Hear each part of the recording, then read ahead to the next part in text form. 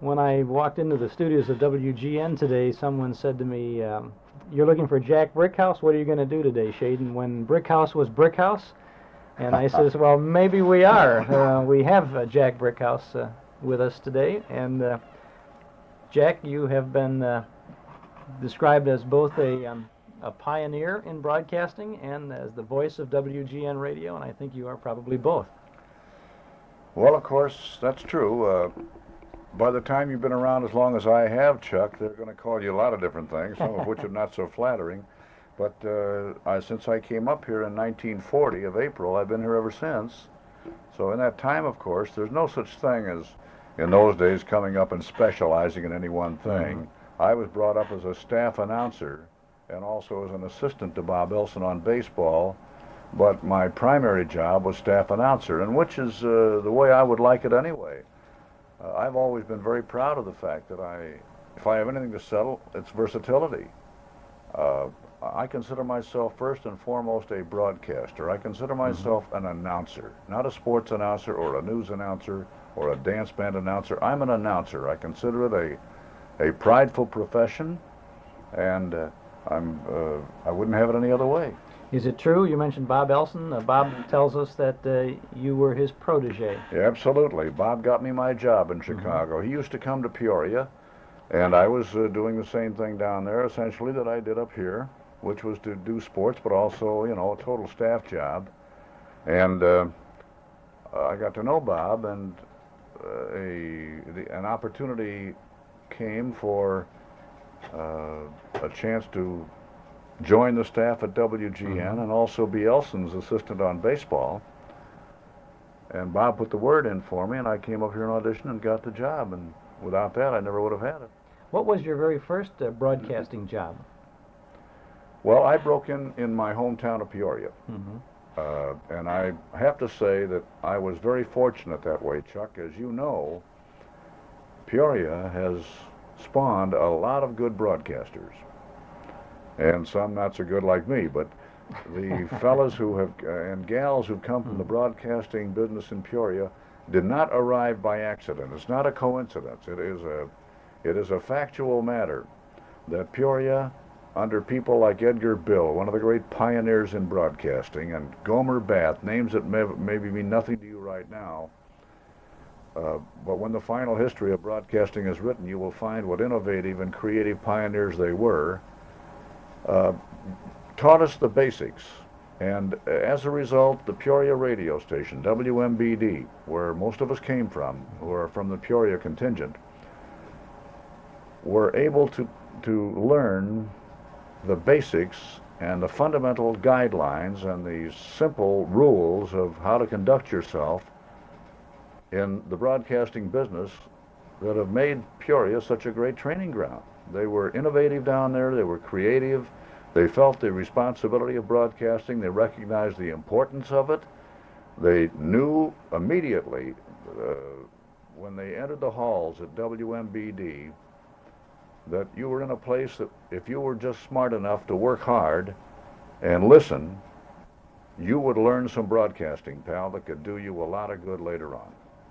Edgar Bill, for example, was the managing director of WLS in Chicago, and I'm sure this is no big secret to you. At that time, it was the Sears Roebuck station, which is where the call letters came from, world's largest store.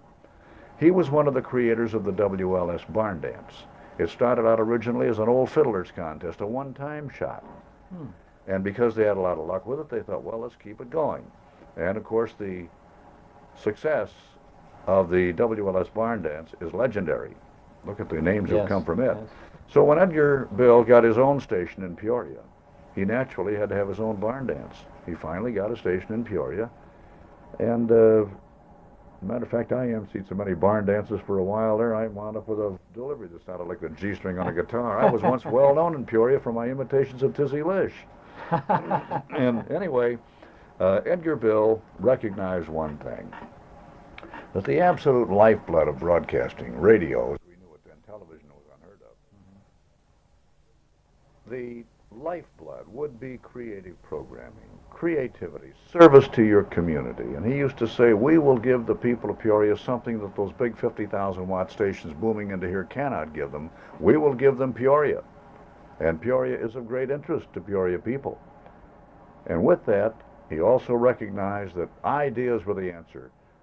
Go back with me now to the real early days of broadcasting and find out how many men you will talk to, Chuck, who will be able to say this, that in the little tiny station where they worked, every announcer was given a desk and a typewriter. He may have to share it with somebody, but none of this business of walking the halls between shows or going down to the pool hall. You were encouraged to sit and think and create, and no matter how bad the idea was, it was given careful consideration. It was well thought of. It was well received. Nobody ever looked down on you or put you down for any idea that you may come up with. And of course, 99 out of 100 were no good, but that number 100 paid off. And with that, of course, that meant that you could do everything in the place. And I wrote shows, I produced shows, I announced shows, I sold shows, I lost shows, I kicked them away, I loused them up, I got away with a few, and with it all, I learned the broadcasting business from the base, from the absolute foundation. And this is the speech I make to youngsters today in broadcasting. Please do not say, I'm going to be a sports announcer, I'm going to be a news announcer, I'm going to be a station manager, I'm going to be a sales manager, I'm going to be a director. Just say, I'm going to be a broadcaster. And get that job in that small station at a time when you can probe and experiment and find out where your strengths and weaknesses are. And you may find that no matter what you had in mind originally, you have great talent somewhere else. And after all, if the name of the game is success, then of course you want to exploit your strongest talent. And this is why I would say that that kind of background is absolutely invaluable to a broadcaster. And you were in very good company then in Peoria. I know Jim and Marion Jordan came out of Peoria, yes, possibly before you. Well, Andy of Amos and Andy. Ken Carpenter, the famous announcer, who was Bing Crosby's announcer for all those years. Yes. As a matter of fact, Ken's father married my mother and father, Dr. Carpenter, a preacher, and he used to have a show that I was his announcer on. Are you ready for this? Sponsored by a mortuary. A little inspirational message at 5 minutes to 12 every day, noon. And I could name so many fellas who have come from the broadcasting business in Peoria. As a matter of fact, behind-the-scenes people as well. Right here at WGN, we have Jack Rosenberg up from Pekin in Peoria, and Peoria Journal, but Vince Lloyd came up from Peoria. Jack Quinlan, God rest his soul, worked at Peoria. We've had George Bauer, who's on our staff, is from Peoria. Ed Cooper, our stock market reporter, is from Peoria. In several of the other stations around town, we have Peoria people, all people who graduated from WMBD or the stations in Peoria that came along a little bit later on. Peoria was so innovative, so creative. Well, what was your first job in Peoria? My first job in Peoria, I'd have to really think hard, was just routine stuff, just reading spot announcements. Let me put it this way. I was hired, pardon me for frogging up. I've had hoarseness the last couple of days. I want to clear my throat for you, too. We just finished a ball game here, and, right. And if you'll pardon me, I'll clear my throat a little bit here. But in Peoria, they had one of those, so you want to be an announcer contest, and I got in it. That's how I started. They had 6 finalists and 4 prizes.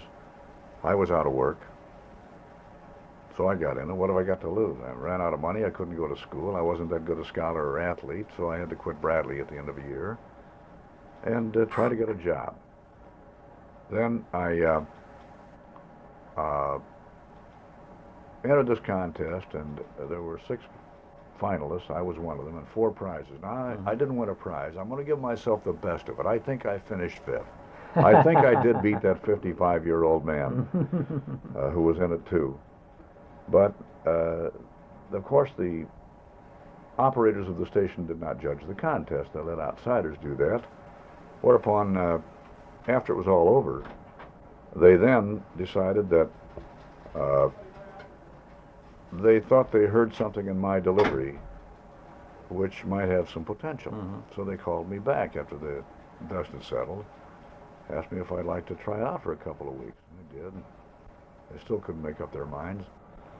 So they said, would you try another week? And I said, sure, I'm employed. I like this business. I fell in love with it really fast. And about the third time they asked me, I said, hey, I got to get a job. I got to have money. My mother's making $15 a week and supporting both of us. I'm tapped out here, pal. Well, they thought it over, and they finally put me on as a half-time switchboard operator and a half-time announcer. And the scale on announcers was $20 a week, and on office help 14, they split it in half and gave me 10 and 7, which is $17, which I might add is the most money I'd ever made in my life until then. And so I was a half-time switchboard operator and a half-time announcer, and I'm going to tell you something. I was a lot better switchboard operator for at least a year. But see, those were the days, Chuck, when you could make mistakes and not lose your job. And this is why I urge youngsters to get into a smaller market, because today you can do the same thing, even though today the smaller market still demands a more finished product than we had to have in those days. Still and all, you can make your mistakes and keep your job and learn. And this is how it all happened with me. And I'm just doing, the late night shift there, station breaks, reading spot announcements, things like that. Once in a great while, they'd maybe let me handle a 5-minute program like the Pet Corner or the Community Calendar or something like that. Did you ever do any band remotes from Peoria? Yes, as a matter of fact, the band remote was considered a plum. When a big band came to WMBD, came to Peoria and played the Inglaterra Ballroom, we'd always do the pickup.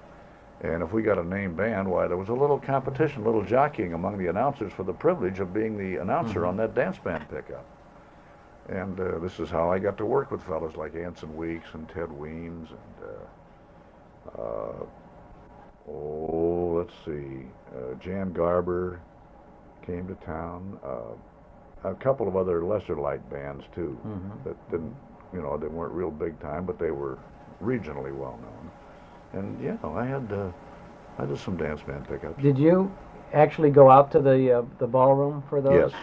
Not only that, let me tell you something, mister. In those days, you helped the engineer carry the equipment. And we used those old box-type condenser microphones, and if you put one of those on a scale right now, it's going to weigh 50 pounds. And you had heavy equipment, and you helped him lug it because it was only fair. And you helped him pack it after the show, too. Not only that, but I used to work one joint, and I mean joint, called the Club Gigolo. That's a good name, isn't it? On the second floor of a second-rate hotel called the Hotel Lincoln in Peoria was Ray Mason. And he had about 4 or 5 pieces there. Had a postage stamp dance floor, and we had to put the mic out on the floor.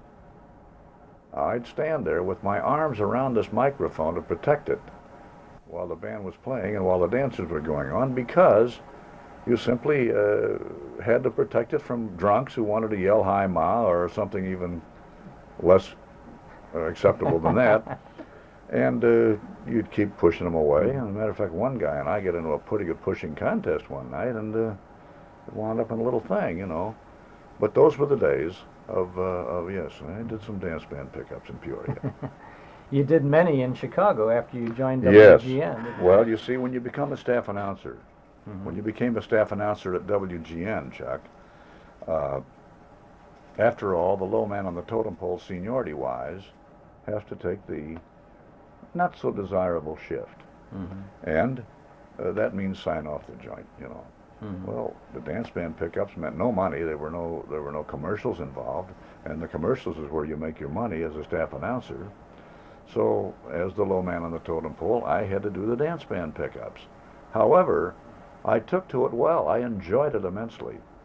I can remember working the Aragon with Dick Juergens and later Eddie Howard, the Trianon with Lawrence Welk, Black Hawk with guys like Ted Weems when he had Perry Como for a vocalist, Elmo Tanner, Still hear him whistling, what, NOLA, Canadian Caper, something like that. And the Palmer House with Eddie Duchin, and the Black Hawk with the Bismarck rather, with Art Castle. It was what we call the leapfrog, the milk route. In other words, there'd be three of us, and we did it in half-hour segments. Now let's say that you start at the Aragon with Juergens. Okay. While you're there, I'm setting up at the Bismarck with Art Castle, and the third announcer is setting up, we'll say, at the Palmer House with Ray Noble or Eddie Duchin or somebody like that. Now I finish, you finish yours at the Aragon. You may now jump down and get ready at the Black Hawk with Ted Weems. Now you come on. In other words, you've got an hour right after you finish your show. Okay, now you get on, you leapfrog downtown to Ted Weems. In the meantime, the guy who was at, like I was at the Bismarck, I now jump down to the Trianon and get ready with Lawrence Welk. See? And you just leapfrog all over town. Carrying all that heavy equipment with you? Well, no. When we got up here, the engineers, yes, you'd help them with it, but the equipment was getting a little lighter by then. And they had it pretty well arranged, and they had, because of the dance band importance in those days, and the big band was so important, and WGN helped create that big band importance. Because of that, they had permanent installations. They had the lines installed permanently, and they could store equipment there once in a while. And no, yeah, you'd help them once in a while, but very often, the engineer was there before you, something like that. You know, you didn't always travel with the engineer. You just got on your horse and went. What kind of a radio scene? GN at that time, when you first came here in 1940, was at the Tribune Tower. Right. And there were studios that had been established there for quite some time, I believe. Sure. Before that, I think Drake Hotel, going back beyond that. Right. But when you were here, what was the scene as far as that live programming was concerned for WGN? Oh, a tremendous amount of it. Tremendous amount.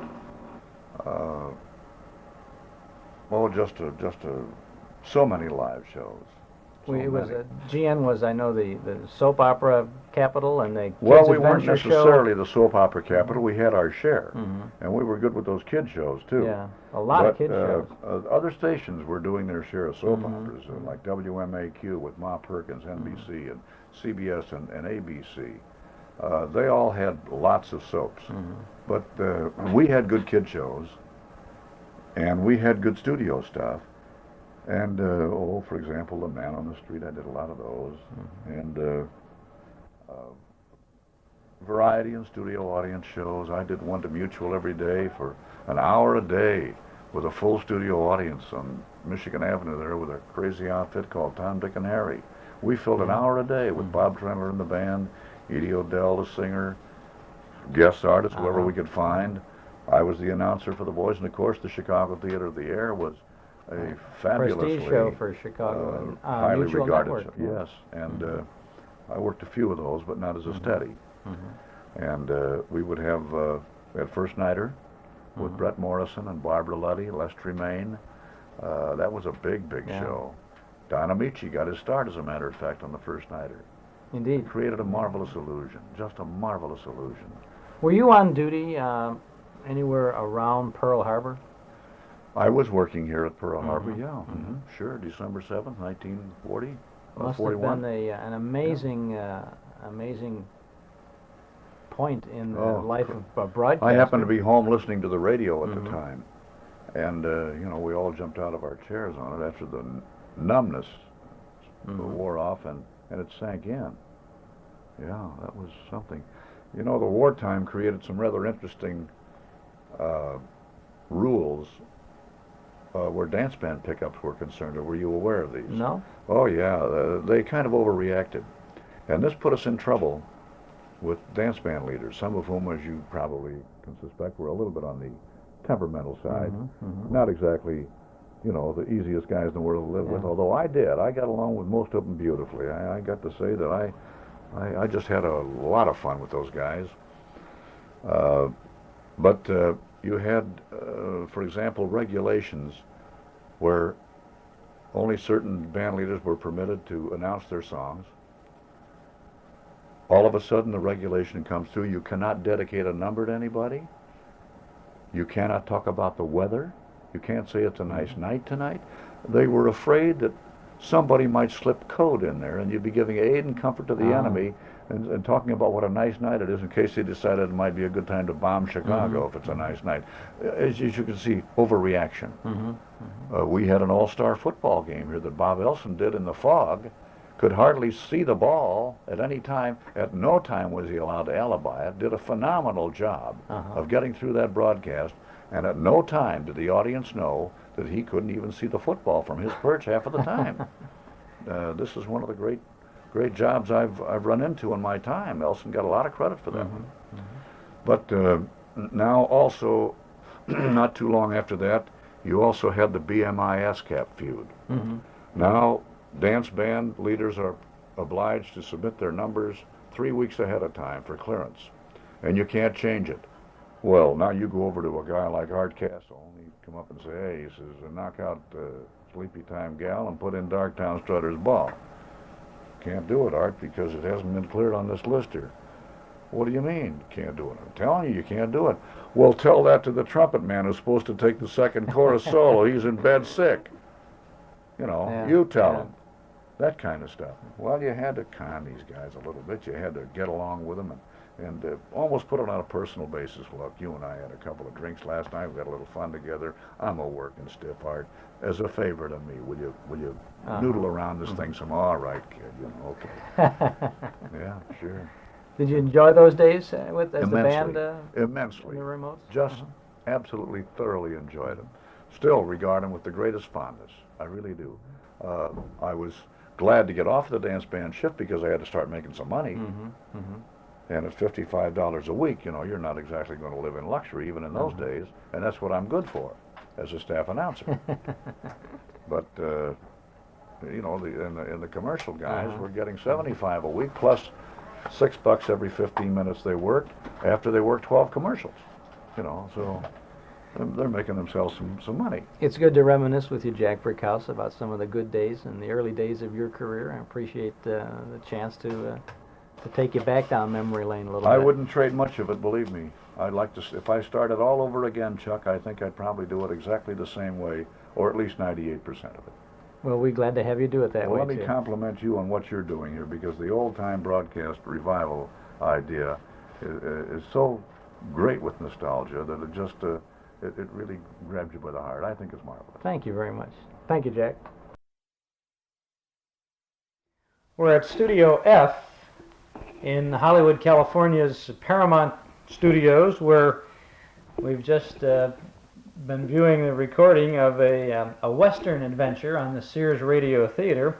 One of the principals in the cast is a gentleman by the name of Michael Rye, whose roots are in Chicago radio. Michael, is that right? That's true. I was born in Chicago, and my father had the Studebaker and Playhouse theaters there in the early 1920s, I guess it was, and at one time he was producing 7 road shows at once, and then there's the whole thing. And my mother's family was very big in Chicago. There were a number of lawyers who were involved there, and a great-grandfather built the first Palmer House, and some of the brothers and sisters gave cathedral windows and part of the altar and stuff. And pretty good roots in Chicago. It's a wonderful town. Sounds like you've got some concrete, plaster, and carpentry there too. Solid roots. And I was going to become a lawyer, but I went straight and followed the acting profession. I got into radio in Chicago and then began doing various things, and pretty soon there was a great deal happening. I was at the tag end of big-time serial radio when you could do a whole batch of stuff in one day, and there were, it was really fascinating because you could run from one studio to the other, and if they would arrange it, you could make just the dress rehearsal. They would have done the preliminaries, and you've got your script. These days it's an attaché case. Those days it was a briefcase. Yeah. And just run from one to the other and just make it for these various things. I could give you a list of what would happen in one day if that will help. Sure. Well, you must have been a member of the Bridge Up Club then, or something like that. Oh, the Bridge Was Up Club.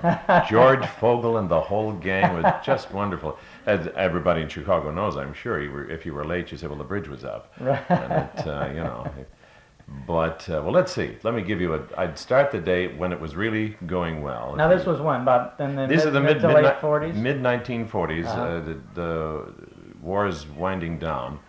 And let's see. I'd start the day at a real turkey called Sweet River. Oh boy, that was 7 o'clock in the morning.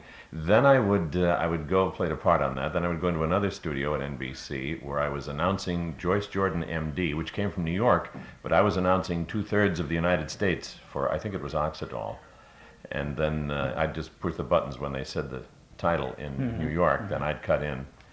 And then I would race over to CBS where I was playing Ma Perkins' adopted son, Gary Curtis, and we'd do that, and then I would have my car parked on Rush Street behind the Wrigley building, and I would race along on the under area there after I finished that one and get back to the Merchandise Mart where I'd zip upstairs, and they were holding the dress at I'd show up about 22 minutes of 1, went on the air at 1. Uh-huh.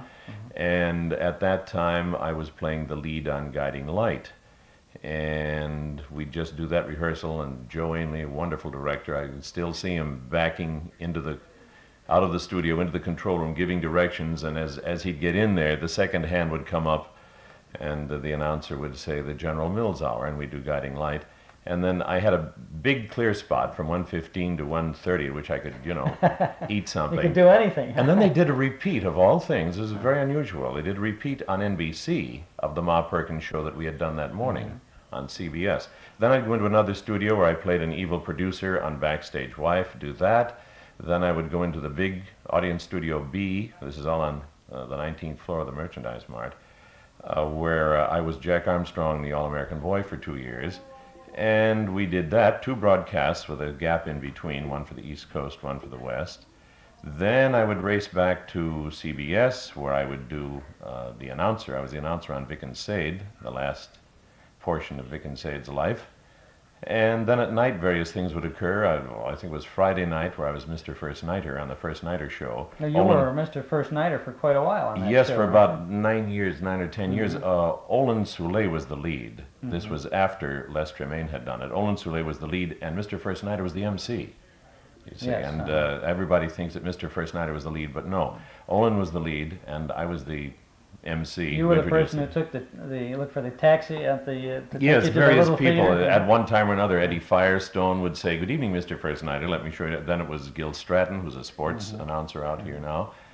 And let's see, I would do various other things. I announced other shows, and at night you do things like Authors Playhouse. On Sunday, was my big day off because I had only one show. It was an audience show on Mutual, done at WGN, and that was. I played Dan Glenn, which was the lead in Mystery House. By golly, I can't even remember it.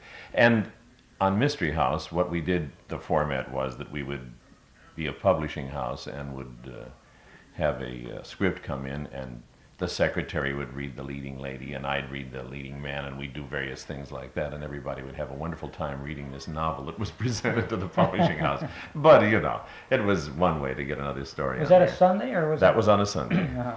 And but it was a tremendous time, and they were a great group of people, and there was a wonderful actors club on Rush Street, and it was a great gang of people. No makeup, no nothing. You could just zip from one place to the other. How did you get your first job in radio?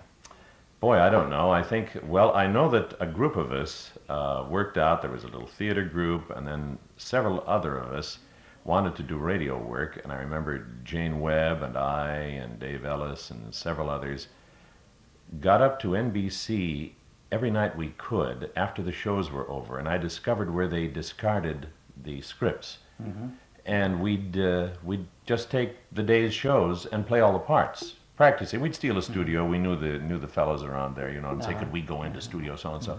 And we'd be there working for hours doing all of this stuff. And pretty soon we started to take auditions, and everybody was working. I had done some announcing around town. You have to do various things in order to make all this work. And then after World War II, a large number of us came out here, and some people went to New York, where most of us had done some work also. And I had never been out here in California. So I thought I would try that, and a batch of us did, and we did First Nighter out here, and all the usual things out here, Lux Radio Theater, played all of these shows, and most of us did acting jobs in motion pictures and things like that. And some of us became pretty well solidified doing a lot of commercials, voiceovers they're called, and sometimes on camera, and did a lot of voices for cartoons, for the animation, which all of us still do. I'm playing Green Lantern at the moment on Challenge of the Super Friends. You mean at the same time that I'm talking to the genial First Nighter, I'm talking to Green Lantern, right? Oh, not only that. In the 60s, I played on a cartoon series. I played the Lone Ranger on the cartoon series of that name. So consequently, I have the dubious distinction of being the only man in the world who has played both Jack Armstrong and Lone Ranger. And won, I think. I don't know about that. Well, another interesting thing that happens is that it has disillusioned me about something important like history books and reporting of what has happened a few centuries back. These things happened only a few years back, but most of the books, if not all of the books that come out, have something wrong, some things missing. I noticed in the largest book about radio and what has happened, I'm listed at an earlier year as having played Jack Armstrong for 1 year only, which wasn't true. I played it, I think it was spring of 44, spring of 46, 2 years. And I'm not listed as doing the lead on Guiding Light, which I did for 2.5 or more years. Not listed at all. There's a laundry list of people. Everybody who ever cleared his throat on Guiding Light is there, but not the guy who played the lead. Amazing how these things happen. Eloise Kummer was the leading lady at the time I was playing the lead, and she is not listed as the leading lady. She's listed on a considerably smaller part that she played sometime earlier. It is amazing, though, Michael Rye, because there is no place to go for statistics about the quote golden age of radio. No, and we're regularly falling over. Well, every now and then someone disappears. Someone who is compiling a book like that, John Dunning in his book, or Buxton and Owen in their book about radio, they would acquire a script perhaps from some time in the Yes, and series, they talk to various people. Unfortunately, Unfortunately, you can't talk to everybody, and they missed me, and they missed a few other things here and there. I'm surprised they got some of the things they did. There are a few things like I did a series at night, a couple of series. I used to call them transcribed series at that time, and it was called Omar. One was called Omar, and the other was Songs of Omar, and I played Omar. And that has never appeared in any book, and I have no idea why it should, because it's not that well known. But by golly, we did it, and it's out there somewhere. Do you know the Pacific Pioneer Broadcasters? Oh yes, here? surely. And you know that they have tremendous archives beneath Home Savings and Loan at the corner of Sunset and Vine. The old NBC studios. Yeah, that's wonderful down there. They have a tremendous collection. The archivist and several archivist assistants, which is a vocal test, have really done a fantastic job, and it's taken them, 15 years to compile this stuff, and they're still adding all the time. Well, this is a never-ending search for That's right. the sounds of radio. It is surprising that there is still a lot of stuff tucked away in garages and in various places, and it's also surprising and very sad that a number of things have been destroyed. I know that the armed forces, unfortunately, there was at one point where some officer said, well, let's clear all of that out, and they did. And there were tremendous transcriptions of all the famous Hollywood stars, all kinds of people who should have been kept on recording. Well, you mentioned Vic and Sade, it was Procter & Gamble who authorized the destruction of loads and loads of the discs of Vic and Sade material. And that there is so really sad. Precious little of the Vic and Sade material. And what a writer that Paul Reimer was. Incredible. He was just marvelous. A very, very funny, oblique man who would send crazy cards to various secretaries he knew at NBC, but he'd send it to her home address. This one particular girl who was very staid and very quiet, and he'd send these wild cards to her, and of course they were postcards, and the postman could read them. And she was terribly upset that this man would send these cards and do this awful thing to her. But what a writer he was. Burns and Allen would come and sit in the sponsors booth just to see Vic and Sade when it was on. It was such a great show. When they came to town, they would, Well, a couple of people in Chicago say hello to you. John Gannon and Sarah Jane for Wells. heaven's sake, Sarah Jane was Betty. That's marvelous. When you Say were hello to Jack them. Armstrong, Betty and Say hello to Billy. them. Now, did you also occasionally do something on the Chicago Theater of the Air, the WGN musical? Yeah, all of us did. It gets to be, I'm sorry to say, a terrible blur, but we all just ran from one thing to another, and it was amazing. What a crowd it was, and what a club that you belonged to. I can still see the people who made it on skis sometimes, and the big boots in the midst of a terrible winter. And there have been times when a few people played a number of parts that they weren't familiar with because the regulars couldn't make it from wherever they lived. But that's the amazing thing about radio. You could do those things, and you didn't need all the makeup because the costumes. I've said this many times. The costumes and the scenery and all that were contributed by the listener. That's the old theater of the mind again. I know there was one, because there were two broadcasts on Jack Armstrong. There was an excellent character actor who was called one day to play the part of a German sub-commander, and he hadn't been on the show for a long time. He'd forgotten all about the repeat. And he did his part, left his script on the table, fortunately, marked in red, and departed, and nobody realized that he had gone because everybody went in every direction and came back for the second show. They had a little break there. That was the biggest break of the day, 45 minutes. And they came back and were just about to go on the air and say, "Where is he?" And the director's pointing. I ran out in the lobby and looked around. No, he wasn't there. I ran back in. The director pointed to me and gestured low in his stomach, indicated I was playing Jack, of course, very high, in a very high voice, because in the same day I was doing a number of other low voices, fortunately, flexible voice. And so I went on. I was only in the first 2 pages and had been reading a book for what they were. I had no idea what they were doing. It was all new to me. So fortunately, his script was there. I picked it up. We went on the air. I did my 2 pages, and then I came on as the German commander with a tagline in German. But this sort of thing happened with some regularity. You just had to be ready. Funny things. The wonderful stuff that occurred. Well, those were good days, and it's nice to reminisce about them a little bit. One last question. Those the books, the reference books on radio, mention another name for you. That because I was born John Michael Riordan Billsbury and in Chicago, and I used Rye Billsbury as a nickname, Rye for Riordan. And that was Mother's family, the Riordans and the Murphys. And it got to the point where everybody was saying Pillsbury. I spent a good portion of my life saying no, Billsbury, like in Boston, or Boy or whatever. And it was just before Engelbert Humperdinck did his thing, and if only he had come along a few years earlier, I would have stayed with Rye Billsbury. But no, I said I've got to change it. The people are driving me crazy, so I made it Michael Rye. Well, Michael Rye. Was that out there in Chicago or out here in I changed sort of California? en route. As I changed to the coast, I changed and became... In Omaha somewhere. Well, there was a little bit of Rye Billsbury out here in Los Angeles, but the change really was thought about back there. And then the actual change took place out Well, there. I think you were Mother Billsbury's best anyway. Oh.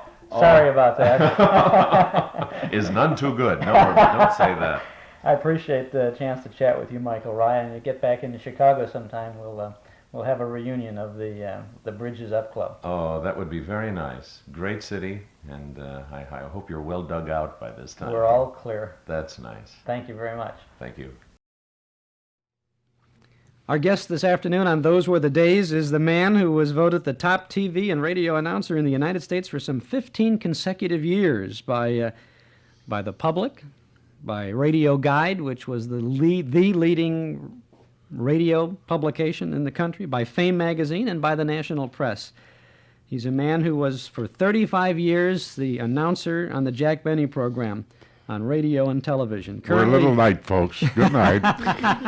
That's it. That's the voice of Don Wilson. Now, Don, you never said that, really, did you? No. It was always No. Jack Benny who said that. That's right.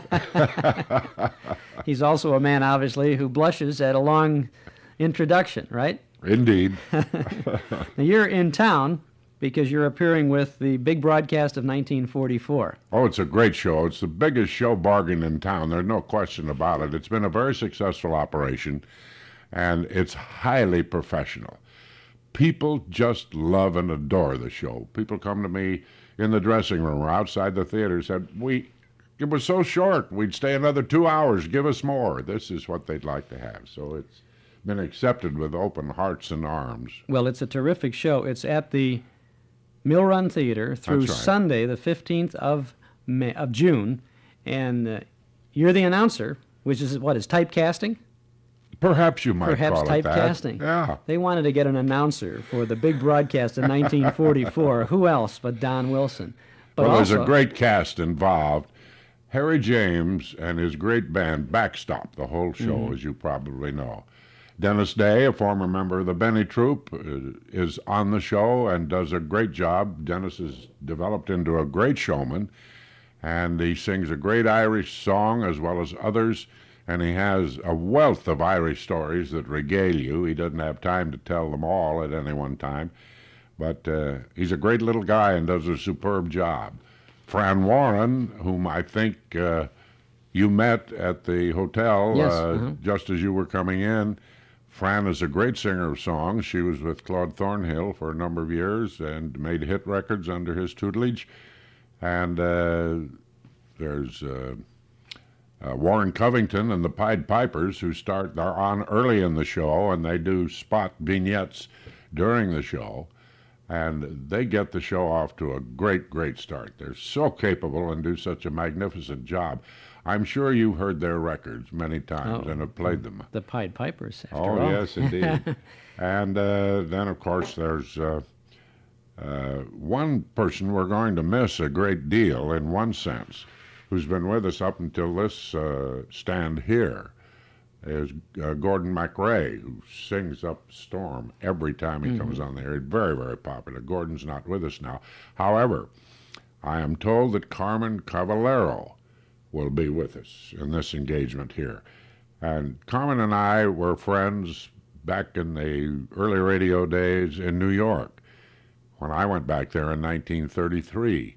And we hadn't seen one another till he made a guest appearance on this show, the big broadcast of 44, a few months ago. And he's a showstopper, no question about it. He ties things up in great style. But all in all, there are 8 of us involved, all highly professional people. And the delightful thing about this is, usually in a theatrical troupe of any number, you will find petty jealousies creeping in, and discontent rears its ugly head. There's not one bit of that in this troupe, because everybody knows their trade so very, very well and do it so professionally that there's no reason for any jealousy. They all have their own thing that they do, and they do it superbly.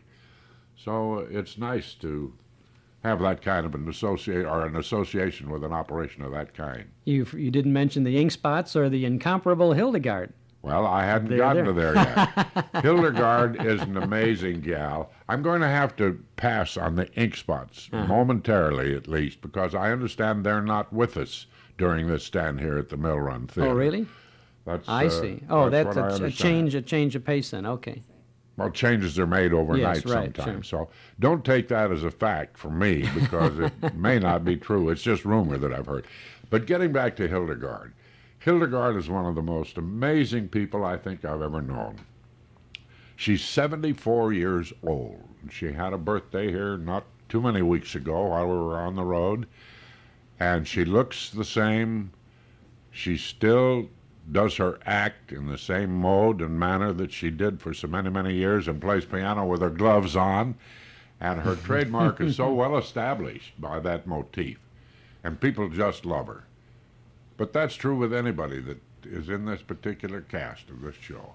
It's the greatest show value that you can possibly get. Chicago, I hope you're listening, They're because it's listening. very true. Yeah, it's a great show. The big broadcast of 44 at the Mill Run Theater through Sunday, and there's 2 shows on Sunday, Yeah, at Sunday the 15th of June. at the Mill Run Theater. We'd It's like a to... I was over there this afternoon. The theater and around here is a delightful place. And I've had a little experience in the round, not a great deal, but it's an interesting technique that is used in the round rather than in the proscenium theater. And it's great to have the audience in such close proximity to you. You got to hang on, though, so you don't fall off. We'd like to take the career of Don Wilson and talk a little bit about it this afternoon. Before you got into radio, which goes back to about when? 1920?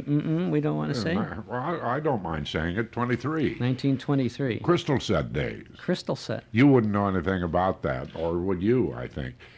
But I remember the first radio set that I ever made myself was made out of an oatmeal box with a coil of copper wire, a galena, a cat's whisker, and an earphone, a set of earphones like we're wearing right now. Yes. And if you were lucky, your signal was heard 6 blocks down the piece. But that's the way it all started, in that very embryonic, early fashion. Developed there to the battery-operated sets, and then, of course, to the Atwater Kents and all the others that came on the market as the electrical sets. It's a cliche now, but were you bitten by the radio bug as you listened with that headset from the Crystal set in those early days? It was intriguing. I was terribly intrigued with it. I got into it, if I may be just a little personal right now. I was a serious student of serious music during my days in high school and college. My high school days and all the elementary educational days were spent in Denver. I went to University of Colorado at Boulder, Colorado. But I was a serious student of serious music, and I used to try to sing a little bit. Well, they finally found me out after I got into this thing called radio, and I had to drop out on the singing, but they permitted me to yak. So I've been talking ever since. Can't carry a tune in a basket. Well, what was you were part of a trio? Yes. Back in the Denver area, right? Well, may I brag a little? It was a very successful operation that we had. We were all in business in Denver, and I'd been studying with a very well-known Koch in Denver, and I didn't know it at the time, but the other two boys in the trio were doing the same thing. And it was the coach in Denver who suggested, the vocal coach in Denver who suggested, because they had lost their lead voice, that they might like to talk to me. She thought perhaps I was a likely prospect. And so I joined them, and we were busier than bird dogs. We made a lot more money in radio, even in those days, in the extracurricular things that we did, and appearances of all kinds, including fill-ins at the Orpheum Theater, which was whenever an act couldn't appear, and why the trio would be engaged to play a week here and a week there. Now, Did you have a name? yes, we had a name. It was originally the Columbian Trio.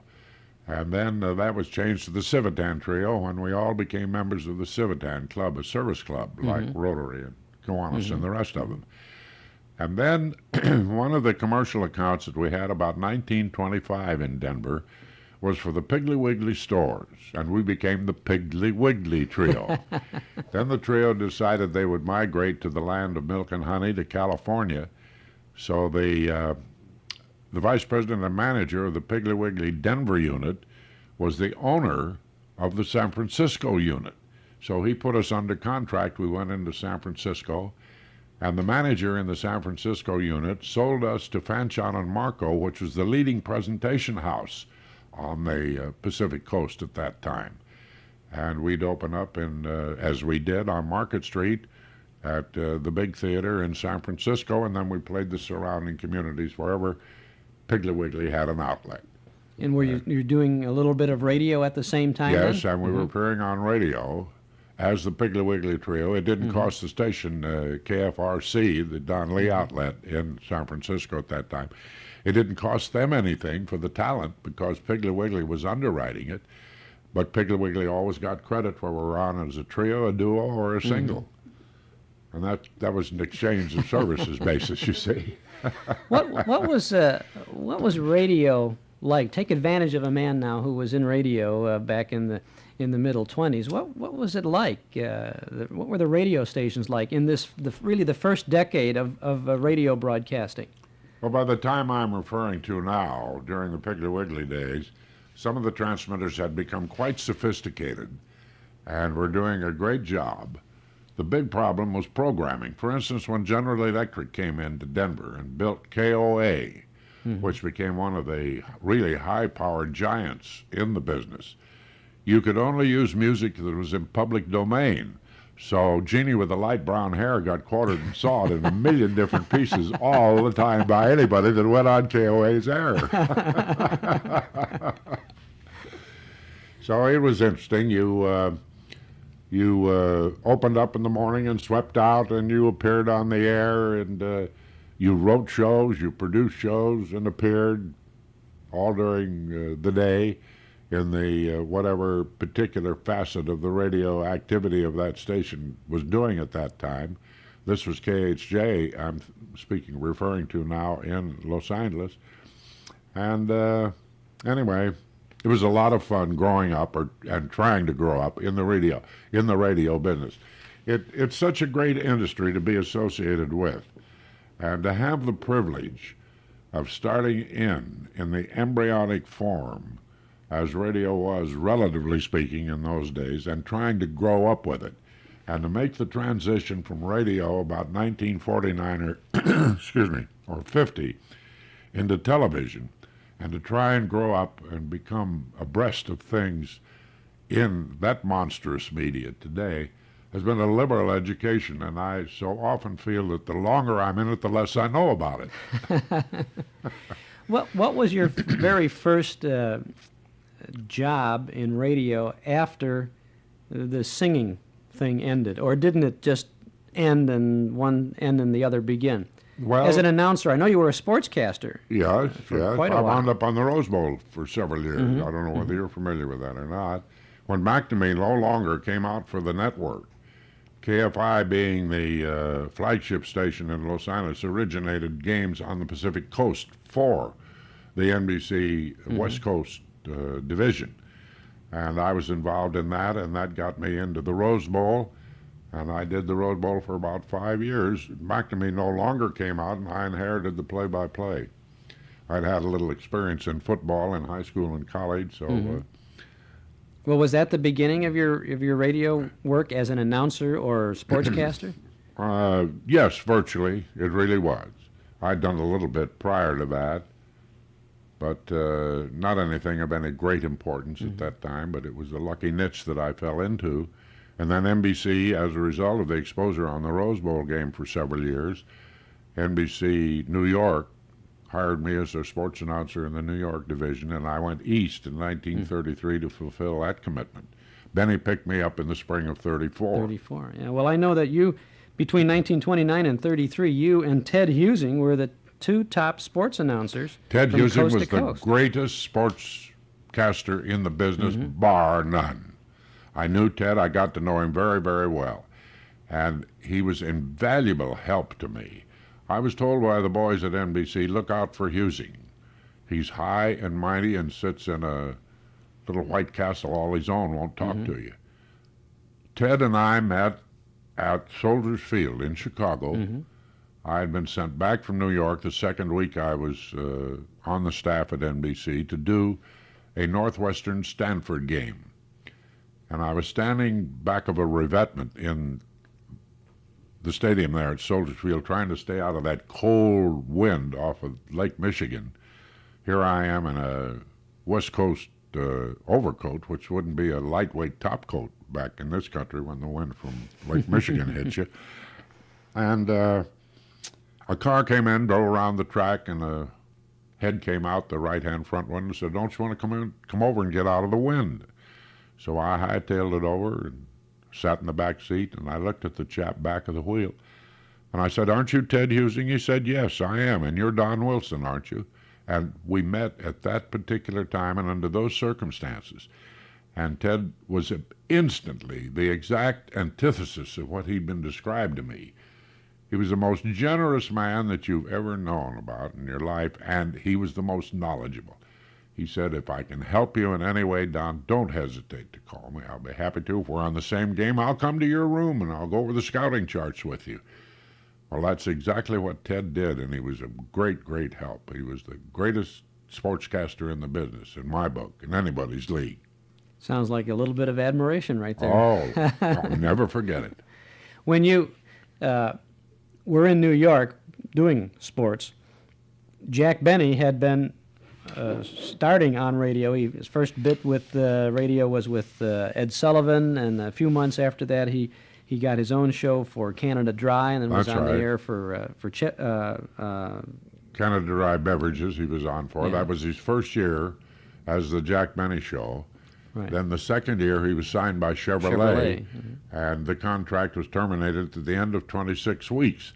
Now, so the story goes, and I think it's an awfully good story, but I won't vouch for its veracity, that the advertising manager of the Chevrolet division of General Motors concluded that their product was so high class that they should be represented on the air by a symphony and not by a comedian. So Jack's contract was terminated at the end of 26 weeks. And it was at that point, in the spring of 1934, that he held an audition for an announcer to carry on with him for the rest of that season of 13 weeks. And I just got awfully lucky and got the job. I was thrown into a general audition with all the other staff boys and the freelance men around town. And the only answer I can give, how did it happen? Nothing really dramatic about it, nothing world-shattering took place, except I think perhaps I laughed in the right places when I read lines, and that got me the job. Well, had you, when you had the opportunity to go in for this audition, in your mind, now you're pretty successful as a sportscaster at that time, did you think that this was would be a positive thing for you to become an announcer for? I know Jack Benny was pretty big in radio at that time yet, but still, I you really would be didn't an know announcer. enough about what I was trying to do or what was going on to be able to make any kind of a deduction. But it didn't take me long to realize that it was the happiest move that I would ever have the opportunity of taking advantage of, and I snapped at it. Well, we're glad you did too, because for so many years we had some tremendous good entertainment. You were preceded on the Benny Show by 3 other announcers, however. And, Maybe you remember who they were. Well, I did some digging to find out. The George Hicks was Hicks, Jack's first announcer. very good friend of mine. And Paul Douglas, who Oh later yes, became an that's actor. right. Paul was. And a That's man right. with I'd forgotten Paul. with an exotic name by the name of Elois Avrila. Avrila. Yeah. Elois Avrila was a Czech, one of the top people at NBC, and he was on, but he couldn't make the transition when that 26 weeks changeover took place that I referred to, because Avrila was doing the Firestone Hour, and General Tires brought Jack Benny for 13 weeks to fill out that 34 season. And so that's the reason that Jack was looking for another announcer. So your first commercial for Jack was General Tires? That's right. That's right. And then- Bill O'Neill, president of General Tires, was the man responsible for hiring Jack. When you started to work for Jack, were you hired by the network or by the agency? Or by Jack, I should I was say. on staff at NBC, as everybody on the announcing staff had to be. I was under their management. But Jack was the man that did the hiring. I He see. negotiated the whole deal. Did he set your salary then, at that time? Well, I guess you would say he did. Jack had such a reputation of being a skinflint. And all I can say is that the Jack Benny that I knew had all the great attributes of a great human being, such as generosity, tolerance, interest, and he was back of you 100%. So I wasn't as time went on, I wasn't the recipient of his puneriousness that he was so reputed to be on the air. Yet over the course of time on radio and even into television, a lot of the great, of course, this is Jack's character coming out That's right. in the shows, but in so many instances, there was so many stories around Don Wilson's salary, which was next to nothing, and how he locked you in a room until it was time for you to sign, until you would sign the new contract at the That's old right. salary. That's right. And all of that sort of thing. You have a great memory. You've done a lot of homework, haven't you? Well, I enjoy listening to all those old shows and enjoy remembering them Yeah. too. Well, they were great, great days. They were fantastic. And the big broadcast of 1944 that we're doing here at the Mill Run is reminiscent of that great era in the golden era of radio, in which I was fortunate enough to be a part of and be a part of the Benny operation in the doing. In the big broadcast, you come out at the top of the show to warm up the audience. Is that correct? That's right. Now, you had the same role for the Benny show over That's the right. years. Then I sort of MC the show. I introduce all the acts as they come on and so forth. Harry James, of course, is the top star. He does a certain amount of introducing at the end of the show. But I might mention in passing, and I'm bouncing around sort of hither, thither, and yon. Harry and I did the Chesterfield show together in 1942. I did the Chesterfield show with Glenn Miller. Then when Miller went into the service, Harry took over, and I continued on. So Harry and I worked for Chesterfield at that time, and we haven't worked together in all these many years since, until the institution of the big broadcast of 1943. Excuse me. You worked for Chesterfield's then while you were doing the Jell-O stuff for Jack, Yes. and then we forgot about Chesterfield's when you moved over to Lucky Strike. Well, we were out for General Foods and Jell-O for 10 years, and Lucky Strike came after then. Lucky Strike sponsored Jack and the Benny Show for 15 years. They were the greatest longevity of any client on the show. General Foods being 10 years for Jell-O and 15 years for Lucky Strike. It's amazing. You think back, Jack Benny had as his sponsor Jell-O for 10 years and Lucky Strike for 15 years. And today, now here in the 1980s, you're lucky if you get a sponsor to pick up a 30-second commercial during a television special. That's right.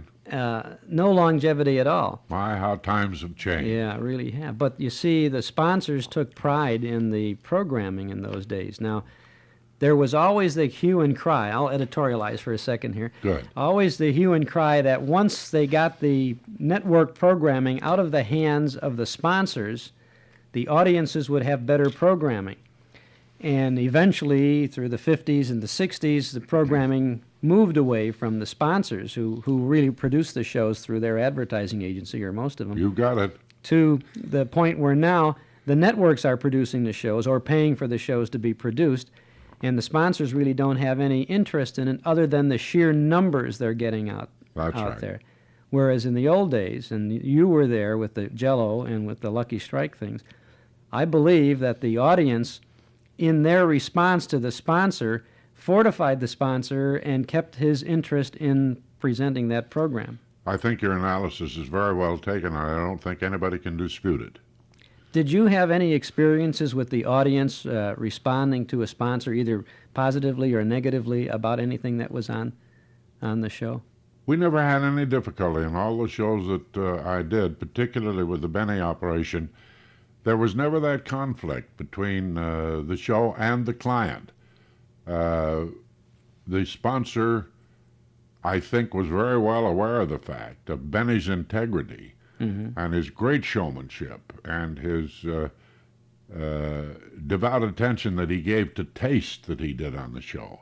And that was one thing that got Jack a great children's audience, because he never tolerated anything on the air that was the least bit off color in those days. And it was a show that the whole family could listen to with no compunctions whatsoever.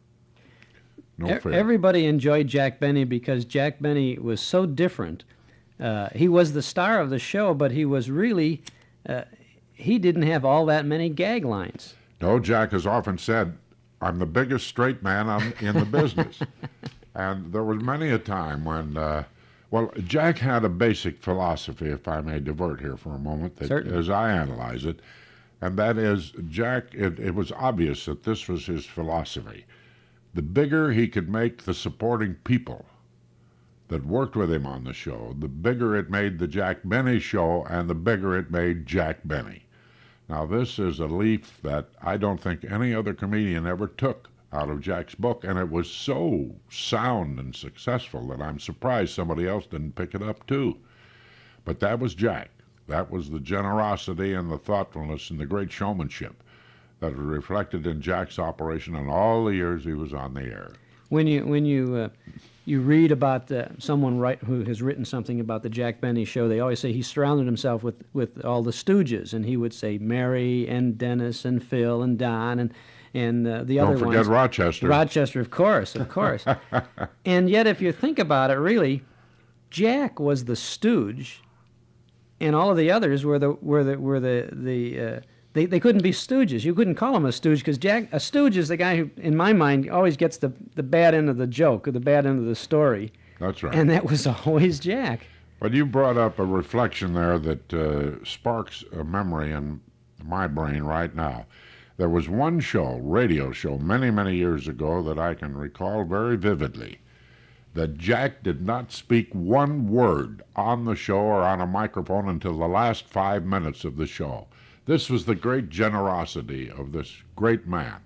Other comedians, if in rehearsal a supporting player got the laugh line, the star had that line on the air, not the supporting player.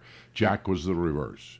And all but 5 minutes, Jack was not on the air. We talked about him, we kidded him, he sat over with that kind of sheepish expression on his face on a chair to one side, and all the gags bounced off of him, but he never uttered one word, which was an amazing trait, really. He really knew he had to have an awful lot of confidence in himself and his whole program. Certainly he did. He was a contributing writer, more or less, to the Jack show. was a great editor.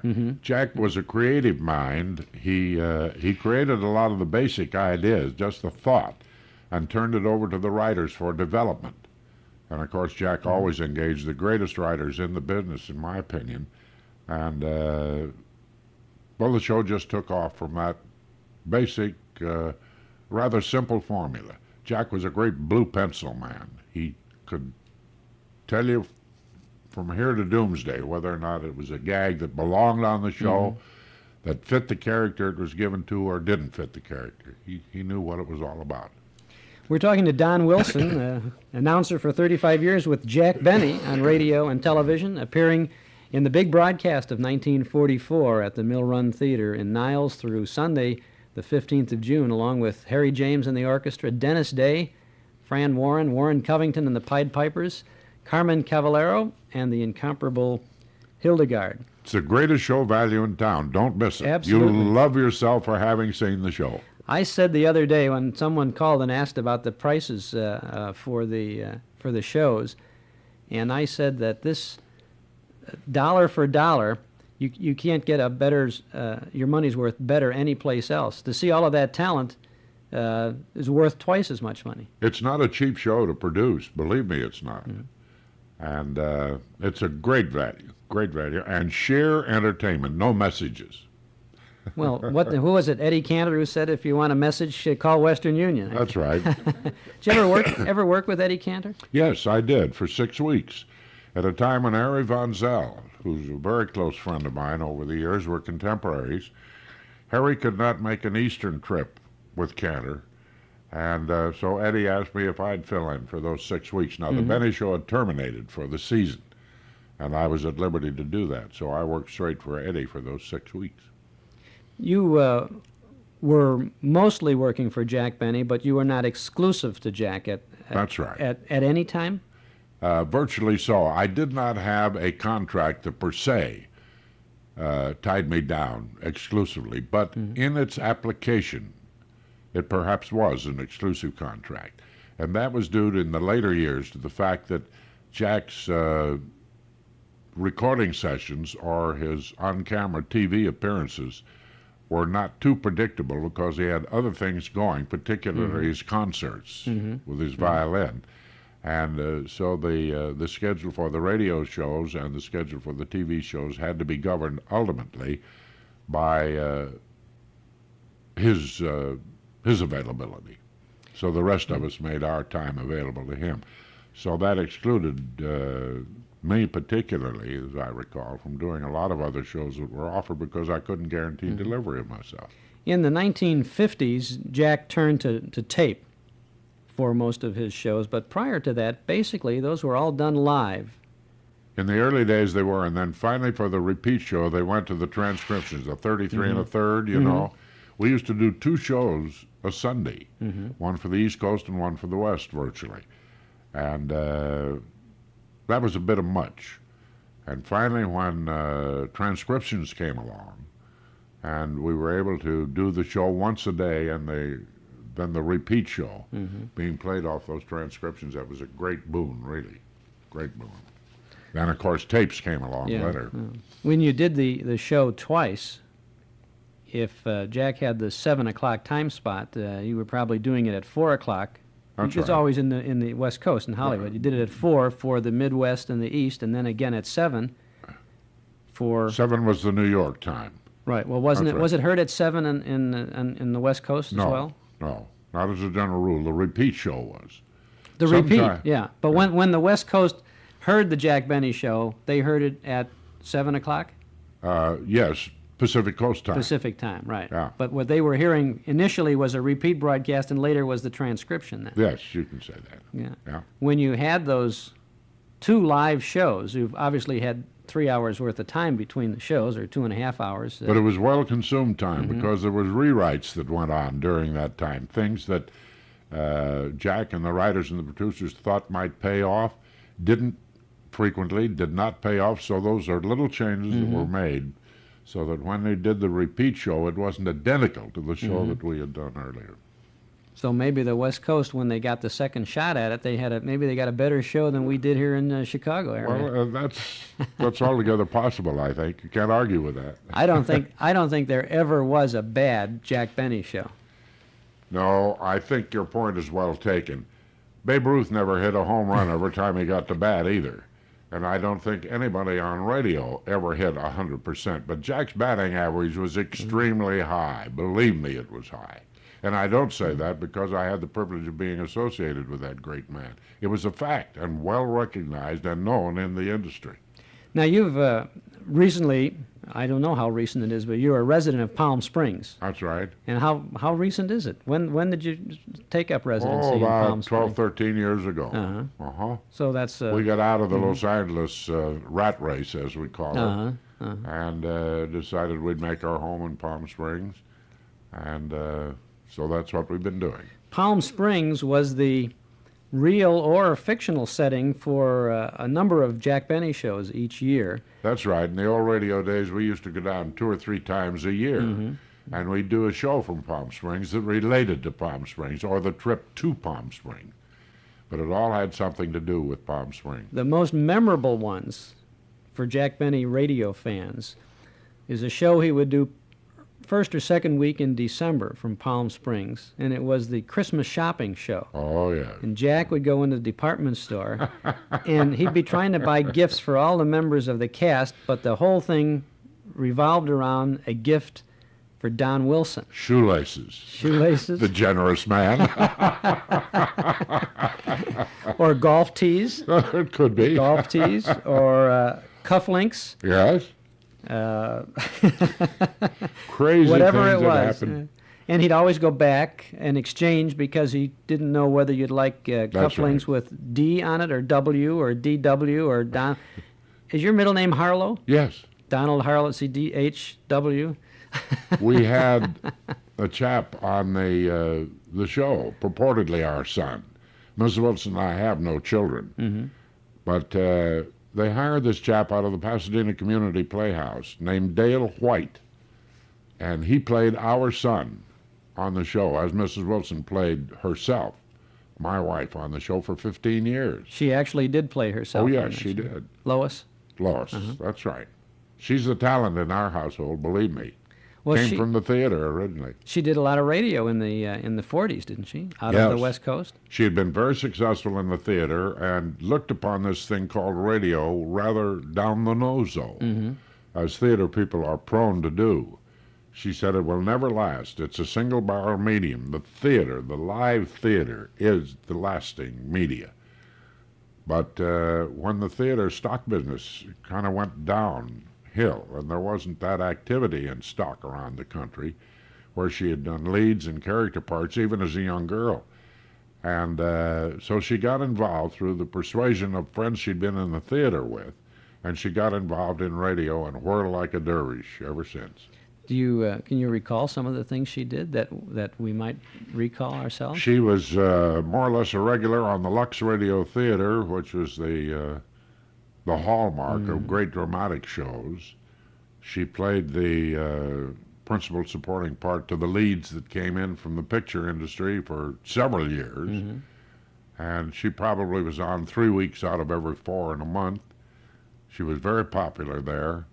She created the mother role for more kids that grew up in our industry. Corliss Archer, Date with Judy, well, you name it. And Lois had the voice quality that even as a younger woman that permitted her to be able to do mother parts very, very effectively. And I can't name. She has a list of credits as long as your right arm. The name she used on radio was Lois Corbett, Corbet. Lois Corbett. That's her maiden name. And how long have you been married? We married in 1950. How about that? 1950. How so lucky you're can I get? celebrating your 30th anniversary this year. Yes. We were married in June 1950. Hey, wait a minute. Uh-oh. There's an anniversary coming up and I'm not home. Maybe I better resign and go back home right now, should I? You ought to go to that Palm Springs department store and buy a gift for her. You, over the years, as the announcer and the foil for Jack, on his shows, more or less played probably the smartest member of the cast. Dennis was always a little He flaky. was a naive kid. Yeah, Dennis and was. Phil was kind of brash and after the gals, and even a little tippling a little bit. That's there. putting it very politely. But you always had the brains. You were the one who had all of the answers. And of course, when I blew it. well, when you put Jack into the corner, then he was ready to fire you again, right? I recall one instance where I was waxing very erudite on the air and introducing Jack and talking about this particular situation, which I don't recall at the moment. And when I got through, Jack said, "My goodness, Don, I didn't know you knew all that. Where did you learn it?" And I said, "I read it in Dreer Poussin's column." Well, that created a whole new ball of wax. The crazy boo-boos that you make. And that was not part of the script. That was No, a that flub. just came out inadvertently. Reminds me of one time Fanny Bryce had been off the air for 2 years. She and Frank Morgan were on together for Maxwell House. Now Fanny is coming back with her own show, the Baby Snook Show. I had a cold, declamatory billboard opening in which I said, "The baby shook snow," and fell apart immediately. And the control room fell apart. We all fell apart and then got a big laugh out of it and started all over again. Well, I understand that at one point you said, when you were talking for Lucky Strike cigarettes with their famous jingle back in the good old here days. it comes. I knew you'd bring that up sooner or later. You said, "Be lucky, go happy." That's exactly what I said. And that was at the close of a show where we'd been doing a satire on with Barbara Stanley. Sorry, wrong number? No, it was, what was the name of that show? Very well-known show. And we were doing it with Barbara Stanley, and I was signing the show off from off stage, as a matter of fact. And the closing scene, Jack went over and pulled the bell cord to summon the butler. Well, that caused a blackout because Jack did that pulling of the cord with so much alacrity that the whole ceiling fell down. So that was the blackout of the curtain. And the dust that was blown all around them backstage, as you know, they're a little bit drafty anyway. And a piece of plaster or whatever it was hit me in the eye under my glasses, and I reached for it like this and made the boo-boo that you quoted. Well, and that put me in the hospital for weeks. No And kidding. Lois got the job as the announcer on the show. Well, then they made something out of that too. Then Every They just time kept somebody going. on the show would make a boo-boo, Jack was always quick to capitalize on it. Were you among the?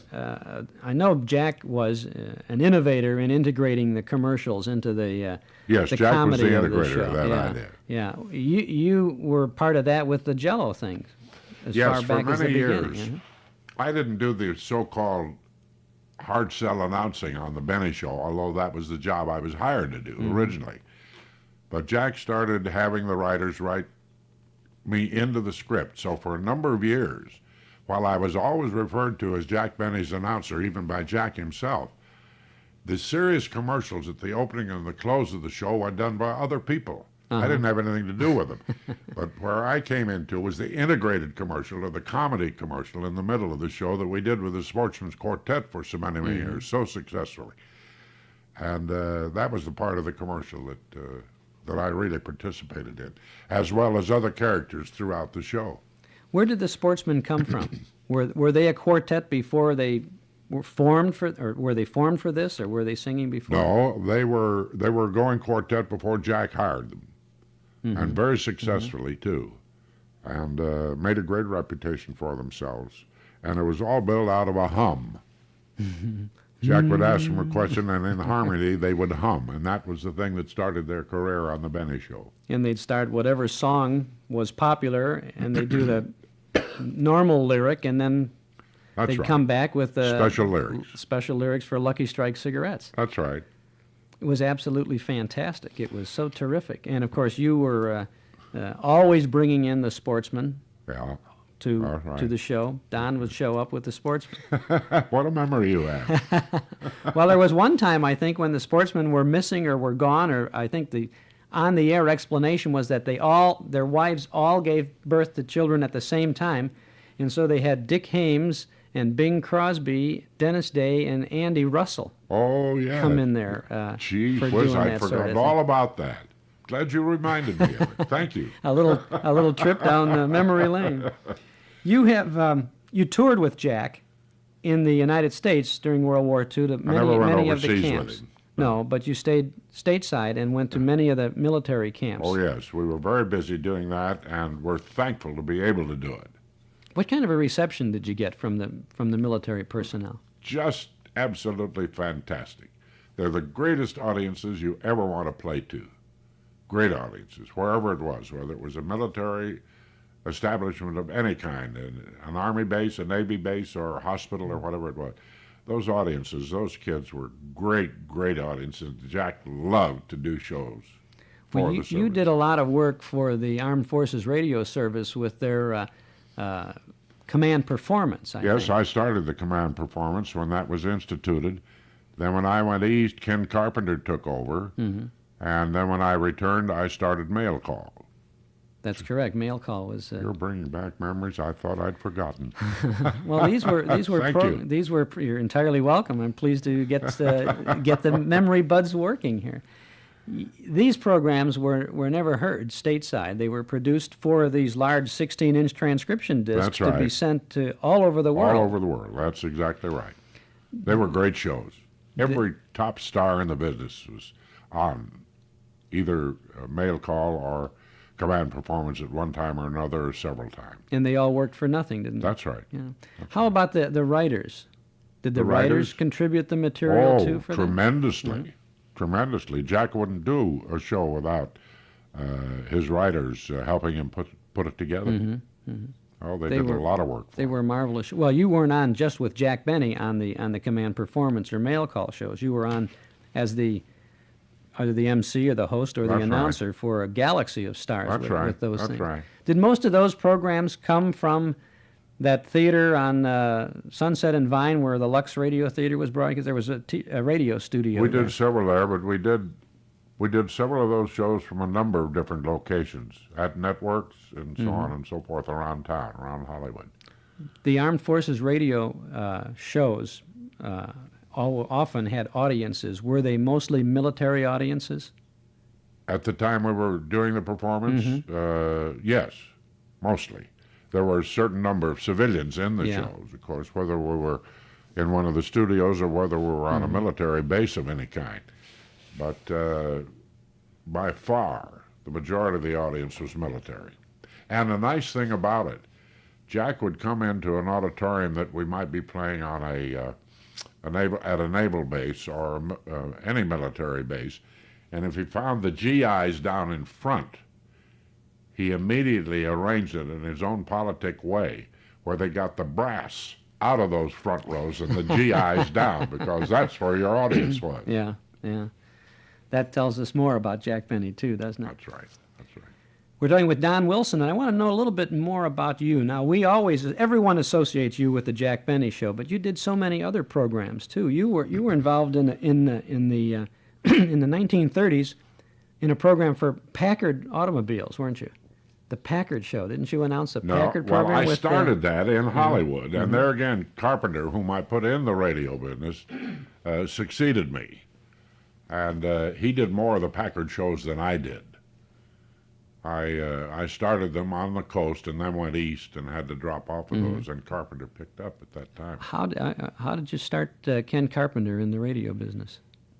Well, Carpenter had never seen the inside of a radio studio before. He was the son of a minister out of a town in Illinois that's very famous as a beer town. That's Well, Chicago, Morton Grove, where they Niles. brew a lot of beer.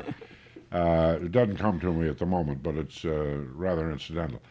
Anyway, one of the head of a small agency in Los Angeles came to me one day and he said, Don, we have a new minister at our church in Glendale. He has a son who wants to get in the radio business. Will you audition him? And I said, his name was Wilson, too, incidentally, no relative. First name Alan. I said, well, Alan, I'll be glad to talk to the young man, but I have no place for anyone. So he sent Ken Carpenter in, and I took a liking to him right from the very beginning. We had a long talk. I gave him an audition. He was a college man. He was a highly dependable individual. You could tell that from talking with him. And I arranged it so I could hire him and put him on the relief shift at the noon hour and the dinner hour to pick up buttons, because we were tied to the network at that time. And that's how Ken started. To pick up buttons. Now, what does that mean? Well, picking up the buttons means that when you got a station break, the announcers had to push their own button. You had a man in the studio control room, but you had to pick up your own button in order to activate your voice. And you'd give your station call at that time, which was KFI in those days, and that's about all you had to do. In other words, when the network would take a break for station identification or the music That's would right. be playing, you'd pick up the button. So You you'd got it. you'd turn on the switch and say the call letters of the local That's right. station, and then they'd That's pick it right. up again. That's right. And for that, they paid you. Well, that's what Ken Carpenter was hired for. I was, if I may brag a little bit, I was chief of staff at that time. So that's how it all happened. You really have enjoyed your radio work, haven't you? Very, very much. Did you enjoy television as much as radio? I think so. It's a different medium. It's an entirely different ballgame.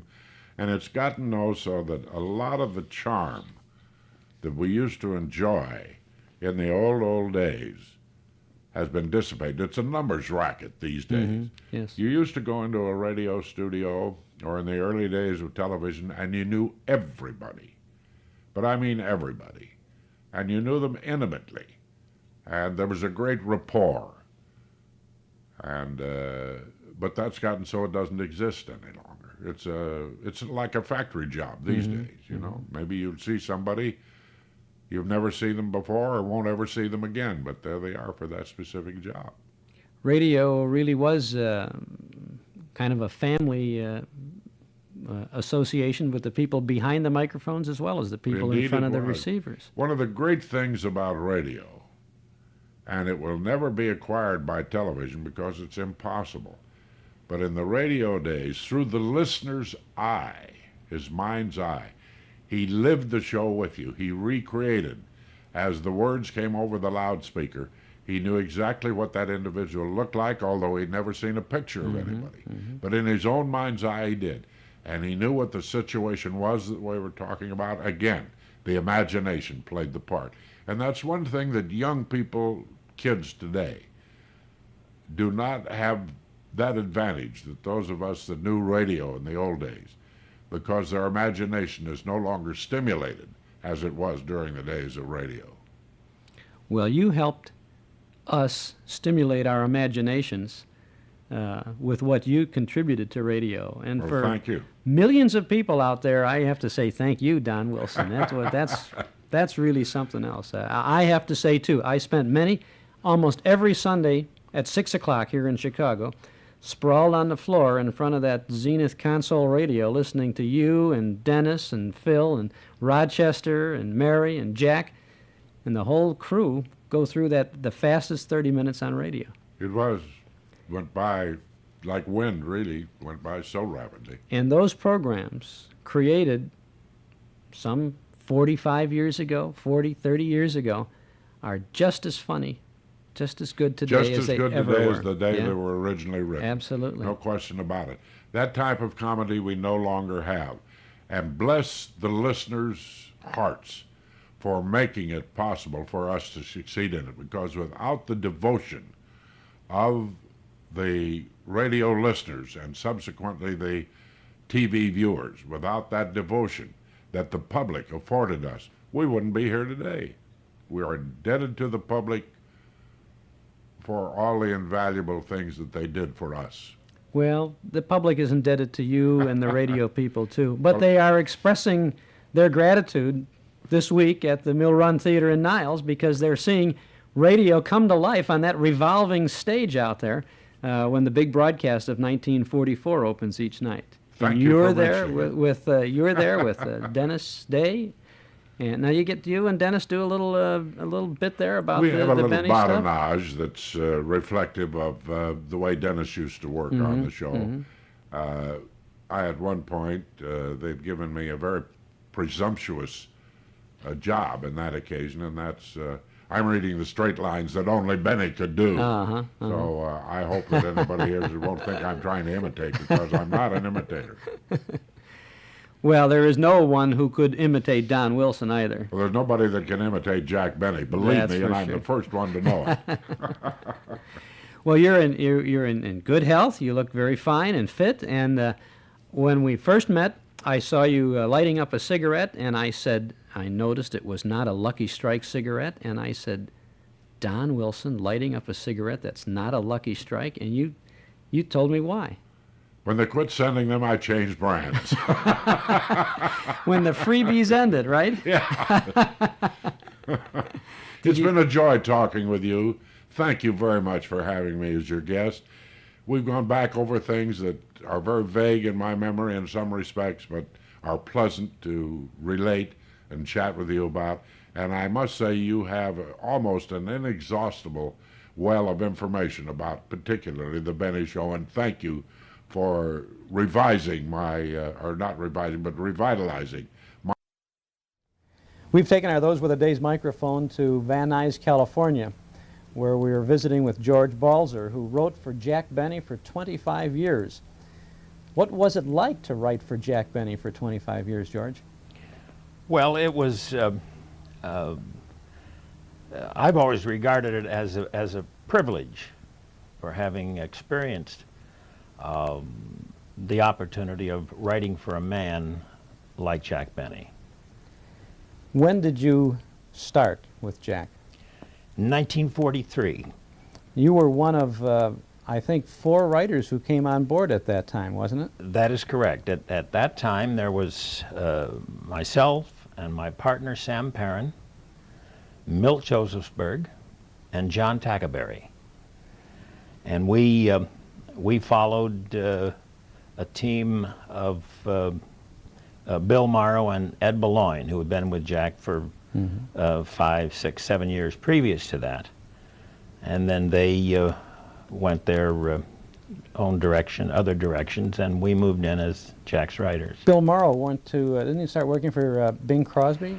Yes, Sometime Bill. after Yeah, that? he went into the Army for a while, and then after that worked for Bing. Yeah. Now you said you and your partner Sam Perrin, were you hired as a team? Not necessarily, but we had worked together previous to that. And when we moved on to the Benny Show, and there were the 4 of us, then we would just split up in 2 pairs. And of course, Sam and I stayed together. because we had worked as a team before that. Was there a head writer in the group of Benny writers?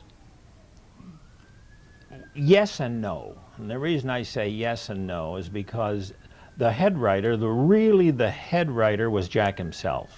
Even though he didn't actually do much writing, he was the one who really controlled what he wanted to do.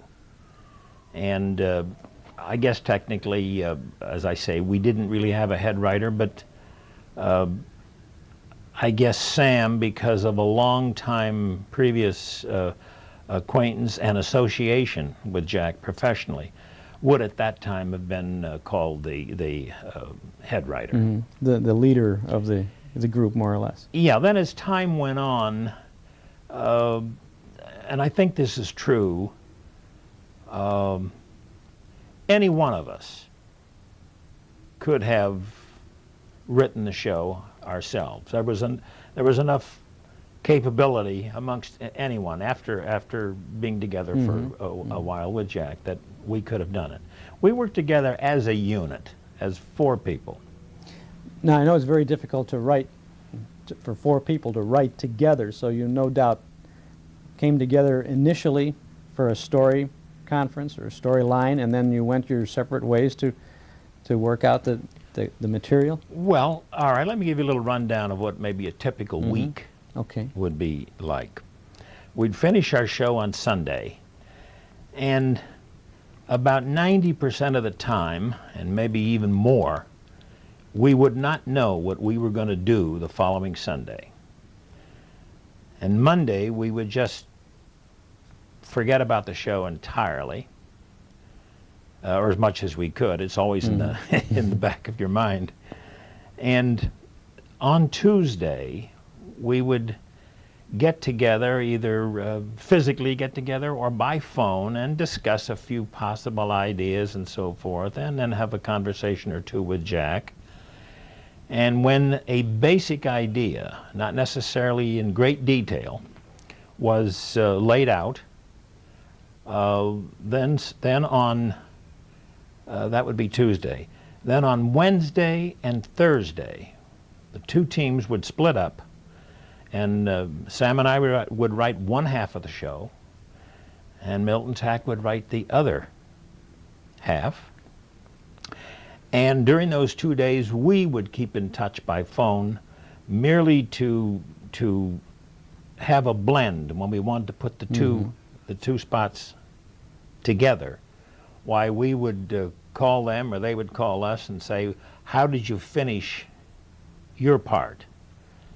And we would say, or they would say, and then we would pick up from that exact line and just put the script together and get it over to the script girl, who would type up 5 or 6 copies, and that would be Thursday evening. Then on Friday we would meet with Jack at his house in Beverly Hills, and we would start right at the top, and we would go page after page, fixing, cutting, strengthening, so forth and so on. And after maybe 3-4 hours work, why, that would be our finished script. That's Friday. And Saturday we'd go to NBC for a rehearsal. The entire cast would be there, and we'd have a reading around a table. And then after the reading, everyone would be dismissed except Jack and the writers and the script girl. Then we'd go in one of the rooms there at the studio, and we would work the script over again. By that time we knew whether we were 2, 3, 4, 5 minutes over or whatever had to be cut. And after a couple of hours, why, that was the finished script.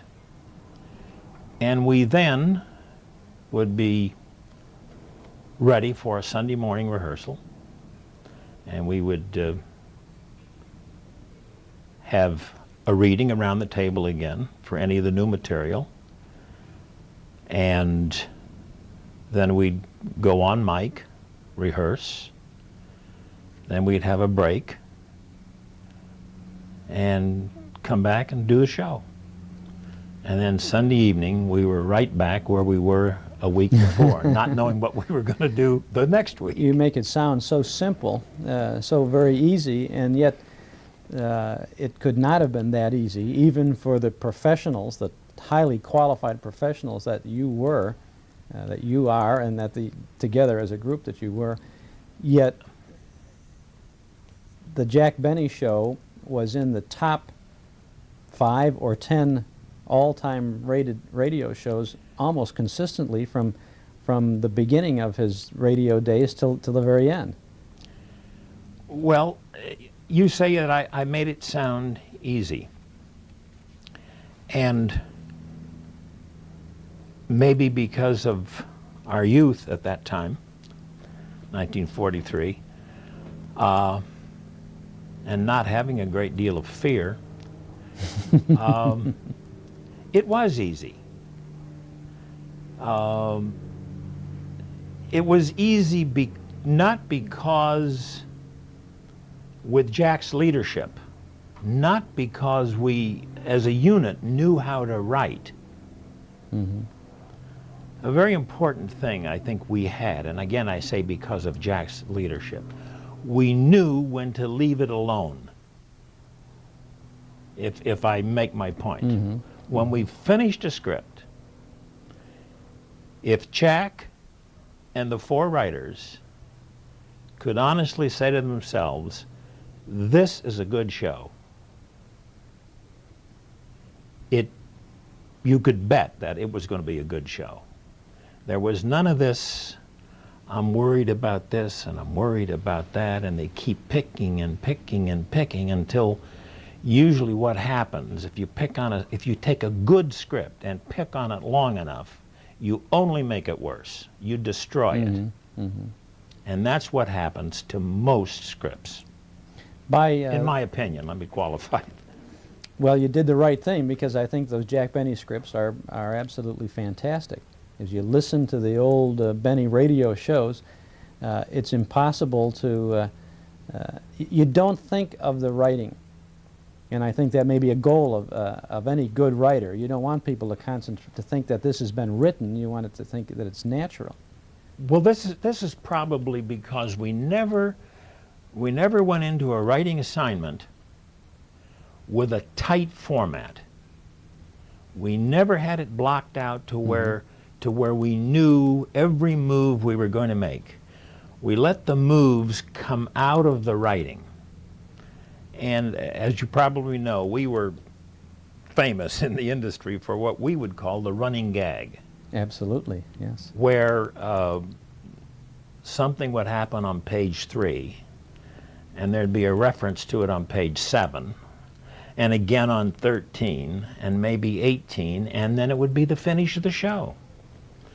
Now, when we sat down to write, we never knew where we were going to stumble onto that key.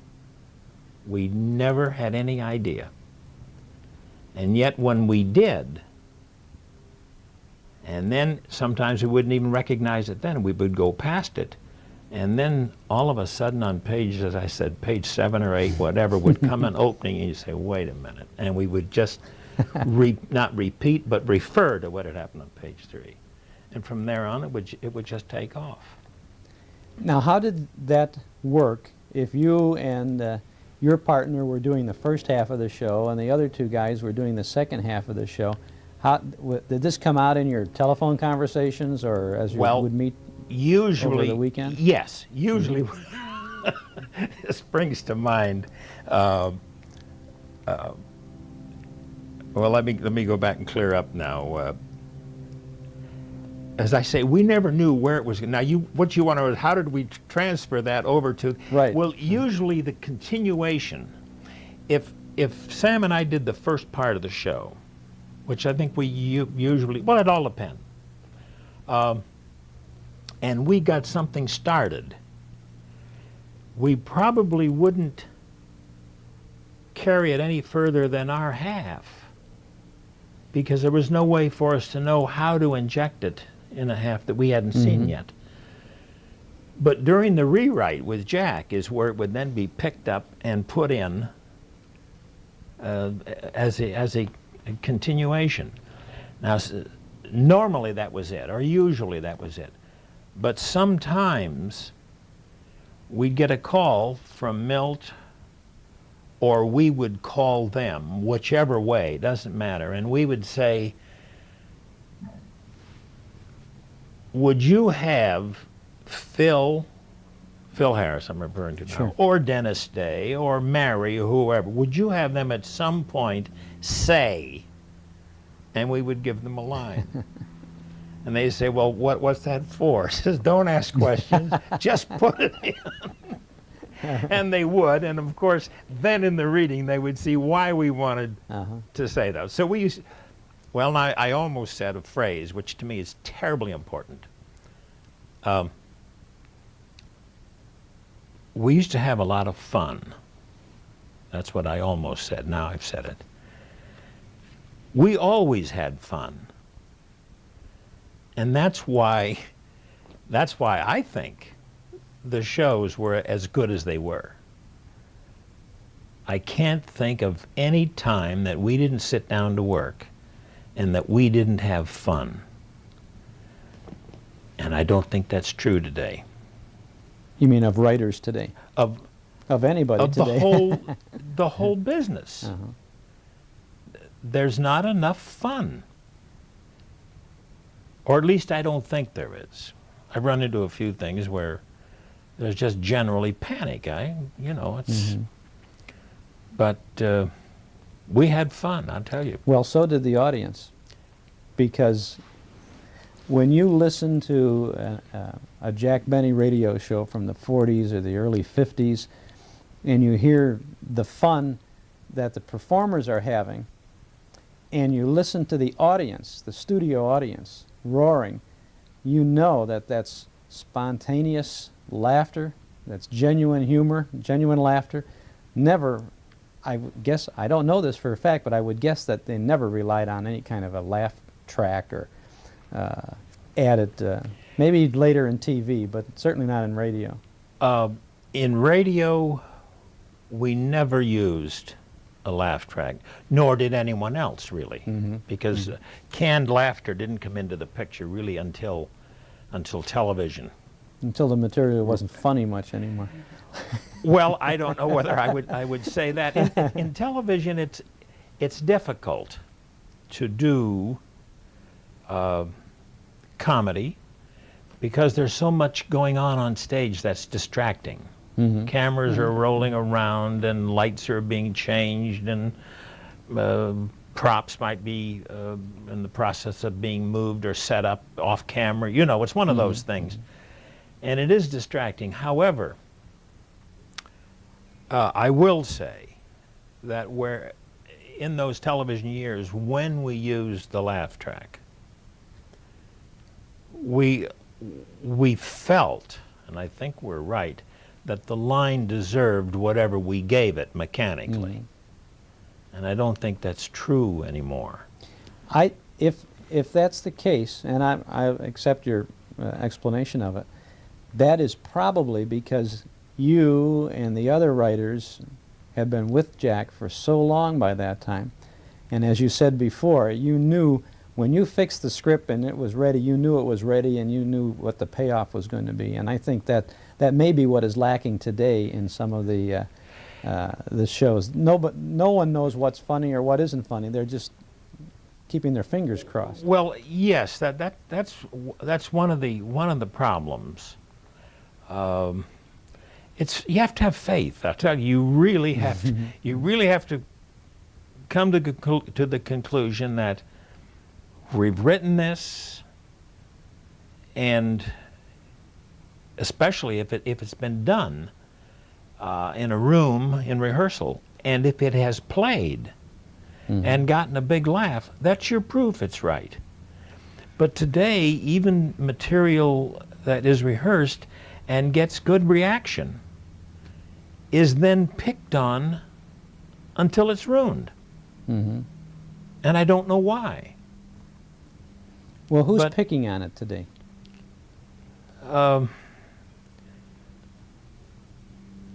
Insecure people.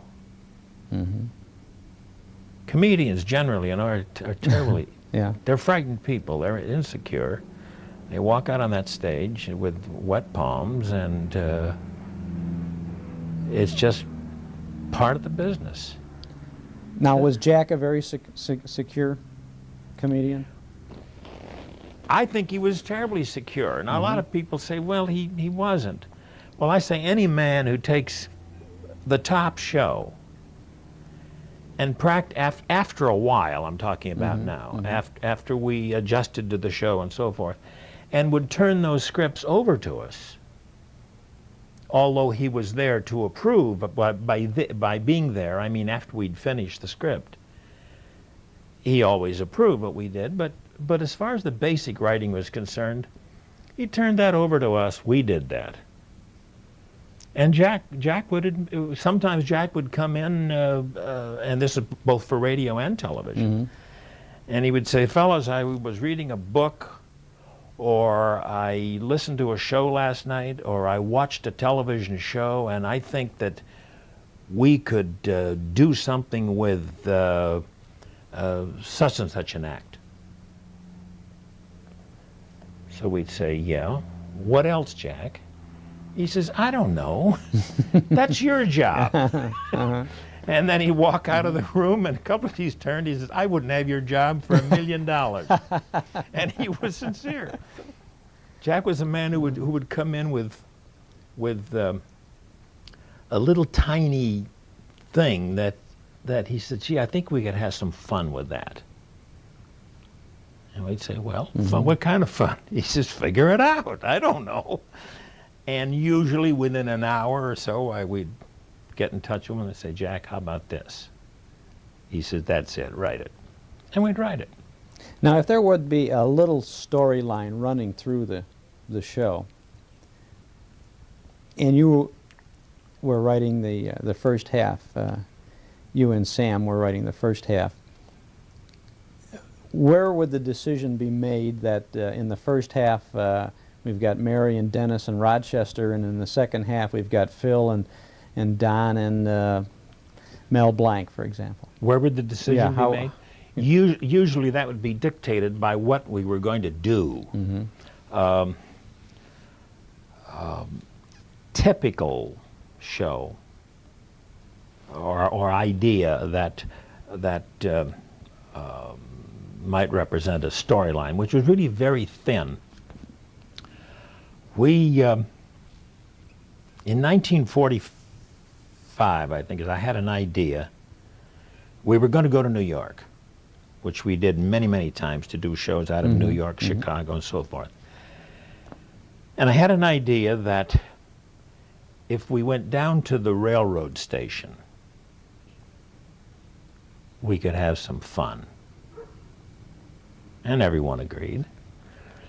So that was where we started the Anaheim, Azusa, and Cucamonga, which my partner Sam and I happened to write that part of the show, and I happened to get the idea about the crazy train announcer. Now that's something that we ran for 25 years. That went right through. We switched it later to airports. We switched it to whatever, you know. But it lasted. Anaheim, Azusa, and Cucamonga. I haven't answered your question yet. Okay. I don't believe I have anyway. Now, if we knew we were going to go to New York, it was automatic after a while. Or if we knew we were going to go anywhere, and taking the train, we knew we were going to go to the railroad station. If you're going to travel, you've got to pack.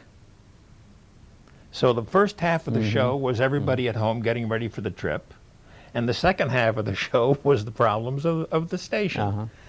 So we knew that in the station we would be running into Mel Blanc, so he's already taken care of. He was the crazy train announcer.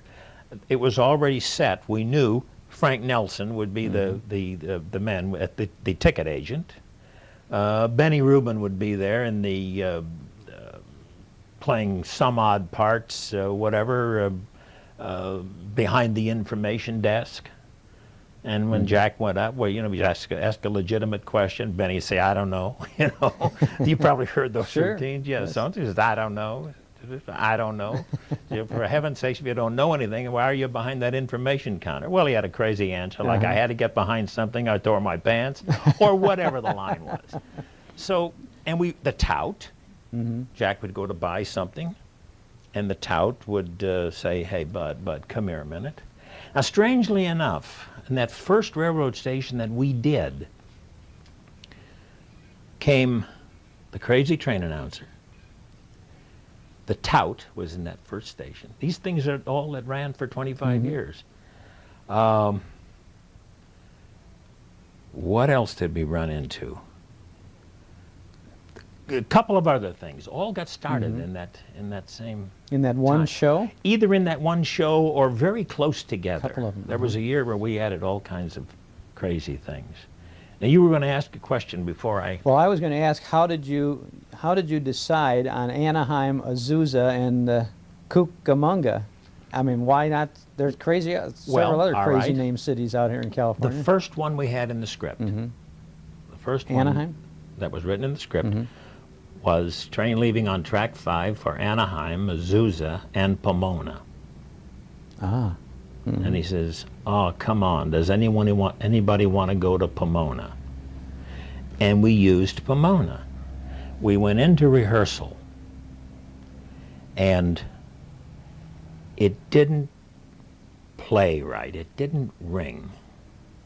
And I believe it was Jack who said, is there something else, some other town that we can get? And fortunately, I happened to think, I says, how about Cucamonga? And we put in Anaheim, Azusa, and Cucamonga, and Cucamonga eventually became a play word for Mel, with the kook and the long amonga. Yes. Sometimes Mel would use the kook and it would stop and they'd go through a whole bit. Yes, right? he would do a 2-line conversation, and there's this amonga. Yes, yes.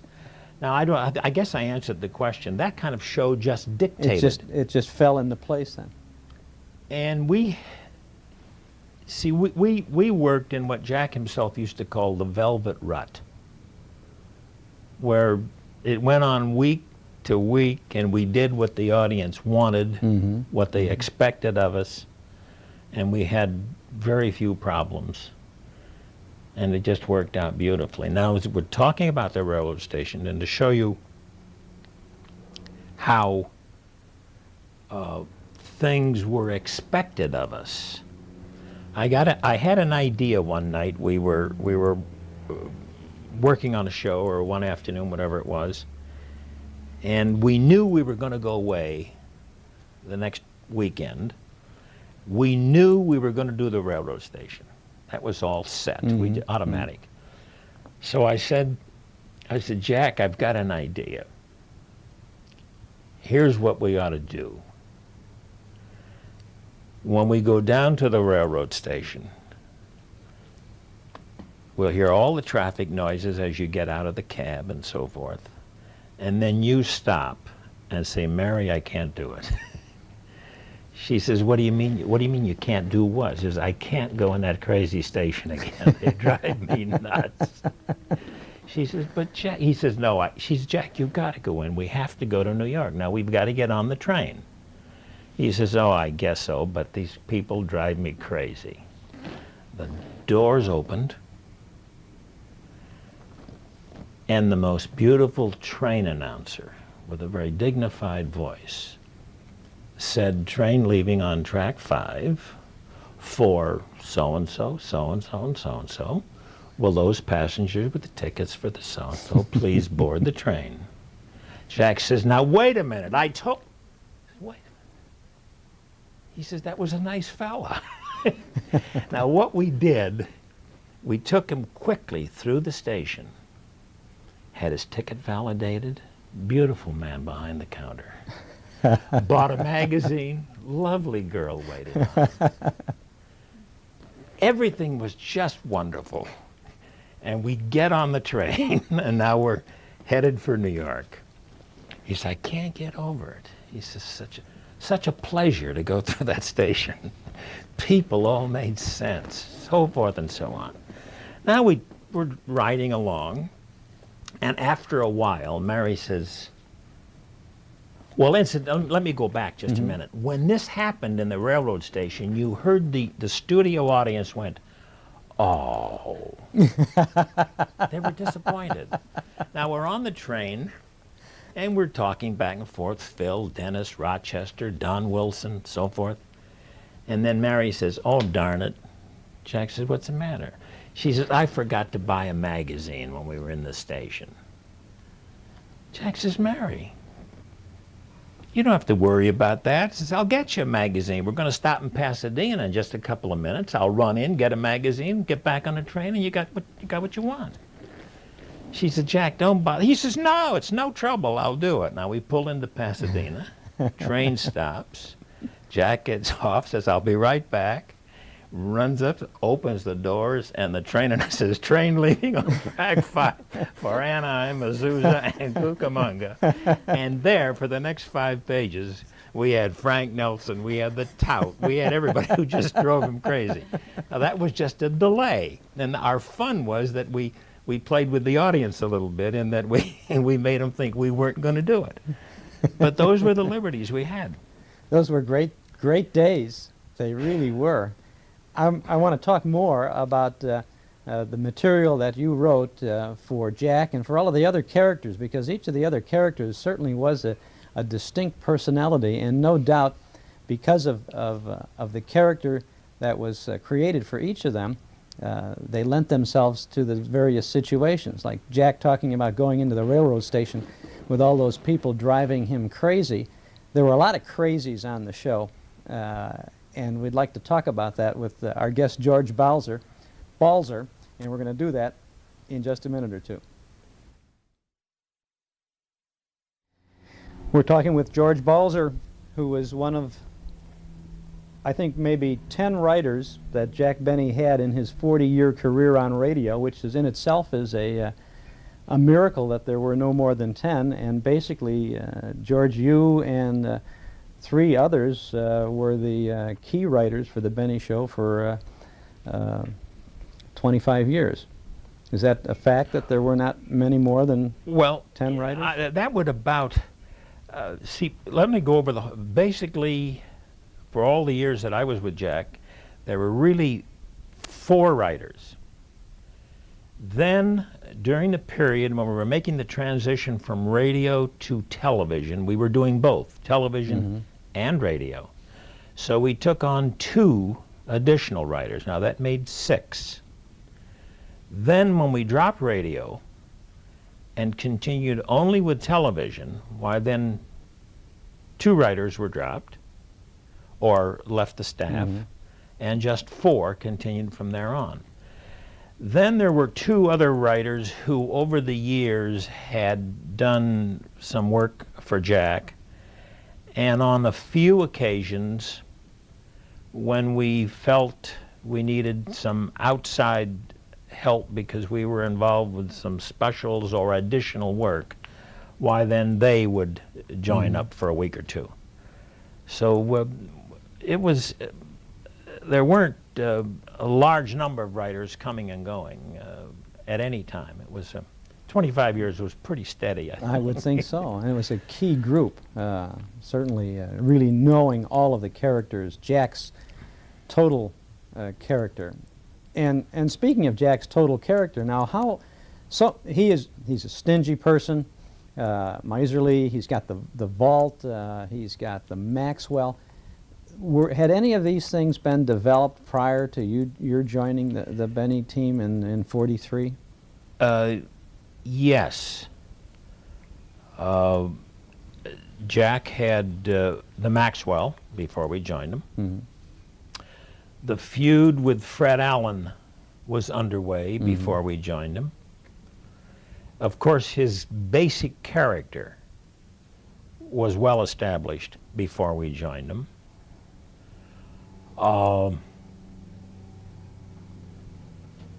And probably another thing or 2 which I can't recall right now, but within our first or second year, we added the vault,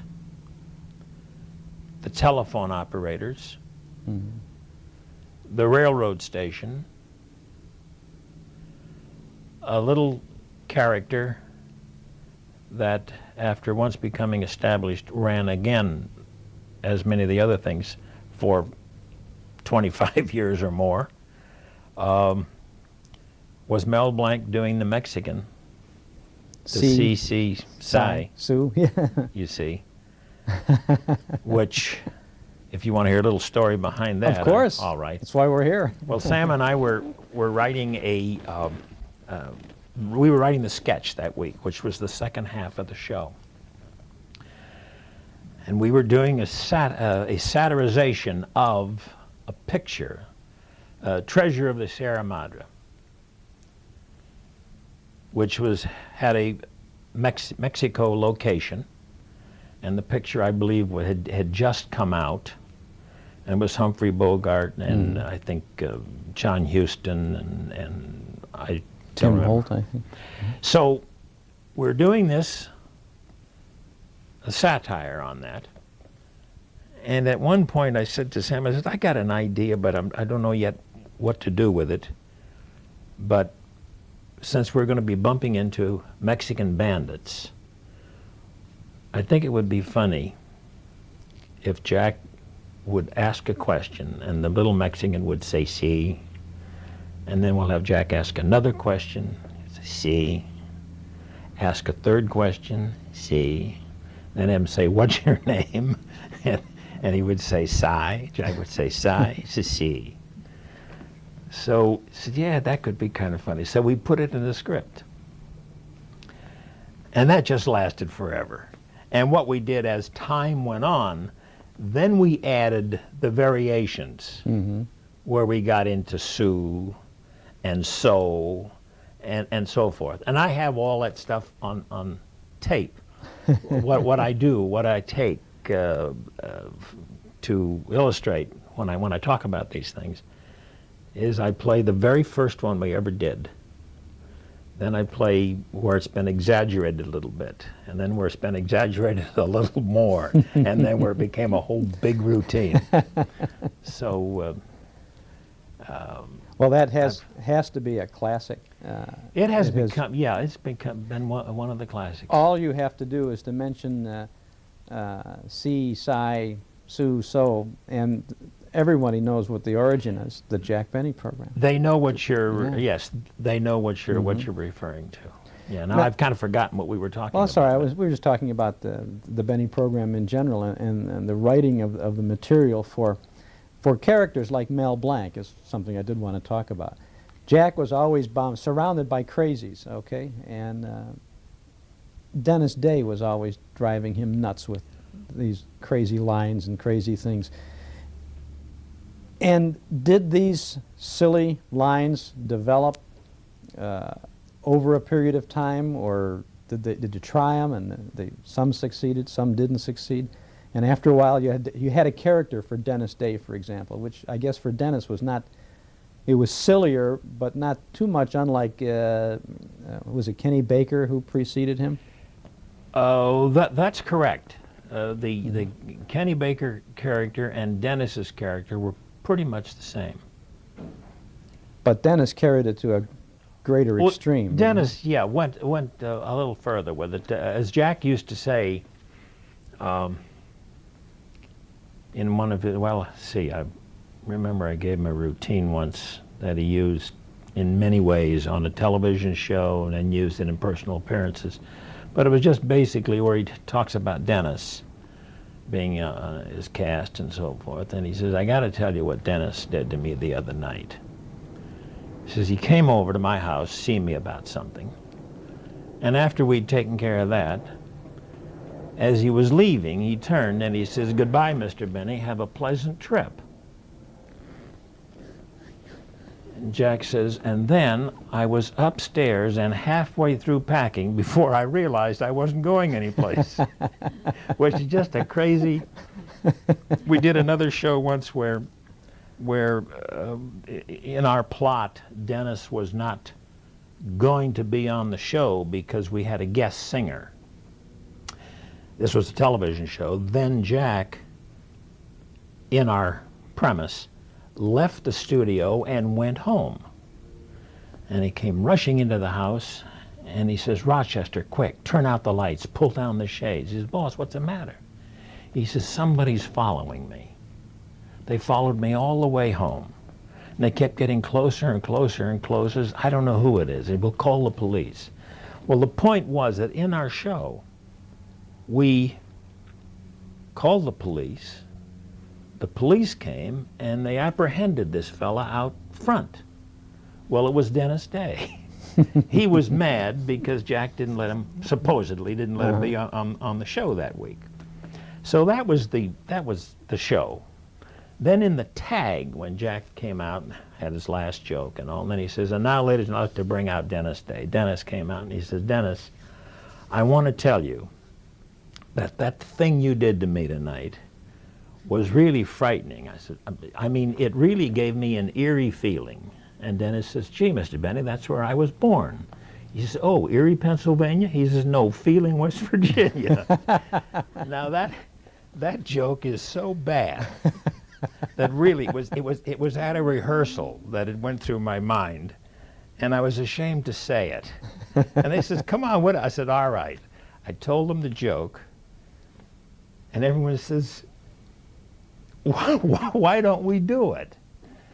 So we did, and it got a scream. And we not only did it once, we probably did that joke 2 or 3 different times, three different times that I know of. As a matter of fact, we did it that time. Then later on, another kind of a similar situation developed, and I said, "Jack, why don't we redo that joke?" And he says, "Well, I don't know. We just did it about 6 months ago." I said, "That's all right." I said, "We don't always have the same audience, so half the people that listen next week didn't hear it 6 months ago. And of the other half of them won't remember it, and those who do remember it, what's the difference?" He said, "Well, all right." So we did it twice. About 6 months later, another similar situation came up. I said, "Jack, why don't we do the joke again?" He says, "You can't.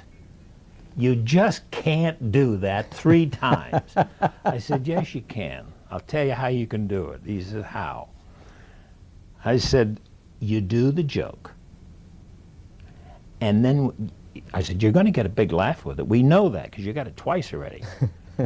"And you get the big laugh. Just say, 'Dennis, get out of here.'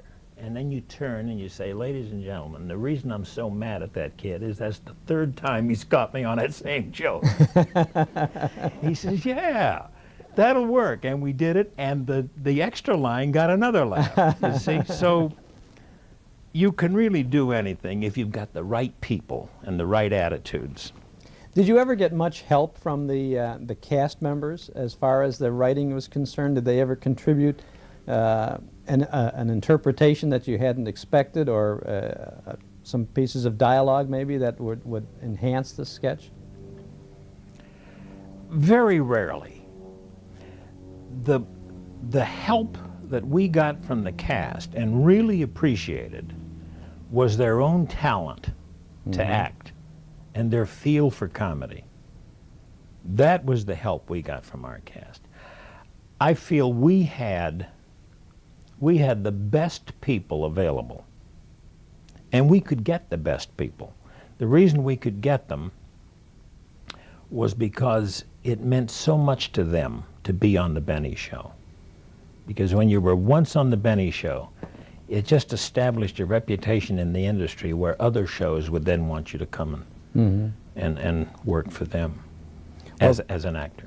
Dennis, for example, went on to his own radio show. Phil Harris did. And everybody else who was in the cast, with the exception of Jack and Mary, who didn't really need to do anything else, but the others all were very, very active in both radio and television in other areas. Sheldon Leonard, Mel Blanc, sure. Gertrude Gearshift, Well, and yeah, Mabel Flapsaddle. Mabel Flapsaddle and Gertrude Gearshift. That was Sarah Berner and Bea Benaderet. Great people. Well, these people would, the writers, of course, worked as simple as you made it sound. You were working a number of hours each week, several days perhaps worth of work, more than that. but the cast would, as I'm remembering from what you said earlier, they'd come in on a Saturday. Between Saturday and Sunday, the cast did their thing. Is that about That's right. Yeah, we had no need for the cast when we were doing strictly live shows. After a while in radio, we got into where we did taped shows because it was done at a time when we were doing both radio and television, and we had to tape our shows so that we could do the television show. But sticking with our original schedule for those first 5-6 years, we never saw the cast until Saturday rehearsal, and we didn't see them again until the next Saturday. That is, we saw them on Sunday, but I mean, after the show was over, we didn't see them again until the following Saturday. And maybe not then, because there might be a few performers that we just weren't using that week. Did the railroad station idea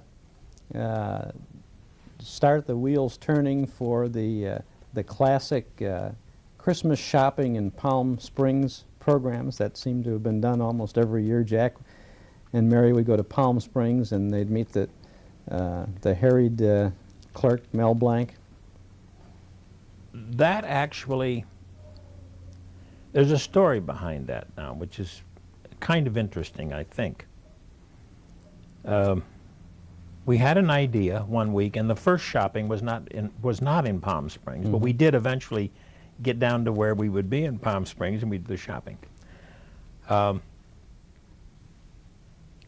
was done locally, in which it was Christmas time, and Don Wilson would do the opening remark, and he says, you know, and Jack is out doing his Christmas shopping, and we would just start.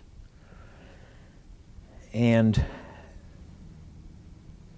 I remember one of the writers said,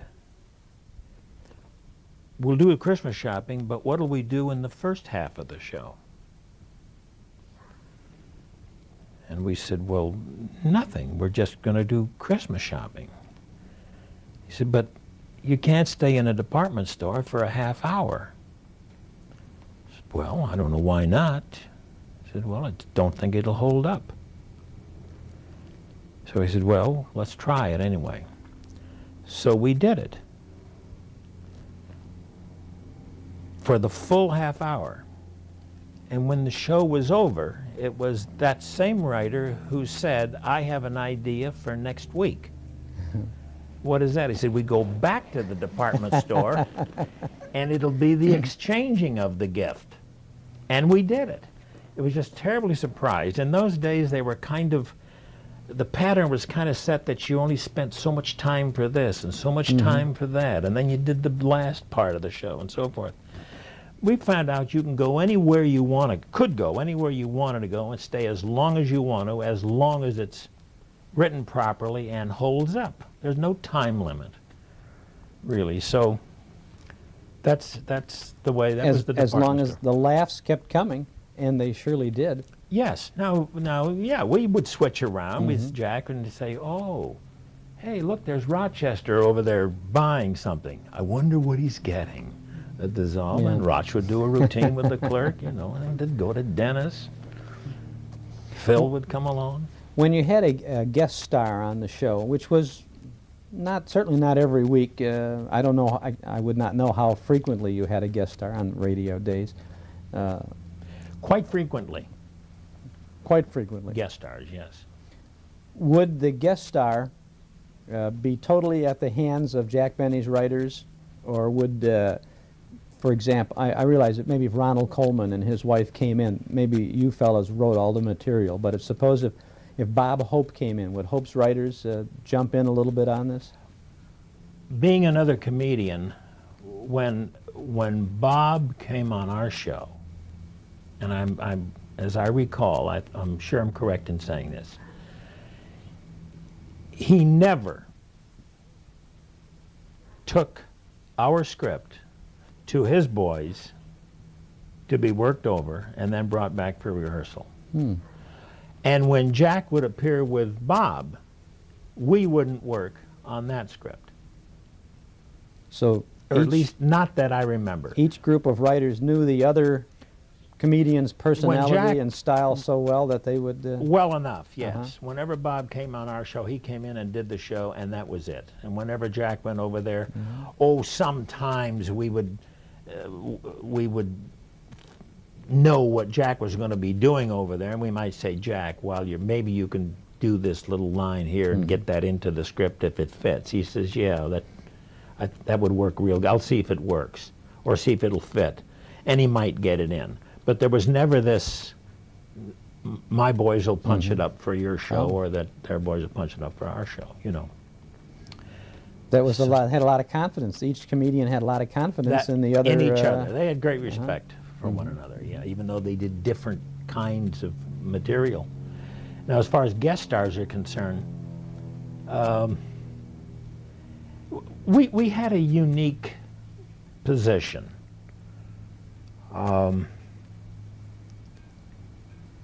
Guest stars normally in radio would appear with a comic, and there was always kind of a battle over whether the lines were proper and whether the guest star wanted to do this or whatever. The same guest star would come on our show and wouldn't open their mouth. They'd just do the show. It was because they knew, and it was quite a compliment to us, they knew that what they were asked to do, if perchance it wasn't funny, it was at least classy. And they just knew it. We never had trouble. I can remember one or two occasions where I would be talking to someone and say, oh, next week we're going to have so-and-so. And it might be another writer from a different, he said, oh, he's nothing but trouble. Come on our show, it's no trouble. Well, everybody respected Jack and his That's right. Jack crew. was there, and their attitude was, if this man and his people feels that this script is right, then I'm not going to argue with it. And they didn't. You received an Emmy for writing the Jack Benny Show for television in 1958, didn't you? As a group, as writers of the Benny Show, we had 7 consecutive nominations for the Emmy, and won 3 times. I've got on the shelf up there. So we did pretty well Emmy-wise. I would say, I would say, they didn't have awards for writers in radio, did they? At least the public was not aware of. That's right. There were institutions, I guess, that went more for a documentary type thing or a dramatic or something of that nature, but there was no industry award, no, for radio. You write for the guests. When Jack had President Harry Truman on his television show, how did he respond to the material that was written for him? You wrote some of that, or all of it, didn't you? Well, I wish I knew where my pictures were. They're in my files somewhere. I get kind of a personal... Well, first, let me say, before we did that show, the producer and I went back to Independence, Missouri, to the library, to the Truman Library, where we met the former president and went over all the things that he had there in the library that we could possibly have some fun with, and so forth and so on. Then we came back and we wrote the script. Then we went back with the crew and all to film. And we would then have our filming session with the normal breaks and so forth and so on. So when I referred to the pictures I have, which is a little strange really, but here I am telling a former president of the United States how to read a line, which I always got a kick out of. As a matter of fact, it was at his request where he says, how do you think I ought to read this? Which I'm sure he would have done very well without me, but there we were, and the photographer took a picture. Well, that's a treasure, though. But yeah, so it was very nice, and he gave us a good show. Before you joined forces with the Jack Benny crowd, what were you doing? Were you writing? Were you Well, not writing? my whole history very quickly. My family came up through the laundry business, right here in the valley. And I was in that too for a short while, but then I kind of wanted to write and had reason to believe that I could. And as I now think of it years later, I can see where the indications were, even from many years before I ever realized it, the indications that I could write comedy. But fate plays a tremendous part in your success, especially in show business, by accidentally being somewhere when something happens.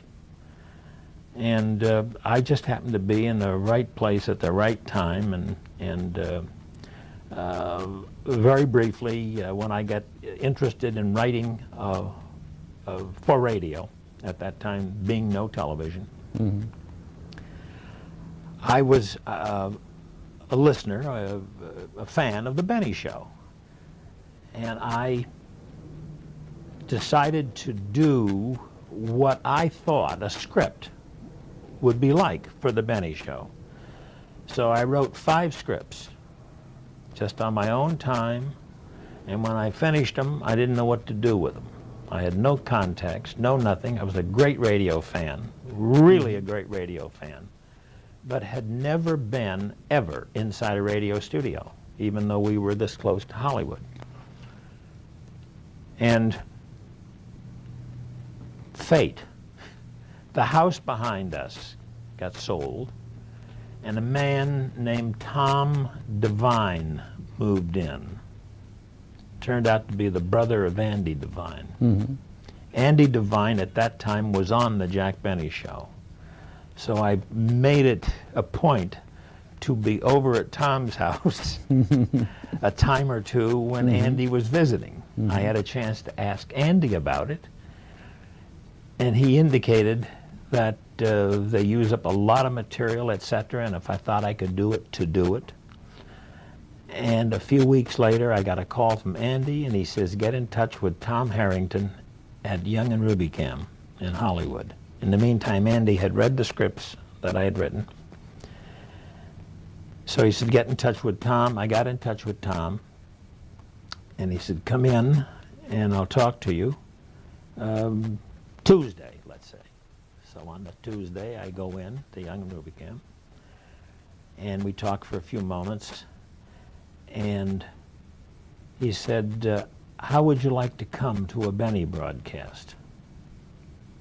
This to me was just sensational. I said, oh, I'd love it. So he picked up the phone, he called the girl or whatever, and said, get me 4 tickets for the Benny Show for Sunday. Oh, and he hung up and he turned to me.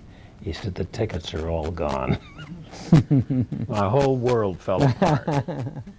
Then he says, however, if you come to the artist entrance and ask for me, you can come into the control room and watch the show from there.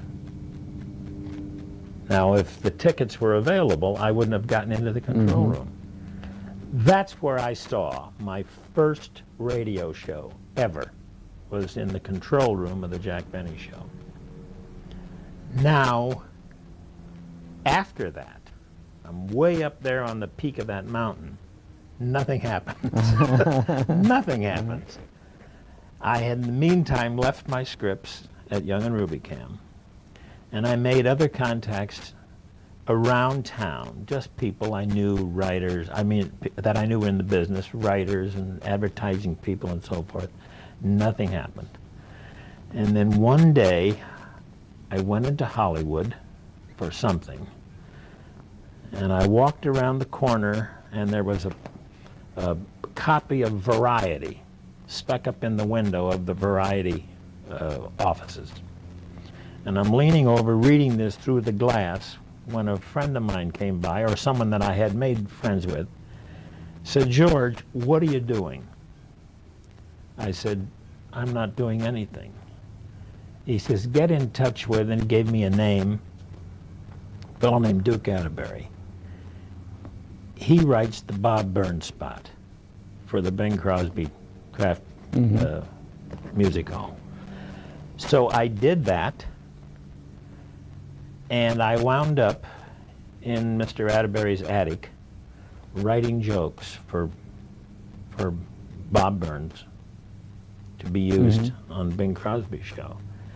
And for the first couple of weeks, none of my stuff got on the air. I used to write it, take it downstairs, and turn it in, and so forth. Then suddenly I had a joke on the air. And I had 2. And Bob only used about 12 jokes. Then I had 4. Then 7, 8, 9. Then one week, the whole spot. And I was making a lot of money at that time. I was making, I think, $20 a week.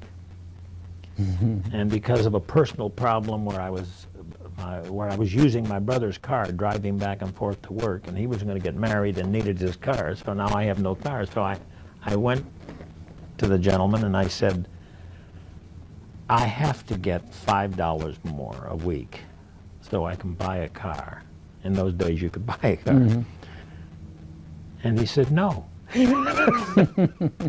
I said, "Then I can't come to work anymore," and I left. Then, shortly after that, I bumped into my old friend again, named Marvin Fisher. And he got me a job working on a local, not local, but a Western regional show, 11 Western states, I believe, Signal Carnival, with Vera Vague, Jack Carson, and so forth.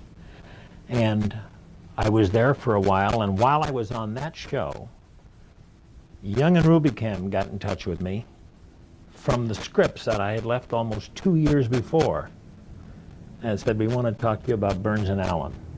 And I went up to the office, and I wound up on the Burns and Allen show when they first went with Swan Soap. It was in that series that George and Gracie first became married. And that's where I met my partner of the next 35 years, Sam Perrin. I see. And from there, you went... And then from there, after 39 weeks with Burns and Allen, both of us took over a summer show for 13 weeks. Then we would go back to Burns and Allen, same sponsor. The summer show did well enough in the ratings, so the sponsor decided to keep them both on, Tommy Riggs and Burns and Allen. So then they moved the Riggs show to Friday evening, and we ran that assignment into 65. From after the week with the Burns and Allen, after Burns and Allen got married on that show. Oh, I see, yeah. And then from there? From there, Sam and I took over for the agency a summer show, which was to hold the time for Burns and Allen, 13 weeks. But at the end of old 9th or 10th week, they decided to keep Tommy Riggs on the air.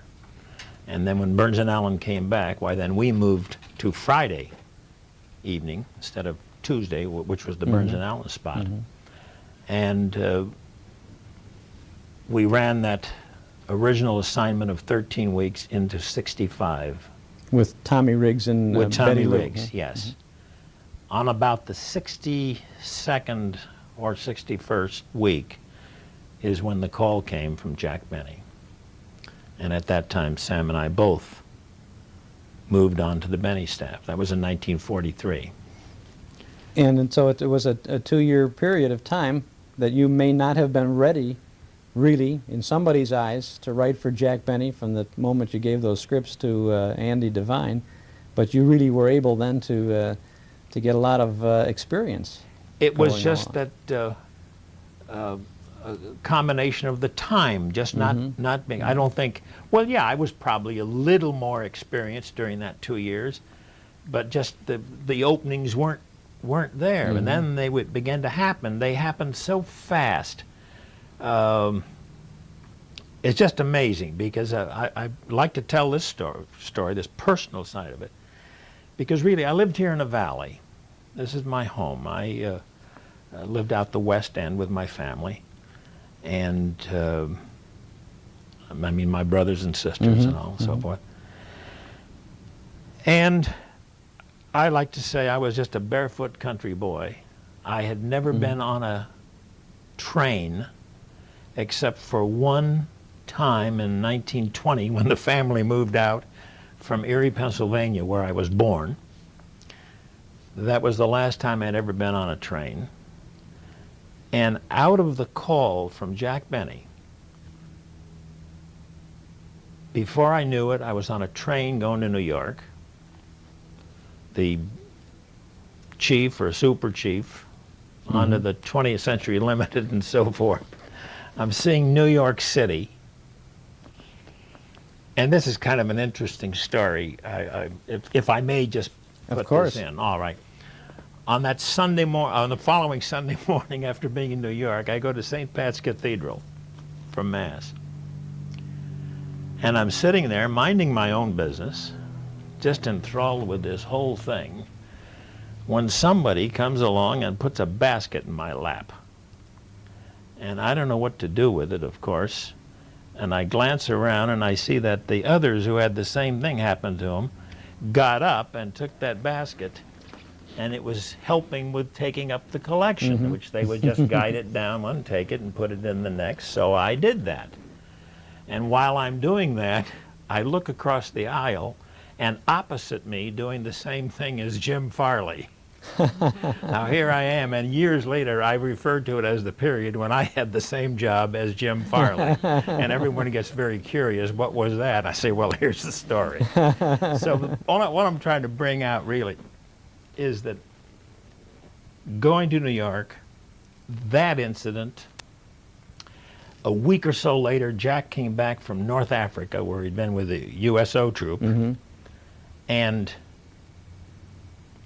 the press was there for a news conference. They wanted to interview him and so forth and so on. And we're at the Sherry Netherland Hotel in one of their rooms, conference room or whatever. And the newsreels are all set up. Cameras are ready to grind. Reporters are there. And Jack says, hold it, wait a minute. He says, I don't want to do just talk. Let's see if we can't get an idea to kind of hold the whole thing together. So he came over to his writers. 3 of us were there. And he said, what do you think we could do? Well, again, fate. I don't know how these things happen, but I said, Jack, I think I have an idea. We'll have a reporter ask a question about the overall trip, and you just say, well, and then someone else picks up and tells what happened. And then when they ask another question, you just say, well, that was, then someone else of your traveling cast picks up and gives the answer, so that you really never get to say anything. He says, yeah, I think that'll work. Let's do that. So we quickly wrote out a few things and gave them to the reporters and all. Well, in order to do it properly, we were short one reporter. So I played a reporter. Now, the point I'm trying to bring out is, in that short period of time, on the train and New York City and all that, I'm now in newsreels throughout the country. Now, that's ridiculous, but that's just how fast things happened. Just unexplainable. I don't know, but it was just a matter of being in the right place at the right time and things falling together. When Jack made tours like that or personal appearances, did you work on the material for him? Did you provide him with the material that he needed to work with? Yes, always. Mm-hmm. So he never, was you and the other writers together working up material? We always worked on everything Jack did, one way or another. Now, what I mean by that is, many times if he were going out on a personal appearance, it might be reworking some material that he'd had from earlier. Mm-hmm. But when that show was finally put together, we always worked on it. And then, of course, you wrote the material that he would record for Armed Forces Radio, when they do a command performance or GI Journal or one of those other military-type programs. It all depends. If they took the regular Benny show and just released it over Mm-hmm. Armed Forces Radio, then that was all our material. Mm-hmm. If he did a command performance, which was a separate show put Mm-hmm. on by the radio department of the Army Mm-hmm. or Air Force, whatever it might be, then we didn't really write that material. It might be that they would take some of the old routines, which in that case we would have Mm-hmm. been the writers, but sometimes it was all new material, but supplied by other writers.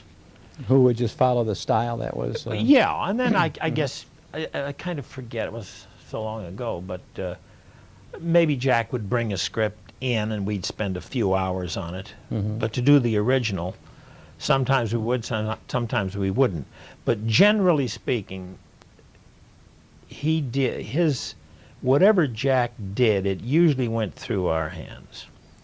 When you mentioned earlier in our conversation that there was a time when the Benny broadcast was pre-recorded for radio taped because it was playing at the same time his television show was going on, and the TV, at least in the beginning, was live, and you had to then grind out a script for radio and prepare a script for, maybe it wasn't grinding out, but at least preparing a script for both radio and for television. Mm-hmm.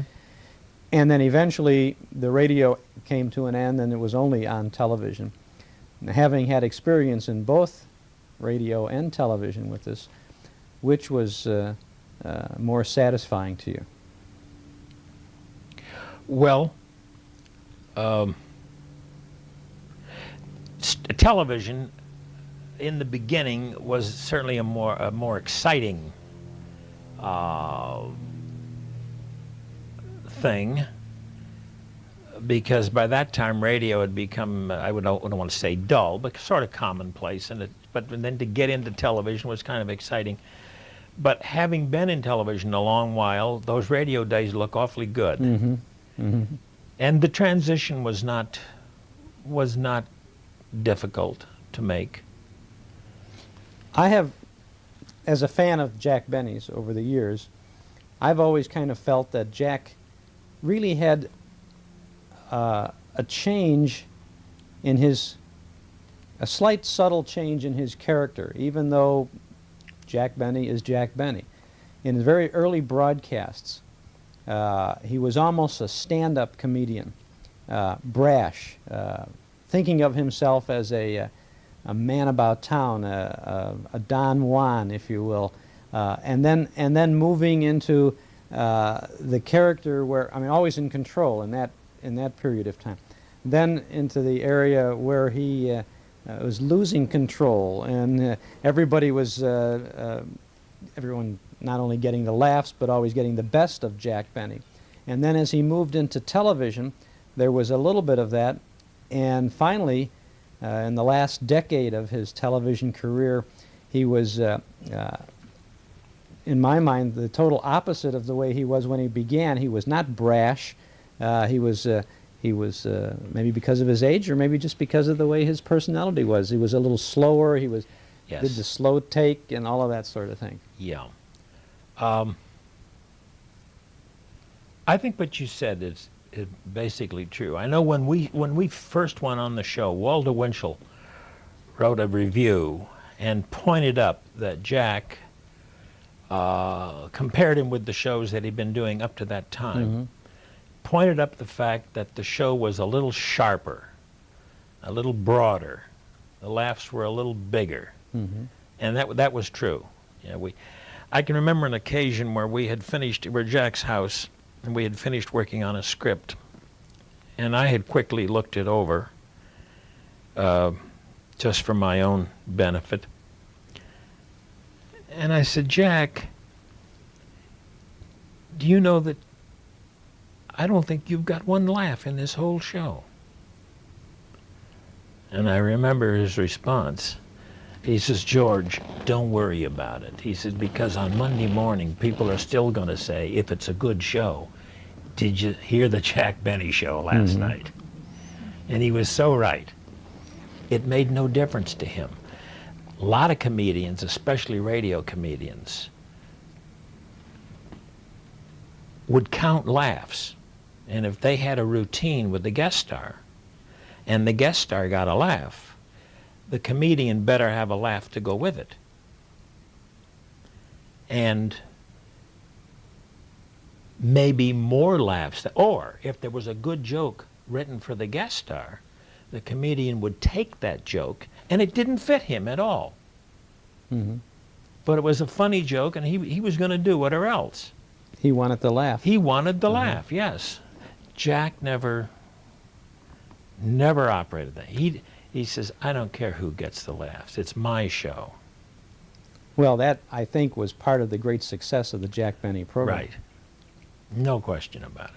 And that's probably why guest stars would come on the show with confidence, feeling that they were going to be treated properly. As you say, it was a classy show. Right. They were going to get the laughs, spotlighting them perfectly.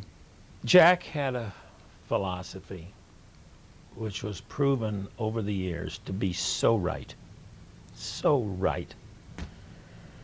And it's not because I was involved, but just basically it was right. And he said it to me, and he has said it, I've heard him say it in interviews a dozen times. And he would say that he was number one. He came first because it was his show and he was a star. And then he would laugh. And then very seriously continue. He says, then after me come my 4 writers. Then after my writers come the parking lot attendant, the shoe shine boy, my producer, my director, and in any order you want to put them. But don't you dare put anyone between me and my writers. That was his philosophy. Well, I think he was right. He was right. I think he was right. We lived with him. Mm-hmm. We lived with him professionally. We knew how he thought. He knew how we thought. And he had great respect for us. And we used to have fun with it. I can remember, if I may tell a little incident to show you how brash I was, I guess. I shouldn't have been, but I was. And it was about my 5th or 6th week on the show. And I'm just a young kid. And here's this big star. We're sitting in the conference room at NBC, and we're cutting a script and strengthening it. It was on a Saturday for Sunday's show. And we had fixed several places, and then Jack came to a page, and he says, fellas, this joke right here, I think we ought to have something different. And there's silence. Something stronger. Silence. I mean, something that's really solid. Silence. And then I said, Jack, okay, we'll change it. He says, oh, you agree with me, huh? I said, no, but it's possible that the 4 of us could be wrong.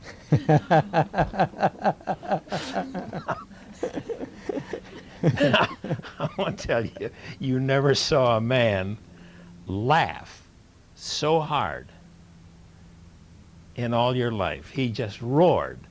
And he kind of slid down off his chair, and he's laughing, sitting on the floor. He's laughing and laughing and laughing, and he got up, and he said, "I wouldn't change that joke now for $1 million." And he didn't. And we went on the air. He read the joke exactly the way he was supposed to, and it got a big laugh. And he looked up at the booth where we were all standing, and you know what he was thinking. You see? But most comedians, and I really believe this is true, most comedians in that kind of a situation would have misread the line just to kill it purposely to make their point. Not Jack. Not Jack. Well, again, he had his faith in his people. Sure. Sure. He knew, and he always felt, a lot of times in writing mostly for television, we would complete a script, and Jack would come in the office, and he hadn't seen it yet, and I would go in. I said, "Jack, if you got a little time, we got a script we want you to look over." Okay.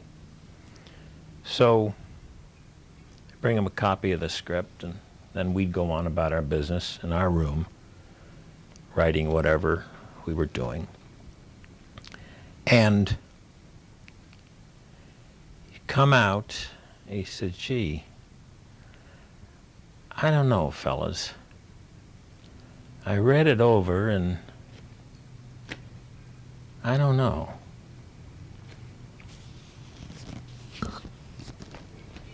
So we just wait a little bit.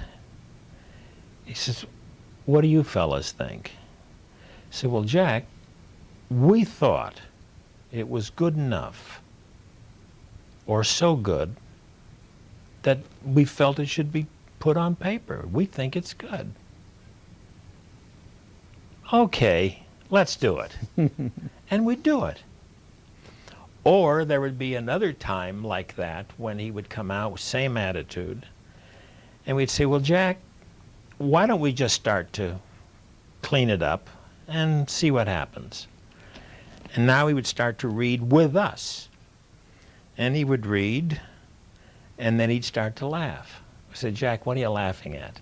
He says, "The joke about the so-and-so." He says, "I didn't see that when I first read it." And as he went on from one page to the other and warmed up to it, made very few changes. Made very few changes. Not tough to work for at all. I can see that from everything Not you've tough. said here. Was he a generous man to the writers? Did he take good care of you guys? Yes. Yes, we were taken care of. Now, I'll tell you, that brings about a situation where in 1948, Jack the show was sold to CBS. Mm-hmm. And that required a series of long meetings with the agents and the attorneys and so forth and so on. And toward the end, Jack would get involved in these meetings. And one day, he didn't show up because he had to go to a meeting. And we just went on, we're working on the script. And in the afternoon, he came back and he says, "Well, fellas, we made the deal." And I said to him, I says, "Well, Jack, whatever it is, I hope you got a good deal." And he says, "I don't know whether I did or not." He says, "All I know is that we'll all be working together for the next 7 years." He Now, didn't where make- else can writers especially get that kind of a contract? He wouldn't make the deal without the writers. Well, the point is that the result of the deal was that we would all be together for the next 7 years. Writers usually work under the pressure at that time of having a 13-week deal, not knowing if they were going to be picked up or not. Was that your deal with Jack all along, a 13-week deal or a year, or what was they? I guess they call it having your option picked up as you go along. I think at first it started out. I think for 13 weeks, and sometime like after the 5th or 6th week, that was picked up, and then the next year, it was a. Honestly don't remember. I've got all the contracts in there somewhere. Mm-hmm. It was probably a year or 2 years. Then it got into 2 or 3, and then it reached a point where I just didn't know anymore what the deal was. We just knew that you go on and on and on and on and on.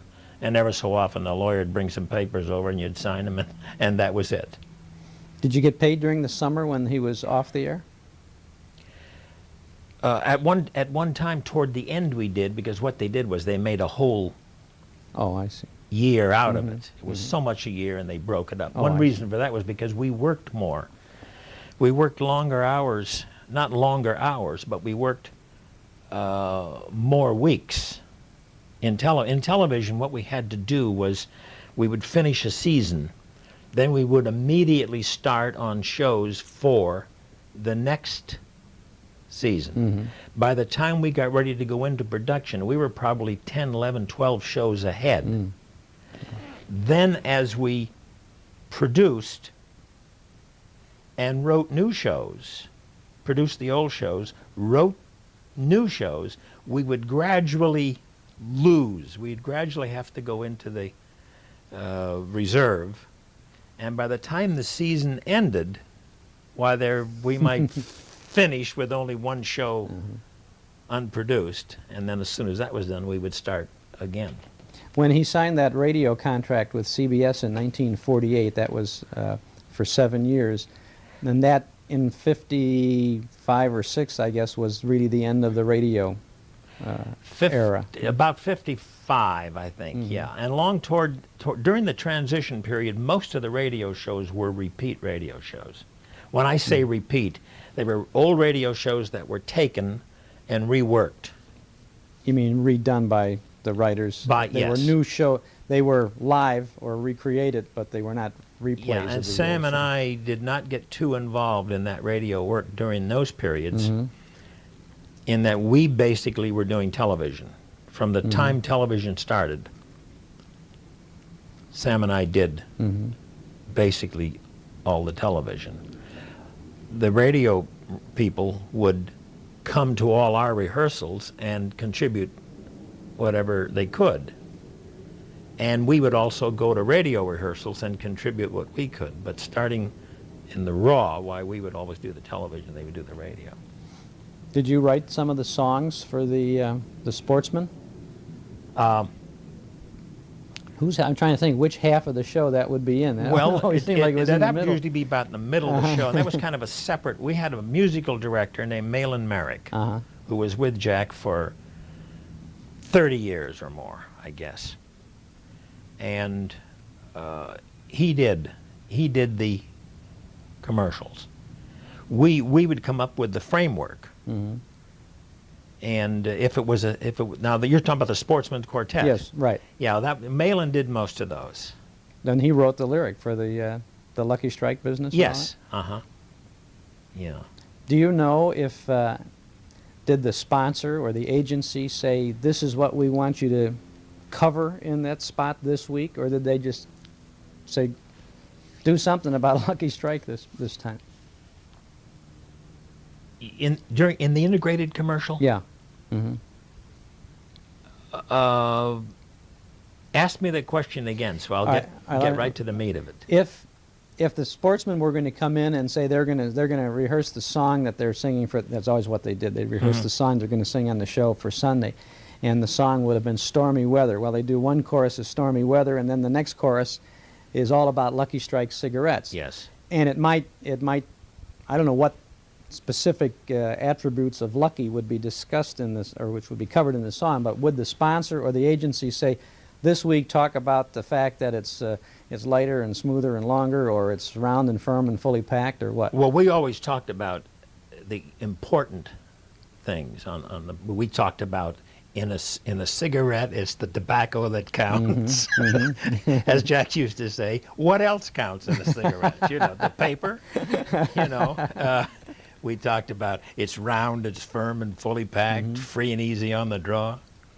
We had the auctioneers. In answer to your question, brings out an interesting thing, I think. When Jack was first asked to go with Lucky Strike, American Tobacco Company at first was going to put him with Pall Mall cigarettes. In fact, we worked about a week on some possible approaches to commercial and so forth for Pall Mall. Then the word came that George Washington Hill, head of American Tobacco Company at that time, wanted to move Jack into his top product, Lucky Strike. And there was a little fear on Jack's part because he had heard that Mr. Hill always got very involved with any programs his product was on. And I guess this was sensed, that Jack was a little concerned about that.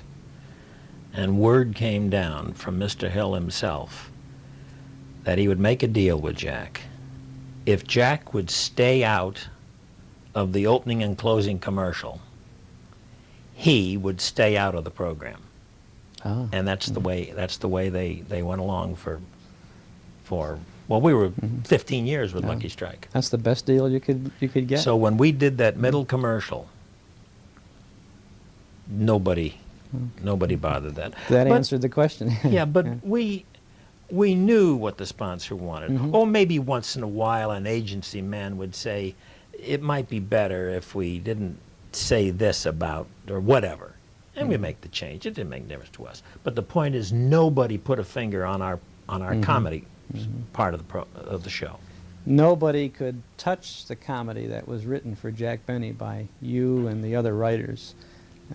Outstanding. Absolutely, well, that's kind of you to never. Those heights of comedy have never been reached by anybody else, I don't think. Well, you see, comedy is a very delicate thing, and you really never know for sure, even though we like to say we knew whether it was right or wrong. You never really know. And to illustrate that point, how firmly Jack believed that, one night after a rehearsal, some man who was there came up to Jack and said, Mr. Benny, I think the two jokes on page 6, and he showed them to him. He said, I think these should be cut. And Jack says, well, why? He says, because they're not funny. And Jack says, wait a minute. He says, don't you ever say that those jokes or any other jokes are not funny. You say you think they aren't funny. And the fella says, well, okay, I think they're not funny. Jack says, now that's fine, I'll buy that. But he says, unfortunately for you, he says, my writers and I think they are funny, and they're going to stay in. And they stayed in, and they both got big laughs. Now, the only point I'm trying to make there is you can't be absolutely sure. I mean, 1,000% sure. But you can be close to it. You can be close to it, to knowing. But, you know, comedy, it's a touchy thing. We're talking with George Balzer about the years when he wrote for the Jack Benny radio and television show. And earlier in our conversation, George, you mentioned that the Vault sketch was created after you joined the Benny series. Can you recall how that developed? Well, first, I did not come up with that particular idea. I'm not sure. I think it was on that particular week, Milton Tack had that part of the show, and I think that was tied into one of our radio stations. While Sam and I were doing the second half with the radio station, they were doing the part at home with the packing and the calling around to the different cast members and so forth regarding the upcoming trip. And it was there that they decided that it would be funny if Jack had a vault where he kept his money. And they did a scene where he went down, down, down, down, down into the vault. And then we found Ed, the guard there, who hadn't been out in 200 years. And that whole routine came about in that show. In fact, I think I mentioned earlier that that first railroad show was one of the shows where we established so many new things. Oh, And the vault was part of that show The with vault the was, first as I railroad remember station, now, yeah, the vault was one of the new things in that railroad station. And did that expand? You had said before that the Mel Blanc, the Mexican Sea Sai Sioux, that grew and grew over a period of shows. Did the vault grow like that with those crazy sound effects and The vault also became more exaggerated as the years went by. Yes. and the audience was looking for it? And the audience would just wait. They would know in a certain kind of show we were going to. Now, this brings up a point about radio and television. Radio made you use your imagination. And you had complete control.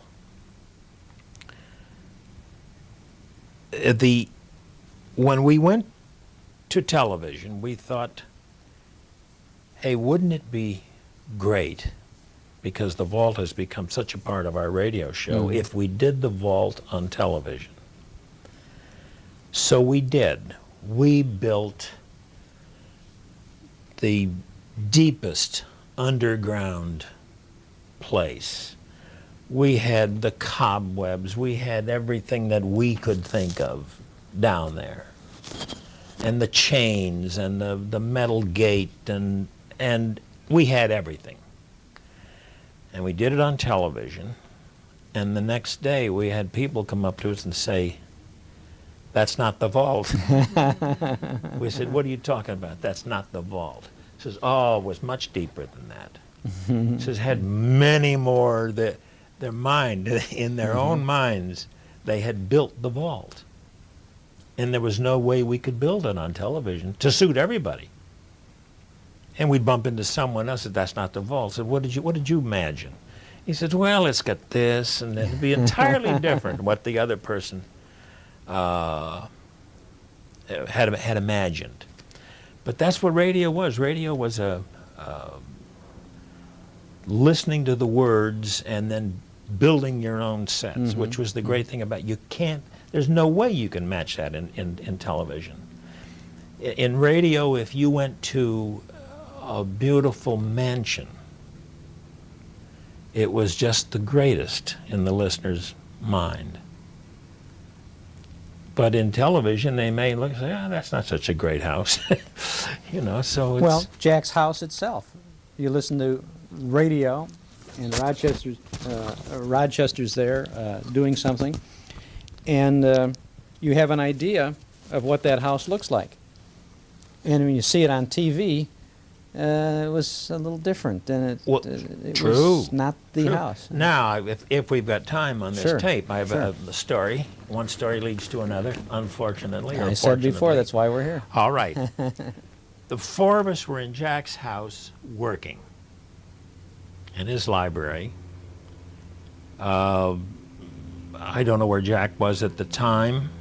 Doesn't matter. But we were working on a script.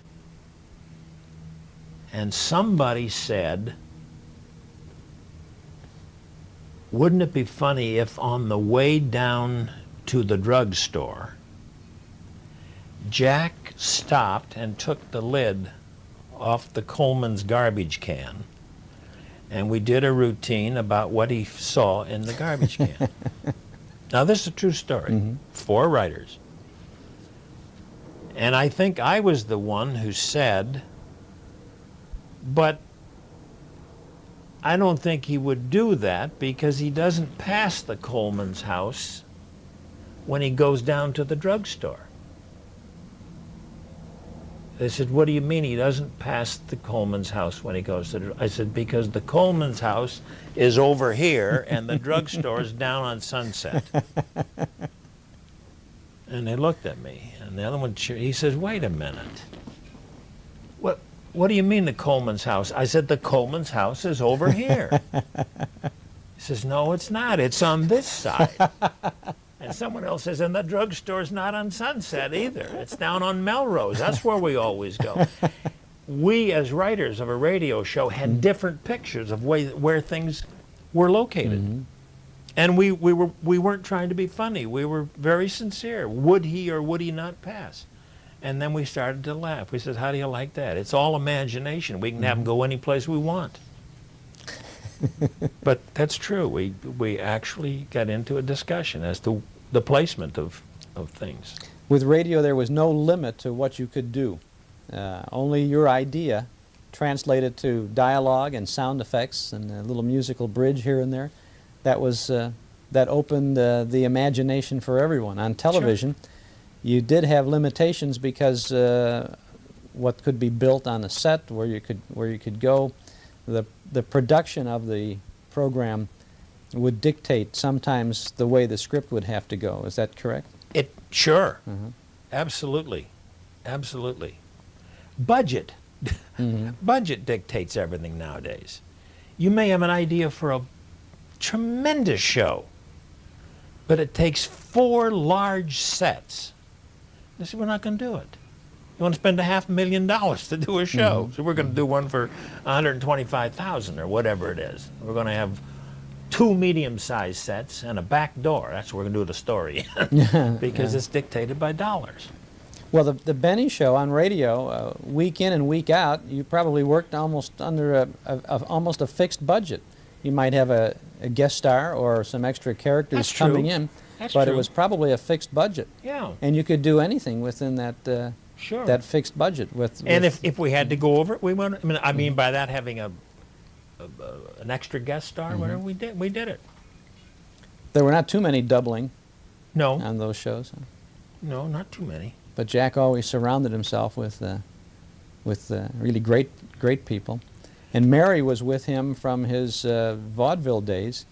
Now I detect, as I listened to some of the radio shows in the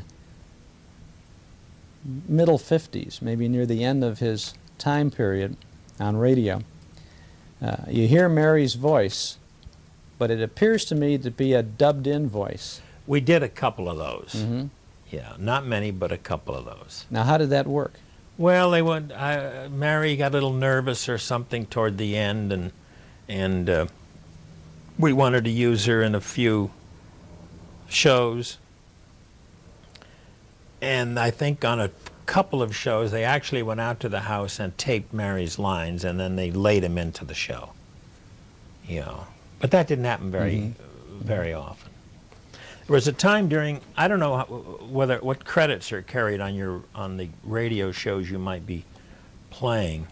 During the transition period, part of the deal that I had, which I realized years later was not favorable to me, but it kept peace, because I would be getting television credits, that I would give up my radio credits, even though they were repeats to a great degree of shows that I had written on. Mm-hmm. And then now, I hear from people once and say, hey, we heard an old radio show and it gave certain credits, your name wasn't on it. I says, I know. Mm-hmm.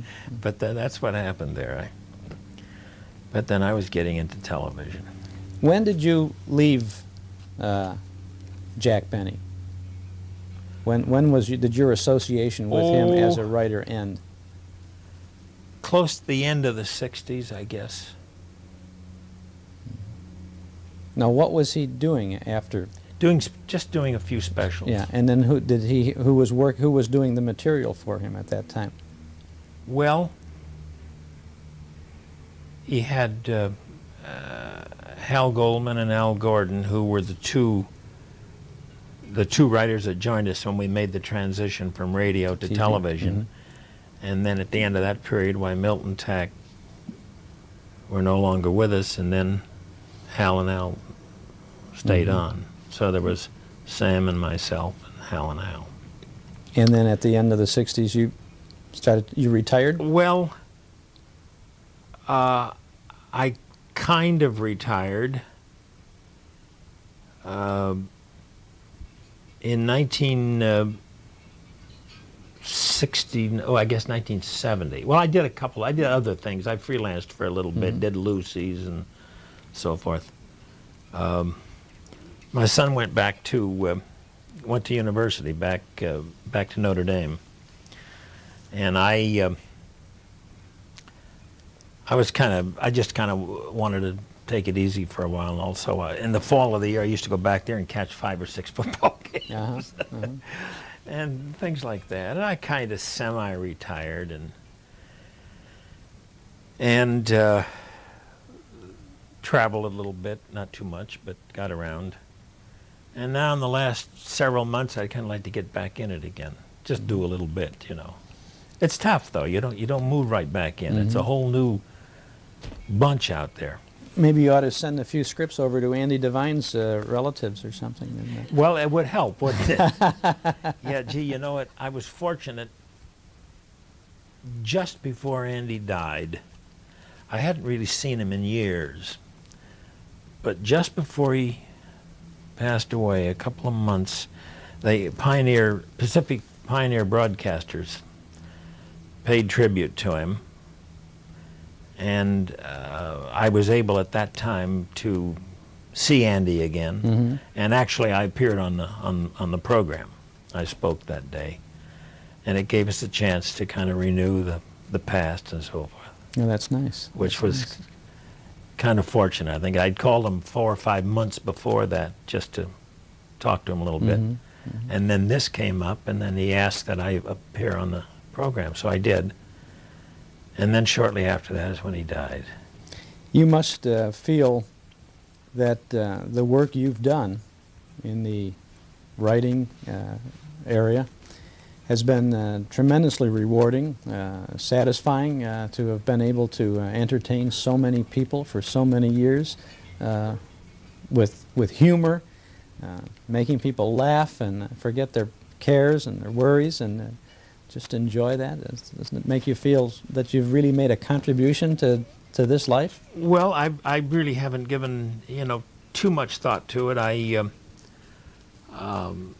Several books have been written, and several things are quoted in the books on the Benny Show, and I find a little lacking of credit as to where many of those things came from, but there's nothing I can do about it. Well, I would say that that you should get all the credit that is due you, and I think that if you hadn't thought much about the fact that you have contributed something substantial to the lives of a lot of people, I would say just that. You have. Well, thank you. Speaking for a generation or two of people who have listened to Benny's shows on the radio and on television, those of us who are fans really want to thank you for everything you've done. Well, it was a pleasure to participate as a writer throughout the years, and also in your interview here at this time. I enjoyed it very much. Thank you very much, George Balzer. We're glad to come out and enjoy the hospitality. A week from today, Saturday, August 21st, the Elmwood Park Arts and Humanities Commission is going to have a very special big band concert over at the Elmwood Park Village Circle. The concert is going to honor a man who is celebrating his 54th year in show business, and he is going to perform that night. We're talking about Frankie Masters, and Frankie Masters in the orchestra is going to be in the spotlight at the Elmwood Park Arts and Humanities Commission concert this coming Saturday, the 21st of August. But we're going to jump the gun a little bit, because this afternoon on our Those Were the Days program, We're pleased to have Frankie Masters with us this afternoon. Hi, Frankie. Welcome to TWTD. Hi, Chuck. Very glad to be here. You've brought along a very charming associate, haven't you? Yes, her name is Phyllis Miles. That is, it was Phyllis Miles. Before Phyllis Miles was Dillis Mavonwe Miles, and MCA. You remember MCA, Music Corporation? Yes, right? They changed it to Phyllis Miles, and I changed it to Masters. So and you all have worked out very well. Mrs. Masters or Ms. Miles this afternoon. Welcome. Thank you, Chuck. It's fun to be here. Well, now let's see. When did you become Mrs. Frankie Masters? In 1946, I remember the day, but not the date. in February, Oh, boy, do I remember. the First Presbyterian Church in New York City. Oh, now see, she remembers the place, Frankie. Can you? I do, too. I remember that. Okay. Well, That's now about you were singing with the band for a while, Phyllis. Yes, before I married that, the right? boss. You married the boss. Is that Yes. job security or is that job security? I guess it's job security. I sang for a long time with the band. You are both going to appear at the concert a week from Saturday. Now, I think Phyllis is a little reluctant, right? A little. But you're going to do it. Well, yes, I'm pretty good-natured. And I guess I'll be there. I'm sure I'll be there. But I haven't sung for a long time. I whistle a lot. Do you? You're the Elmo Tanner of the 80s. Yeah, right. Well, I know Al Fang from the Elmwood Park Arts and Humanities Commission says that he is going to twist your arm to kind of come out of a little bit of a retirement to entertain. I think there are going to be thousands of people there for this special concert. Well, that'd be fun. And Frankie, you're celebrating 54 years in show business? You must have started actually- when you were minus 2 years old. Gosh, yeah. -4, maybe. Frank is very bad at years, numbers, and neither of us are very good when it comes to chronological order.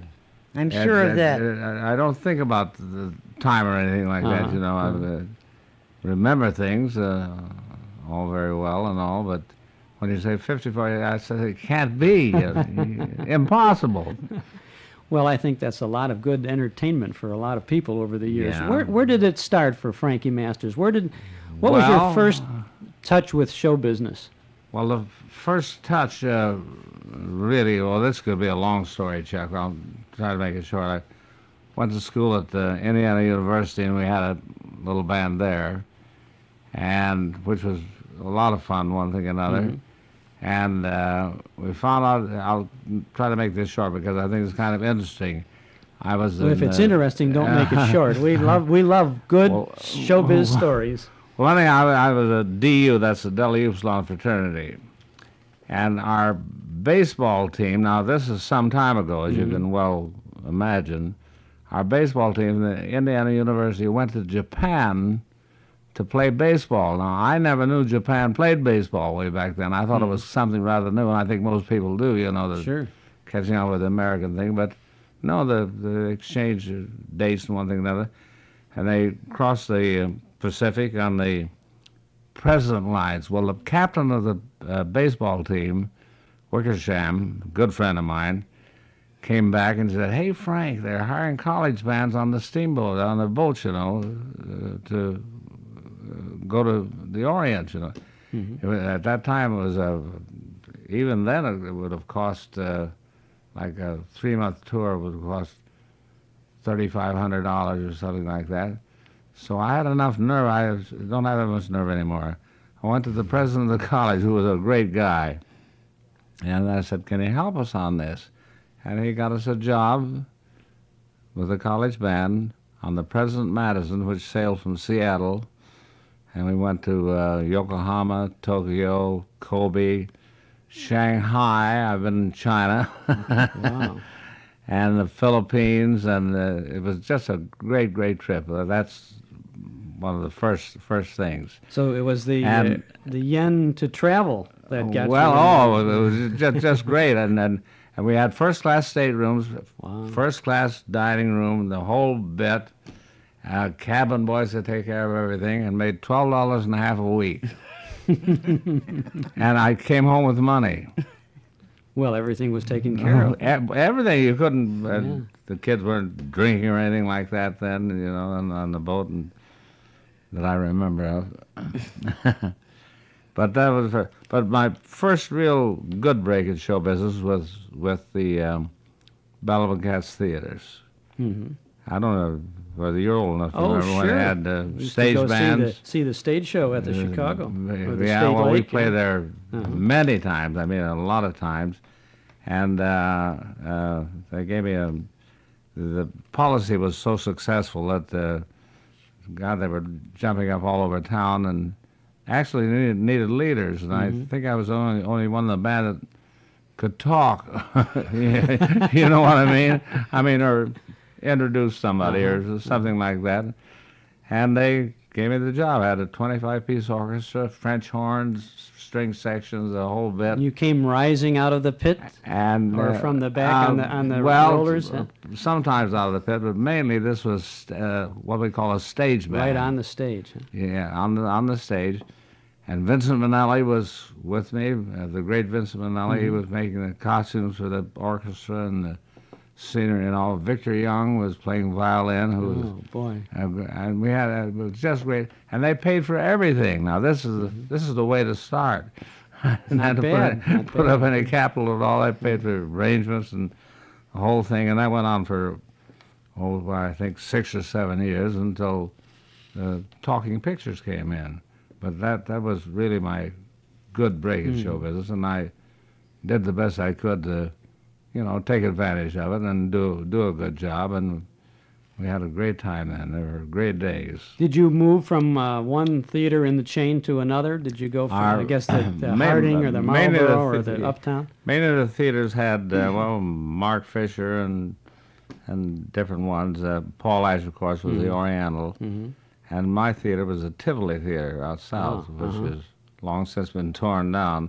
But then we'd rotate around the theaters, too. I played the Chicago many times, and the Oriental, and all of them. But it was a great setup and a great break for me. Being in the right place at the right time is really something, Well, the people always say you got to be at the right place at the right time, and that is true. It's like when opportunity knocks, you have to have enough sense to answer the door, but you also have to have the talent to back it up. And if you don't have the talent, all the doors that open will just slam shut. And I know that Frankie Masters had the talent. You really knew how to entertain and we still battered do. our brains out to make good because I knew it was a good thing, and it was. Still today, I mean, now that was, God, what, 35, here I go. I haven't any idea, darling. 35 years ago, maybe. We've been married for 36. Well, that was 45 years ago. That's closer. Whatever. There's never a place I go, but somebody in the audience will come up and remember the Tivoli Theater, Oh, yes. the Chicago Theater. Even out of the country, I played a date in Mexico and near Mexico, across the border, was it? Well, anyhow. That far away. You can't go anywhere where someone doesn't know you. The Tivoli Theater. Well, you are, of course, very well known for your work in Chicago, but you certainly branched out from the Chicago and the Midwest. You went you played, didn't you, virtually from coast to coast in the United States? We played we played every state in the United States. That would be like one-nighters or one-night stands, a lot of them. But we played in New York I was there for about 8 years. Were you at the Taft Hotel? You played at Taft Hotel? Taft Hotel was one of them, and we played the Roosevelt Hotel. The Essex House.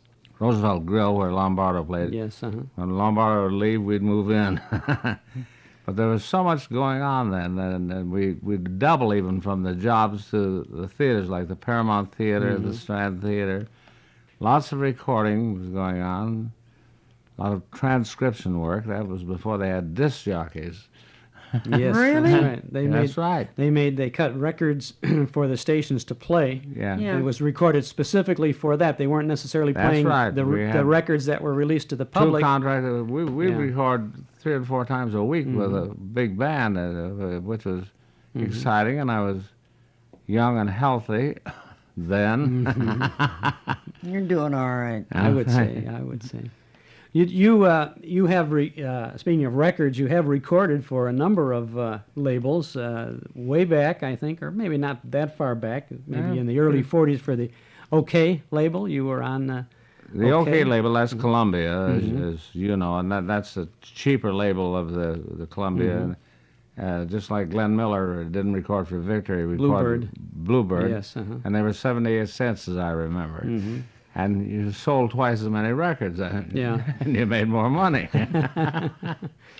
Well, you were a Mercury recording artist for some time, too. Yeah, we made later on. an album for Mercury. That's about all we did for them, but an album of standards, you know. I have that here in my collection. I want to. I brought one along. I didn't know whether you had it or not. I want to get an autograph on that. Good. Okay. See, that'll make that even more valuable when they have an autograph. Of course. The best thing, though, Chuck, I think the most gratifying thing was during the war, I wasn't in the service. And I was almost persuaded not to go in the service, to stay with my band and keep it together and play camps and one thing and another. Along with that, we Coca-Cola sponsored this, Coca-Cola Spotlight Band, which was a good contract, but we played places you never heard of. I mean, air bases have long since gone out of existence, I'm sure. We play in Texas, for instance. I think Texas might have seceded from the Union at that time because we play in Texas for 3 weeks, a different air base every night.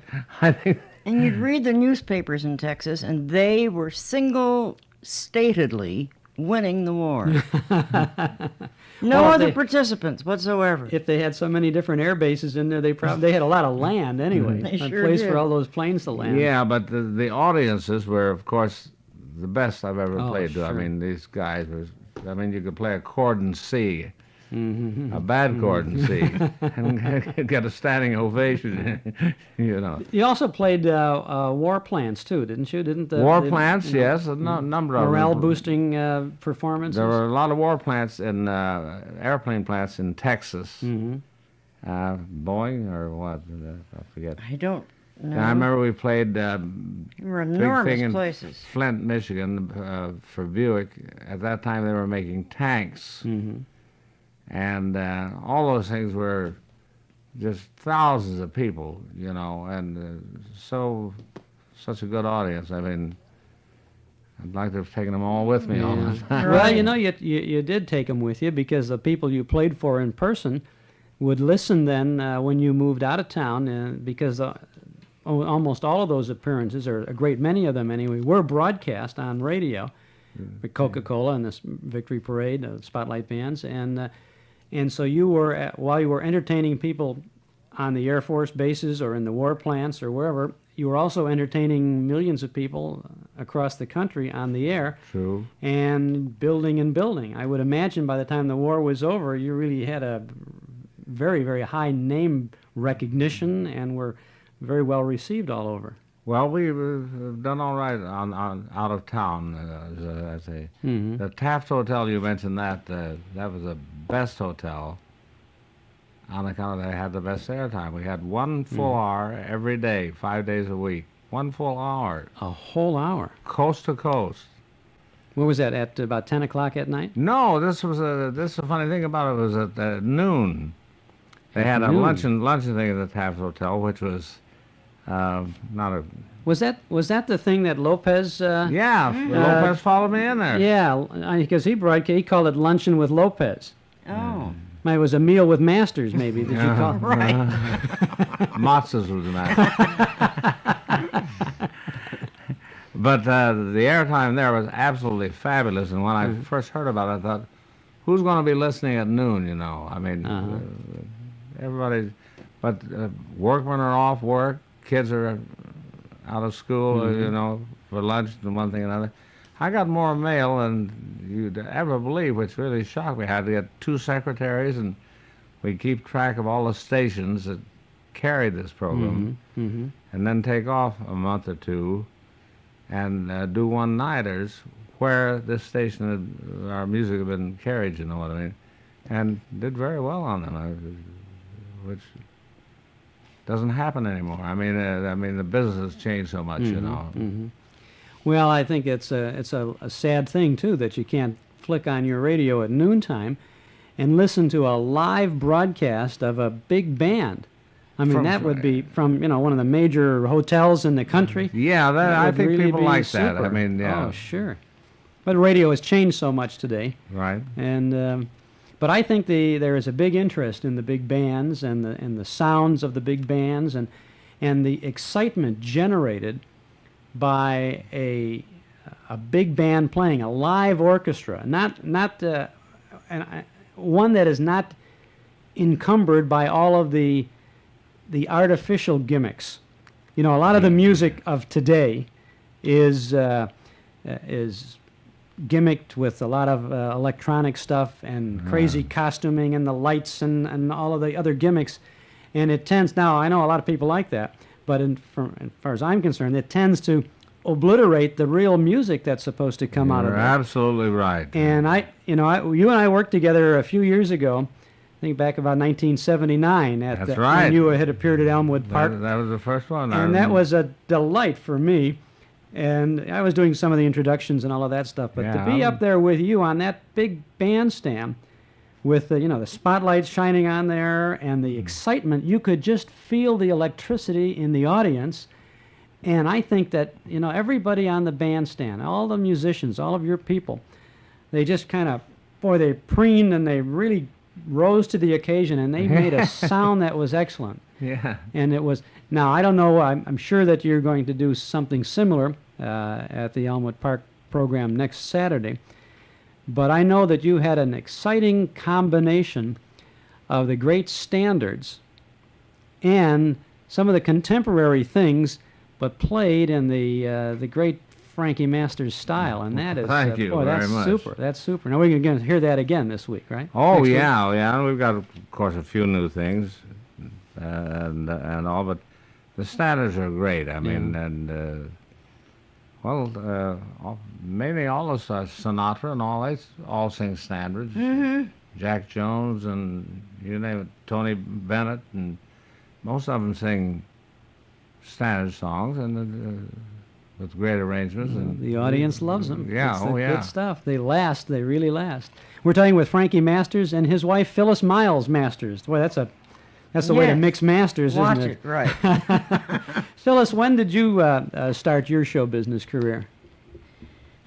Why, I haven't the dimmest idea. Let Maybe me that's see. not a polite question to ask a lady. I should say, I'll how tell did you. you start? Lousy memory.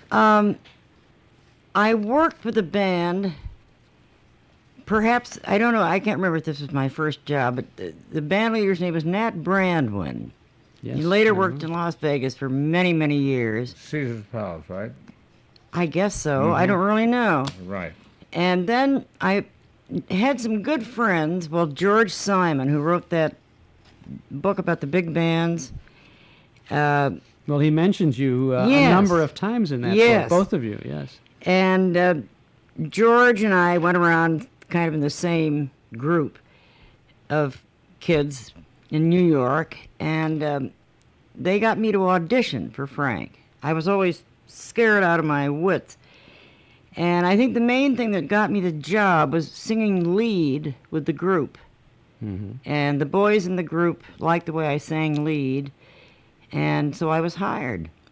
And my family were all New Yorkers, and they were just thrilled that I'd gotten this job with this lovely young man, Frank Masters, And we left town about 6 months later, and I haven't been back since. Of course you have. Took them a little while getting used to that.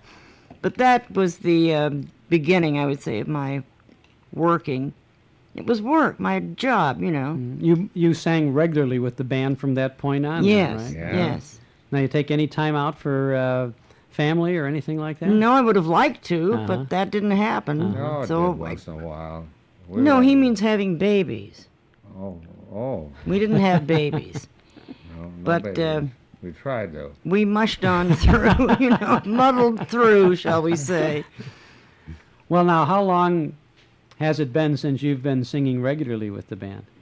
Probably 10 or 15 years Uh-huh. at least.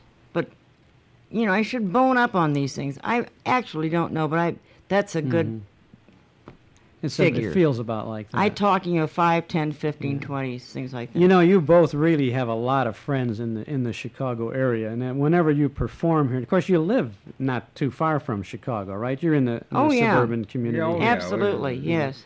And you're based pretty much in this area, and Right. whenever you perform, you can't hardly go a foot off the bandstand or even leave the bandstand without someone coming up and, as you said before, remembering some place or some special Oh, night, yes, yes. or all the wonderful pleasure that you brought to them. It's just wonderful. It takes up a lot of time to do it. Last Saturday night we played the Ridge Country Club. Now, I hardly knew where that was. It's 105th Street. It's north of Louisville or something.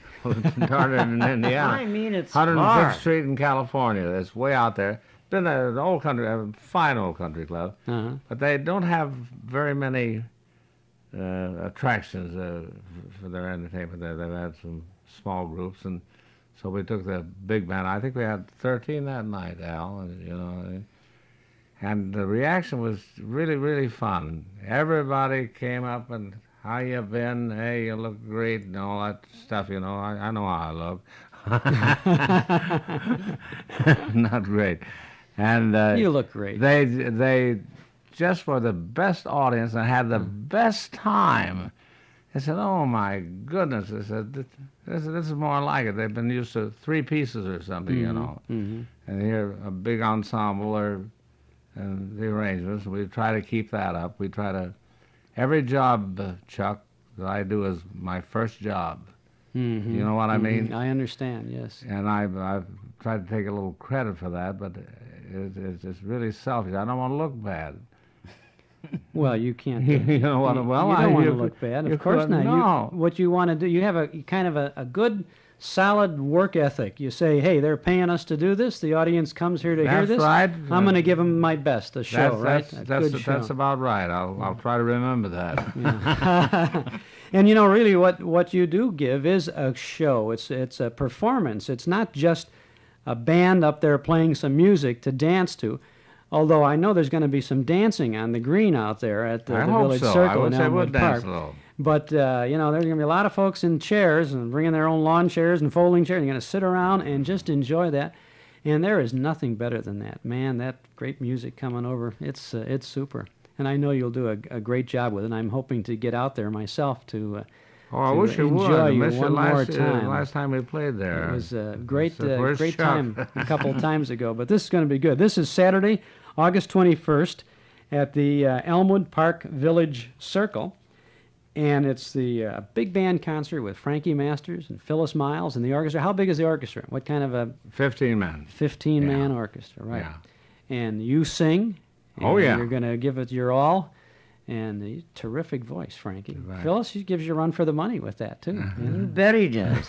Gives me a run for the money, period. Do you guys sing at home, No. No, you don't? No singing? Not even in the shower? Yeah. Oh, a little bit. Once in a while, some will come on the radio or television and we'll say, hey, remember that? And we'll sing along. She knows all the songs. She knows verses to songs. I mean, all the... When they had verses. When they had verses, like the When show... verses were verses. Yeah. Well, show tunes. She saw a lot of New York shows, of course, and all that. And That's great. Well, the program on Saturday the 21st starts at 8 o'clock, and the donation is only $1. Now, it's a BYOC, right? Bring your own chair or a blanket. You can bring a blanket and sit on the... boy, this got to be Ravinia Northwest, I think, right? Because people can bring a picnic picnic lunch with them or something, and It's all I guess there'll very be things for easygoing sale and around there too. You'll be able to fun. get some refreshments over there. It's a wonderful experience, and there's plenty of parking all around there, so I know the folks can have a good time. That's a week from today, Saturday the 21st. The Elmwood Park Arts and Humanities Commission, a big band concert starring Frankie Masters and the orchestra, and we're really delighted that you decided to pay us a visit in our Those Were the Days studio today. Well, Both thank of you. you, Chuck. It's very nice and interesting to talk to you. You're great. Well, you're great. We enjoyed this You very much. Got some nice memories, and we're glad that you shared them with our listeners. Now then, we'll In a minute or two, we're going to share with our listeners something that you folks did back in 1945, because we have a broadcast of that was just about 3 years ago, Frankie. The Victory Parade of Spotlight Bands. We have a band remote originally sponsored by Coca-Cola, one of those Victory Parade shows that we talked about. And Phyllis, we hear you singing on this, and we hear Frankie leading the band and singing, and it's going to be terrific. So we'll thank you for coming and enjoy that in just a couple of minutes. We've traveled to beautiful Sherman Oaks, California, for a visit with a man whose name will conjure up a tremendous amount of memories for anyone who ever danced in Chicago or who listened to any number of programs during the golden age of radio, and who is enjoying life out here at the Horace Heidt Magnolia Estates Retirement Living Complex. We're talking about Horace Heidt, and I'm so happy to be here. No, it's not retirement living. It's not retirement living. Not retired. No, this is an up and going place.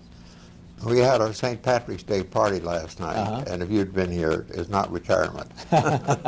Nobody's retiring here. No, we have a group of wonderful people.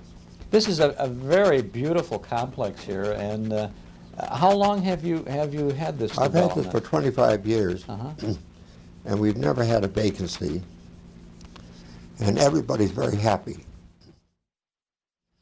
Well, as you drive in, you have the 5 big waterfalls in the front, and then you have the birds in the middle, all pheasants, golden pheasants, or all kinds of pheasants. And it changes the atmosphere. Somebody that's in a very extreme, tense business world, to drive in here, they relax right away. You're exactly right. And you come off the main street out here, Magnolia Boulevard, and you turn in here, and you're in another world. That's right. And I hope that we can hear some of the birds in the background. It's a charming, delightful setting here, and the sun is shining so brightly. That's good. Today. It's great. I'd like to talk with you a little bit about your career and about some of the good old days. I think these are good days for you and for everybody around here. Good. But there were some nice days, and I think you contributed so much to the golden age of radio, as it's called, and to the entertainment of an awful lot of people over the years. When did you form your first band? Well, my first band was formed in 1920 at the University of California at Berkeley. And these are some of the programs that we created. So you can see our minds were always busy. We were always working. Well, that first band at the university, you were not going on the radio with that yet, were you? No, that was just 6 pieces. Six pieces and a dog. Lobo, the German Shepherd dog, was a tremendous hit. What did he play? Well, he sat in the band, he rang a bell. Oh, he in did? the bells of St. Mary's. And he'd sit up when he rang the bell, and the people would come to see the dog and dance to us. How would you characterize your band at that time? Was it a collegiate band, or was yes, it definitely. Just definitely that? Huh? Yeah, put us through college. Oh, it did. Yeah. Oh, that's okay too. Isn't it? Nice to be able to get your way through college by doing something that you enjoy so much. What was your first professional engagement outside of college? Outside of college? Well, my first professional engagement was down outside of Stanford University. And I played for a band, some other band leader, and I asked the owner, I said, "How's business tonight?" And he answered me and said it was lousy, and so then the orchestra leader saw me do it and he fired me on the spot. So I realized right there and then that I had to have my own band, that I wasn't cut out to be just a piano player in the band. So that's what I did. I went out and got my own job at the Claremont Hotel in Berkeley. And we started with 3 pieces. No, we started with 5 pieces for 3 nights a week. And that was a very big success. And how long did you play there? Well, we stayed there for about 5 years. I played football with the University of California team. And I used to require the members of my band to get out and put up posters. So on our opening night, I told the manager of the Claremont Hotel, I said, if you hire my band, we'll have 1,000 people here tonight, first night. And I had no idea, you know, but I got my band to put up posters all around the stadium, around the Coliseum, and all the telegraph poles. And so the people going up saw that we were opening at the Claremont, going up to the game. Oh, I see. And then I was arrested during the game, even though I played on the team, and the headline was University of California football star under arrest for putting up all these signs, you see. And of course they released me right away, but when I went to the hotel you couldn't get in. I couldn't even get near the place. You got a little extra publicity out of the whole business. Nothing like it. I'll never forget it. And of course you had 1,000 people there. Oh, we that had night. way over 1,000. They couldn't handle them at the hotel. That's wonderful. Did you ever go on the road with the band then from that point, or right No, I after had to go that through point? college. I spent 4 years there. And then I played the campus theater at the University of California, then the Grand Lake Theater in Oakland, and then to the Warfield Theater in San Francisco, where incidentally we accompanied Al Jolson on one of his only appearances up there. Nice. And then we went into a theater, the Golden Gate Theater in San Francisco. And there we were the first to have what you call a band policy up on the stage. I asked the manager if he'd let my band, who were all college people, if he'd let us go up on the stage. And we were the background then for all the acts. That was something brand new in show business. And they still do it, of course. But that was the first one, and it was tremendously successful. The theater had been losing money, and the minute I put in that policy, why, we started to make money. The theater did. So we stayed there a long time.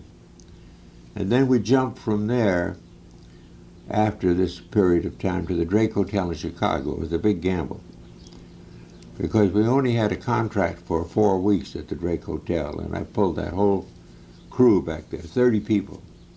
How did you obtain that contract? On the strength of the performance in California? And somebody saw you and said, we'd like you to come to the Drake, or did you put 1,000 posters up from here to there? No, we got I used to call on the people that would visit San Francisco, the big business executives. And I met a man by the name of Frank Heidt from the Stewart Warner Company. And he put us on the air from San Francisco, radio. It was really something brand new. To originate from San Francisco was a miracle. So but they wanted us to come back to Chicago. So they promised the Drake Hotel their convention business, which was, let's say, $50,000, $60,000. Oh, yes. For whatever they did there on their convention, if they would hire my band back there at the Drake Hotel in Chicago. So that's the way it was arranged. Then they didn't ever hear my band, excepting on radio, you see. Well, that was, of course, a very good place to audition for them if they needed that. All by doing it Chicago on radio. people, or most of the Chicago people, will certainly remember Benny Marshall. He was the architect for the Drake and the architect for the Edgewater Beach Hotel. And he was a great jokester. He used to love to play jokes. So we got back there, and you know what it is, we traveled in our cars, you know how exhausted we were when we got there. And I went into the hotel and I said, is Mr. Marshall here? And you know, that street was just packed up with traffic and the police were out there trying to get the cars off.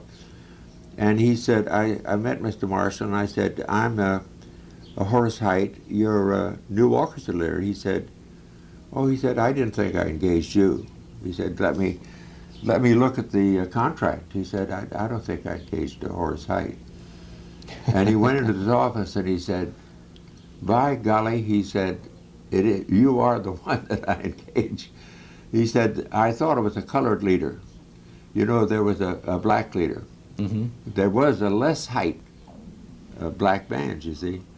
So he was just playing a joke on me. Oh, he was kidding. He was kidding me. He was scared the life out of me. Yeah, after that long trek. After 2,000 miles. Well, when you opened, then at Well, the Drake. we opened slowly. Mhm. You know, you just, who knew Horace Heidt? Nobody. And then we went to Jules Stein, of Music Corporation of America, and he arranged to put us on WGN, half hour, every night.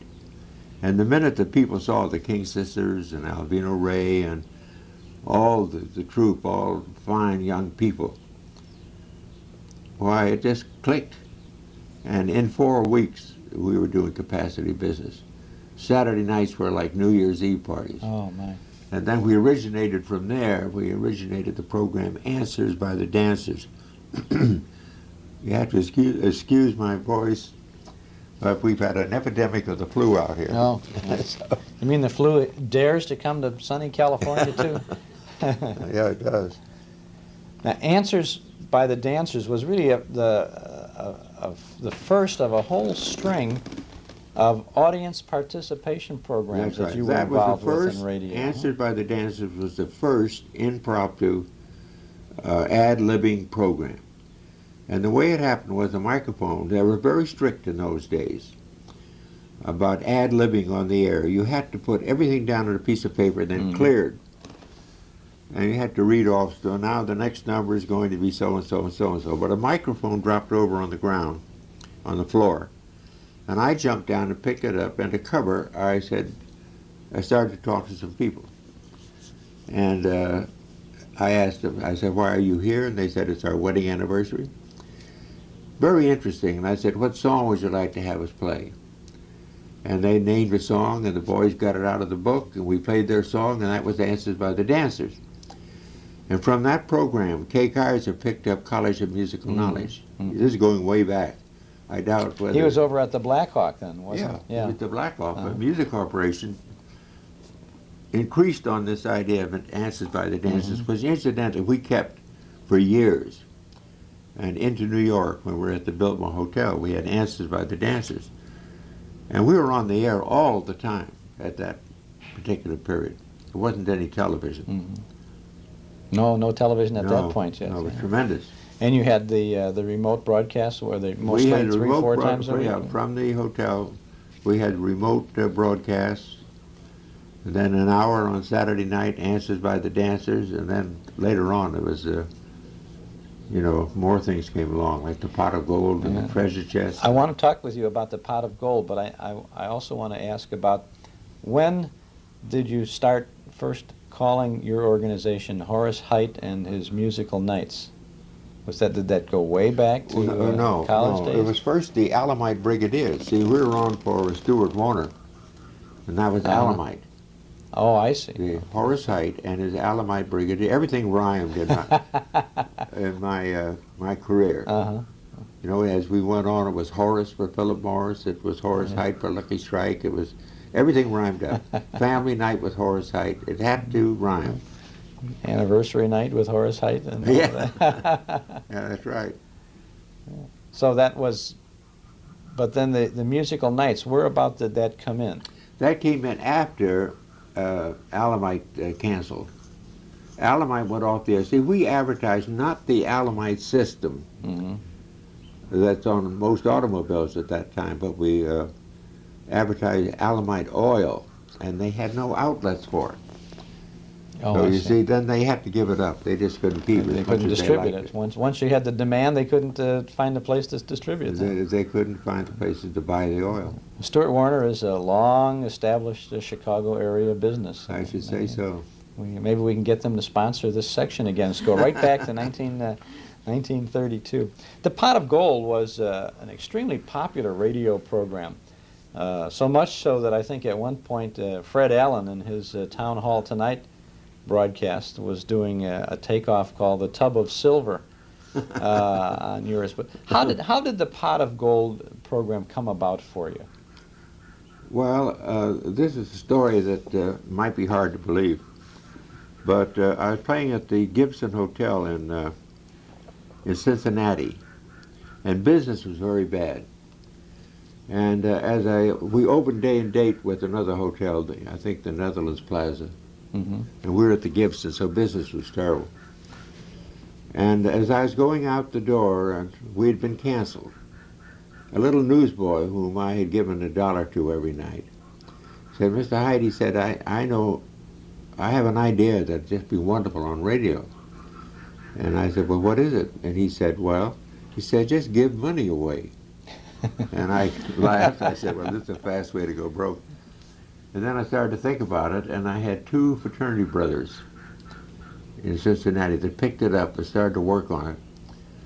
And then Harold Hackett of Music Corporation of America got a hold of the idea, and they put it into the pot of gold format, the telephone books. Yeah, they spun a Wheel of Fortune or something like that. Yeah, a big wheel. I have it right there in my trophy room. Oh, have to see it. And what did they do? They took spun the wheel to decide what city? What section of the country. Uh-huh. The whole country was put into volumes. So the first spin was to get the volume. Of the phone book, you mean? Yeah. Yes. Uh-huh. Then the second was what page in that volume. You know, there was just a tremendous amount of pages in each volume. And then the third spin was starting from the left-hand corner going down, eliminating businesses, so forth. Why, you select the number. So the line 42 was... Yes, such person and such and such a city. And then you would place the phone call to him? And if he was... phone call. If he was home, we got $1,000. Just like that? You didn't have to answer any question or anything else? No, it was a fantastic thing. And the audience was tremendous for it. Well, people put in telephones. Nobody would call anybody else during that period. And the telephone company didn't like it at all. But it was tremendous. And the rating went up so fast. It was a top-rated show for many years. Now, this started in about 1939, didn't it? Yes. I'll never forget, Bob Hope was right opposite us in the studio. And he'd come over. There was a great deal of doubt whether the pot of gold would be allowed due to the FBI, due to, it's not the FBI, I was going to say FCC? that. FCC. They might call it a lottery. But so there was nothing to buy, so... No, they fixed, the attorneys got around that. And so Bob Hope would come over and he'd say, "Gee, are you on tonight? You still on?" He said, "My rating's gone up 8 points." He followed our show, you see. Yeah. And he's a wonderful man. Have you seen Bob out here? Have not had an opportunity to visit with him yet. Well, he's one of the greatest that ever lived. He really is something. But his rating went up along with yours. His rating went up 8, and he wanted it to stay up, naturally. So he wanted you to stay on? Yeah. How long did the pot of gold last on radio? About 7 years. 7 years. A lot of money you gave away over that period of time. Not so much. When you think of what they give away now, you know, they give away now in one show what we gave away maybe in a year. But you see, when you think in 1939, someone sitting by their telephone waiting for a call that might net them $1,000, that was really a lot of money at that point. And it was very unique. But Years you see, later, the public now are smart. You know, they realize the odds against them. Yes. So if you can give 100,000 away now, they wouldn't tune in. They'd say, "My odds are, what chance have I got?" Yes, but in states where they have the lottery, the state lottery, the big winner could make $30 million or something. So people, they know the odds, but it's the game of chance. I think it's the excitement that it could happen to me. You know. Yeah. And I think you capitalized on that very well and did a nice job with all of that. I read someplace that said that the motion picture theaters, on the night that your program was on, they were hungry for business. People were staying home. Well, they'd advertise in the theater. If your name is called during this period, if you're in the theater, we will let you know. We'll take the picture off you and answer the phone. So what did they do? They registered with the theater owner. Well, no, they could tell where the call was. You see. Oh, I see. So if it was, they would hear the call If it was like you take Sherman Oaks, or right now, if it's Sherman Oaks, they'd tune the person in. They'd get them on the telephone, or they'd flash on the screen, Mrs. So-and-so. Is she in the audience? Oh, I see. Well, that's really shows the power of radio at that period of time, and of course the power of the material that you put together. Now, in between all the phone calls and the spinning of the wheel, of course, you put on a very fine variety program then for the Yes, there's a good audience. variety show. Was this a half-hour show or Half hour? A half an hour show. You know, but the pot of gold on radio, this idea was owned by Music Corporation of America, and so then we put it in theaters. We would give anybody in the town that we're playing in, let's say Washington, D.C., although that's a bad city, because the FCC they were scared to death there. But let's take any city. That's the telephone. Go ahead. Answer. You can answer. No, I'll answer that later. Okay. We put it on the stage. And if you were in the theater when we called your name out in this telephone book of the city we were in, why, you'd get the $1,000. Oh, I see. And the people would sit there all day long. They'd get there at 9 o'clock in the morning and sit there. And just hope that... They'd look at the picture and look at the show 5 times. That wasn't so good for business, was it? No, it wasn't. Well, no, they did tremendous business. Yeah. Oh, that's great. Now, you moved from the Pot of Gold program to I have a note that says you were involved with a treasure chest broadcast. That was an offspring. For Our Tums? sponsors, our sponsors for the Pot of Gold, their business grew so big, so tremendous. They went from 2 or 3 machines to 3 floors of machines that they said, well, let's put on another show. So the treasure chest, that was celebrate anniversary night with Horace Heidt. And see, then we'd get married couples. 1 year married, 10 years married, then the golden wedding. And then they'd reach into the golden treasure chest and they'd pull out a prize, whatever it was. Very nice prize. And from one of the sponsors, or from just... Yeah, not an automobile in those days, a very nice present.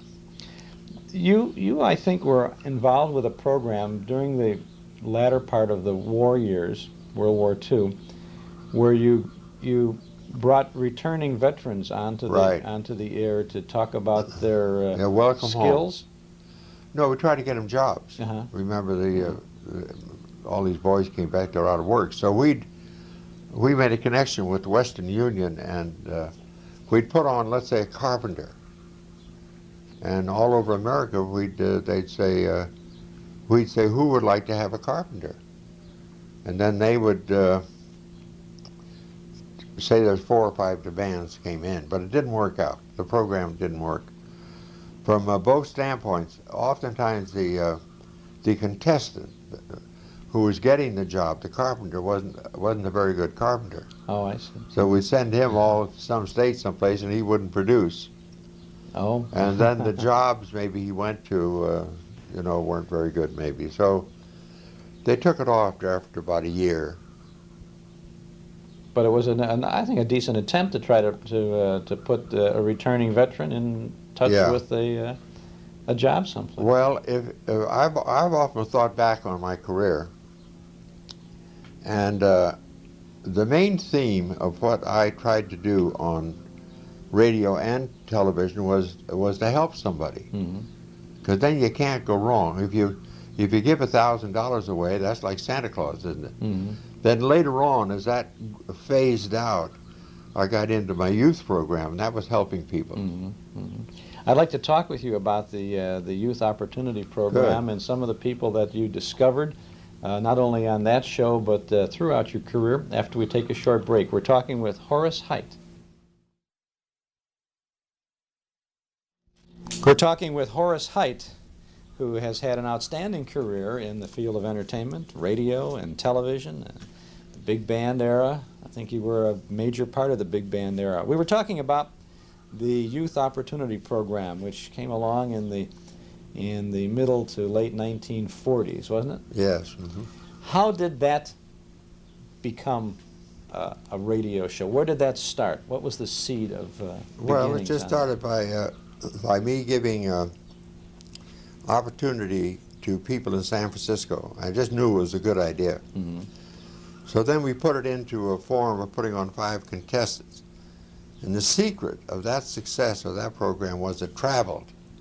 Now all the other talent shows that you see now, they all stay in one place. Mm-hmm.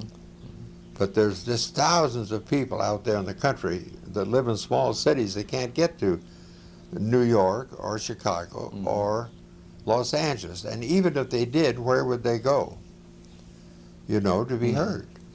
So we went in, we had scouts, and we would audition these people.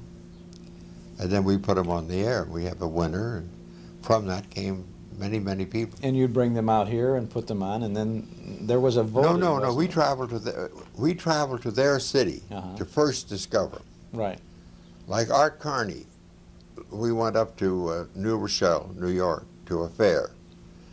And Art Carney was selling soda pop. But with that, he would do an impersonation. If somebody asked for a certain kind of a drink, a soft drink of some kind, Mm-hmm. then he would do, say, Eddie Cantor. Oh, uh-huh. And then if they asked for another sort, then he'd do Roosevelt, who was president. So I was fascinated. The kids were screaming, you know, and yelling for him to perform. Would you like to come down to the Biltmore Hotel in New York and do your act? And he did, and he was a sensation. You know, he was called to the White House when Roosevelt heard so much about it that he called him to New York, and then he did Al Smith at the Biltmore Hotel, and that filled us up for a couple of years. But Art Carney was he's great, a wonderful person. What else did these people do on your show? If Art, I want to talk immediately about probably the most famous of your discoveries from that program, and that was the accordionist Dick Contino. Well, I wouldn't say that he was any bigger than Al Heidt. No, Al Heidt would be. Or I wouldn't say he's any bigger than Gordon MacRae. No, sir. But I don't know that so many people realize that Gordon MacRae got his start on my show, on your show. Well, he was a page boy at NBC. And he's just hoping to get a break, and I was there. My show was there, and I had him come up on the stage and sing. He auditioned in the washroom while I was washing my hands. And I said, "Well, go all ahead." The world's a stage. So I said, "Go ahead and sing," and he sang, and it was beautiful. Mm-hmm. And I've seen Gordon in pictures now. He really was wonderful. Mm-hmm. I didn't realize how great he was until I saw some of his pictures at Carousel and South Pacific, I guess. But Oklahoma, he was. He was a coming star of America, there's no doubt. But he was a great star of America. Well, he had his own radio series too for a long time, the Railroad Hour. Yes, he did. Then he got sick, I guess, and couldn't continue. He's still, you know, Gordon's still doing well. He's alive. He's going. Well, he's going around doing some work here and there. He's performing. He was in Chicago not too long was he ago. really? Yes, he was. Well, he's a wonderful boy. Wonderful. Now, did you send out units? No, that was Major Bowles. Major Bowles did that, but that was Major Bowles' big mistake. When the public finds out that you're trying to make money off of the people you've discovered, you're out of luck. You see, I never had a contract with anybody that I discovered. They were free as the wind. And that made it an authentic program. But when if you send them out in units and try to make money, then that's the downfall of it. So when these performers would go out, we would have a big celebration and say, "May the Lord be with you. We're proud that you started on our show." We did everything we could to help him. Look at Frankie Carl. Look where he went to. Oh, he had his own band, was doing great. Albino Ray had his own band, doing great. Lionel Hampton was involved with you? No, he wasn't. No, Lionel Hampton came into my life when I had a ballroom in Los Angeles, and the Trianon Ballroom. And I bought that for me to play in, my own band, to keep them busy during the summer. But business was no good, you know, for my own band. So we had to move aside, and Lionel Hampton came in, and he just put us out of business, put me out of business. But he paid the rent, so you were doing okay. He paid the rent. He doubled or tripled any business we ever thought of doing. You talked about Art Carney as a comedian who got his start on your Youth Opportunity Program. And before we started our tape rolling today, you mentioned Johnny Stanley. Johnny in the book Stanley. Yeah, it's in the book, right? Oh, yes. He was sensational. What part of the country did he come Oklahoma. from? Oklahoma. Oklahoma City. His father had a tent show. Now, Johnny did live just around the corner here. And on this tape that I just gave you, you have probably one of the only recordings left of us in the book. Incidentally, if people would like to buy that tape or get it, they could write me here. Oh, okay. How do we get it? We write to Horace Heidt? Yeah, write to Horace Heidt, Post Office Box 1900, Van Nuys, California, 91423. 91423, Van Nuys? 91404. They made a special box. 91404 is the zip, but it's box 1900. Box 1900? And they send in a check for $10, and we'll send them a tape of all the people on that. Okay. Well, let's see. You've given me the tape here, and we have Bill Finnegan, who was an arranger of yours. Well, he arranged with me after Glenn passed. Glenn Miller. Glenn Miller. He did arrangements on this tape, and then there was the others that you see listed there. And you have Frankie Carl with Tea for Two. It's in the book with Johnny Stanley. Riding to Glory on a Trumpet by Horace Heidt. Or no, how about Riding to Glory on a Trumpet? Oh yes, that's where I sang the chorus. But the big one is Hot Lips. That's Al Hurt, Red Nichols, and Pete Condoli. It's all right. We have the. In addition to that, you have Fred Lowry, the whistling cowboy. Yes, the blind whistler from Texas. Dick Contino plays Lady of Spain. Right. And Donna and the Don Juans with the Hut Sut Serenade. Oh, they were great. They were sensational. This is a gem. Are you going to do anything with a record on this? Yes, I'm going to make a record of that. Oh, that's marvelous to hear. It's some of the great entertainment, all backed up by Horace Heidt and his musical nights. The original records, yes. They've been hard to find for a long time. Now you've got them. Now we've got them. Gang, we can go out and get them. Yeah. And we'll get those $10 checks coming your way. Well, that'll be wonderful. And then you'll get some $1 million worth of entertainment going the other way. That's super. Now, you have been out here for some 25 years with this Yes, I bought this property. This is 10 acres of ground. Have you been around the golf course and seen a little bit, yes. We had a chance to stroll through here. But you went through the houses and back. They're beautiful little houses. And there's 10 acres of apartments and houses and beautiful living. And we have parties for every month for our friends. Real good shows. We had a wonderful show last night. We had, well, it was so much. There was Patrick Sullivan Burke for St. Patrick's Day. You couldn't beat that. And he's a great person. Then we had Mr. Sherman on. He was great. He's something. He's a great actor, and his wife is a wonderful dancer. As Mr. Sharman says, everything he owns is behind him. Dr. Sharman. We shall not comment.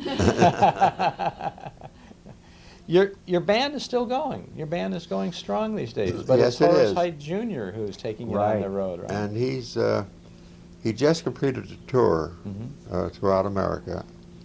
And we were all very pleased that he did so well.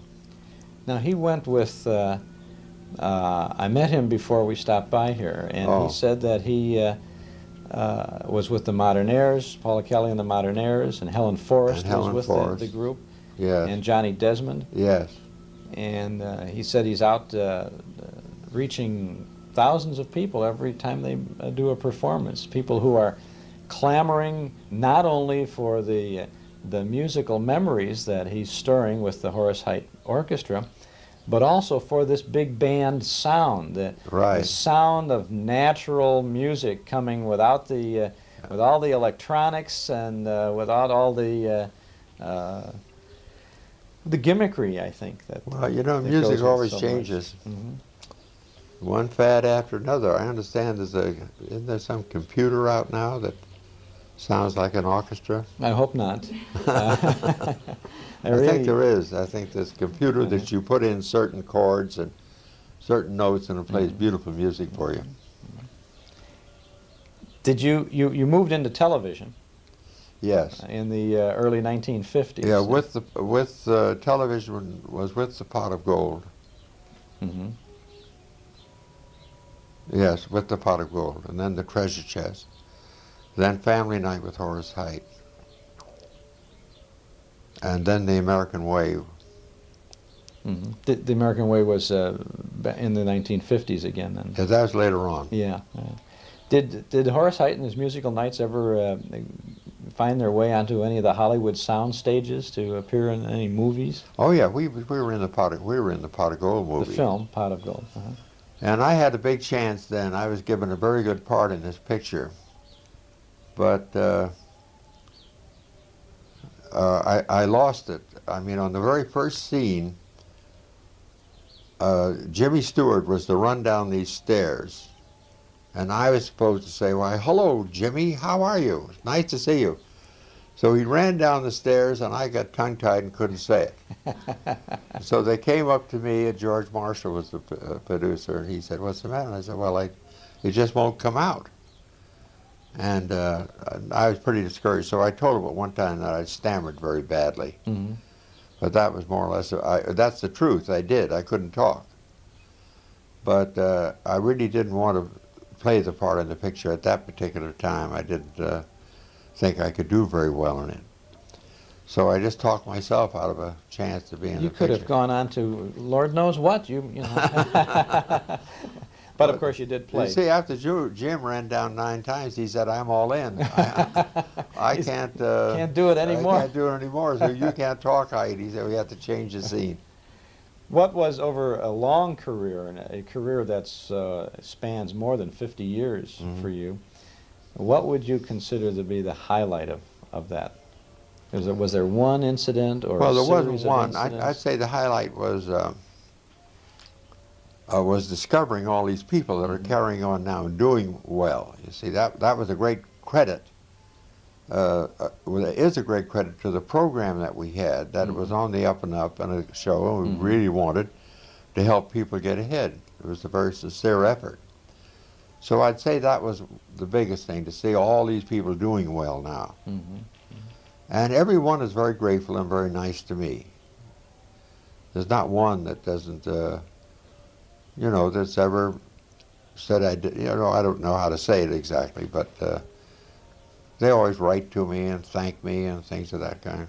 So you do hear then from many of Oh the, yes, I hear from. How many people appeared on that, the Youth Opportunity Program, over the years? Well, I don't know. It's how many we auditioned. Thousands, hundreds of thousands. See, in each city you had 400 or 500. And you heard them all? Huh? Somebody well, my from scouts your would staff, hear your them, scouts, yeah. and then I'd hear the last 5, and then we put the last 3 on the air. Did you make the final decision as to who No, went the on audience. air? That's the trick. No, I mean as to who went on your program. Yes. And I'd then listen to the people, and I'd. You see, I had, thank goodness, had an ability to take somebody that was just a raw amateur and make him look like a star in about a week's time. Now you do that, it sounds impossible. But number one, you change their song, probably. You put a great arrangement behind them. If it's a girl, you buy her a beautiful dress, send her to a hairdresser and get her all fixed up. And by the time you put her on the air and rehearse her, and she has sung this song for a week in our stage show in other cities, you see, as we travel. Yes. We'd take these people with us from each city. Oh, and they'd appear on the stage with your For show a full before week they got on the air. went on the air, so they were all broken in. And they had a greater degree of confidence. It's a great idea And Sure I is. can't understand why networks don't pick it up now. With all the things that they have on the air that they cancel. Here they have my son, you know, he's a handsome boy. Yes. And why they won't put him on with the original Youth Opportunity Program, I can't understand.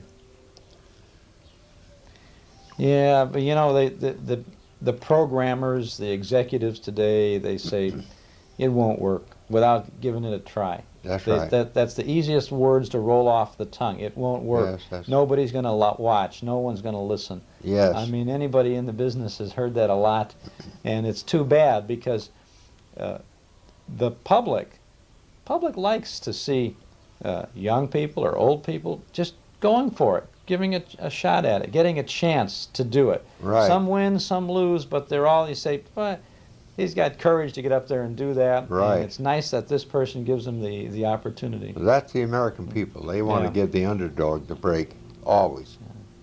But unless the programmers feel that you can upset a program that's been on for 5 seasons and has high ratings, it isn't going to work. And then they put something else on that they think will work, and it doesn't work anyway. So what? Yes, but the funny part was that the original Youth always got high ratings. Mm-hmm. We were never out of the first 10 on radio and on television.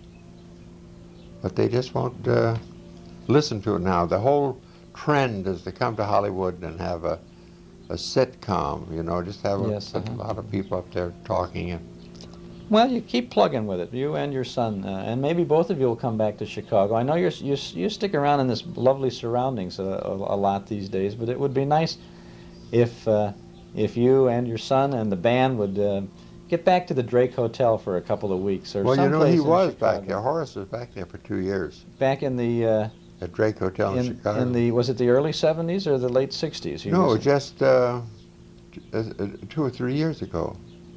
He went back to the Camille Room before they closed it. And we put on the talent search hunt from the Drake Hotel, and it was tremendous. But the management of the Drake, a wonderful man by the name of Ben Schuler, he didn't want to get the crowd from the Knickerbocker across the street from the Drake.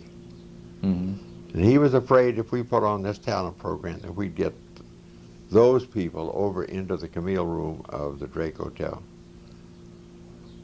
I didn't agree with that thinking, but he was the boss. Well, there's always some boss who doesn't agree. That's right. But it's all right, Bev. He did the best.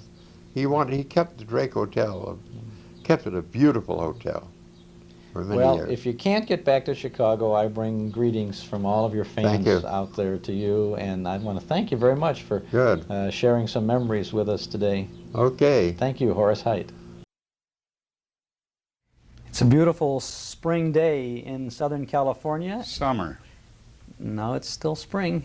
It's a spring day. It's the first day of spring almost. But it's a summer day. It's a summer day. You're right. We're talking to Herb Vigran, who's had a great career in front of the public, and we're delighted that we can spend some time to visit with you today. No, I'm delighted to be here on such a nice spring day. It's a summer-like day. Oh. Now we're even. Herb, did your career start on Broadway? Well, to make the story, of course, short as possible, I'll begin with my birth. That's okay. Actually, did my career start? Well, if you want to know when I first did my professional, I joined Equity in 1934 out here. See, I graduated from Indiana University from law school. I got my degree, I took the bar exam, and I hitchhiked to California to get in the movies. And when I got here, I had a letter saying that I had passed the bar, and it was a year later before I went back and became admitted. That was the end of my career. Did you really want to become a lawyer? No, I never wanted to become a lawyer. Why did that's you go a long story. Well, tell us. No. Well, you know, we've got a lot. I got a stack of tape here. When it came time to go to college, my father, remember this is the Depression. Yes. When it came time to go to college, my folks said, well, what should we study, you know? Well, I wanted to be a doctor, but blood made me faint. I wanted to be a chemist, but I couldn't add 2 and 2. And so my father finally said, take law, it'll always stand you in good stead, no matter what you get into. Well, when I needed to sign a contract and for a radio show that I starred in, I hired a lawyer, you know. So actually, after I hitchhiked out here, I hardly worked at all. I came here instead of New York because I had an aunt out here with whom I could live for free. Oh. But I managed to land a part in Men in White at the then El Capitan Theater. It's now a movie house on Hollywood Boulevard. And that was the beginning of my professional career. I joined Equity, cost $50. A friend of mine loaned me 25 and they deferred the other 25. And that ran for quite a few weeks here, and then it played in San Francisco, and then of course the Depression really set in. And I started doing little, well, a friend of mine sent an agent around to see me in Men in White, and he started getting me little jobs before the Screen Actors Guild for $10 a day, you know, $15 a day. And I did little things in movies, but they were 4, 5, 6 months apart, you know. Couldn't live very well Yeah, on $15 a day was okay, but not 2 days a year. Yeah.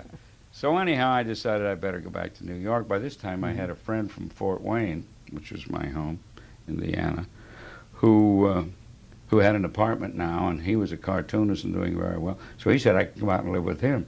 So wherever I found people I could live with for free, I went. So anyhow, I went to New York, and fortunately, the few little movies things that I had done, this isn't limited just to radio. No, not at all. This is limited to your career. The few little radio things, a few little movie things that I had done, a day here, a day there, I would manage to get a still.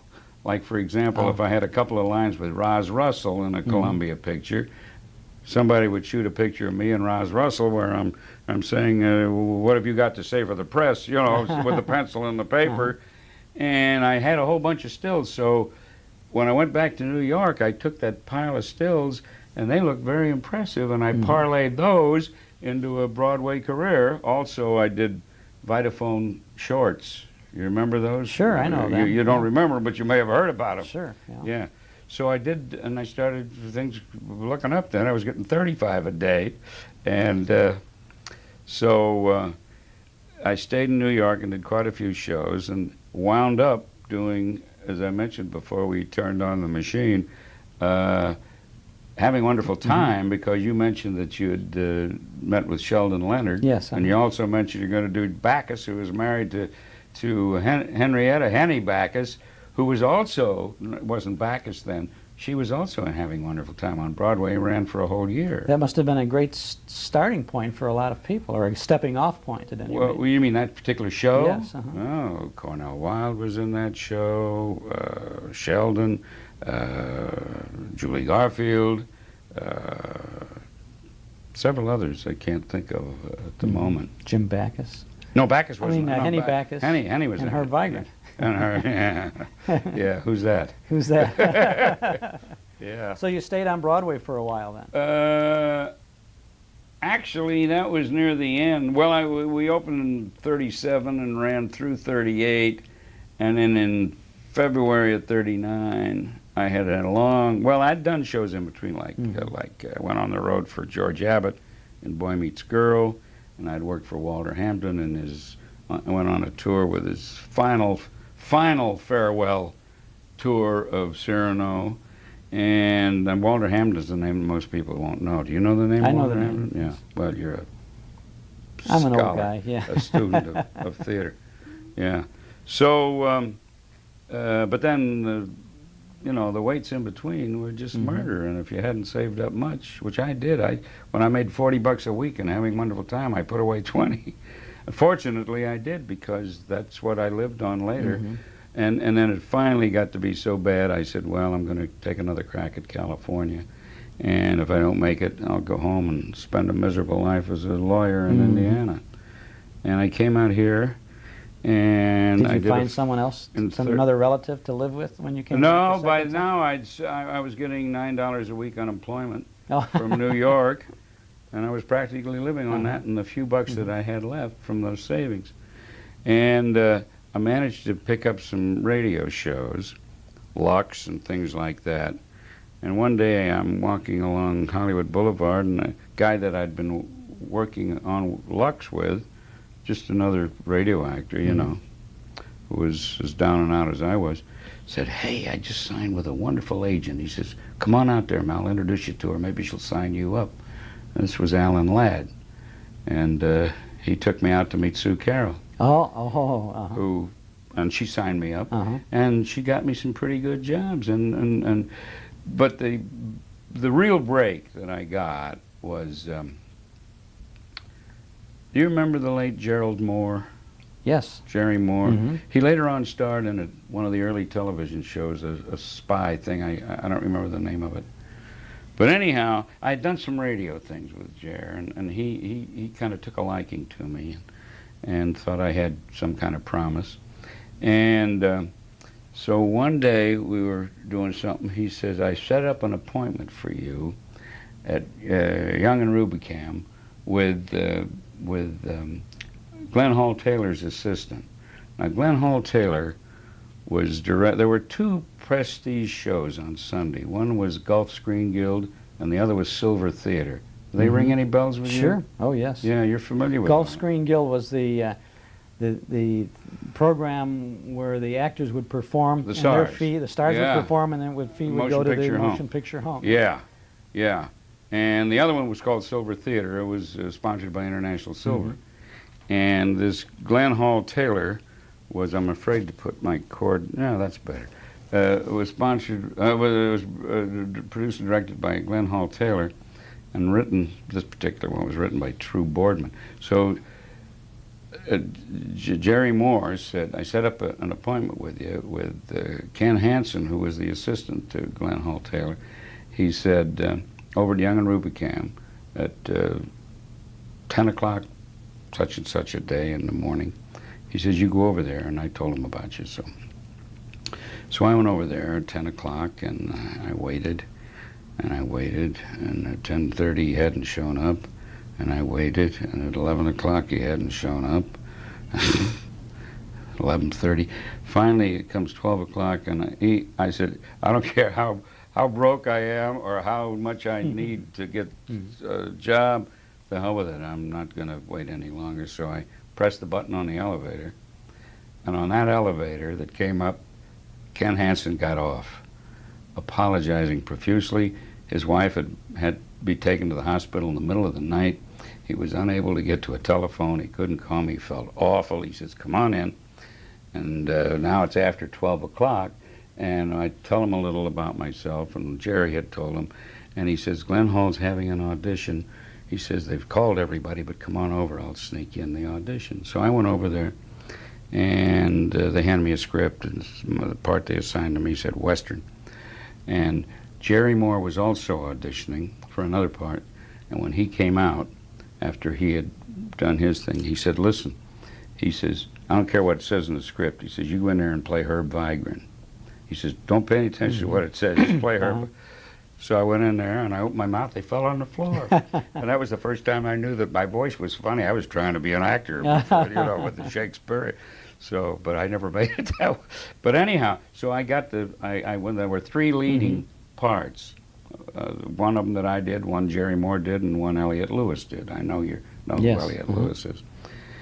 And a good friend of mine, Jerry Hausner, who, that might be a good guy for you too. Jerry Hausner was the king of the baby cries. He used to do baby cries on all the live radio shows, in front of an audience. Yeah, and then, he was great, and still is. Jerry said, who was a good friend of mine, he says, "Get a record made of this Silver Theater show." It was opposite Cape Francis, by the way. And I said, "Records, it costs $5." Because it seems like all I'm talking about is money now. That's all right. Money was probably very, very important. Well, it was an important time. thing Sure in those was. days, yeah. You needed it. Anyhow, so I had a record made. And I tucked that record under my arm and took it around and played it to all the radio producers. Mm-hmm. And from then on, everything was good, and it has been. It opened up for you then. Oh, They yeah. heard your voice. When I And started then once you got a role, then Yeah. the producer or the director Well, knew who you yeah, were but, and but what they you listened could do. they listened to this thing, and Yeah. you know, it was a good demo, and then ultimately, I starred on radio. Now you wouldn't remember that because you weren't around. What, in the then. Sad Sack? Yeah. Sure, you were. Anyhow, I replaced. I was the summer replacement for Frank Sinatra for Old Gold, and unfortunately, it lasted only for the summer replacement, 13 weeks. And the Morris office had the package, and they were trying to sell it, but they finally came to the conclusion that people didn't want to listen to, didn't want to hear about the war anymore. You know, anything about the war was. So that was the end of that. But it wasn't the Sad Sack really kind of returning from the service at that? Oh yeah, in the series? only veterans were connected with the show at Uh-huh. all. Yeah. Oh yes, the opening show was where he says, "Oh, hello, I'm back." Well, I am. Yeah, he was coming back, and he's looking for his old girlfriend, Uh-huh. and his uniform was ill-fitting, and Bacchus, who played his good friend, I forget the name, had taken all his clothes. During the war, on Armed Forces Radio, Mel Blanc played a continuing character on a number of the AFRS shows called The Sad Sack. Really? He did a kind of almost a stuttering kind of a character, Porky almost Pig. a Porky Pig type. Yeah. But it didn't have any relation to No, this, it wasn't to the this Sad Sack. yeah. This was the Sad Sack. Yeah. This was written by George Baker. Mhm. Well, actually, the scripts were not written by George Baker. was based on the but Sad it was, Sack it was character. George. I got a couple of autographed copies of his Sad Sack books. I mean, it was with he was paid for the use of that. Of course, Jerry Lewis later did a movie. At least one movie, yeah, maybe more, based on the Sad called the Sad Sack. Yeah. In your radio days, you were very, very busy working this show and that show. Running. And, We were always running. How many shows were you doing at one time, or could you have done at one time, or did you do? I did 3 shows in 1.5 hour one time. 3 shows in a half an hour? It was the beginning of tape. Uh-huh. It was Oh. the very beginning of tape. So one of the shows was on tape, but one of them, we used to run between studios, and, one of them, I forget what they were even, but I know that I did that. One of them, I was in the first 5 minutes, and the other one, I was in the last 5 minutes, and the other one was taped. So there were 2 live shows and 1 tape Yeah. show, all playing at the same. Yeah. Listeners couldn't get away from you Yeah. that particular day. Did you have a role that did some repeated sometimes on the Fibber McGee and Molly series? Yeah. Well, we were talking about it when I met you the other day with Phil Leslie. It was the only thing that I ever dreamed up myself that I presented to anybody that said, "Hey, how about this?" And they included it only for like 4 or 5 times because it was terribly difficult to write. It was Herbert Tapple.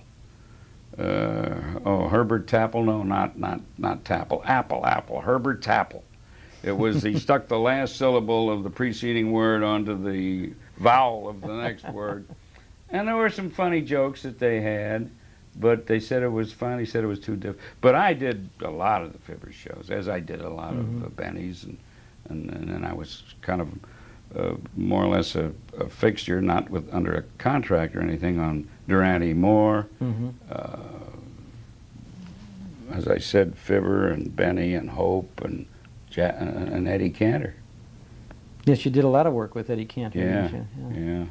There were they knew when they had a good, solid comedian, and mostly you were playing comedy things. Comedy weren't you? things. On the comedy shows, obviously. Yeah. But Lux, for example, now you said you did a lot of Lux radio theater programs. Now, when you would do one of those shows, and Screen Guild did those things, what kind of preparation did you have to have for those roles, or how did they call? They just call your agent, or they call you and you get the part? And they I give don't you the think we script? had agents in those days. They just they just called you. They didn't have casting people either in those days. The director said, oh, Virginia Gregg can play this. There's one guy kept saying, I got a terrible illness. It's called Greggitis. He couldn't, every show that he cast, he tried to use other people. He wound up using, he couldn't stand it. He had to have Virginia Gregg on the show. Well, she's wonderful, let's face it. So, no, they would just call us. Preparation? Just the rehearsals, Some of the rehearsals were, I'll tell you a horror story, and it'll answer your question to a degree. About Lux. Well, Lux was the most rehearsed show, probably, of all of them. And I don't remember the exact times or dates, but we would, like, for example, we'd have a meeting on, Lux was on Monday. Like, maybe on Wednesday, we'd get together and read. And then maybe on Thursday, we'd read and put it on the mic and go over it. And on Sunday, I'm not sure of these times, something like that. On Sunday, we'd get together and rehearse and have our breaks and take direction from the director. And then we'd do a dress rehearsal with an audience. It's what is now the Huntington Hartford Theater. We'd do a dress rehearsal with an audience. Then Monday, the day of the show, we'd rehearse a lot more and again do a live dress rehearsal with an audience. And then we'd do the show, I think at 7 o'clock at night. By now, this was the third time we're in front of an audience, right? So every Christmas, they would do a Miracle on 34th Street with Edmund Gwenn. And a lot of us would always play the same parts that we'd played the year before. And I played the guy that, when the judge says, bring in those letters to Santa Claus, and I played the guy who was on the mail truck. I said, but Your Honor, what I was trying to tell him is they're bags and bags and bags. Anybody wouldn't listen to him. He says, bring them in, bring them in. So, okay, through rain, sleet, what do we deliver? So I had that episode, and then I had another appearance and then another appearance later. Same character in the show. Well, the night of the show of this particular year, now this was at Huntington Hartford Theater. You know where CBS Radio is, over on Gower and Sunset? So it's just a few blocks you run between, So I had, at 8 o'clock, was beginning what they used to call an audition record. Today they call them pilots, of Father Knows Best. The very first Father Knows Best with Bob Young. So I was cast to play a part in that. What was his name? It was, I later appeared in it quite a bit as Bob Young's sidekick in Fran. Can't remember the character's name. Anyhow, so I had to be there at 8 o'clock for the start of the show. And Lux didn't get off the air until 8 o'clock. So I went to Fred Mackay, a lovely man who was the director, who's not with us anymore. And on Lux, there was a lot of ad-libbing went on. And the ad-libbing was orchestrated. There was, everybody who wasn't on the mic would stand off to one side and another mic, and sort of an ad-lib leader would take a cue from Fred Mackay for bring up the ad-libs, like at a party scene, and bring them noises, down. And all the actors that weren't on camera, on mic, were over here on this other doing the ad-libs, and you were required to do that. And nobody ever objected to it. And so I asked Fred Mackay, I said, I have to be over for this Father Knows Best thing. I said, is it all right with you if when I finish my final scene, instead of hanging around for the ad-libs, is it all right if I take off and go over to CBS? And he said, sure, go ahead. Well, we had done a dress rehearsal, as I pointed out, with an audience on Sunday. We had done a dress rehearsal on Monday with an audience, and now we're doing the show. And I did my first section, and I did my second section, and I took off. And I still had one little section of a few lines to do. I wasn't aware of it. In my head, I had finished. And he said I could go, so I went. I went over, we did Father's Knows Best. It was a big success, so they bought the show. It went on for a long time. But the following Wednesday, over at KHJ, was sitting there marking a script for a show called California Caravan, and Willie Waterman was in it. And Willie Waterman comes in and starts marking. He says, "What happened to you Monday?" I said, "What do you mean?" He says, "Monday on Lux." I said, "Well, what happened?" I said, "What are you talking about?" He says, "Monday when you left, you know." I says, "What?" He says, "Don't you know?" I says, "No what?" He says, you left, you weren't finished.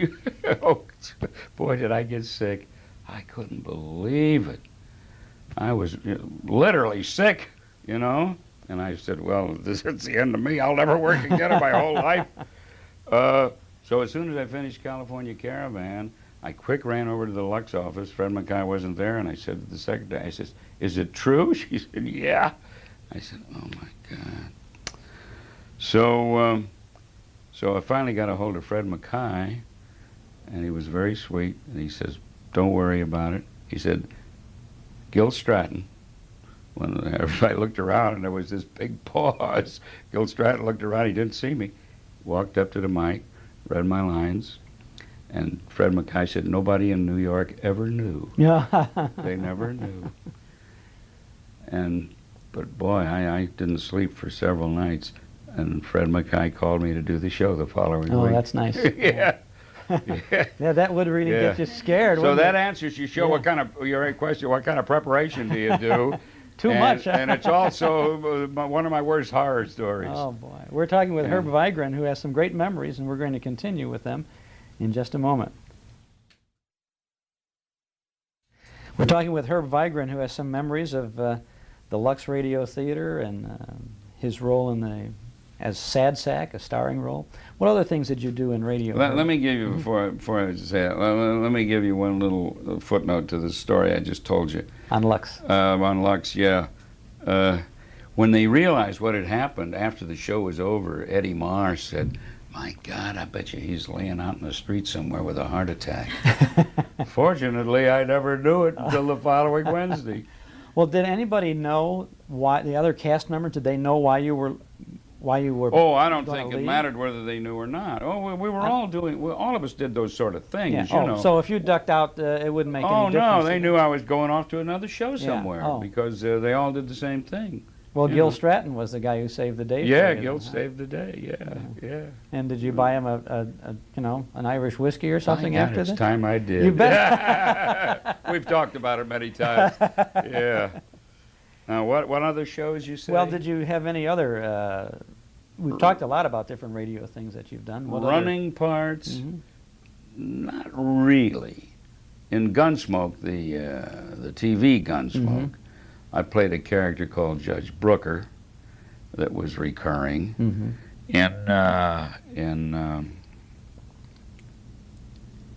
I thought of another one just now. No. Well, let's talk about TV. You made a pretty easy transition. Oh, yeah. Well, I'll tell you that in a minute. I remember the other thing that I had a running part in, and it was short-lived. It was Ed Wynn. It was called the Ed Wynn Show, and it was the final thing he did after he blossomed out into a straight actor. You know, after Keenan talked him into doing that Requiem for a Heavyweight, whatever it was. Anyhow, this was the Ed Wynn Show, and he played a grandfather. And I played his attorney and confidant, Ernie the attorney. But it was a kid show, and it was sponsored by Chesterfield Cigarettes, which wasn't the finest kind of a combination. A kid show? Yeah. And that... You mean it really was a kid show, or was it well, down I mean, to no, the level it was family-oriented show. Oh. No, it wasn't a kid show. Oh. No, it was family-oriented. It was a nice family. You know, he was a friendly grandfather, and like I say, I was his friend. And it just, the sponsor dropped it, realizing this is no way to sell cigarettes, and nobody else picked it up, and that was the end of it. Ernie the attorney, so your legal training... Great, yeah, helped a lot. Yeah. Stanislavski method, you just went right in. Yeah. Now, what was it? Television. You moved easily from radio to television. The transition. Well, I was very lucky. You see, most of us, many of us, who had done all that radio. In the early days of television, all of the producers and directors and writers of early TV were the radio writers and producers and directors. So I went right into I Love Lucy. Jess Oppenheimer was the producer. Madeline Martin and Bob Carroll were the writers. They had written My Favorite Husband, which was a show that Lucy had done. And the E. Varden Show, the same guy who's directing that, who was directed an E. Varden show on you know. So all of those things, and so yes, I made a very fortunate transition. I was one of the busiest guys in the early television days. Well, didn't you play a bad guy on Superman? Oh, even? I sure did. That's my most. That's what I'm known for. All the 3 generations of people now know me for that. The ones who grew up at that time, their kids, and now their grandchildren. It never stops running, you know. It never stops running. Did the checks keep coming in? Oh no, come on. They don't, huh? Zilch, nothing, zero. That was one of the big thorns in my side and a lot of other people's sides. And I'm not going to tell you who's responsible for who was president of the Screen Actors Guild and sold us down the river when we were on strike for residuals. I won't mention his name. Is he president of any large organization nowadays? He's always been a president of something. Herb, when did that change, though? When did it change when you, as an actor in a television series, started to share in the residuals as they were moving this along? incident that I'm talking about, we were on strike for residuals, period, because, well, this is when it was finally on film and not being a kinescope, so that it could be repeated and repeated and repeated.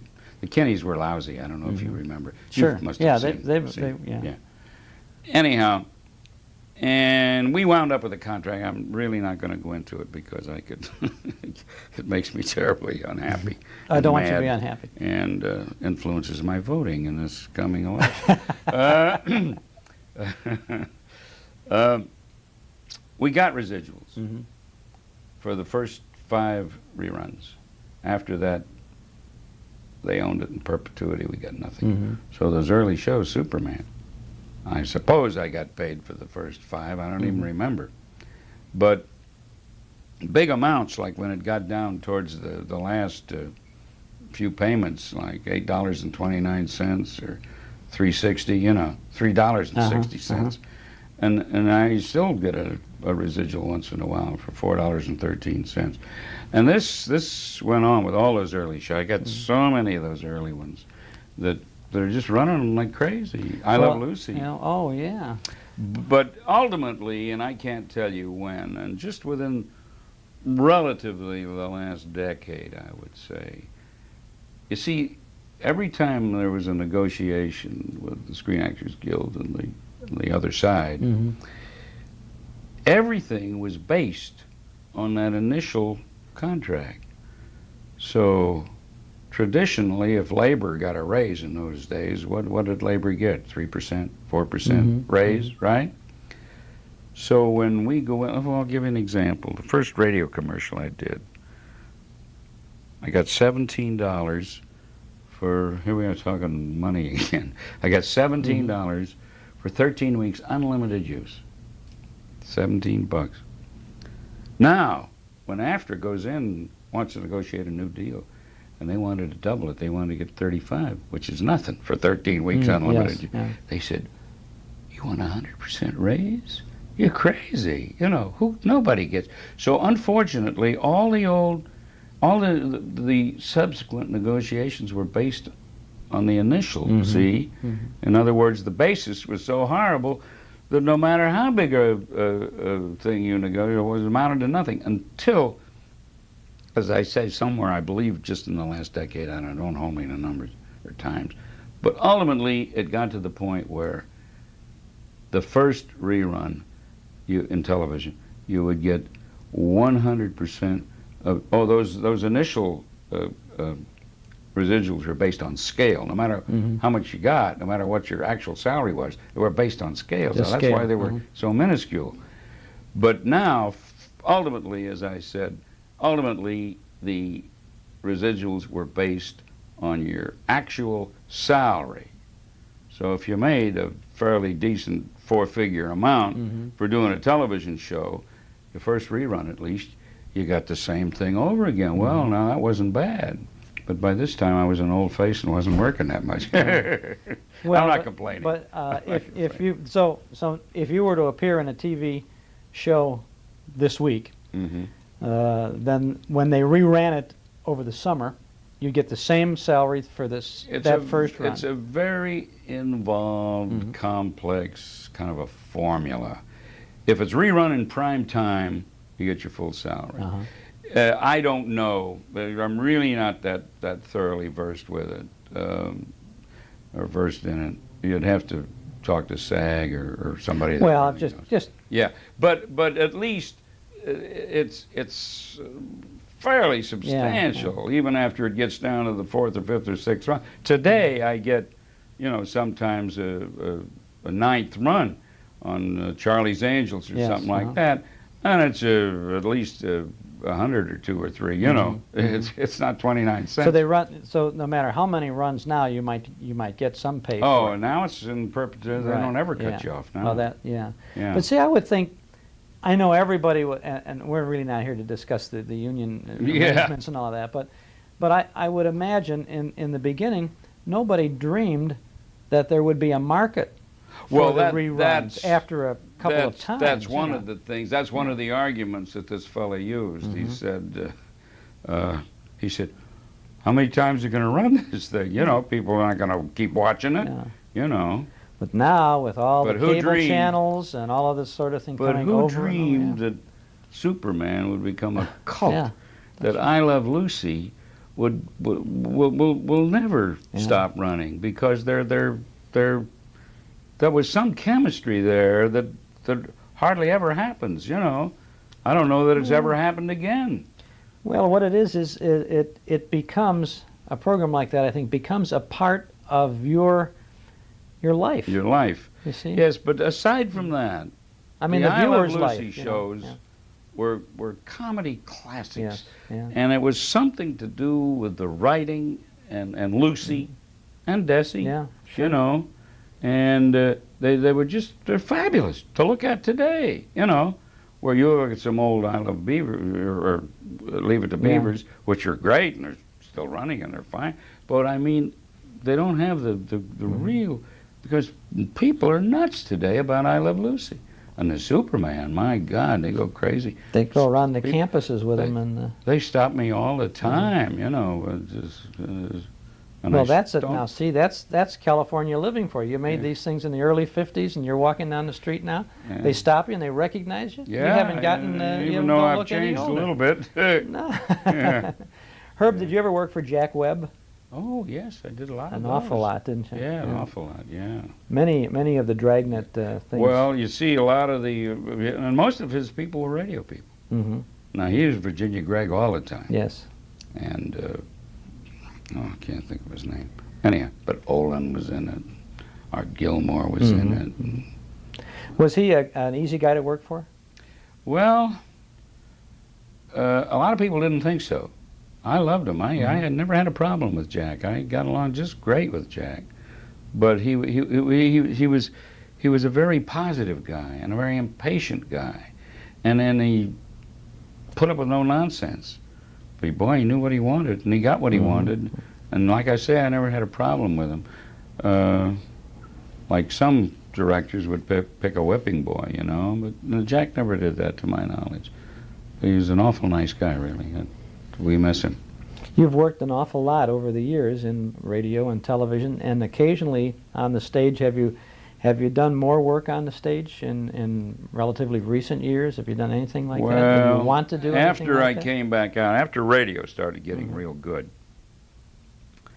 I did a few things. I went to Phoenix, to the Sombrero Theater there, and did Will Success Spoil Rock Hunter with Wally Cox, the late Wally Cox. And then I did they had Paramount had bought Detective Story for Kirk Douglas, and Kirk wanted to do the play. So they did the play in Phoenix, and I played Monahan, who was I don't know who's playing it downtown. It's playing right now at the Amundsen. Charlton Heston is playing. Yeah, I know. Well, it was the part yeah. opposite.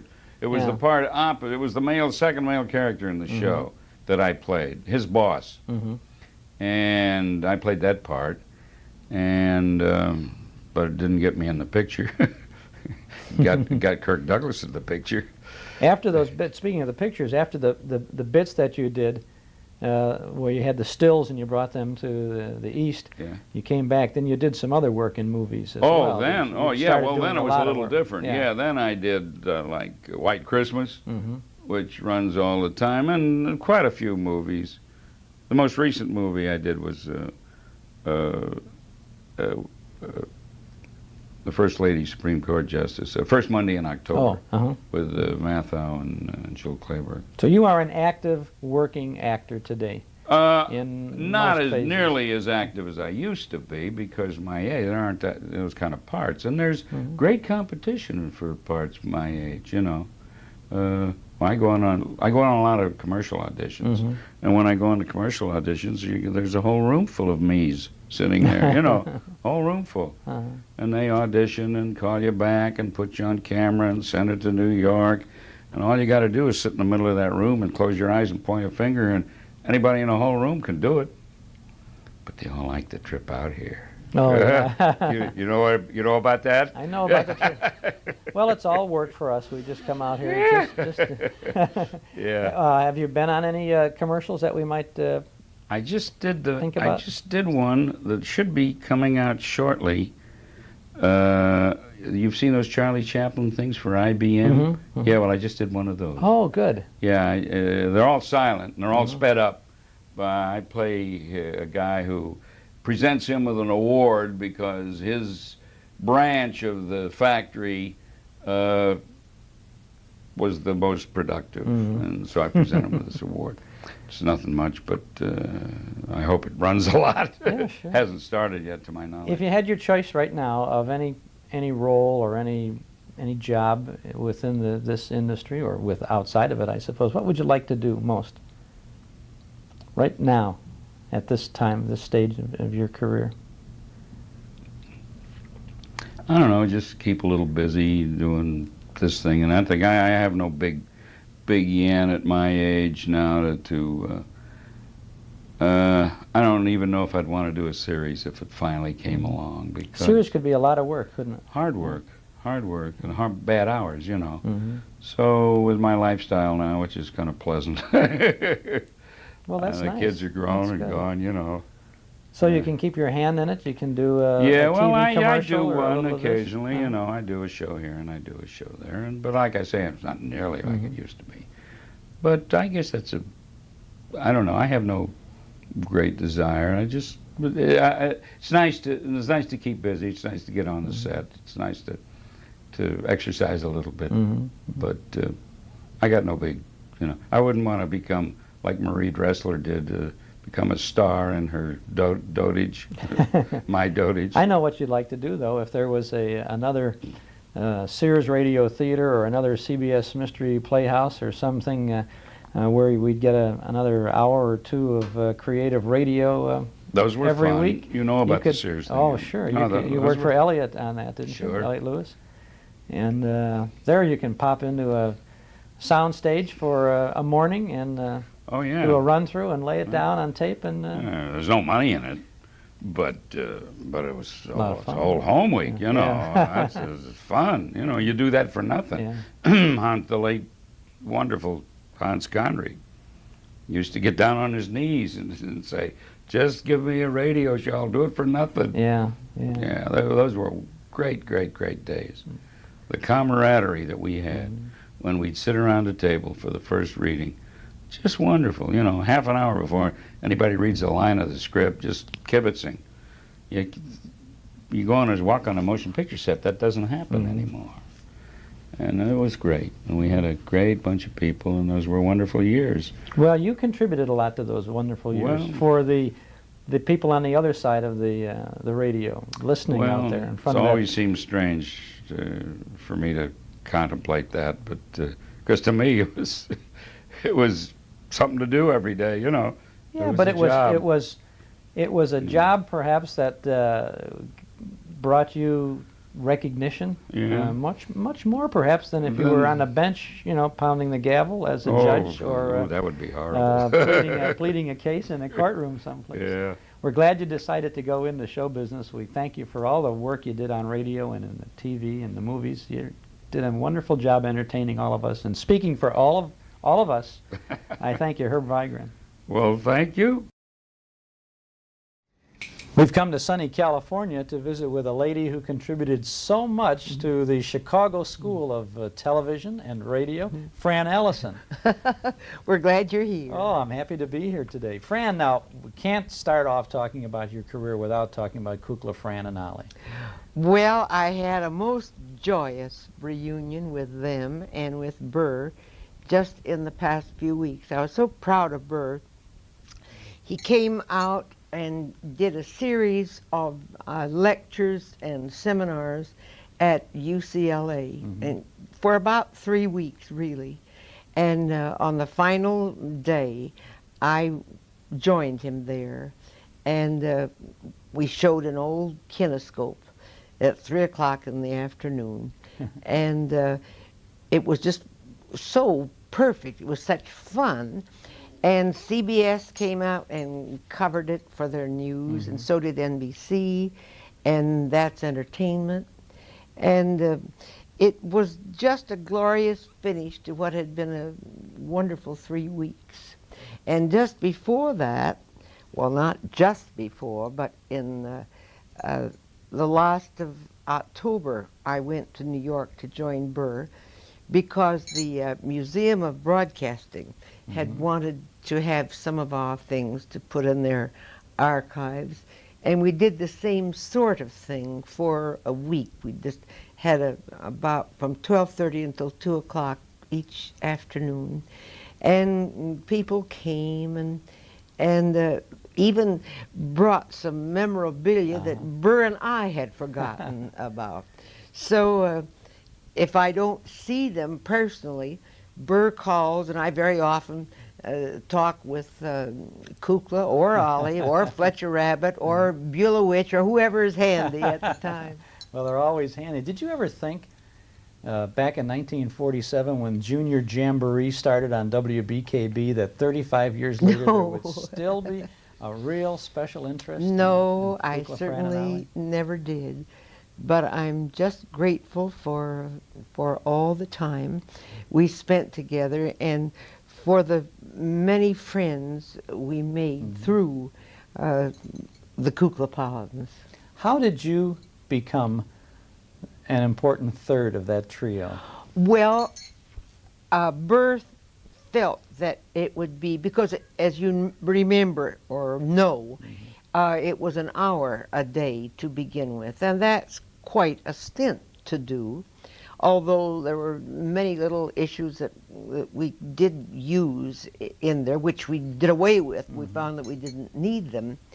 And so in talking with the people from RCA who had come out from the East and the advertising agency, Burr said if there were someone, he didn't need writers, but if there were someone to stand in front of the stage with whom he could talk, it might make it a bit easier for him, and it would also, he was wise enough to see, bridge the gap between fantasy and reality.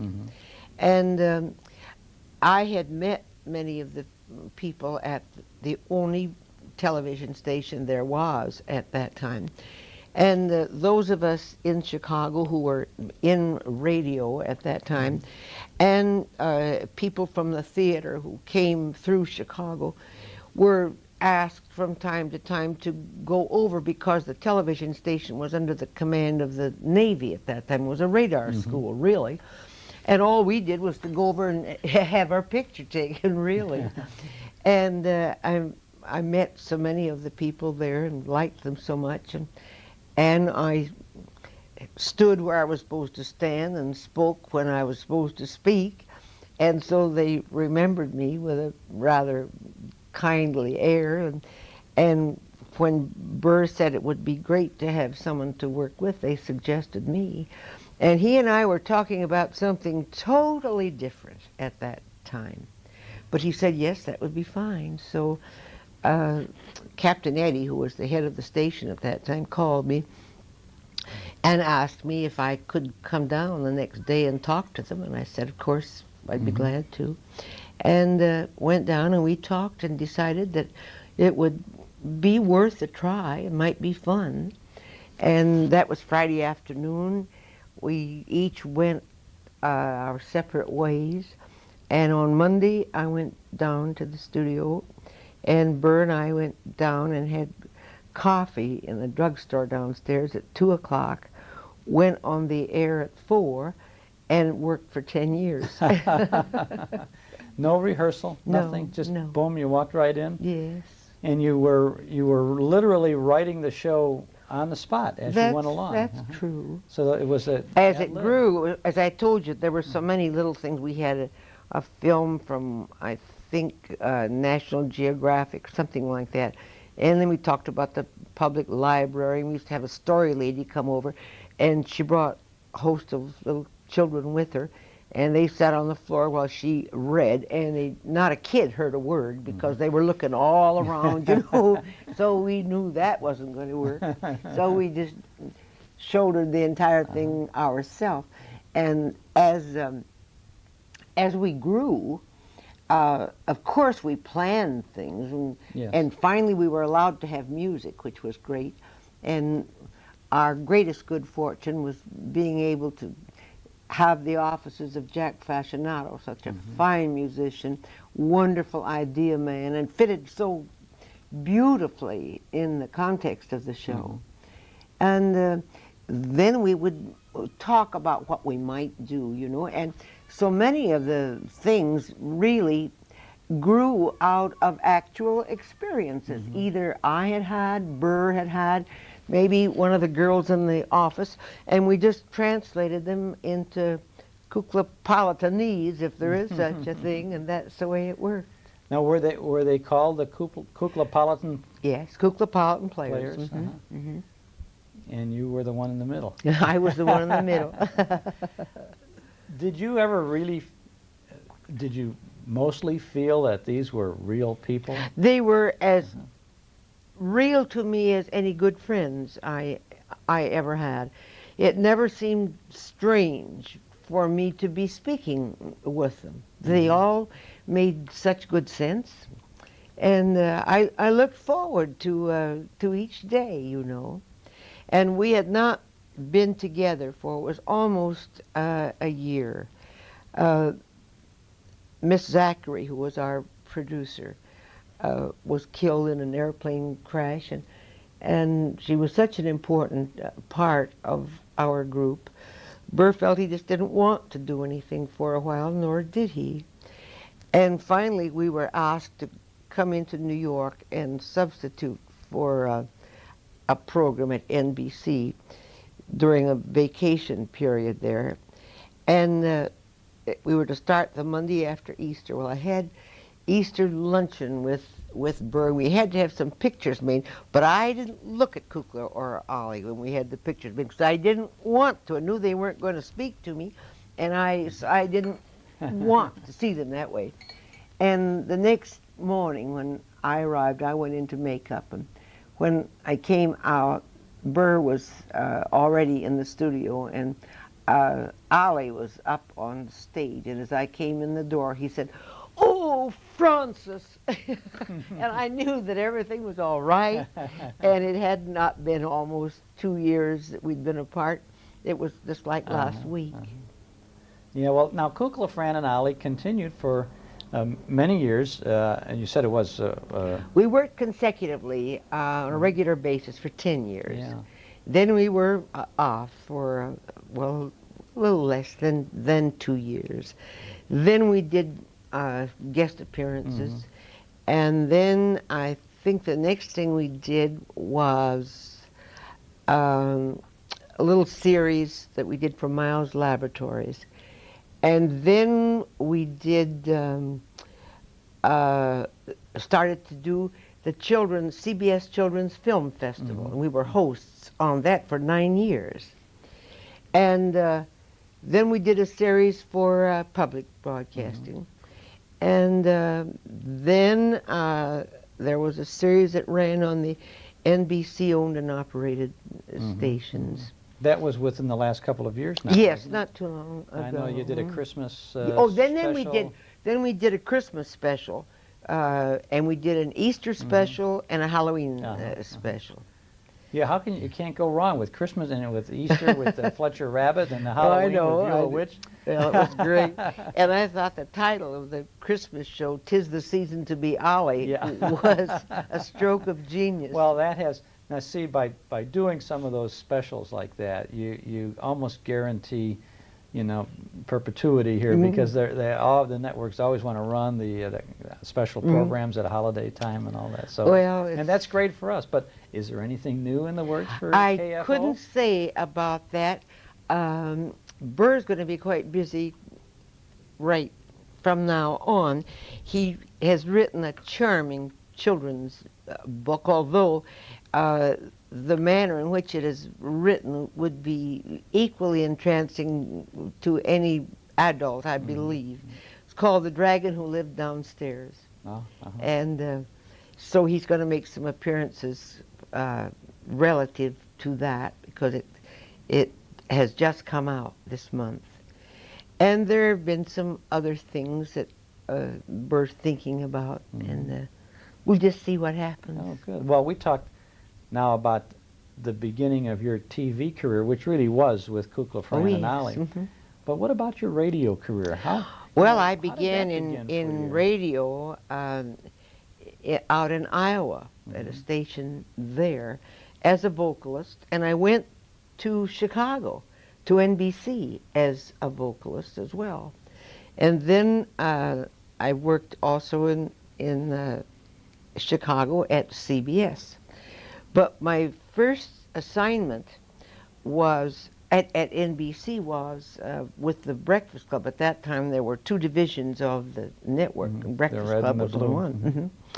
And what a fortunate thing I found myself to be with Don McNeil on Breakfast Club. And all the people associated with that show were as closely knit a family as were all the people who surrounded KFO. I count myself so very lucky to have had two wonderful men whom I regard as my dearest friends, Burr and Don McNeil. Well, you were Aunt Fanny. I was Aunt Fanny. Well, I went there just as a singer, but out in Iowa, I had done this character. And Breakfast Club was such a revealing show. They wanted to know what you ate for breakfast, you know. So they delved deeply into one's past and Don found that I had done the character of Aunt Fanny. So I brought her to life there. And she outlasted me. How do you mean that? I haven't told her yet. She's out of work, poor soul. I don't want her to know. Well, maybe you can do a spot. Well, Aunt Fanny, of course, had... I remember the theme song that brought you on was Only a Bird in a Gilded Cage. Yes. And you had a lot of fun. The audience really loved Aunt Fanny. Well, I hope they did, and I think they did. You talked a lot about all your yes, we had such fun. And I, of course, could say things to Don which I wouldn't have said as myself, you know. I remember when he first got bifocals, and he was terribly conscious about them because he didn't, it wasn't easy to become adjusted to it. So I said, Mr. McNeil, I said, I wish you hadn't went to work and bought them binoculars because I said, they're deceiving. I said, you'll want to shake hands with somebody and he'll be across the street. But, and of course the guys in the band would all fall out. He used to play a clarinet, and he had a pretty tone, but everything had to be kind of slow, you know. I'd say, Mr. McNeil, I wish you'd come and join Pearl's little compote that she has. I said, you won't have to play that Flow Gently Sweet after it. I said, you can really just bang it out. And the fellas in the band would just die. And I had a letter from one of them the other day, and I hear from Eddie Ballantyne and Franny Ballantyne, dear wonderful friends. Eddie was our conductor for years, and Cliff and Eileen Peterson, whom I adore.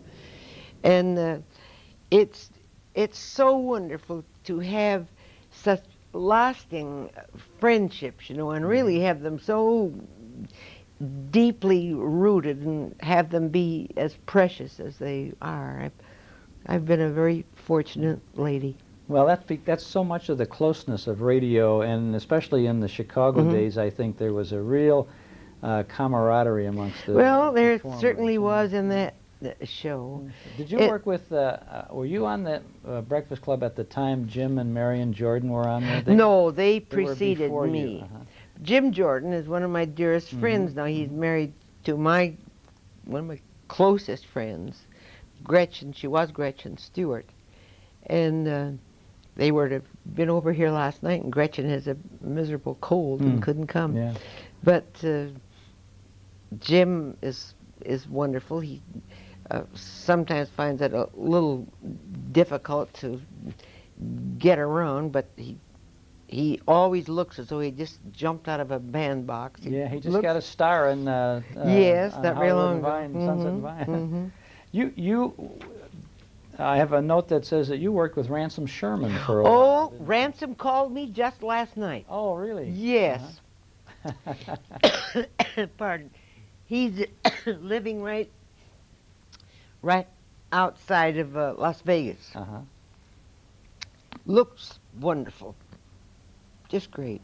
He contributed a lot to Chicago radio and TV of course as he well. did. Yes. You did have a show, I think it was called Smile Parade, is that right? Yes, that was a radio show. I did that with him, sponsored by Swift. What was Smile Parade? Just a musical variety show with a You would script. sing and he would do the jokes, huh?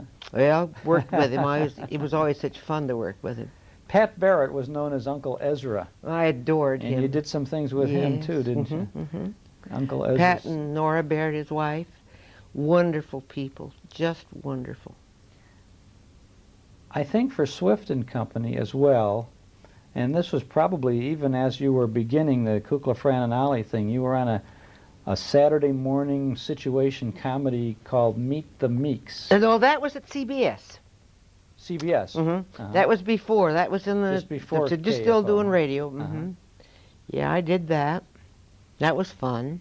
Now, when the Breakfast Club went to television, it was really not a breakfast club so much as it was a TV club, it was a simulcast. We did it was the same pattern exactly, but at that time, if you will remember,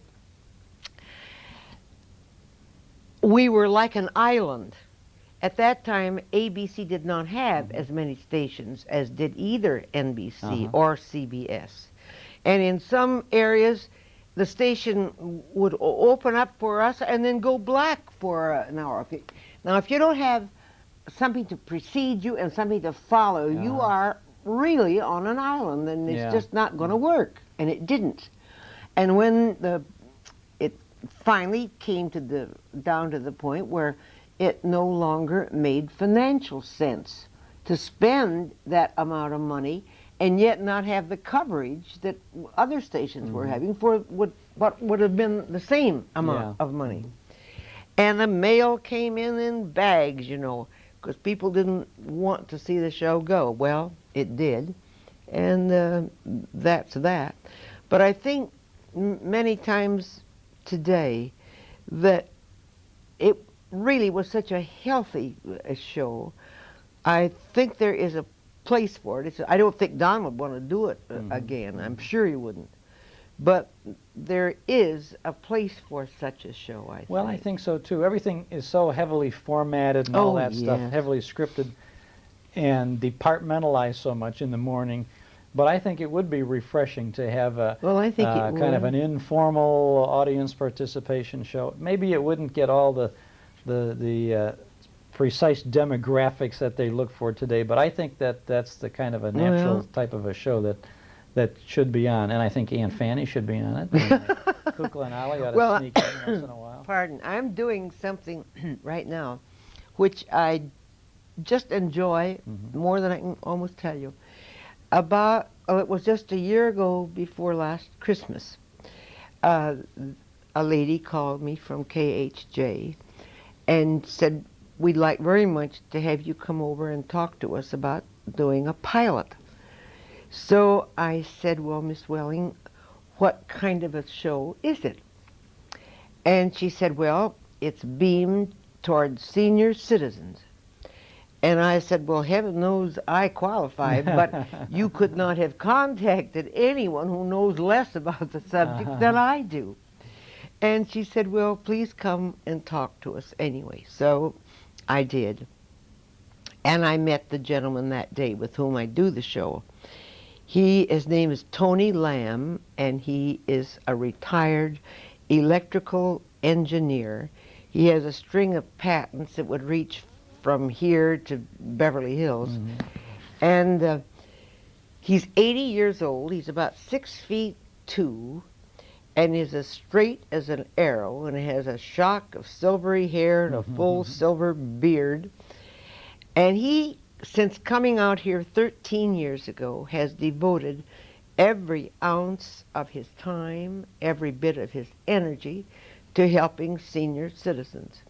He's one of 7 senior senators. Now, they are elected by the populace. It's not an appointed thing at all.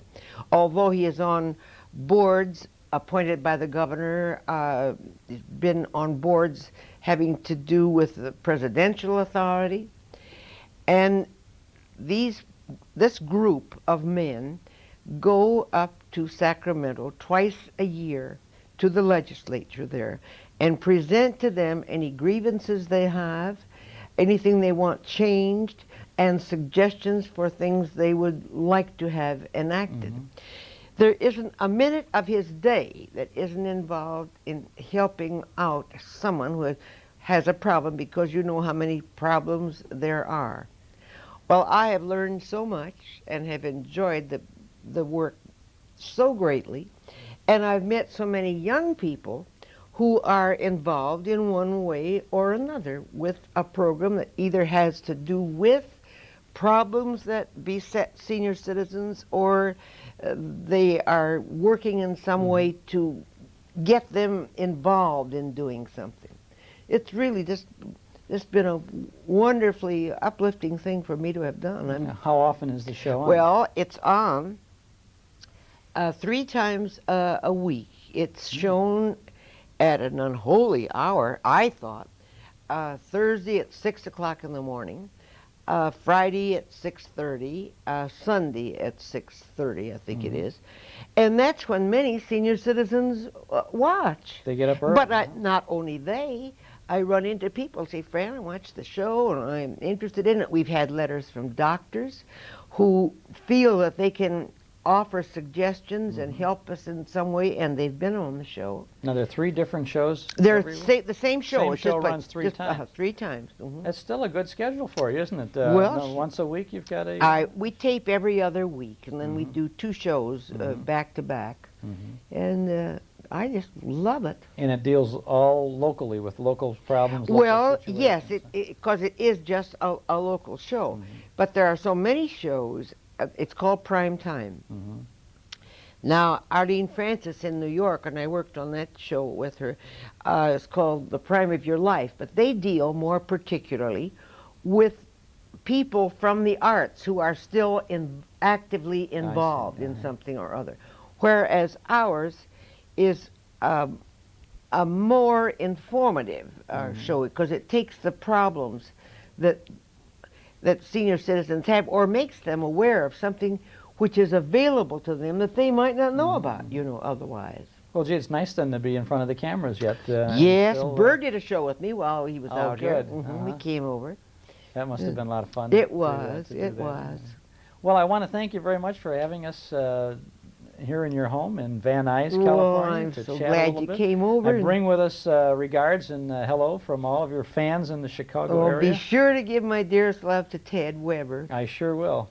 And thank you very much, Fran. You're so welcome, and please have a lovely time as long as you're here. We sure will and are.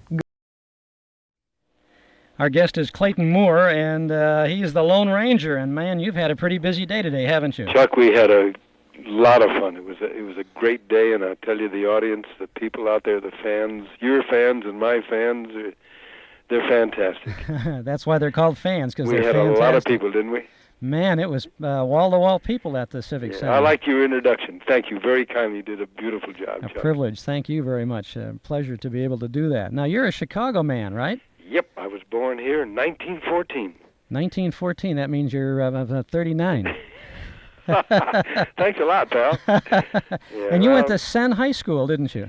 Sen High School. Let's start in the beginning. Okay. First was Heidt School, my grammar school, and then Sullivan Junior High School, which is now a high school. Yes, And then I went to Sen High School, which was about 6 blocks from my home on 6254 Glenwood Avenue.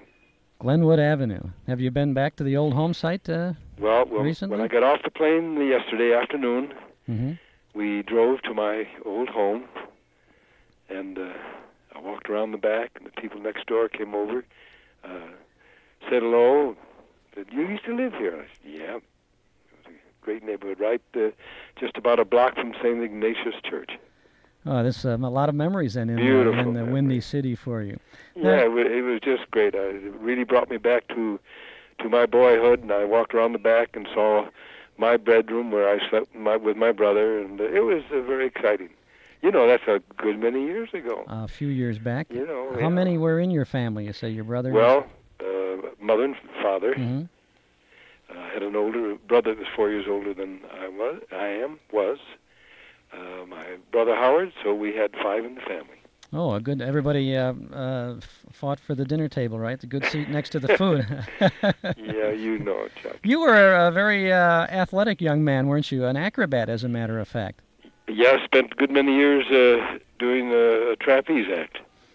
And our headquarters was at the IAC, which is the Illinois Athletic Club, right across from the Art Institute. Did you work in circuses? I was in the circus for a good many years, played fairs, and my last engagement was in 1934 at the Chicago World's Fair. We were there all summer. The Century of Progress. Century of Progress, and we were between the 2 Thompson restaurants. It was called the Lagoon Theater. The name of my flying trapeze act was the Flying Bears, B-E-H-R-S. And where did that name come from? Well, that name came from Johnny Bear, who was the coach at the Illinois Athletic Club. He was the first Olympic boxing coach. Also, he trained Harold Osborne, who was the world champion high jump. And he started the roll over the high bar, which is now called, when I was growing up, it was called the Osborne roll. And he was the world champion high jumper. I understand that your troupe was perhaps the youngest aerial act at the time, wasn't it? Yeah, I guess we were the youngest aerial act in the world at the time. And I was taught to swim by a great swimmer who played Tarzan, and his name was Johnny Weissmuller, a good friend of mine. My goodness, Tarzan and the Lone Ranger together in those early days. That's going back, and his coach also was my coach. I was a swimmer, being in athletics, and his name was William Backrath. You also worked as a model for a time, didn't you? Yep. When I left Chicago in 1935, after the World's Fair, a year later, I went to New York and was a John Robert Powers model. Stayed there till 1938. And then I went after my dream. My dream when I was a young boy was to be a policeman or a cowboy. And you became? And I became both. The Lone Ranger. How did you become the Lone Ranger? Well, I was awarded, I'll say awarded the role because to me it was an award. They tested a number of men out in California. I think there were about 50 to 75 men they tried out for the part. And at that time, I was at Republic Studios doing serials. I was king of the serials at Republic. Indeed, you were. You were in from the early 40s on for quite a few years, huh? 1940. My last serial was in 1949. The last one I had a mask on my face. Zorro. It was the Ghost of Zorro, and I played the dual role Zorro. Do you think the fact that you portrayed Zorro was a factor in your becoming the Lone Ranger? It's the story goes that George W. Trendle, who developed the Lone Ranger story in Detroit, really loved the character of Zorro and had patterned the Lone Ranger after that. Yes, I believe that's just about what you said was hit the nail right on the head. However, George W. Trendle, who was WXYZ out of Detroit, produced the Lone Ranger show. Fran Stryker was the writer, and I went through an extensive interview with him, no doubt about that. But he was a man, he wanted the Lone Ranger, even the radio Lone Ranger, Chuck, he wanted him to be a Superman type fellow. He didn't want him to bleed. If he got shot or injured, he didn't want him to bleed. And I didn't like that, to tell you the truth, because I thought the Lone Ranger should have a heart and soul. He should be more vulnerable. More vulnerable, okay. That's we use that expression. And if he got shot, I think he should have bled like anybody else. So after the first 13 pictures, I talked to Mr. Trendle in Detroit, and I told him I would like to try to make the Lone Ranger character live. Let him be a real guy. Pat a kid on the head and take his hat off when he walked in the room when there was a lady there. And be a gentleman and have a heart and soul. And he said, go ahead, play him that way. And that's the way you played him. Yes, I'm very pleased they allowed me to play the character that way. How many episodes of The Lone Ranger did you perform? Well, I did 169 TV shows and 2 feature-length motion pictures. And I was replaced for 1 year by a gentleman by the name of John Hart. We had a little contractual problem, and so I asked him to get another Lone Ranger. They did, but the public, they said, we want old Kemosabe back, or we'll stop eating Cheerios. So the letters started pouring in, and John did it for 1 year, and that was it.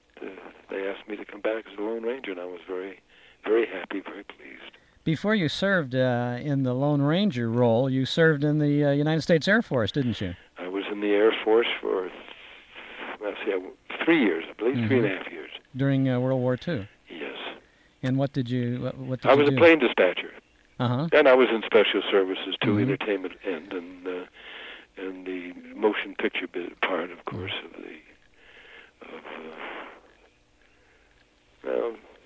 in Culver City, that's where Metro Golden Mares, we shot a lot of things in Metro for the Army, and I was in uniform at the time, of course. You were, of course, well known because of your role in so many of the serials, and as the king of the serials, you appeared in a great many of those things. Now, being very athletic, did you do most of your own stunts in those serials? All the horseback riding, and that I did. I trained, I had 2 silvers. The second silver was mine, and I broke him and put him in pictures as a 3-year-old and started him training when he was a 2-year-old. When the fights we did have doubles. Of course, on the close-ups, we did almost as much as the doubles did. I understand that in the I was doing some research on your career, and I was reading some things about the stars of the serials, especially on the Republic lot. They would sometimes choose the stars because of their similarity in looks to some of the stuntmen, because there was so much stunt work that had to be done in those early serials that they wanted to get someone who looked like the guy who was doing all the fighting in there. Now, I suppose that wasn't as much a problem with you because you were so athletic and involved in all of those things. Well, we had doubles in the fights. Chuck, as I being repetitious, mentioning it again, it wasn't easy. Let's put it that way. Now, when The Lone Ranger premiered on television on ABC TV, the New York Times said it was just another Western and not a notably good one at that. But within a year, the show, which was in the beginning on Thursday nights at 7:30 in the East, it was in the top 10 and a big moneymaker for them. Mm-hmm. You did a great job with all of that stuff, and I can see where once the first season was over, the fans wanted the real Lone Ranger, because that's what certainly that you were. And the show has been in syndication ever since it went off the air. Yeah, let's see. We shot 13 pictures first. Mm-hmm. The contract was picked up, and then we shot 78. And after the 78th picture, I left for a year. John Hart came in and did 52. Then I came back and did 52 and 39. Now, you said that it was hard work doing the Lone Ranger. Was there any fun in it for you? Oh, yeah, sure. Mm-hmm. We enjoyed it. But it was hard work. You know, when you do, I hold the record, Jay Silverheels and myself, Tonto. We shot 3 pictures a week. 3? What you see on the television screen, we made 3 of those in 1 week. My goodness, that certainly must have been very strenuous for you. And we'd shoot 15 at a time. And the writers kept, we had about 6 or 7 writers on the show, and they kept them busy writing. And we'd finish 15, take a break for a week, maybe, week and a half, and 15 more, and away we'd go. Would you do 26 or 39 for a whole season? That I don't remember. Usually, in those early days, I think the season was a minimum of 26 shows and possibly 39. And then, of course, you've been making personal appearances all over the country for many, many years. You know that. And, of course, the thousands of people come out to see you everywhere, as they did today at the Civic Center for the Museum of Broadcast Communication. Now, you were a very pretty young man when you started doing the Lone Ranger, and I have to tell you, haven't changed a bit in all those years. Thank you, Chuck. No, you really haven't changed at all. Well, I was 36 years old when I started the Rangers. Mm-hmm. Now, was it easy for you to remember lines like that when you're doing 3 shows in a week? Was that couldn't have been very easy? Tough. That was tough. I bet it. Once you got your character established, it wasn't as difficult as it sounds, because you played him the same way you played him as the American hero, the fair play, the justice, the law and order. That was already established, so I didn't have to worry about that. It was a matter of of memorizing. We didn't use prompt boards. They wouldn't use prompt boards, so everything had to be done to memory. It was really something special to do that. Now, how about Jay Silverheels? He was absolutely a perfect Tonto. He came out of Canada, didn't he? Brantford. Uh-huh. He was born in Brantford, Canada, on the Indian reservation, the Six Nations reservation. His family migrated to Buffalo, New York, and he was playing a lacrosse game in Buffalo, and Joey Brown, the comedian, saw him and said, "You should be in the motion picture business," and he brought him back to Hollywood, and that's how Jay started in the picture business. Now, while he was in the Lone Ranger series, he did other roles in feature films and movies, but aside prior from... to the Lone Ranger, yes. Yeah.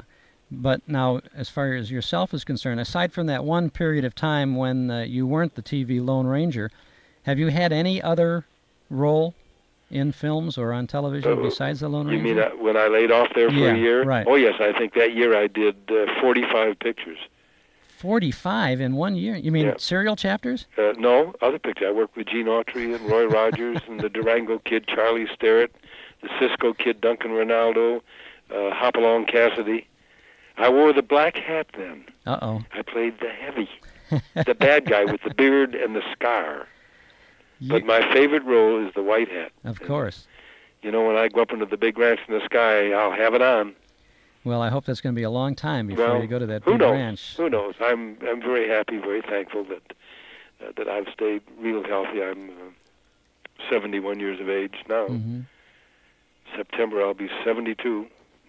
As I said before, you look wonderful, and it was really great to have you with us today. Well, now, thank you, today at the Civic Center, you related in a somewhat of a capsule form the legend of the Lone Ranger, and I wonder if I could ask you to repeat that for us. whole legend? The legend of the Lone Ranger. How about you if I came just about? did the Lone Ranger Creed? That's okay. That's All right. okay. I'll tell you what to do. Let me do the American Heritage speech for you. Okay. And as if we're talking to the kids out in Radio Land, and then I'll go that right into the legend, the I Believe Creed. How's that? That would be wonderful. And remember, we're all kids out here in Radio You know Land, it. All right? big kids and little kids Absolutely, both. All right. This is for the kids of your listening audience. Thank you. You know, boys and girls, our forefathers have handed down to us a great nation, which you and others like you must protect and preserve. It's the heritage of every American, the right to live as free people in a land of true equality and tremendous opportunity. Now, I'd like all of you boys and girls to do me a big favor. When you study, study hard, and learn all about this country of ours, America, the United States of America. And kids, when you play, now, whether it's school or in the playgrounds, but please, boys and girls, never play on the streets, but play fairly and squarely, and be honest with those you meet. By doing these things, each and every one of you will help make this country of ours even greater than it is today. This is your heritage, boys and girls. This is the heritage of every American. And I believe to have a friend, a man must be one, that all men are created equal, and everyone has the right and the power within themselves to help make this a greater world. That God put the firewood on earth, but every man must gather and light it himself. I believe in making the best out of what equipment that we have, and that sooner or later, somewhere, somehow, we must settle with this earth and make payment for what we have taken. And I believe in being prepared physically, mentally, and morally, and to fight when necessary for that which is right. That this country of the people, and by the people, and for the people shall live forever. And everything changes but the truth, and the truth alone lives on forever. I believe in my Creator, my country, and one thing for sure, my fellow man. This is Clayton Moore, the Lone Ranger.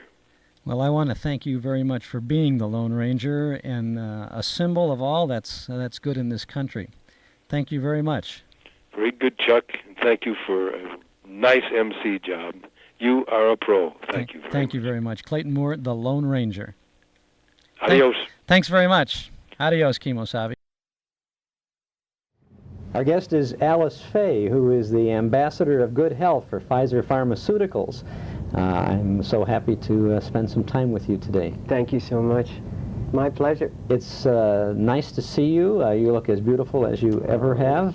You are a true superstar of the motion picture world, of the entertainment world.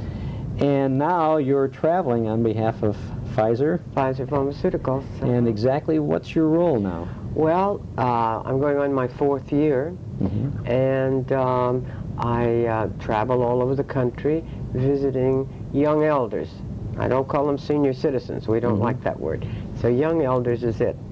And talk about a better way of life as we age, about being responsible for ourselves, and about taking good care of ourselves. And I tell them about, I pattern my life after what I call the Pfizer 5, and that 1 is staying active and involved, and 2 is eating a sensible diet, and 3, no smoking, which is so tough for so many, and 4 is exercising at least 2 or 3 times a week. Simple exercises, just walking or stretching, swimming, and 5, seeing your doctor whenever necessary. And I throw in, there's no number 6, but mine is, and for God's sakes, have a sense of humor. Ah, that's and right. It helps, you know. Sure. So that's it. It works for me, and I can see it works for you. yeah, Works I'm in very good well. shape. Very good shape. It has taken you all across the country in the past 4 years. Oh, we've hasn't been it? all over, and we're going to go out again next year, starting in January, and we'll hit Texas and Florida and Boston and all over again. And what kind of a reception do you get? We get a wonderful reception. Yeah, all the young elders come out, and they enjoy it, and I made a film for Pfizer Pharmaceuticals called We Still Are, which runs 45 minutes in a composite. It's a composite between, like, with all my films, film clips, and then my pitch for Good Health. So together, it's a real cute film. They enjoy that. I can't see anybody finding any harm in that. Sounds wonderful No, to have it's a little look at the film retrospective. And they of love the it. They career. sing along with the, with the songs, and they have a wonderful time. You're the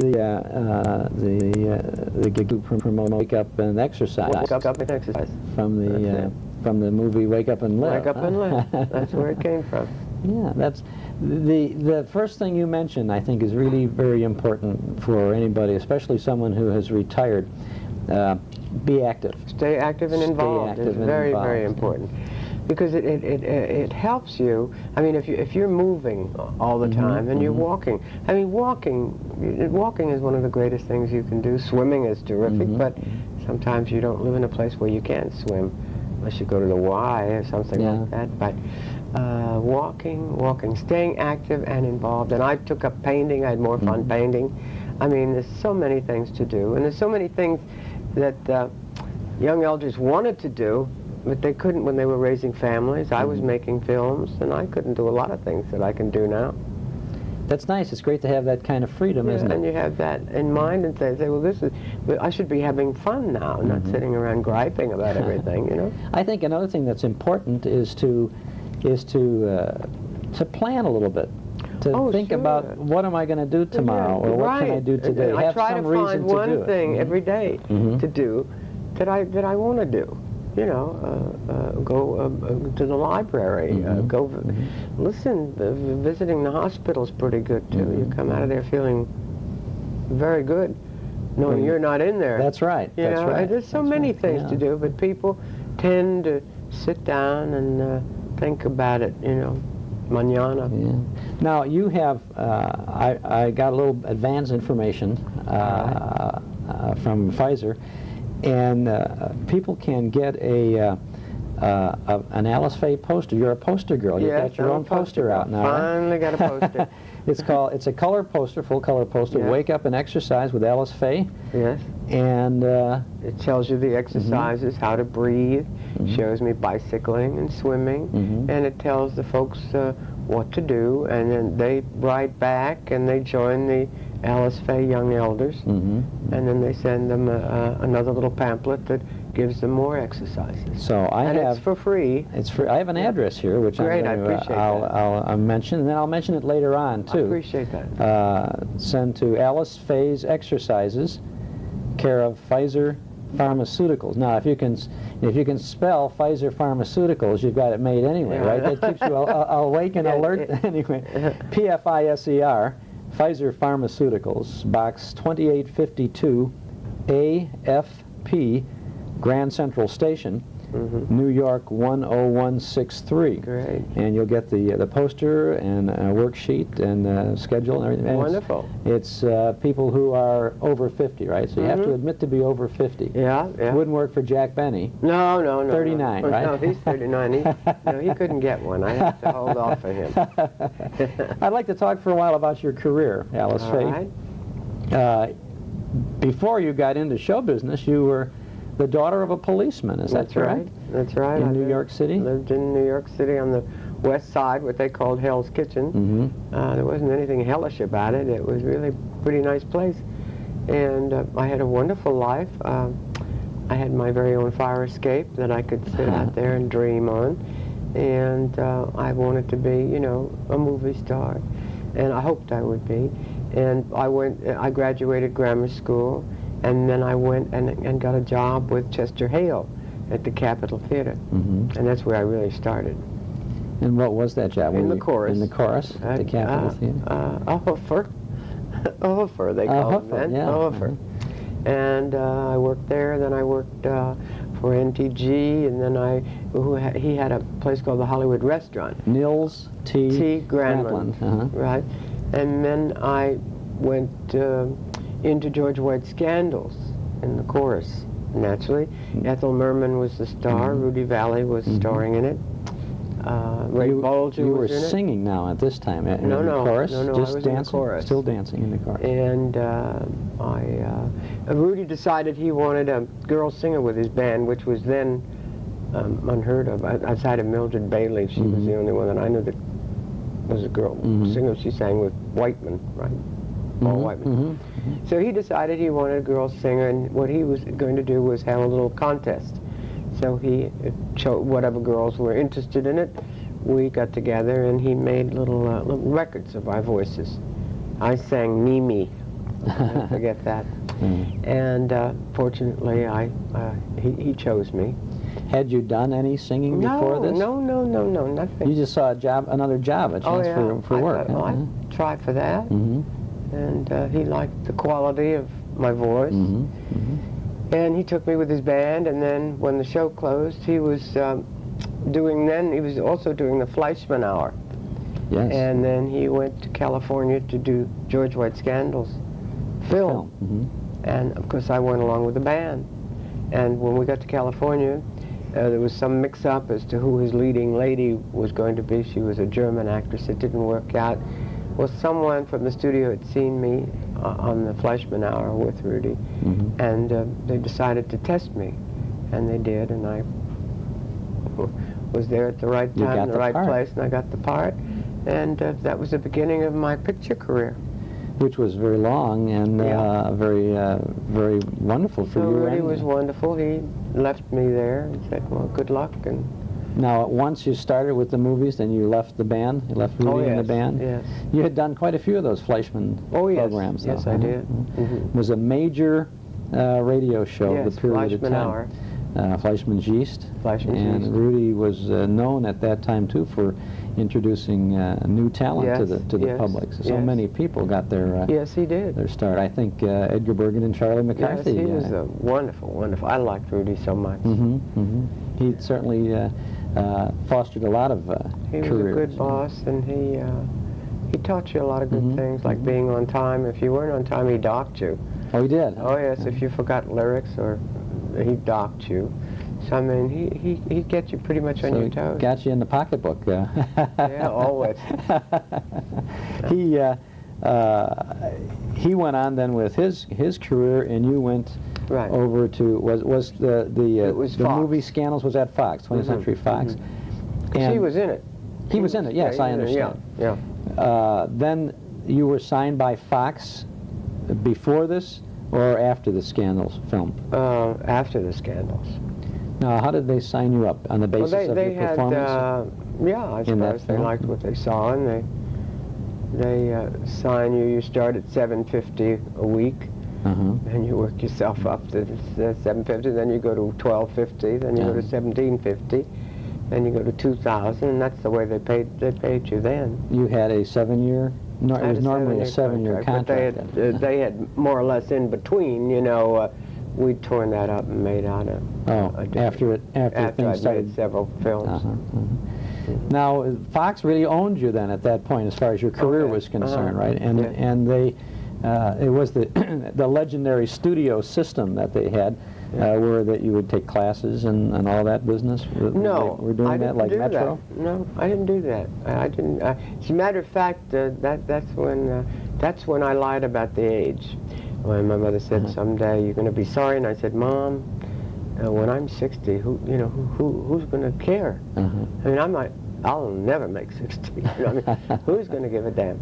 Well, and it's paid. It's really been true because, by God, every once in a while I pick up the paper and they got me 75. You know, that's 3 more years, and I don't like it. But I say, okay, Mom, you know, you were right as usual. Mother's always right. Mother's always right.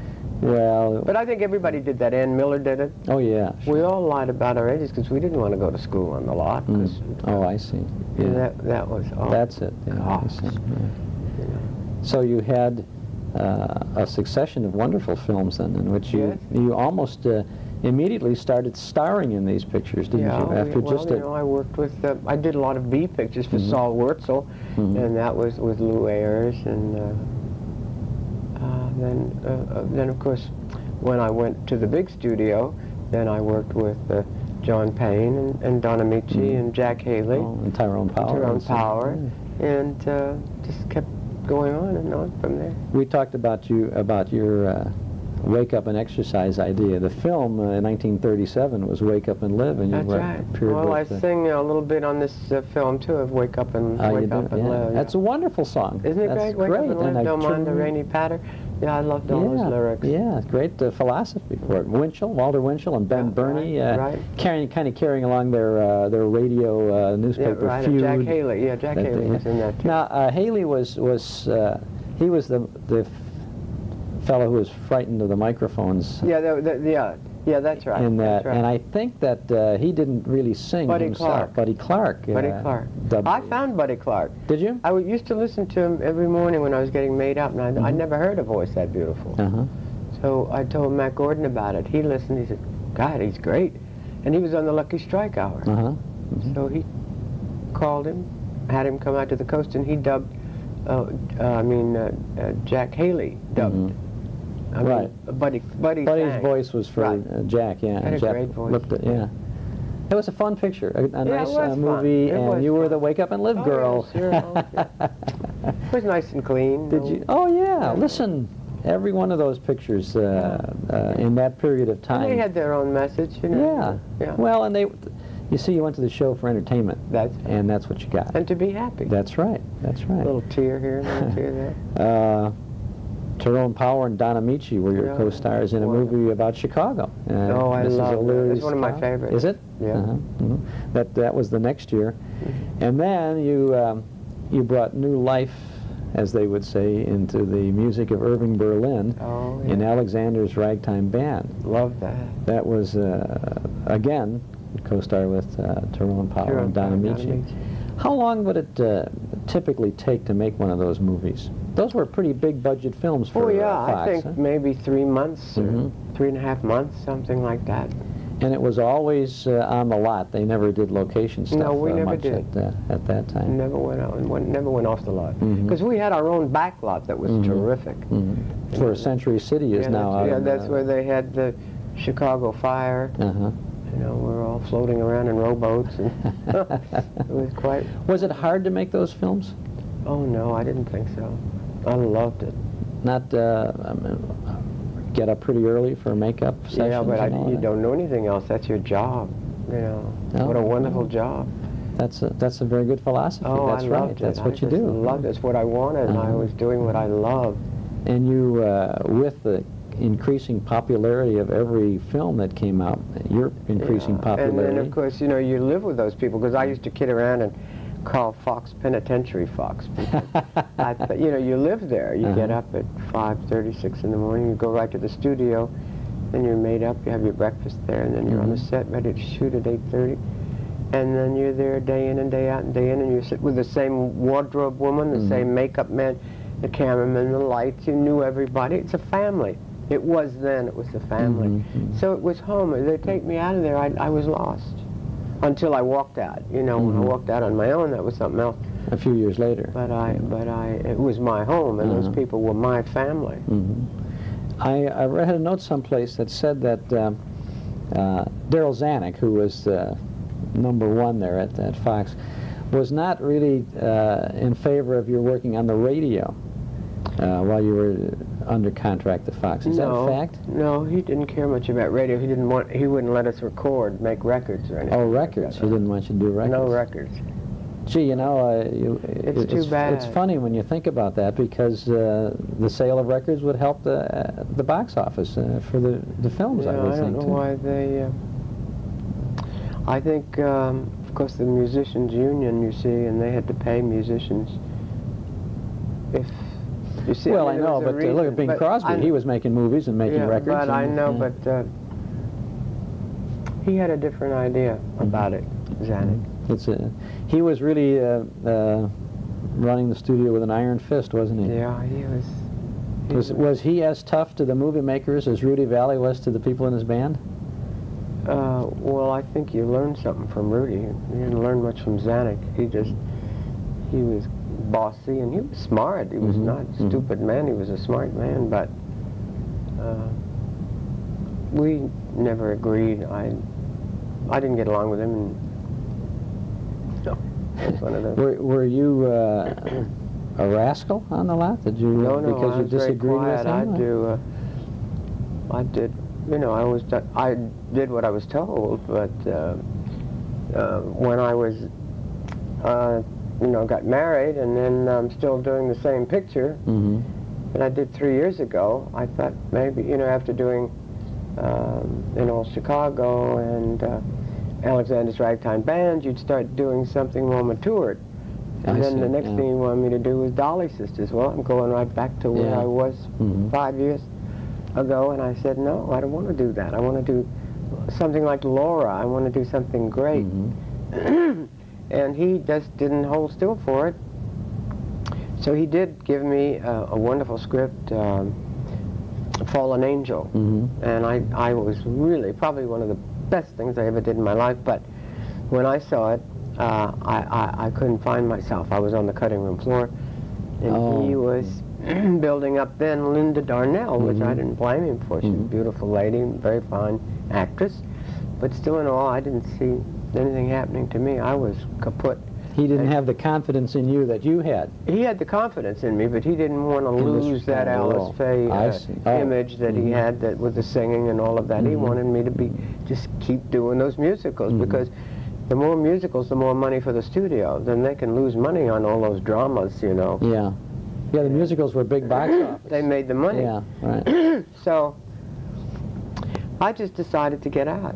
I couldn't get along with him. I couldn't gain any time with him. So I just left the key and walked out. And you were independent enough to feel that you could do that? Well, of course. I mean, it was my life, so I decided to go home and raise my family and learn how to market, learn how to drive a car, learn how to have a dinner party, do the things I'd never done. Yeah, because all your life up to that point you spent so I would mostly still in be movies. knocking my brains out doing these high kicks with Betty, and where was I going? I just didn't want it. I didn't want any more of it. Well, you married Phil in 1941, is that correct? Yeah, 40. Well, we're married 45 years. Well, how did you meet? We met through Jack Oakey. Oh, yeah, your co-star in Great American Broadcast. Yeah, he always said, oh, you'd like Phil a lot, so. But we had our differences before. I had a dog. I lived in Encino. He lived in Encino, and we each had a Doberman Pinscher. And when I'd go to work, my Doberman used to go down into the little city of Encino around the markets there. Everybody loved it. And evidently they met down there, and they had a big fight. So Phil called me and told me I should keep my dog at home, and I told him a few things. And so we didn't get along for a long time, and then we finally started dating. And that was it. Well, I don't see how he could have resisted you anyway. I don't know. He was pretty mad. Well, that's just a couple of dogs fighting there. Yeah, right. Well, my dog loves your dog. Well, at about the time that you left Fox and decided that this was where you should become a little more domestic. Yeah, right. Then up pops the Fitch bandwagon on radio. Right. And now, how did that come about? How did you and Phil get the job of the radio Fitch bandwagon? He had been with Jack Benny for No, he was still with Jack Benny when we were doing our show. What was offered to him? He asked me if I'd like to do it. I don't particularly like to work with my husband. I like, and I don't believe in wives and husbands working together. But that's just my opinion. I worked with him, but we didn't hit it off too well while we were working together. He's a little rough. During that whole radio period there, from 46 to 54? Yeah. But I made it, but I wasn't too happy. But I enjoyed it. You were an excellent actress on that program. You brought a lot of spark and life to the you know, it's like anything you do, you get better and better and better. But a husband tends to pick on you, where somebody else won't pick on you. Well, he might not pick on somebody else either. He wouldn't pick on Mary Benny. He wouldn't pick on anybody else, but he'd pick on me, you see. So actually, that part I didn't care for. You had to, in the beginning when that show first came on, it was live, and I suspect that you had to do at least one, possibly two broadcasts every week. Was there a West Coast and an East Coast, or did you just do one? You know, they used to do a show, a second show for the other half of the country. Yeah, we did. That's right, we did. In the beginning, I'd forgotten. Yeah, for Fitch, and then I think the show really came into its own when Rexall came in, because first of all, well, we were rolling then. I mean, we really had it. We had it going. It was, and in my opinion, we had tremendous writers too, and it was all, it was terrific. It was really going. Ray Singer and Dick Chevrolet. Yeah, they were terrific. You came in at a time, just perfect time for radio, 46. Right. Yeah, right. But by the time you left in 54, so much television had come in on this. Well, Phil wouldn't do it. I'm sorry. I think that's one of the, one thing I really am sorry for, that we didn't go into television. But he didn't want to do it. He couldn't see another family show on TV. He was afraid. He was afraid we wouldn't. It's too bad, because I would say that the Phil Harris, Alice Faye show was not another family show. It was a very special show. It was really funny. And your personalities could have easily translated to he television. Couldn't see it, and you couldn't tell him that. Maybe he didn't want all the extra work, huh? But TV is a hard job. Now I don't know. He did have a hard time, really, didn't he, for a while, doing the Benny show, and then boom, immediately. Doing. Yeah, because in the rehearsals and everything. Yeah. And then Benny moved to CBS. Yeah. But Benny was great to him. You know, he helped him, and so that things didn't. Everything sort of went along smoothly with the rehearsals and getting to work and all of that. I want to talk for a couple of minutes about the Phil and Alice show, if we can. How much time did you have to devote to that radio show, generally speaking? Well, let's see, we had a rehearsal on Friday, and then we rehearsed Sunday morning, and then we did the show Sunday afternoon. So it was basically 2 days. Yeah, 2 days. And you never saw the script before you walked in on Friday, probably? Never. Of course, the characters were so well defined. Yeah, after a while, knew what you were fell doing. into it. You had to do a little. One of the highlights was your song and Phil's song too, but that's what we look forward to in every show. That the musical breaks. And we had Walter Scharf with his, music. He was a wonderful, wonderful arranger. Walter. I need to ask you about Walter Tetley. Yeah. Now he was on the Gildersleeve radio show as his Gildersleeve's nephew Leroy, and he was a wise kid on that show. But on your show, he was the grocery boy. Brung the groceries, Julius Abruzio. Yeah, that brung the groceries. Miss Faye, he said. It was funny. He had some wonderful comedy. He had a great delivery. Yeah. Now he was a master of timing. He didn't lose an inch with Phil and Frankie, Elliot Lewis. Never.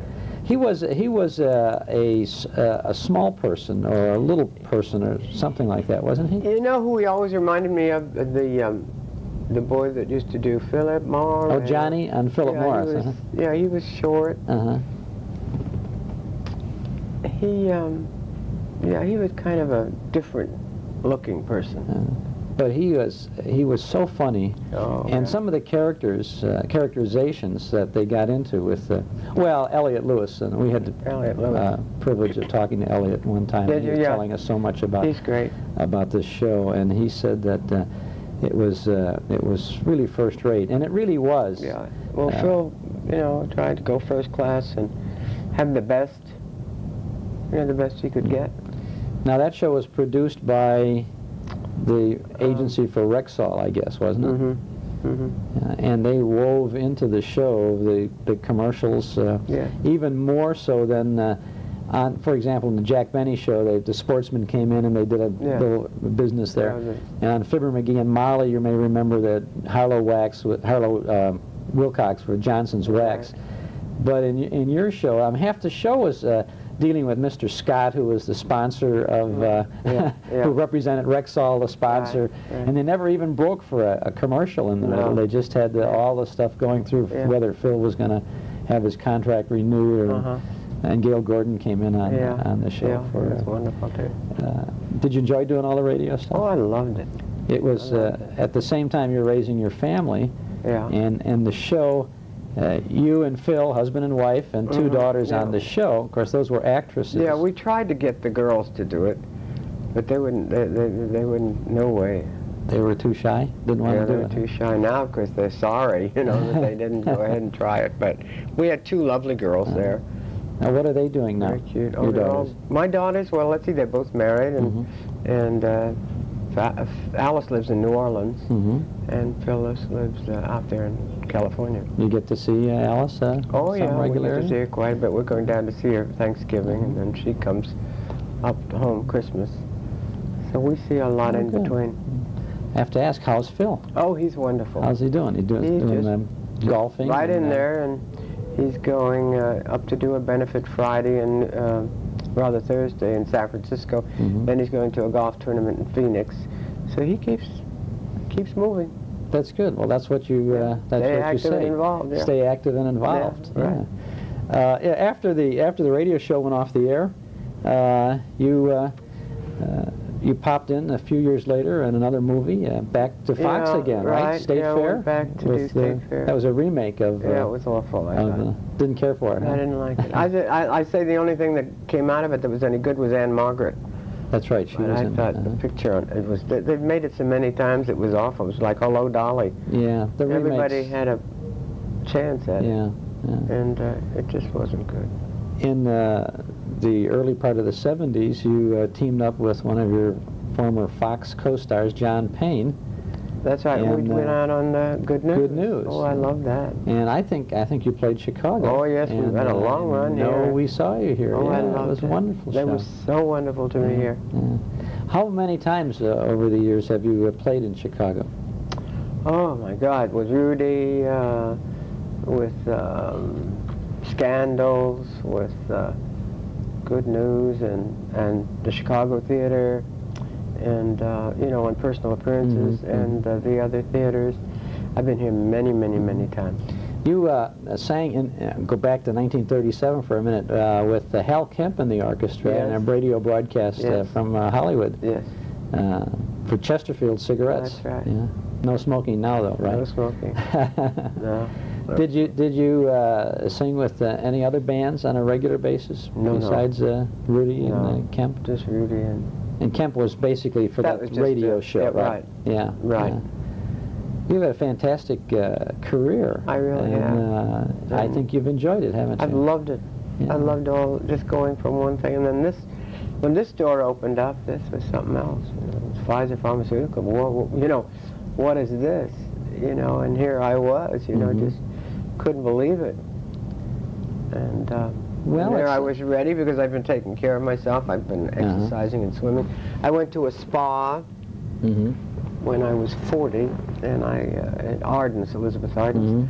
Had a week there, and I thought, well, what have I been? Where have I been? I've been missing this. And I got into this exercising thing, and swimming and exercising in the pool, and I thought, this is for me, and I've never stopped. Well, I hope you never will. That's what I tell all my young elders, to get up and do something, move it. To wake up and live, right? Wake up and exercise. Okay, yeah, wake up and exercise. Well, talk again about that poster. Yeah. That's a long address. If I would suppose if someone writes to Alice Faye, Pfizer, P-F-I-S-E-R, Box 2852, AFP, Grand Central Station. That's all, New York. New York, 10163. That's it, and it's for free, and they'll love it. And they got a nice photo of you on that poster too. Yes, lovely photo. Well, on behalf of all your fans in this area, and on my behalf too, I thank you for doing all the things you did to entertain us over the years. God bless you. Thanks. I'm so happy everyone remembers. Oh, who could not? Well, I don't know. Alice You know, Faye? you don't. I can't believe it sometimes, but it gives me a big kick. Well, stay with it. And keep going. I'm hanging in there. We love you. Thank you very much, Al. It's a beautiful day in Southern California, and we've come to beautiful suburban Burbank. We're sitting on a patio next to some beautiful orange trees at the home of Candido. And Candy, thank you for having us here today. Well, it's a pleasure, believe me, just a pleasure. I'm only puzzled about one thing. I'm looking at this young girl you with. You say she's your wife. That's my wife. Well, boy, Chicago people are lucky. Do all right, huh? Well, you've done all right, too. You told me you were married over 55 years. Is that right? Oh, now 56 years. Wow. Well, And you were a child groom and a child bride, I bet. Huh? Well, we're both 18 years old from New Orleans, Louisiana. And, of course, Italian people, you know. Her folks thought she could do better, and my folks thought I could do better. But they didn't know I loved this girl, you know. So I found out that there was a fellow named Gene Austin was in town. So I told this little girl, my little girl, I said, if I get a job with Gene Austin, would you marry me? She said, sure. So a fellow named Coco, whose name is he had a funny name. Coco, Otto Heimel was his name. And we both went down to this club where Gene Austin was working, and we auditioned for him out in the car because I couldn't take my bass fiddle out of my mother's car, you know. You couldn't take it out of the car? No. Well, either he liked us or he didn't like us, you know. So he came out and he says, I said, what do you want to hear? He said, can you play My Blue Heaven? I said, what key? He says, well, I'll sing it. So he starts singing, we start playing. We played about 8 bars and he liked it.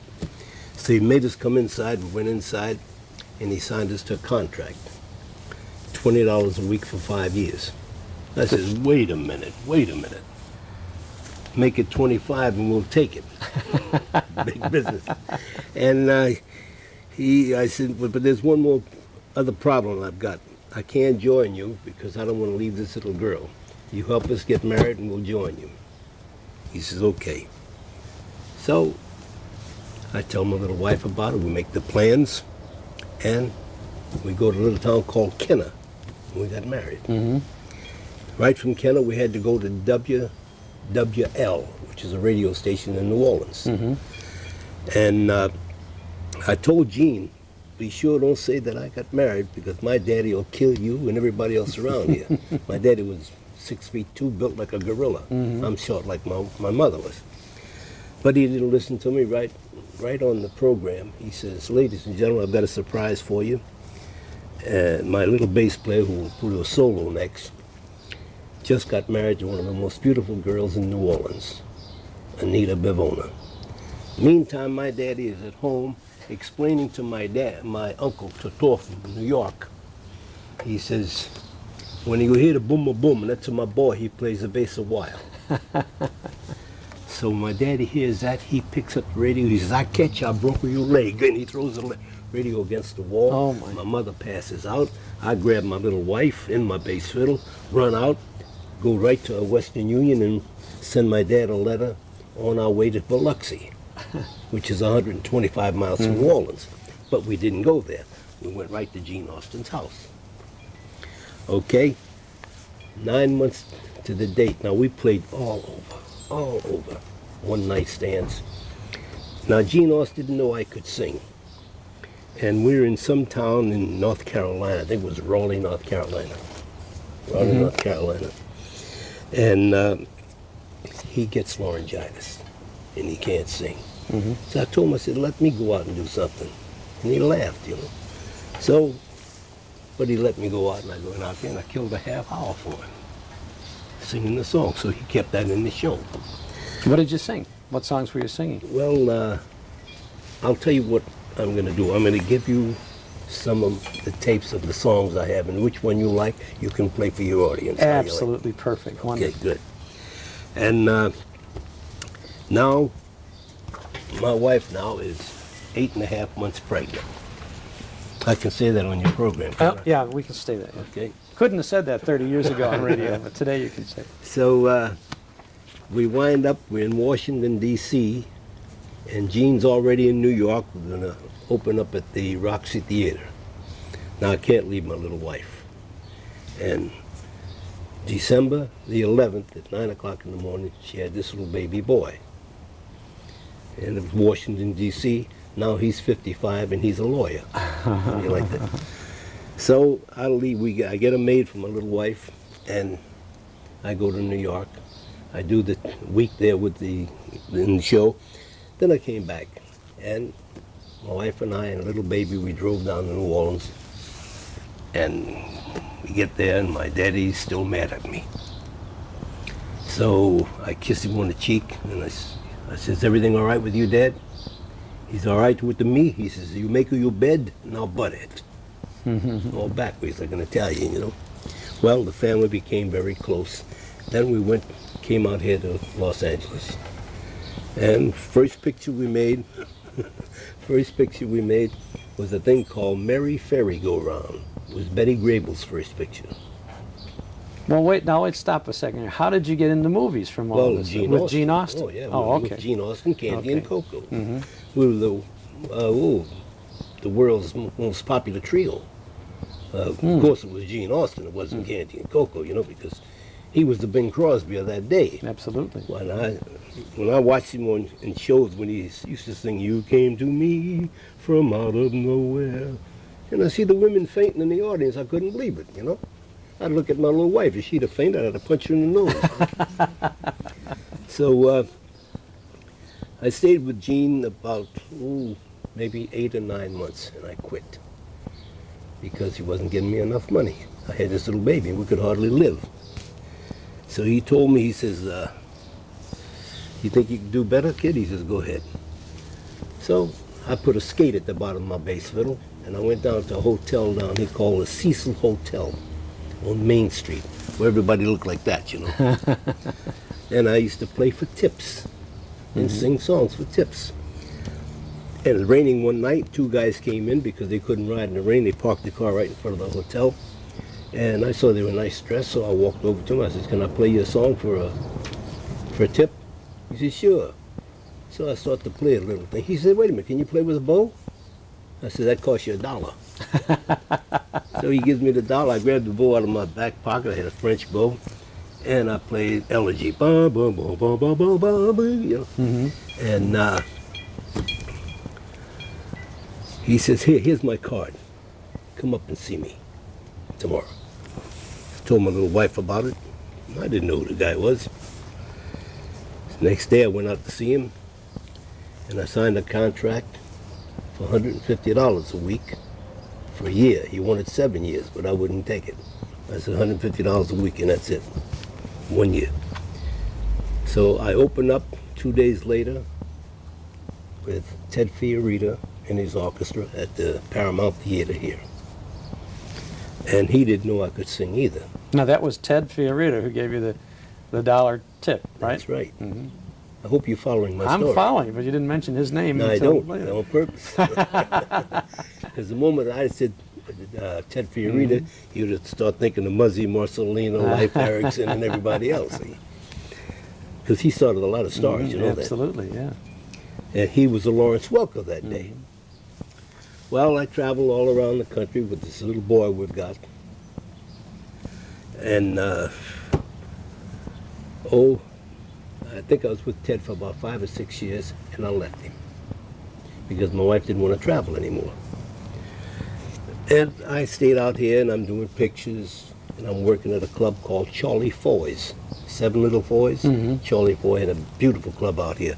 On this show was Gleason, all big comics in those days. And they wasn't big those, you know. So I get a call from a guy named Ben Pollock. You know who he is. He bought the Crosby band. Yeah. And I joined him. Fiorita found out that I was back with a band. He sends me a wire, and he wants to hire me again. So I throw a price at him, $750 a week if I don't work. I get it. And I meet him in Memphis, Tennessee, my wife and little boy and I, okay? As we walked into the Peabody Hotel, there's a big picture of me, 6 feet by 4 feet, you know, starring in Fiorita's band. So I called up my mother and dad to tell them to get on the bus from New Orleans and come up to see me. So they came up to see me. And they stayed a couple of days and they left. Now I get a knock on the door one morning. The manager and Fiorita, they're screaming, somebody stole my picture. They think I took it. I don't know. And it cost the guy $200 to make another picture. We were there for 3 months. Well, anyway, maybe another 8 months passed. I had some time off, so my wife and I drive down to New Orleans. As I opened the front door of our home, there was my picture. My daddy stole it and rode all the way back home. Isn't that nice, though? Oh, I mean, it's a wonderful remembrance to think beautiful. that how proud your dad must have been of you. I'm just so sorry that I still live so they can see my 8 grandchildren and 3 great-grandchildren. Oh, my gosh, what a large family. So anyway, 9 years later, to the date, well, it wasn't to the date, it was January the 21st, we were in Mexico City. It was January the 20th, and we had to rush back because my wife gave birth to our little boy, who was named Nino. Now, he's a prop master here in pictures. I guess he has a name on a lot of titles. Any particular studio, or does he work for all different? No, he's a freelance. And prop masters who work for studios don't make much money, but prop masters who freelance make a lot of money. I should know. So, remember that was 9 years from other little boy, right? I'm going to go back to the beginning. When I was 12 years old, I had a little band called Candy and his Jumpin' Jacks.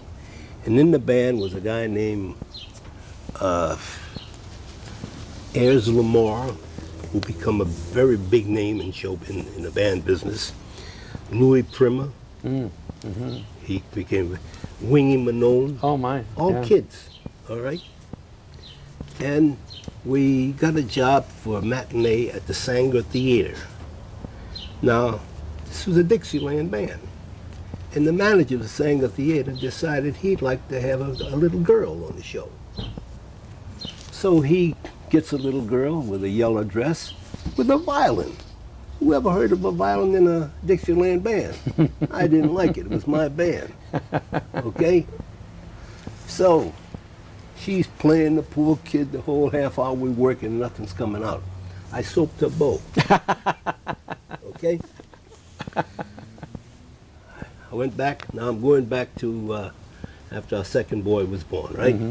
When I'm still with Fiorita and we were in Cincinnati. We're opening up a brand new hotel. I can't remember the name. Ayers Lamar comes up to see me after the date's over, about 1 o'clock in the morning. And he comes up because they gave us a suite. And we're talking. He says, hey, Candy. He says, you remember that little girl in our first band when you soaped her bow?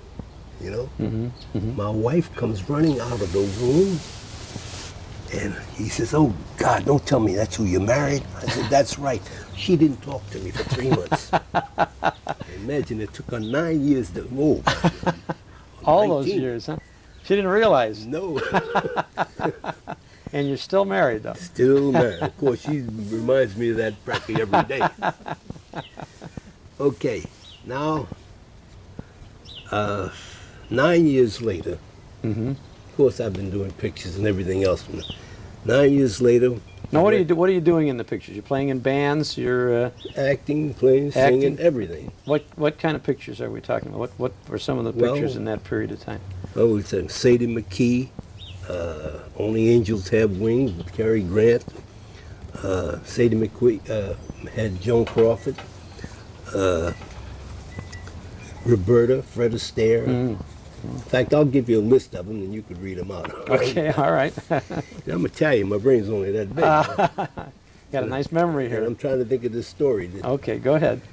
So, we're in Canada, we come back from Canada. 9 years later, from our other son, Nino, a little girl was born right here in Burbank. Her name is Flora. She's 37 now and she's got 2 children. That's the one with the little boy who put his hand in the austerizer, whatever you call it. Oh, my. Oh. He's okay now. Yeah. So, remember, 9 years. Okay, now my wife don't want to travel at all anymore. So I had to come back, and we bought this home. No, I'm sorry, we bought this home in '44. Raised all our children here. So I got a job here at the Florentine Gardens, which was a tremendous nightclub. And I stayed there for 4 or 5 years. And two guys come over the house and they said, Mr. Jimmy Durante wants you on his show.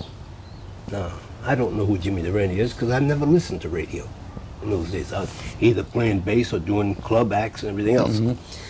So, and I says, how much will he pay? He says, scale, $250. I says, he don't want me.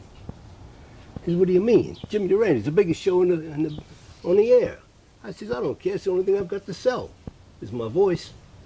He says, how much you want? I said, $750. He said, all right, we'll talk to him.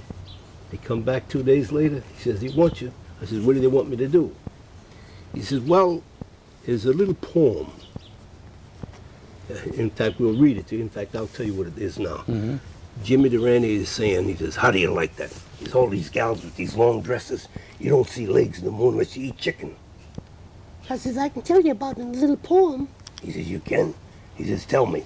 I said, girls are wearing their dresses longer. In legs they do not show. So now instead of whistling, I'm feeling mighty low. So, I was on it for the first week only, right?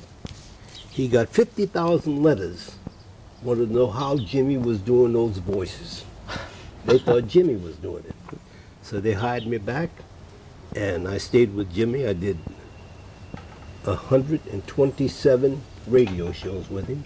Then when he went on TV, I did 80 TV shows with him.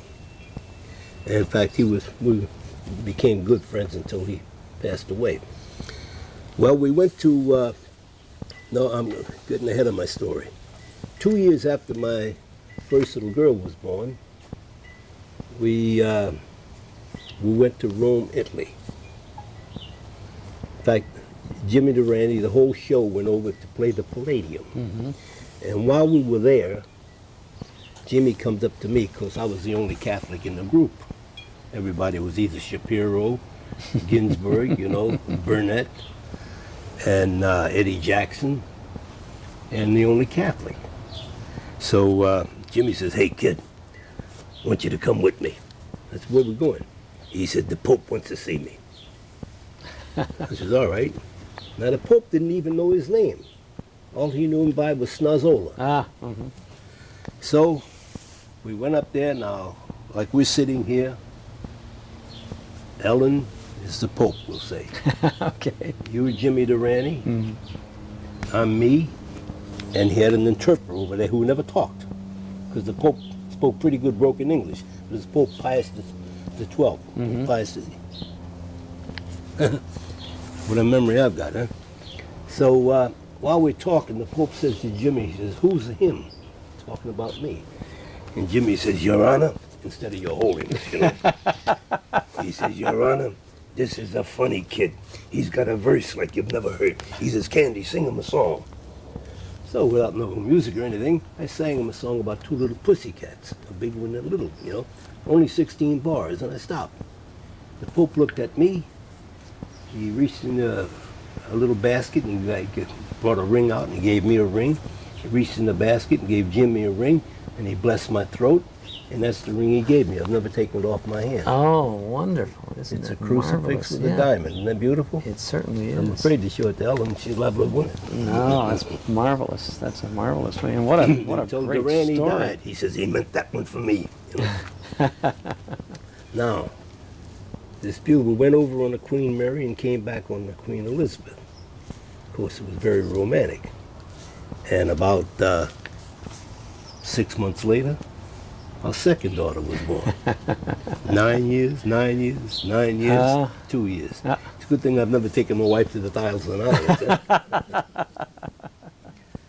Okay, so my wife didn't want me to travel at all anymore. I said, baby, I sing funny songs and I play bass fiddle. They think I'm very good on the bass fiddle. She says, well, why don't you go to Disney's? Look, there's a green sheet. He's looking for different voices. Well, I wouldn't give her the satisfaction. I always made believe I was the boss, you know. And she said I was the boss, and then she laughed. I don't know why. So I went over to Disney Studios and walked in the casting office. And the guy looked at me, he says, Candido, what are you doing here? I says, how do you know my name? He says, well, I used to manage Paul Whiteman. My name's Jack Lappin. And we tried to hire you one time from Fiorita, but he wanted $30,000 for your contract. How do you like that, huh? Ah, 30,000. Yeah. So he says, what are you doing here, Candy? I said, well, here's the green sheet. You're looking for some different voices. He says, hey, can you do a raven? Well, I thought the guy was pulling my leg. What a musician knows about a raven? I said, you pull my leg, I'll pull his. I said, what do you want, the male or the female? He says, you mean there's two? I said, sure, the female does all the talking, the male never does nothing. He says, no joke. He says, how's it go? So from the top of my voice, went, ah! He says, let's go see the producer. So we walk clear across the lot, and there's a guy with big black rimmed glasses, a little tam, a yes man sitting on this side, and a yes man sitting on that side. And he's walked to the door. He said, what do you want, Jack? He says, I got Candido over here. He does the raven, and he tells me that, he says, incidentally, he says, the female does all the talking, the male never does nothing. Shook this guy up, too. So he says, let's hear it, Candido. So I top of my voice, ah!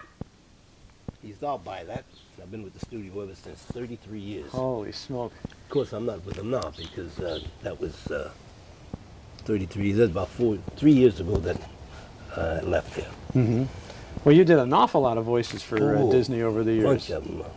Refresh our memory. Peter Pan was just beautiful. I did the Indian Chief. Of course, you've got to see it to appreciate it. That's the only trouble with the radio. You can't see my kiss and me talking to you. Know?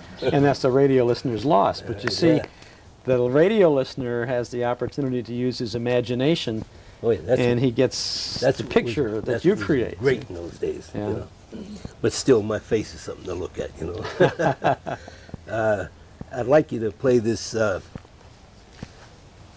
tape that I did on the Louisiana hayride, and see hear the laughs that I get just my kisser, you know that. Because going back after we made Sadie McKee, I was with Gene Austin then. The director was named Clarence Brown. He got me on the side. He says, you know, son, if you ever want to get in pictures, I'd like to handle you personally. He says, because I think you're a born comedian. So when I quit Gene Austin, that's the first guy I went to see. Clarence Brown. That's right. Mm-hmm. And Clarence Brown told me, he says, Candy, I can't do nothing with you. He says, look, everybody in town's got a wire from Gene Austin. If anybody attempts to use Candido, he's under legal contract to me, I'll sue. So that's but I thought he released you. Yeah, he sure did. That's when I put the skate at the bottom of the bass fiddle. Ah. In fact, my wife and I, for about 3 months, we ate off of soup bunches, off the tips that I made down there. Mm-hmm. So, now I'm on the Jimmy Durante show, and I get a call from a guy in Dallas named E.O. Stacy. He's with MCA, an agent. And he says, Mr. Candido. After he met me, he never called me Mr. Candido. He says, I have to tell you, it's very hard to call you Mr. Candido. You're the kind of a person that you want to call by his first name instantly. Good, thank you. Candy. So Chuck, he says, I'd like to hire you for about a month down here. He says to do shows in and around Dallas. I says, how much does it pay? And he told me, I says, oh, you got to be kidding. I make more than that on one Durante show. He said, how much would you like? So I told him, I want $1,000 a night for a show. In those days, that was a lot of money. So we're talking about 46 and 47. Yes. So he said, I'll get back to you. So he got back to me in about 2 weeks. And I drove down there. Instead of staying a month with him, I stayed 2 months. He came back with $50,000. And he was my agent until maybe 8 years ago when he had a stroke. Of course, he's a very big man in those days. And He started the thing where I became a goodwill ambassador for practically all the state fairs around the United States. And Minneapolis, St. Paul, that's your big fair, Columbus, and Salt Lake City, all of them. Now I'm only down to 2 now because I'm kind of retiring now. Taking it easy now. So but I still go to Allentown, Pennsylvania. This makes my 32nd year. 31st year I'm going back as an MC and a Goodwill Ambassador. And Shreveport, Louisiana. Those 2 I still kept. And I'm going back again. Of course, I'll be MCing Willie Nelson. Alabama's on the show. Every night a different star, you know. And you get a lot of kick out of that, don't you? Oh yeah, just love it. Oh, if I retire completely, I'd die because I've got to entertain, you know. That's my life. Okay. Okay. Now we want to take a short break. All right. And then I want to talk to you. Yeah, don't you have any commercials on your show? No, we never have commercials. That's the beauty of this, Candy. We can just go roll along without having to interrupt for a lot of business. That's great. But we're going to take a short break, and then we're going to talk more about the Jimmy Durante show. Okay. We're talking with Candido in his backyard in Burbank, Illinois, and there are, as you described it, while we took the short break, there are 2 orange trees back here and a lemon tree, a plum, and another plum. No, apricot. Apricot. Don't you have trees in Chicago? No, we just have... No kidding. Nothing. Just wind, right? In Chicago, you couldn't find many people who would know an apricot tree, Candy. I guarantee you that. You had a fantastic career, which continues to this day. Yeah, God was good to me, believe me. I'm sure. And you know, I want to tell you that as you were relating events in your showbiz life, everything was based on your family. This happened when this child was born, this next event happened 9 years later when the next one was born, and so forth and so on. And I think that's really nice. It certainly shows that you are a super family man and that you love your family. And how many grandchildren now, did you say? 8 grandchildren, 3 great-grandchildren. 3 great-grandchildren. And as I was telling you, I've got one little grandson that lives in Westport, Connecticut. And that's our youngest daughter, who is 35 now. And his name is Gibby.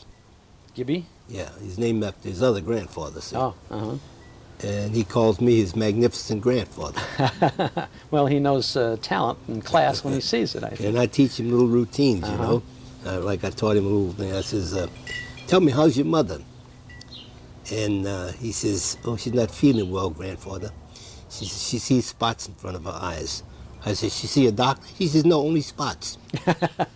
All little jokes like that. Boom. Yeah, and I put him on the stage with me. Did you? Oh, he's adorable. Yeah? Just adorable. You met Jimmy Durante in 46. When someone, now who was it that came to you? Was it a scout for the program or a talent? No, 2 writers. A guy named Jack Ellis and another one. I can't remember his name. It's a long time ago, you know, for me anyway. And that was Gary Moore was also on the show with Durante. And Phil Cohan was the producer, Lou and director. Yeah, Phil Cohan. You're right. How do you like it? Lou Cohan was Jimmy Durante's like a sidekick, you know. He had one arm. A very wealthy man, but he loved Durante. Everybody loved Durante. Everybody did. That's what I want to ask you about. Working with Jimmy Durante every week for quite a number of years, then all through what was Camel and Rexall, all through the Rexall, even after Gary Moore left the show. Oh yes, yes. You were still involved. Arthur Treacher, Peggy Lee, and all the others came in on that program. Arthur Treacher used to come over here all the time because he loved my wife's cooking. Oh, he was a beautiful man too. Oh, bunch of them. And on the show, we had the greatest stars in the world on the show. You know, Sinatra was real thin when I first worked with him on the show. Yeah. He was a real nice guy. All of them were wonderful to me. I don't know why, but they all were wonderful. And I'll never forget one show. We opened up the NBC TV studio here in Burbank. Durante was the first show. The first TV show to come out of there. And I'll never forget, we were going to England, in about 4 or 5 months. So the writers wrote around that. Mm-hmm. And Durante, opening scene, he comes in and he sees the trunks with England on it, you know? And he says, "What dummy wrote England on it?" I says, "I did." He says, "Stupid, we going to London." And just then the guy comes in there and Durante says, "Who are you?" He's, "I'm the doctor, Mr. Durante. I come to give you your berry shots." He's, "Okay, Candy, you go first and warm up the needle." And I said, "No way, he's not going to touch me with that needle." And I run up, I was pretty strong in those days. I used to run up a wall to a doorway. Mm-hmm. And I ran up about 15 feet. And Durante screaming is, "Come on down and take it like a man, you know." "No, you'll never touch me with that needle." So the doctor says, "Don't worry about it, Mr. Durante. I run across cases like that." And he takes out a needle with a telescope on it, you know. And as he does that, the scenery gives away. Oh my gosh. And I fall and the scenery falls. Well, it was a 5-minute laugh. I was supposed to say, he was supposed to say, "How you feeling?" after he gave me the needle, you know. And I was supposed to say, "I'm feeling mighty low." So after the show, Durante called me in his dressing room. He says, "Kid," that was the funniest thing I've ever seen. And he said, "But you know something? You'll never do it again." He said, "Remember, the toughest thing in the world is to get on the top of the ladder. But even tougher than that is staying up there, because guys like you will knock me down." Yeah, he was wonderful to me. I used to pick him up every day because he didn't like to drive, you know. Take him to rehearsal, take him to the show. Well, that must have been fairly easy for you living here in Burbank when you were doing television right over at NBC Right. Burbank. And I had to drive all the way to Beverly Hills to pick him up. Huh? Oh, not easy then. But when you were doing radio with Jimmy, you were probably doing it out of the NBC studios at Sunset and Vine. That was the old. Well, the first one was on CBS. CBS. That was. It was on Camel Caravan back there. That was on Sunset and well, that was just Gower, I think. Yeah, just a little bit, a couple blocks away from Vine NBC. Street. Yeah. And that NBC was one of the most beautiful buildings. Just tore me up when they tore it down. Yeah. To put a loan savings and loan up there. Yeah, that's right. That's right. When you would do the radio show, now basically, and this is really a testimonial to your comic ability and your talent, you would do.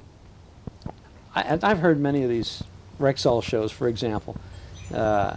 You would really just have a very small part in a 30-minute show. You would come in and do this little gag and feeling mighty low up there in the sky and so forth. Well, no, and that was pretty much it, wasn't it? No, I did a lot of other voices you wouldn't recognize, but you recognize the distinct voices. I do the high one and the middle one, you know. Of course, a lot of voices like a tough guy would come in and I would use the gravel voice like that, you know. Nobody would know it was me.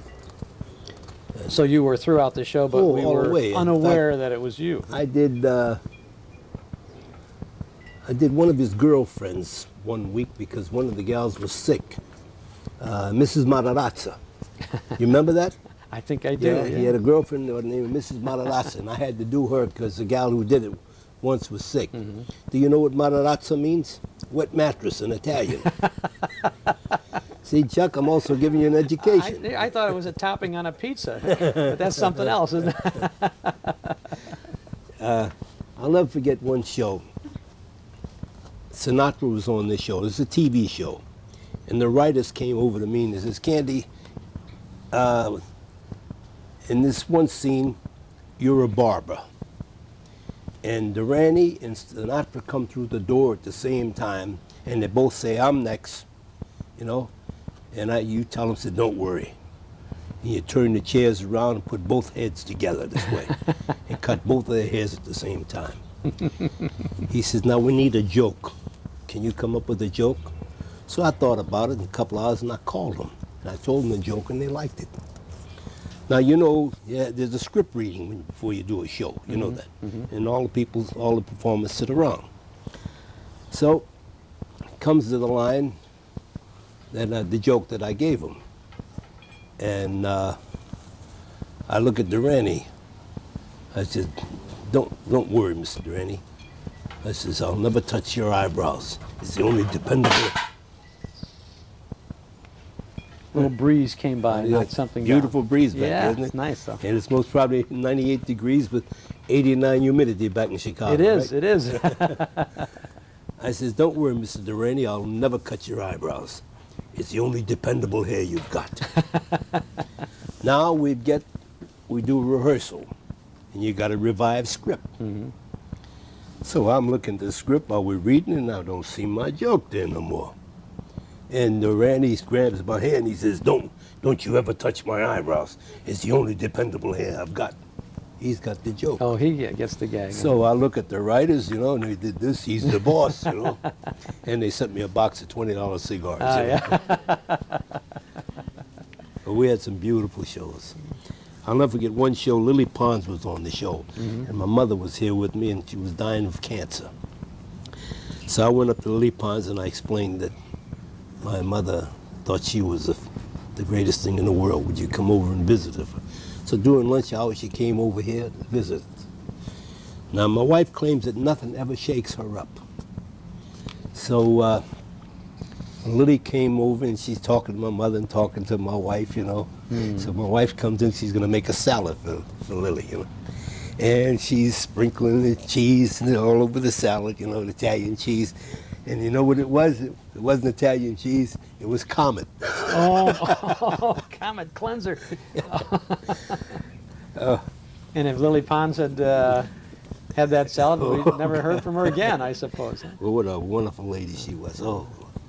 In fact, I've never met a bad star between you and I. Never met a bad star. You know, you still want to talk about Durante? Talk about anything you like. Sure, talk about Durante. I want to find out about Jimmy if you ever learned who Mrs. Calabash was. Well,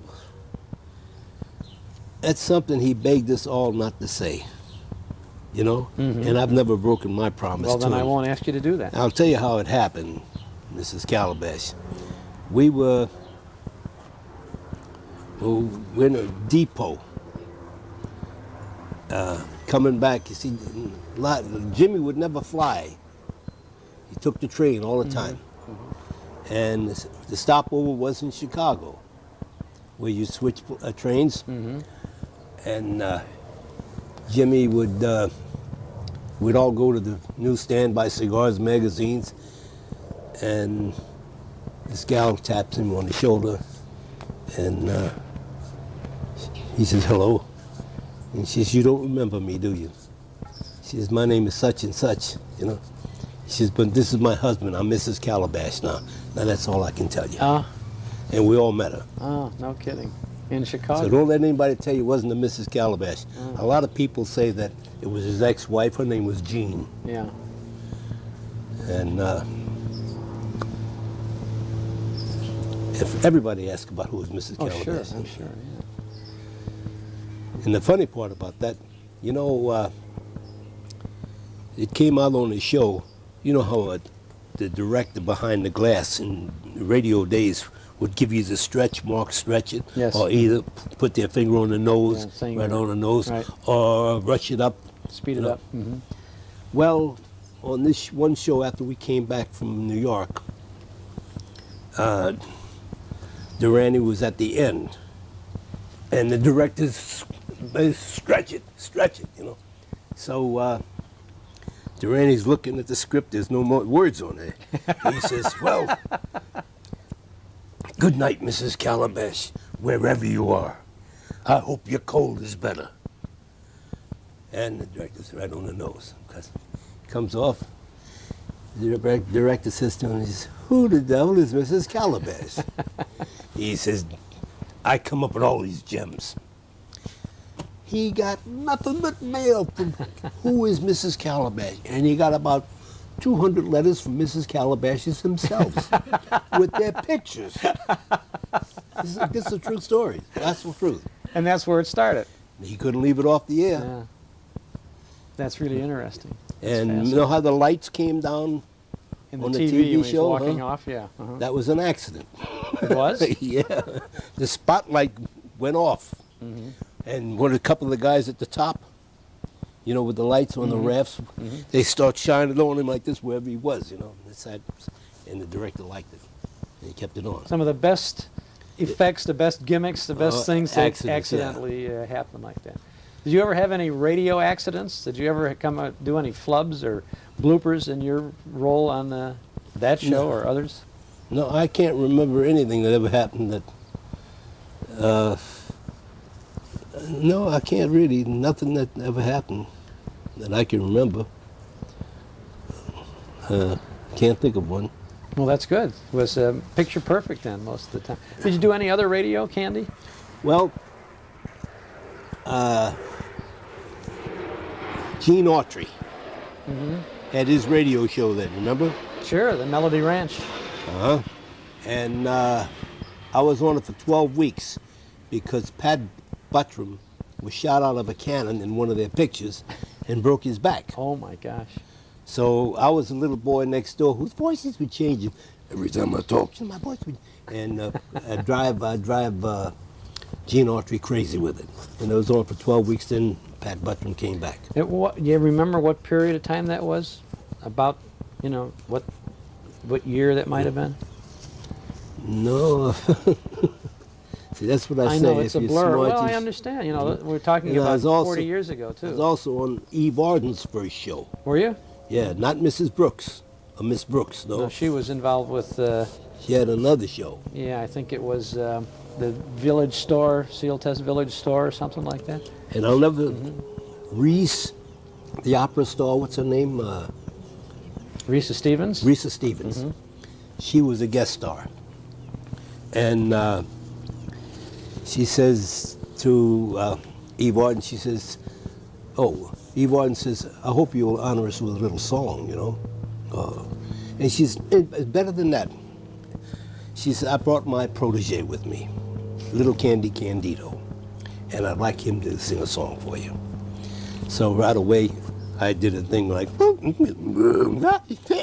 all kind of, and she says, Eve Arden says, what is he doing? And Mrs. Stevens says, oh, he's just warming up. She says, sounds like he's falling apart. It was a very cute show. I did quite many shows with her. There was a nice lady, too. Yes. And she could deliver a line better than anybody I've ever heard, except my wife, when she's mad at me. Now, your wife never appeared in any facet of show business? Just been a mother all her life. And she That's likes a pretty real important estate. job. Yeah. Yeah. She likes real estate. Yeah. Do you recall working with Durante? Primarily was radio and television. We were with Jimmy Durante and most of radio his time. first and television. Yeah.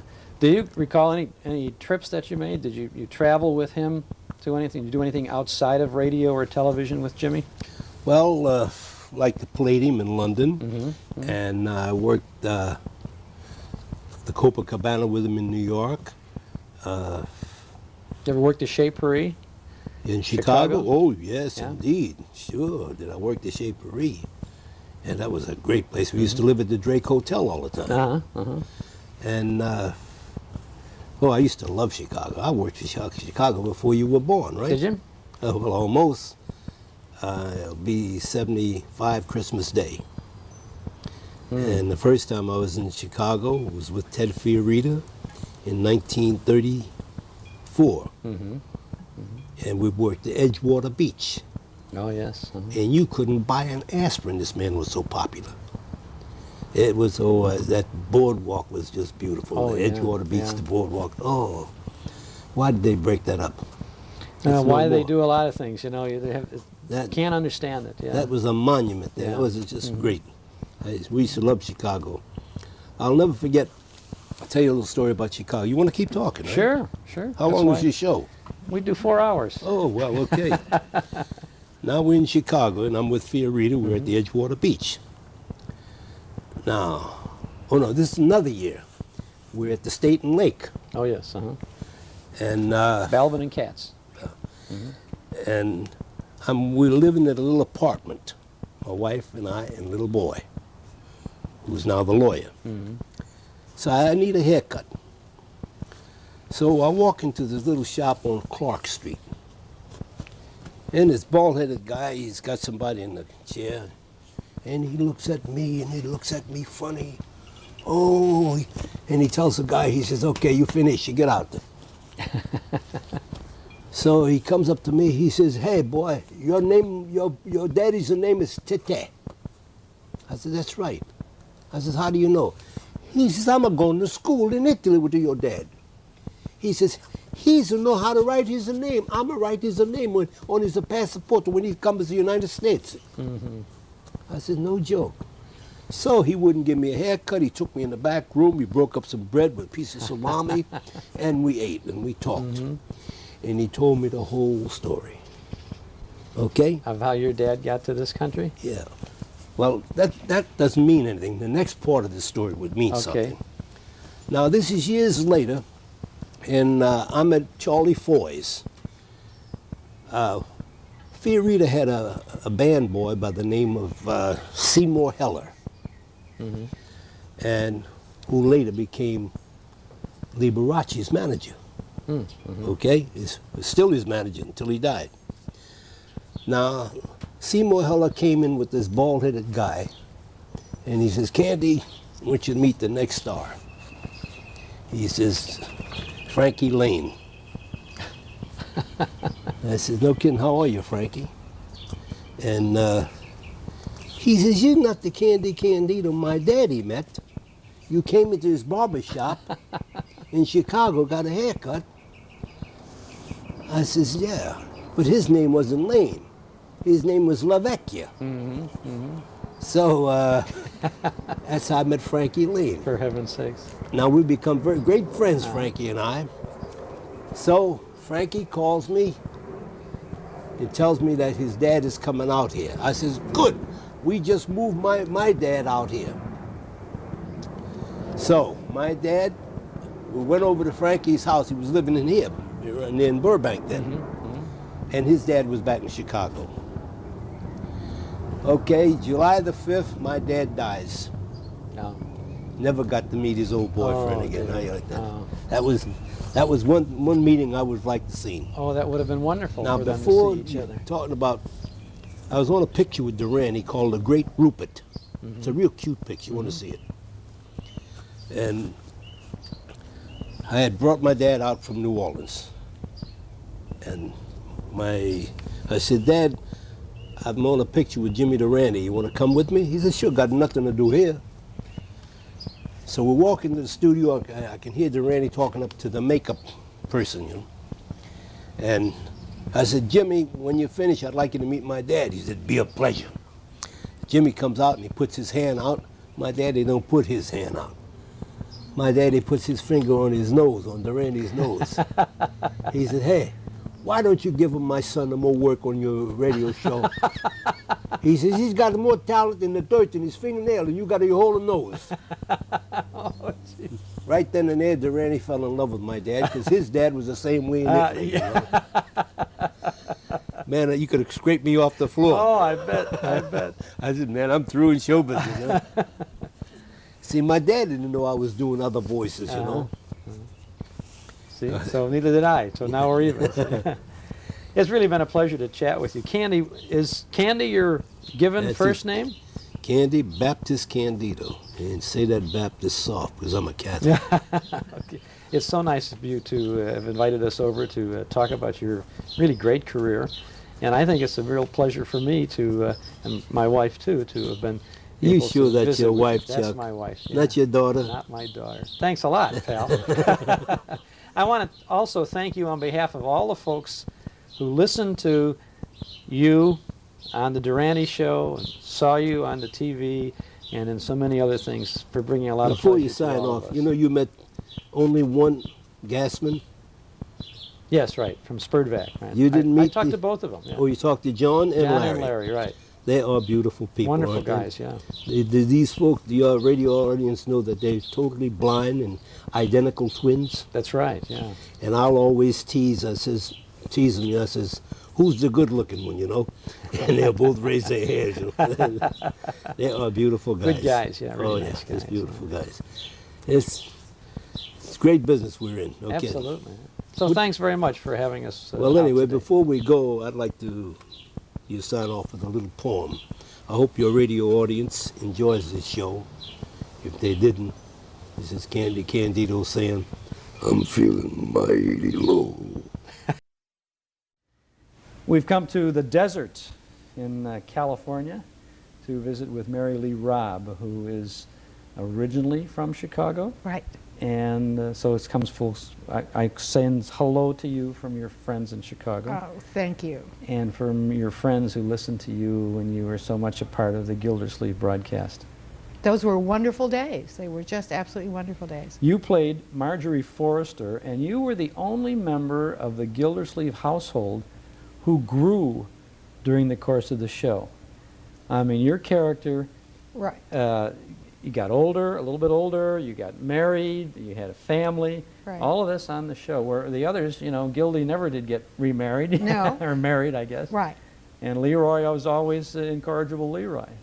I think, yeah, at the time I wasn't so happy about it, frankly. I didn't want to see her get married, you know. I kind of wanted the same thing. I was a little afraid that, oh, the character would, you know, would go off into the sunset, and that was that. But it was amazing. They really did go on for a long time. When we did the marriage, Richard Crenna, who was played my husband, Bronco, Bronco, and he was. We dressed it. It was the first time that we ever did anything like it, and we dressed the wedding. What we mean by dress the wedding, they got me a wedding dress. We did it all on the show, and it was done in costume. And very rarely did you do anything like that. In front of a studio audience. In front of a studio audience. Yeah. So of course they all adored it, and we were all very. I mean, the flowers and everything. So it was very cute. It was a cute idea. Now, but later, when Bronco and Marjorie had children, you didn't resimulate that. Oh, in no, front of no, a studio thanks. no, that have been going just a little bit too far, I'm afraid. Too much for art's sake. Right. But we did have some awfully cute children, and they had a big contest. Kraft was our sponsor, and there was a big Name the Babies contest, so we had to go through all of that, so that was kind of fun, too. How did you get the role of Marjorie on that broadcast? I'm a little like, who was it, Shirley MacLaine, who, when she got her chance, somebody broke a leg on Broadway and she replaced someone. Well, Louise Erickson, who was one of the, I think the third Marjorie. Lorene Tuttle. Lorene Tuttle and Louise Erickson, and then myself. And so Louise was doing a play and was doing something else that day, and something came up and she could not get back for the dress rehearsal. And I was one of those little people who was in what they called a background noise. You stood in the, you know, blah, blah, blah, blah, talking, you know, in a scene. And so the time came for the rehearsal, and I mean, they were sitting there. We had everybody waiting, and whether it was traffic or something like that, she couldn't get back. And so I said, well, I'll read, you know, for it. I'll time it for you if you want, because they had the orchestra. See, we had full orchestra and everything, and wonderful musicians. Perry Botkin, who was the great guitarist who had been with Bing Crosby, was also, and wonderful musicians. So they were all waiting. So we did the show, and we did it. And so then something came up. I don't know what happened, and she couldn't get back. So all of a sudden I thought, oh my gosh, you know, here I am, the little background noise suddenly being pushed in this thing. They said, and of course Walter Tetley, who was so wonderful, he said, now don't be worried. And Una Merkel, who was a terrific actress, was playing on the show with us at the time, so they were going over it with me. All of a sudden, about 5 minutes before we went on, Louise came in. And it was just wonderful. So she had something had transpired that she was not able to get there. And then I think what happened was, I think she went on to New York. And so when the time came then, having done that, it was a great step up, you know, for me to do it. So I was able to get the job then in the fall. Just because you had been considered and at the post, but you never got off. Isn't that amazing? I mean, it was just a funny thing. And then I was doing, after that I did some Burns and Allen. I played the little girl next door. Again, Richard Crenna was my boyfriend. He was boyfriend to more women, I tell you, than anybody else around. He was terrific. Well, he was also on Armis Brooks. Armis I Brooks, think. uh-huh. Yeah, he was the perennial teenager Right. on radio. Right. And, There's another young man, Gil Stratton, who has been out here, and was a very fine and is a very fine actor, and also a successful sports announcer. I think on one of the L.A. stations. Yeah, on the I L.A. think, TV stations, and he would come in and out. But basically, Dick was always, at least in my time on the show. I don't know who else was on it before that. Well, what other radio things that had you done? Well, my first show was Lum and Abner, and I had 2 lines. I think I had 2 lines. I said, "I do," and "Don't cry, Papa." Those were that was my great break in radio. So you learned those lines, you never forgot them now, right? Oh, I'll never forget them. Of course, it's just like the first time you do anything. And that was my break. They said, well, come on in, we've got a part. And I think, as a matter of fact, I got a call not so long ago from someone down south a darling man who called up, and there were some scripts lost and some shows lost, or they're not around. And one of them was this series this particular group that I was on, and they were calling for information. So it's been a most interesting thing. But that was where I started. Then I did, let's see, I did the Railroad Hour with Gordon McRae, and who was a dear, dear man, and did some of those shows, and did Red Rider, which was a little series of like a cowboy series. You weren't the love interest to Little Beaver, were you? No, and let's see, This Is Your FBI. And then my 2 series that I worked on a lot was mostly the Gildersleeve, and then some with the Burns and Allen when it was in radio. And then when, of course, it went into television, then they chose to get different. There very few of us were on it. No, I can't remember. I don't think Walter was on the TV series. On the TV? Yeah, I think. Was he? Willard. Willard was on it. Was on the TV. Yeah. No, Walter. And, Walter had gone. I think Lillian. Walter Tetley never did any television as any of the characters he created on radio. And I think some of it's a sad thing, because some of us, the wonderful creation of radio simply by the thought of the audience to see the personality, But when the time came for it to be on, in a television situation, they just either were a little older or they just didn't fit the character. Yeah. The voices weren't the way they wanted them. That's correct. Well, now let's see. You say you were from Chicago, and was it in Chicago that the acting bug bit you, as they say? Well, I took. My dad was with NBC in Chicago, and so I was sort of always around, show business, that part of it, and I took drama at Mundelein College as a little girl. In fact, my dad was one who discovered Mercedes McCambridge when she was when she was at Mundelein. Wonderful actress. Yes. And she was part of a group. They had Sister Mary Leola, who was head of the drama, I think, department, had a verse-speaking choir, which was very unique at that particular time. And so he had that's where he found Mercedes. Mercedes, we always called her that. And so I took it. I started there, and then I came out here. When we moved out here to Los Angeles in 1939 as a little girl. So grew up in Westwood, and so that was from then on. It was I took it, did a lot of stuff in high school, and so it was always kind of that was what I thought I was going to do. And then eventually my father died, and I started on more of a career. I was going to college starting to college, and I chose then to go into radio and get, kind of working and doing things. And that was mostly out here then? Oh, it was always in Los Angeles, not in Chicago.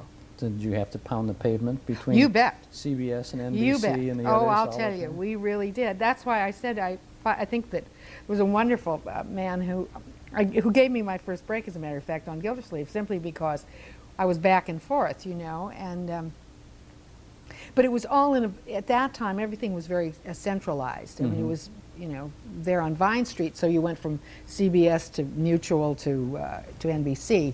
It wasn't and the agencies were all around there, so it wasn't a tough thing to do. But you just, I don't know, they were very pleasant, and it all seemed like wonderful. It was a great fun. I've always been I've always been interested in show business, and in fact used to stand. We finished Gildersleeve sometimes, or else I can't remember, but it seemed to me there was a rehearsal, and I'd go back in and stand in line to see Crosby in those days. You know, that was when he was still at NBC, and just to see some of these great performers. So I was very much stage struck. You mean a performer on the network had to stand in line with the rest of the people to see Bing Crosby? Yeah, yeah, I think so. I mean, I may have gotten in a little earlier, but I did. You did stand in line, and they didn't know. I mean, what I don't. That was a great thing about radio, that you could have sort of an anonymous life, and it was fun, and you just went in and did what you did, and you could leave it and go home. You don't have that same thing today in television. I mean, I'm sure it's a lovely situation, or the theater, but there is that being able to remove that coat of the theater and walk away from it. And the people in it were so wonderful. Oh, we were talking about it.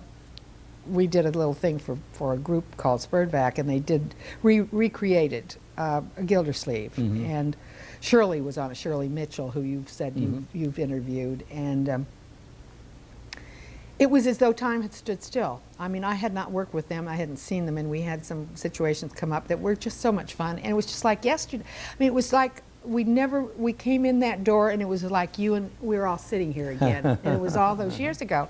It was a very miraculous time, and people were very fond of each other, and we had fun. We'd have picnics, or Dick Peavy. Dick LeGrand had a wonderful boat, and we'd go out and we'd have parties on the boat or something. It was more like a family. They talk about those, I think now on a long situation thing, they may get that rapport, but we had that. You know, it was just a very remarkable. On a motion picture, you don't hear that. You make the picture, and then you leave, and you maybe don't see each other ever, for years and years. Well, in a movie, it might be 3 months. That's or right. 6 months, maybe. Yeah. On a television series, that could be a couple of years or longer, maybe. On radio, it was the norm to run 8 years, 10, 12. Yeah, it was incredible. Look at Gildersleeve, started from 41, went all the way to 58. With almost the same cast. Now there's something I wanted to ask you about. You were there. You came in around 48, I think, on the Gildersleeve show. So when you came in, it was Hal Perry who was Gildy. Right. And then in 50, it's when Willard Waterman came over. What was the reaction of the cast to the change, and then of the listening audience to the change? Well, Willard is a lovely man. Just a very warm, a gentleman, and the show looked like it was not going to go on, and then it seemed that they called Walter and I. They said, "Would you come in? We're going to do a little testing," and we started in September, and that was that. I mean, it was the most unusual situation, particularly because Willard and Hal, their voices were very corresponding. If you've ever noticed, a lot of times they would sort of almost it was difficult because their voices were very similar in many ways. I mean, now in looks, Willard was a much taller, much larger man, but I think the voices, Willard always said, at least the last time we were talking about it, that at one time it was kind of a hindrance because there was the same timbre in the voice. And so when he came on, it was just incredible. There were a few letters, from people saying what happened or where is he or what's gone on. But it was much less than one would have thought. Maybe it was because it went off and then it went on again, and there was a little summer off. There's a summer in between. In between, but it was.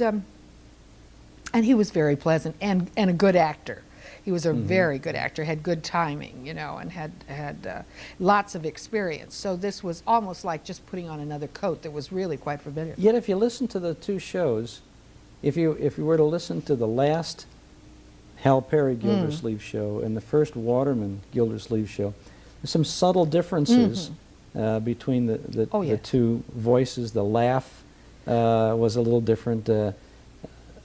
But really, for all purposes, it was. And as same it kinda turned guy. out, it worked well because Willard was very good in the role. I mean, particularly for television, I think too that he was very good, and it's different too because Hal originated that role, and it was his role. So that, as you say, there is a little difference, but for all intents and purposes, it was a very easy transition, much easier than it could have been. You know, where people suddenly went, "Oh no, we won't accept that at all." I think they loved the show, and everybody else was around it. You know, the same people were still locked into the characters. It was a situation comedy before. Those shows on radio were just called comedy shows. They were never referred to as situation comedies. The television created situation comedies because they had to have some name for the genre. But it was just a comedy show. It was a comedy show with a real warmth to it, and I think it was. Well, I think you can attribute a lot of it to the writers and to the material that they had, because there was warmth in each show, yet there was some great comedy in there, and some of the crazy things that. Well, it was the Leroy would first do. spin-off too. I think that was the original spin-off of any show. He had come off of Fibber McGee, Right. and then they started that show, and it was so I can't tell you what a family feeling it was. I think many people have said that about all their own shows that they've been on. You know, I'm sure you talked to any of the gang from Miss Brooks or any of them, but we did have a very. It was a very professional group. I thought it was I was very fortunate to be among these people because the timing was great, the quality of the work, the care that we did, and because when I came on it, we did 2 shows live. You see, we came in and recorded, and then sent those. You know, that went on back to Chicago, New York, and then we did the 8:30, which was in the local. So those were the days before the tapes. And one for the West Coast. One for the West Coast, as they used to say. And then we'd go in on Monday morning and listen to the show from the week before. So there was a lot of quality control on it. I mean, it was not haphazard that it was a good show. You know, it was. You actually, they made a recording of it, and you went in and listened to Oh, it. yes. And we critiqued it. Critique it. To see how it went, how the timing went, you know, and on the various things, what worked and didn't work. They were very, very careful. They were very critical of the work to see that it came up to that high standard. Well, that's why that show lasted so long. Right. And we had great sponsors, yeah. and Kraft was our sponsor for all those years, to my knowledge, and they were very. It was just a whole thing. It was just a very nice relationship for me. I loved it, and I got when I was in my personal life, I was married in the 50s, and so my daughter was born in July, and at that time I was pregnant and did the show and had her in July and went back on in September. So that was radio. You could do things like that. That's right. Yeah. You know. Well, to television, they make you stand behind the furniture. You know? Right. Yeah, I did a little show that had never did much of that came off, but I remember doing the same thing, putting on a large size 16, standing behind a table to try and to shoot from the waist up. What kind of rehearsal did you have to deal with on the Gildersleeve show? In other words, from the beginning to prepare for this week's broadcast. Well, as I say, we went in on Monday and rehearsed in the Monday morning, and then on Wednesday we went in and we read it over, and then on Wednesdays I think we went in and did the show, did a rehearsal. Then at 1 o'clock we did a dress. Then about an hour before the show, maybe, or a little longer, we'd go back in and do a cutting session, because by this time they could see what jokes or what humor was going to work and what wasn't. And then we went back in and got ready and went to our dressing rooms, got ready, and went out and did the shows. And in those days, it was, and I loved it. I mean, if you think about it today, doing them live like that, but there's a certain magic to the liveness of it. I think that's why people loved live television. Well, you're keyed up for it, and the adrenaline is flowing. And yeah, it's. Someone told me that once they did a, I think it was Jim Jordan, rest his wonderful soul. Right. Jim Jordan said, when they would do the Fibber McGee and Molly shows live, they rarely made a mistake.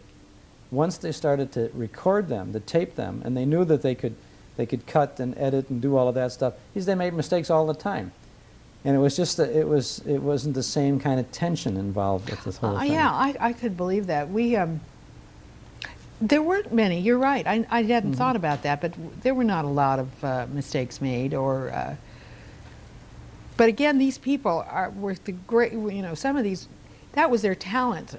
Some of them, that they were able to, do that wonderful timing, and these had been career comedians. Marion and Jim yes. always had great talent. The Gail Gordon, who was, was on their shows and on ours. He was Mr. Bullard, I think. And Mayor Latrivia. And they were just really, fine actors and fine talent. So that it sounds like, oh my golly, you're going on to do something like that. Another one was George Burns, who I learned timing from more than anybody else, who had the great sense of timing. And his, wonderful wife Gracie, who was who was so adored. And these were people who were, again, professionals. They had just simply come into a different what would I say, milieu, that it was just the same thing. They just moved that talent into another area. So that the only time it ever happened to me, one time something happened and I lost it. I lost a page in my script. Oh. And I looked up, and it was my week, and I was doing one of those Marjorie's where she used to babble and blah, blah, blah, and I thought, I just thought, I'm going to die right now. And I could feel the perspiration just moving down my body. And fortunately, Dick was standing next to me, Dick Grenna, and I just started looking at his page, and we went through it until I finally found where my page came in, I mean, all this. But that was the only time. And I must say I had nightmares over that. If ever I was going to have a nightmare, that was what it was about, was that night where the pages were lifted, and there was nothing there, and you're standing there talking to people. Did you described earlier the show that you dressed for the wedding, the wedding show between you and Bronco. How did the listening audience react to that wedding on the Gildersleeve program? Well, I think they were very responsive to all the things we did. I mean, because it was a kind of a family show, they liked it. And as a matter of fact, we were fortunate enough to do the Look magazine covered it, which was kind of unusual. And for that, we went to a little Episcopal church in Hollywood and did, simulated the whole thing. Set up some pictures. And set up the pictures. So that was kind of a thrill. And because I don't think it had much been done, at that particular time. I don't think it was it's not like it was in the olden days, but nevertheless, it was just a different kind of thing. It was a new way of promotion for the show. Well, and sometime after that, some proper time after that, then Marjorie and Bronco became parents, and you had twins. Right? And there was a whole big to-do about that on the show. A long sequence of things, wasn't it? And well, as I said, there was a contest that they named the children, and that went on and on and on, and it was all kind of fun. Did they read it? Did they finally name the children? Yes, and don't ask me. Okay. Well, we won't bother to ask. No, I wish I could say I remember. I mean, that was fun. Could you tell us a little bit about some of the other people on the show? Now, you said Dick LeGrand had a yacht. Yeah, now, a boat. Last person, or a boat, the last person I would think they would have a boat would be Mr. Peavy. I know. He was he was a very interesting kind of an outdoor person, which one would not have thought, the same thing. I think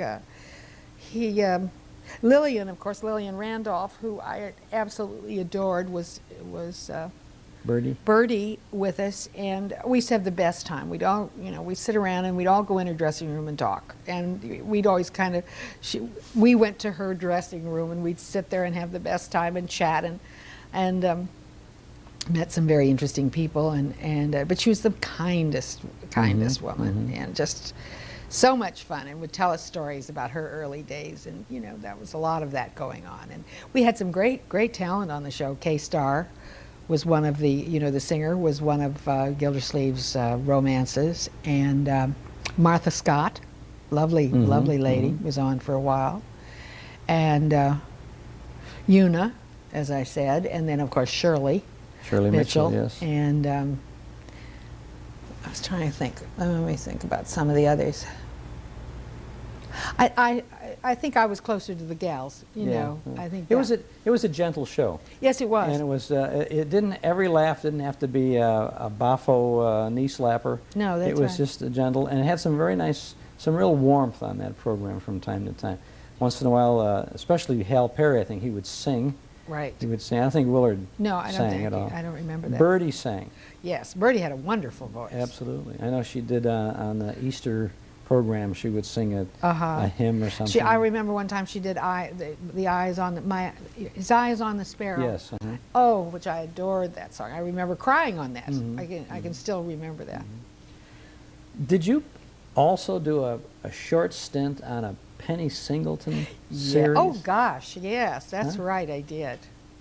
Yeah, Isn't that it was just funny? like a How summer interesting. replacement or something, Right, wasn't it? right. Yeah. Well, we were hoping for more. I don't really think I was much of us. No, I don't remember even there was a summer replacement. Maybe it turned out to be, but they had great hopes for it. But I can't think of the little girl, Sheila Benson. No, Sheila James played the sister on it, who is now. You were the two daughters I was of the the two widowed daughters, Penny Singleton. Yeah. But without Dagwood Bumstead, it couldn't work. Well, I think it was really kind of interesting too, because I mean, I was older but my voice worked, and so I was running around in pinafores and flats. And but it was a cute show. It was I think you're right. I don't think it just didn't fly after that. I think they saw her in that role. It was early women's lib, actually, because she was widowed and she was trying to make it on her own and all of that, and that was way before anybody would expect a woman to try to do that in one of these situations. Yeah, I think maybe today it would have more, it was just maybe a little before its time. It had good writers and good writing and a good director, as I recall. I can't think of his name, but I had worked for him before, and there's an awful lot of good shows out there that haven't made it. You know. Oh, sure. That's right. I don't know. She's still hopefully around because she's I think so. Yeah, I think so. Well, I'm glad you're around, and I Me appreciate too. you inviting us to so much fun having stop you by and reminisce about it's your great. part now of you the know golden where days all of radio. where the radio people are. They're all down in Palm Springs or Palm Desert, aren't they? They're all nice over. to come to Southern California. Oh, and it's visit nice with to the have you folks. here. Especially because it gives me the opportunity to thank you on behalf of all of those people who listened out there and enjoyed what you did. Thank you so much. That's charming. We've come to Beverly Hills, California to visit with the man who owns one of the greatest voices in radio, I think. He was the premier announcer and spokesman for so many radio shows and advertisers on the air that it boggles the mind. We're delighted to be with you, Andre Baruch. Thank you. I'm glad to be here. It's my own home. And it's a lovely home. Thank you. Where did your radio career begin? It began in Brooklyn, New York, as a studio pianist. As a pianist? Huh? Yes.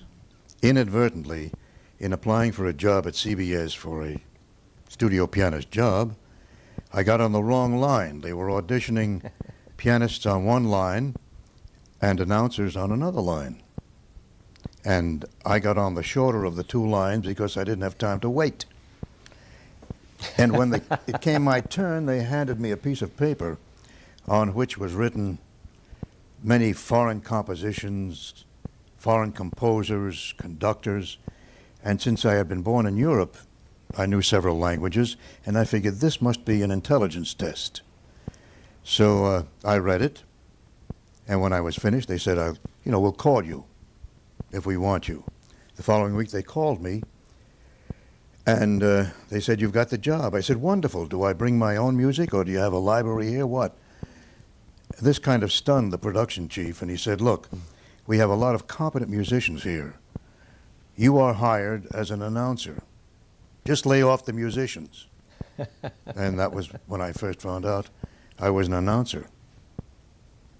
Well, you did a pretty decent job of it, I suppose. You didn't even play the piano at that situation there. No, I never touched it. And but yet you thought you were hired as a pianist. Originally, I figured they must be hiring me as a musician. But they hired me as an announcer. That was at CBS.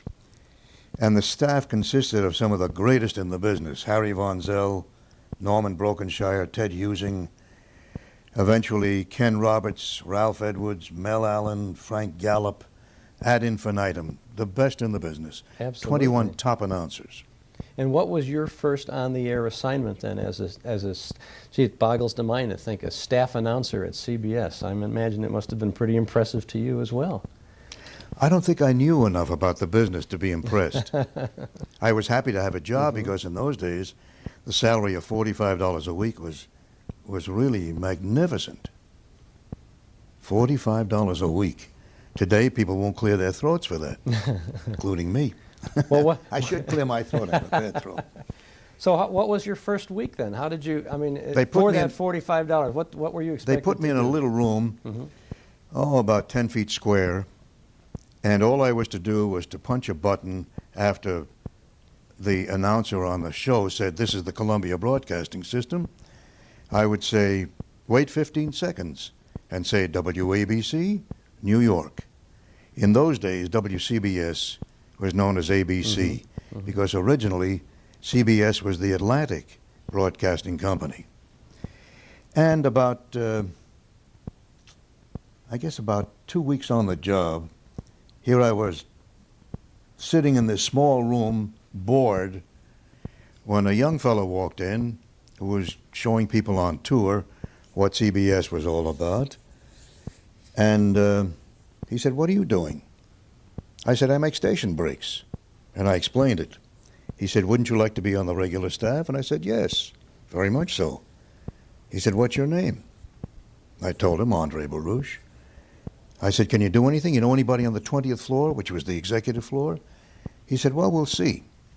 And he left. And about a week later, I looked at the schedule, and there I was, announcing regular shows. And a short time after that, oh, that's our clock.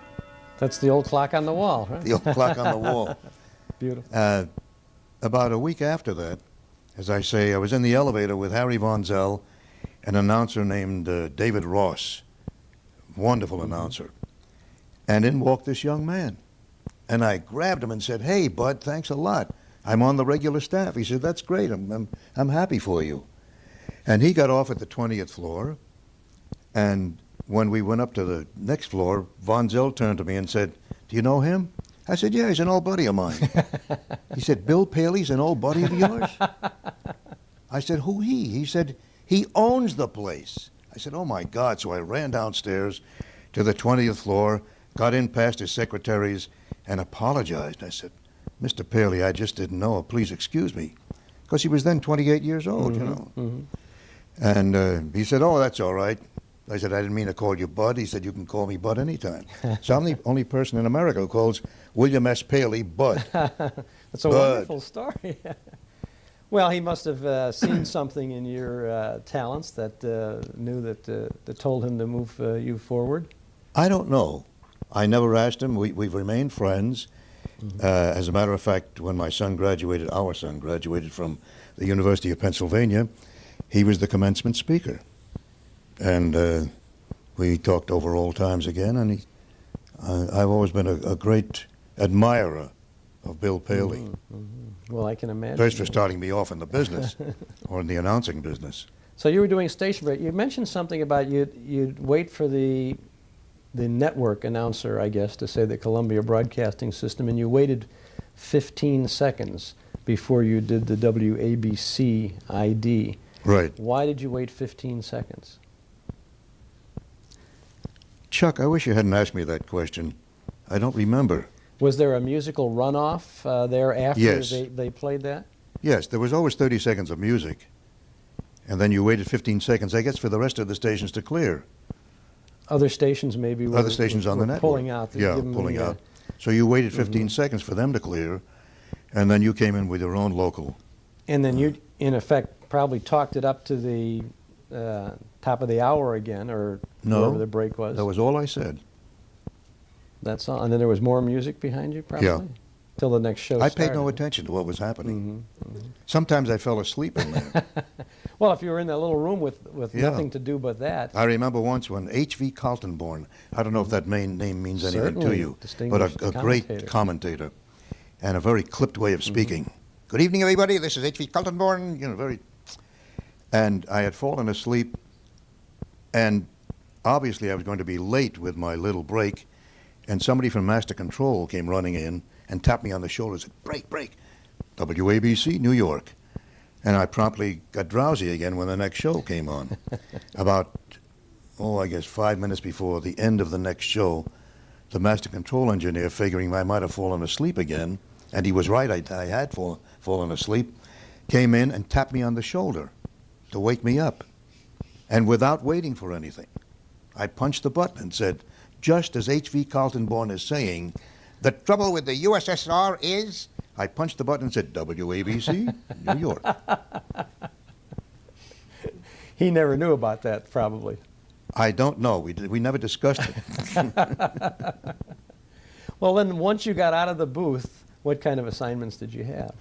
Oh, morning melodies with, what's his name, Brusiloff, conducting, and little shows, little musical shows, sometimes introducing commentators, and that was it. Until I started to get soap operas, like Just Plain Bill, John's Other Wife, which I once introduced as John's Wife's Other John, and I used to make a lot of mistakes in those days. I still do, as a matter of fact. I once opened a show with Good ladies, evening, and gentlemen of the audio radiance, and some others that I cannot mention on the air. In any case, we did everything, which was why announcers in those days became more proficient and more versatile than those of this era, because we did sports, we did commercials, we did sustaining programs, we did commentating, we did everything. And you just had to. And you had to be well-versed in languages and speak fairly clearly and distinctly. In those days, you really needed modulated tones. And that was the pear-shaped era, as we call it. And we had pear-shaped specialists. But You in mean any the case, announcers were specialists, or there were people who were making sure that well, in order to get a job as an announcer, you had to speak with a rich, deep, mellifluous tone. Today, it's not so important. Today, they realize that salesmanship is more important than speech pattern or vocal pattern. In the earliest days of radio, the late 20s and the early 30s, announcers were very, very stuffy. They appeared to be stuffy because And they still were did. enunciating, and there was rarely was there warmth in the voice of an announcer in those days. How But would you know? You're too young. Oh, we've heard so many of these shows. I love it. Everybody says I'm so young, but I grew up listening to the golden days of radio. But that group of announcers that were at CBS at the time you came in there, or that eventually came in along with you there, with Ralph Edwards and Harry Von Zell and so many, those people all, including yourself, became more than announcers. They became personalities. Well, there was a reason for that. In those days, after every program, you gave your name. You are listening to Morning Melodies. Your announcer, Andre Baruch. You are listening, you have listened to whatever, your announcer, blah, blah, blah. And you did that 5, 6, 7 times a day, 6, 7 days a week. As a result, your name went out over the air, over a national network, constantly, for years on end. And people got to know your name. Today, the announcer is anonymous. And he makes more money because he can do a lot of things. Commercials, as an example. You can spot me on a commercial like that, and I do a lot of them, but not nearly as many if my voice and style were not so distinctive. Well, but by being Andre Baruch and having that personality, that style of your own, sometimes you may be on a commercial where you're not even identified, probably most of You're the never time. identified. But the listening audience recognizes that. Many times, And yes. they hear, if they don't know who it is, they recognize it as a familiar voice, and that, in fact, adds endorsement to the product. Mhm. By doing, because we hear on television many times, you hear a commercial with a voiceover, and you know it's a major motion picture star or somebody from a television. Yes. The name is not given or anything else, but the implication is there that they have that sort of thing. CBS, and now we're talking in probably the mid to late 30s here at the time that you were When I involved started, in it was early 30s. Mm-hmm. What kind of network programs were coming out of CBS at that time? They're going coast to coast. All the soap operas. Mm-hmm. All of them. Music for a Sunday Afternoon, the American Album of Familiar Music. Frank Munn. Frank was Munn. The Manhattan male Merry-Go-Round, Your Hit Parade, which I did for almost a quarter of a century, and my wife, B. Wain, was on that show. Yes, indeed. I can't remember all of them.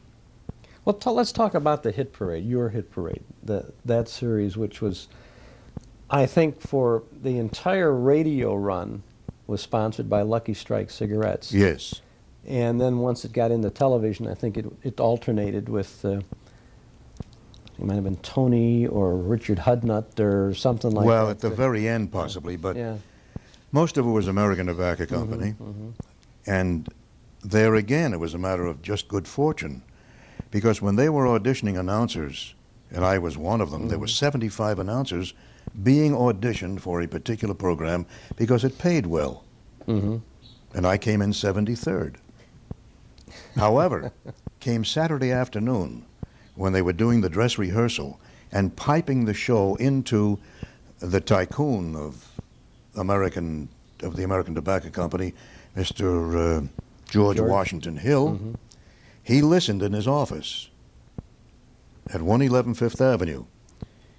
And when he heard the announcer, so nervous that you could hear the rattling of his script, that he finally called back and said, "Get that bleep out of there."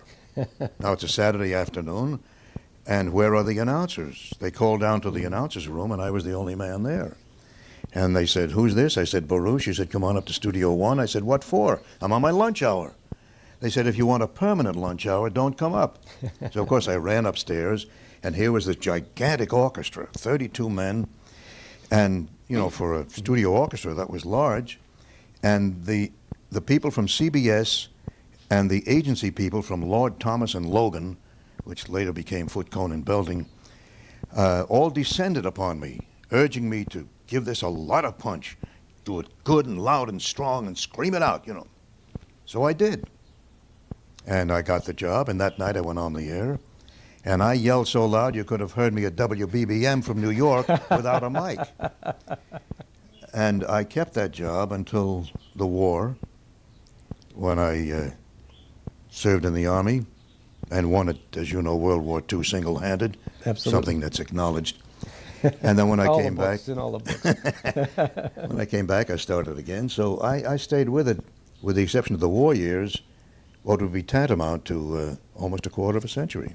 It's incredible. As a matter of fact, Your Hit Parade is still on the air.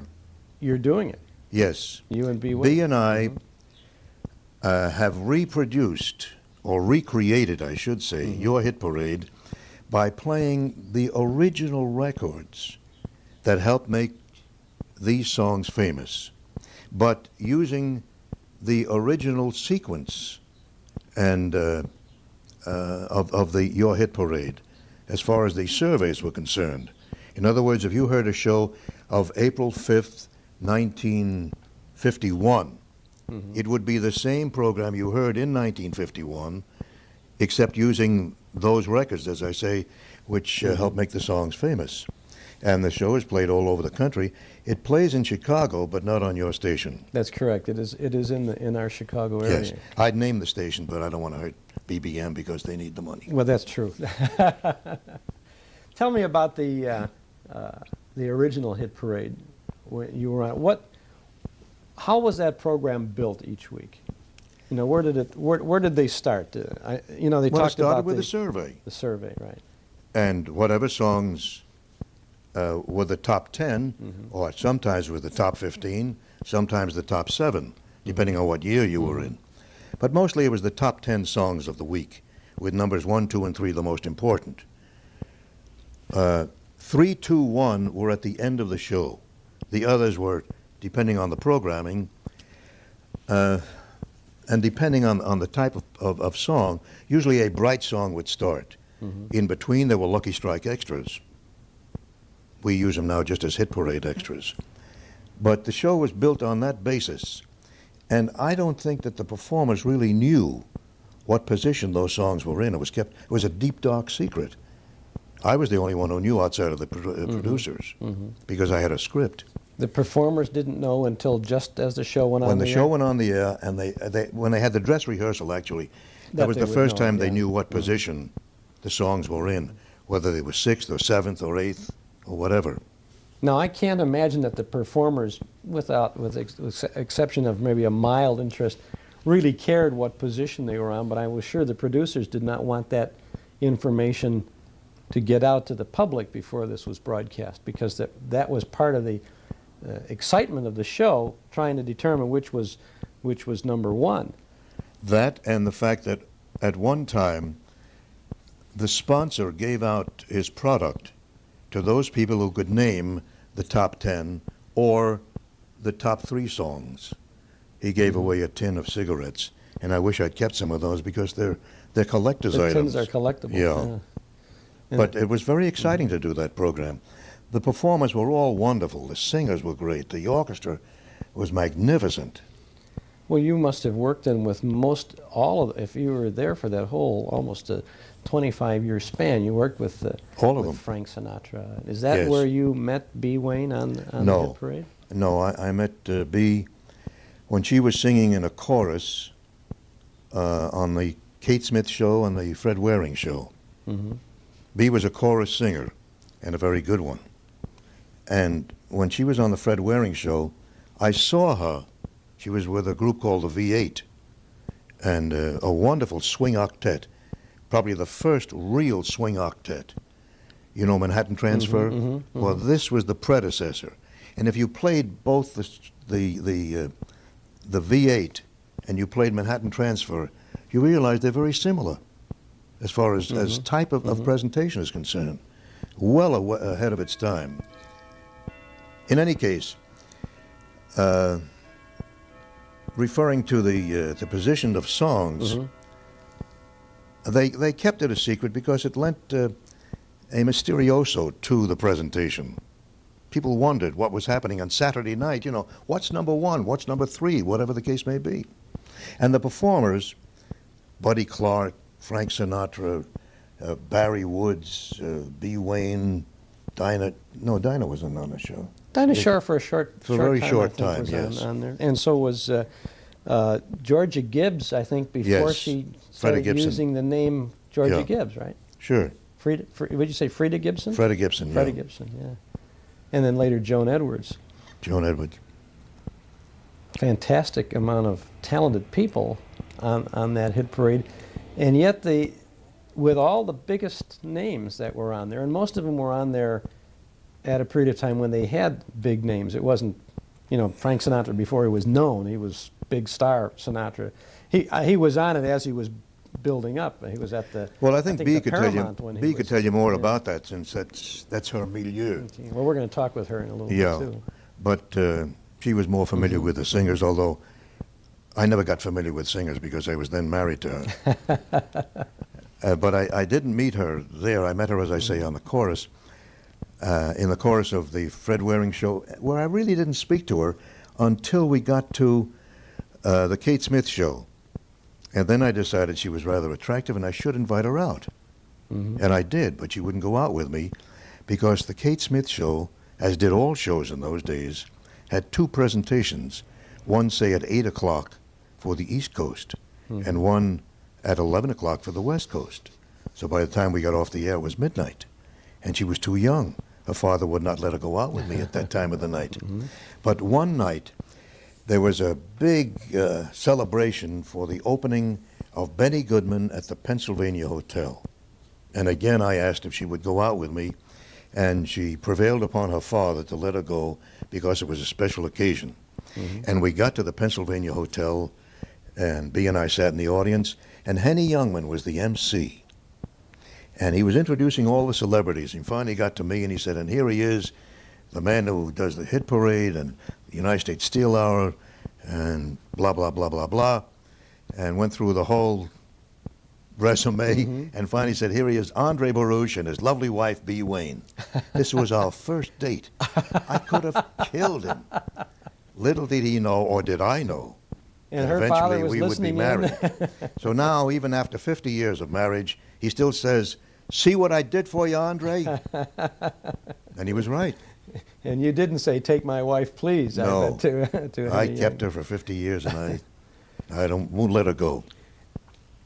I don't want to dwell so much on the hit parade, but I do want to know how much in advance of the broadcast did they start working on the show, the performers, the writers, and so forth? The writers started, I would say, immediately after the show was over.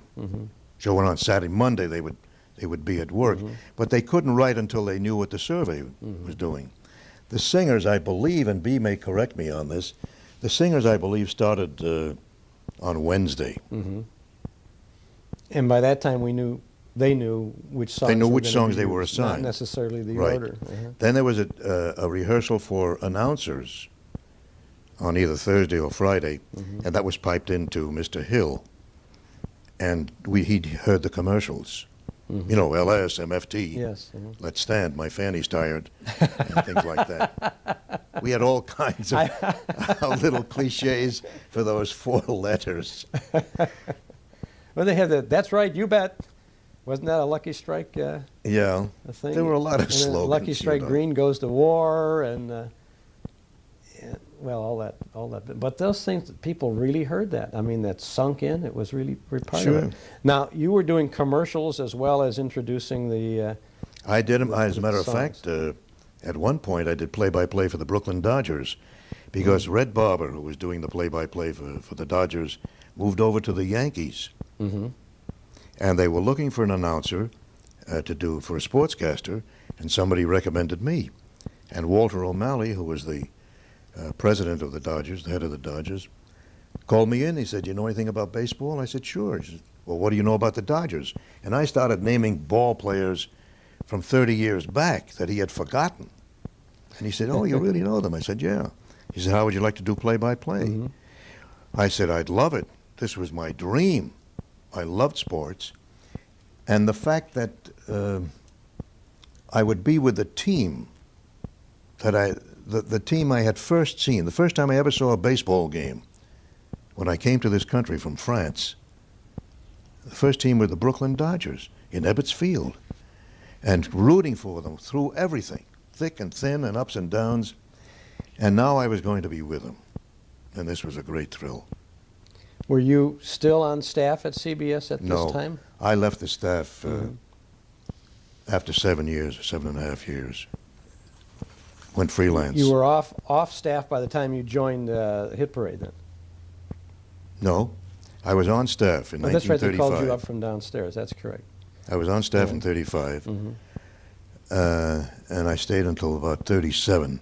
And many of us left the staff because CBS then came up with an idea to start an artist bureau, or had an artist bureau, and would like to encompass all the announcers and take 20% of their income.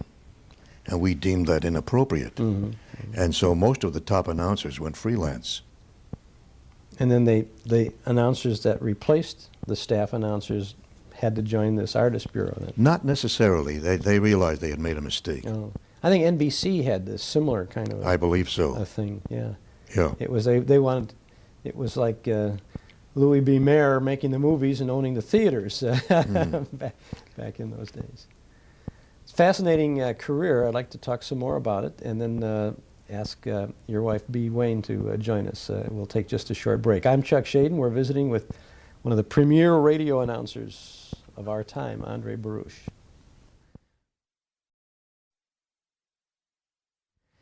We're talking with Andre Baruch, and his wife, B. Wain, has been itching to get into this conversation from the first moment. So, B, we're glad that you're with us, too. And you were shaking your head when Andre said he got started in radio in Brooklyn, and then the next thing he was in the line at CBS auditioning as a pianist. You were saying, no, but you didn't want to talk. Now, tell us the real facts.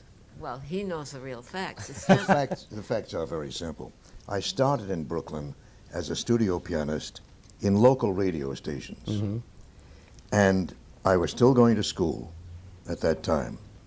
And it wasn't until after 2 years of this that I had to make a determination as to whether I wanted to become an artist or, a painter or sculptor or a pianist.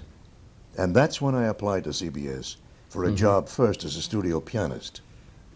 And the rest is history. I don't know how much history it is, but it was there. No, it's part of the history of radio. Now, what did you think when you were introduced by Henny Youngman as the lovely Mrs. Baruch? I thought it was hilarious. I mean, I had no intentions of ever even going out with him again. And we do see Henny now.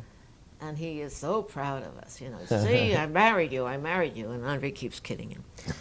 Well, that was the first date, and already you had made up your mind that you weren't going to go out with him again?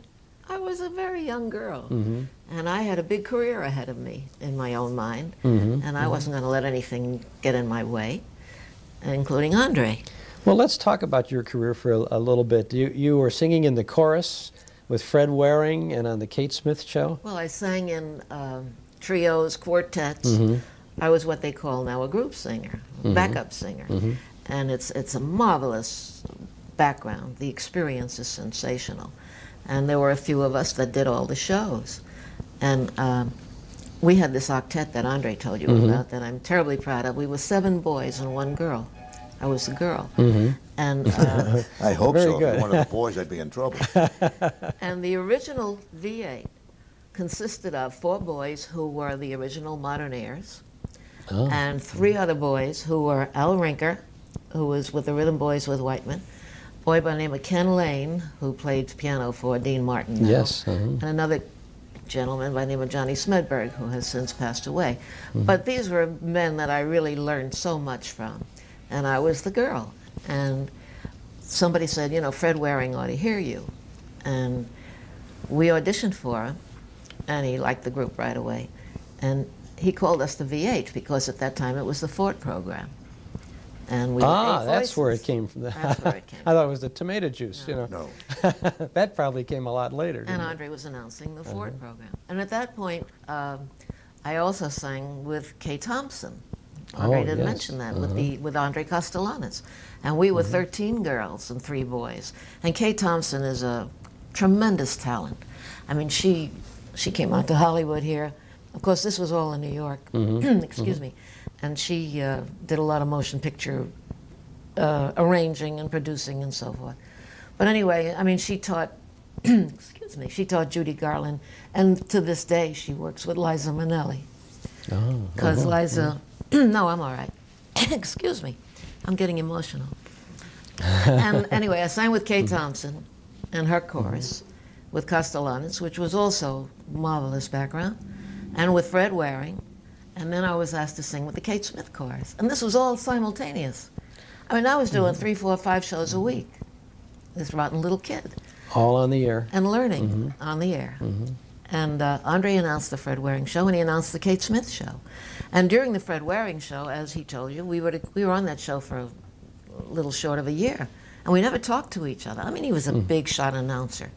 He was the playboy of the Western world. Would you agree with that? You frown, Andre.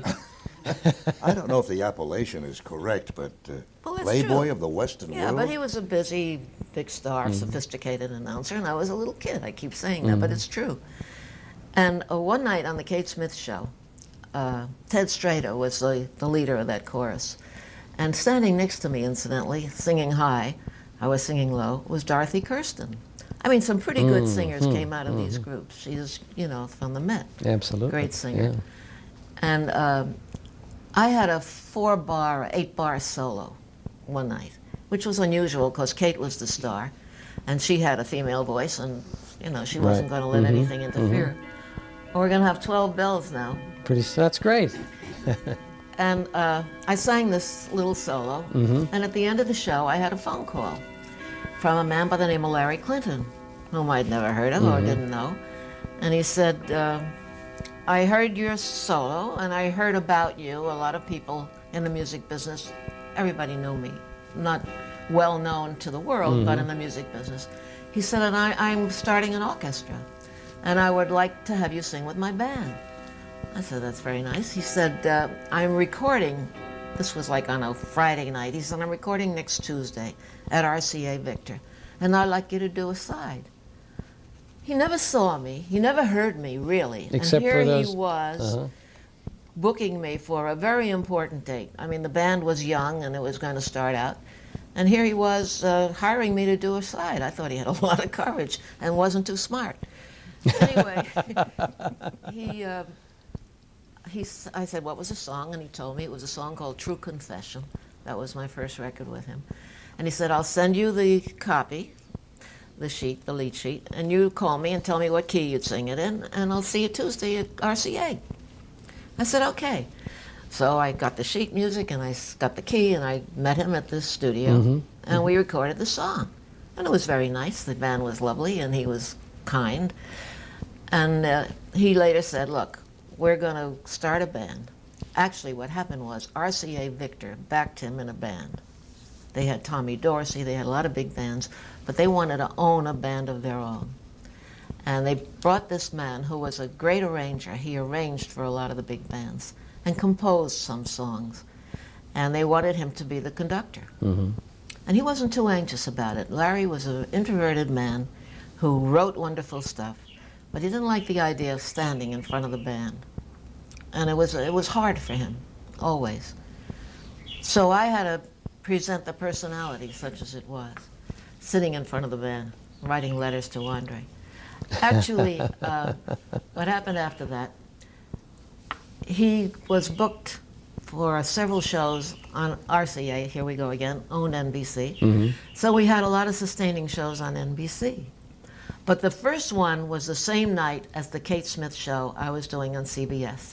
I had not left the Kate Smith chorus, and I didn't want to, because now Andre and I were beginning to look at each other, and I figured if I left the Kate Smith show, I'd never see him again.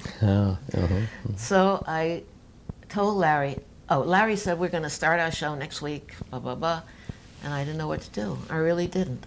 And I went to Ted Strader, who was the conductor of the chorus, and I said, look, I have an opportunity, but it conflicts. We're on the same time.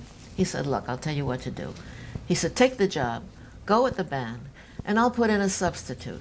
And very often in choruses, you would never know it, but there were substitutes. You know, if somebody had to do another date or something. Well, the punchline is that I never came back. The substitute was still there for years to come. But I joined the Larry Clinton band, and then we did a lot of sustaining programs. And then we worked were they almost all from the studios? RCA. All studio, rather than remote. You were not... Well, then we went on the remote. Then we opened a Glen Island Casino. That was the first. You see, they planned this very carefully. We went on the Glen Island Casino from May until September. Whole summer, 7 nights a week. And as a sidebar, we opened, let's say, May 16th, which was true, 1938. We were married, Andre and I, May 1st, 1938. We went off on a honeymoon. I came back and worked 7 nights a week from 7 till 2 at the Glen Island Casino, and Andre sat there, waited for me every night. Well, I can understand that. Yeah.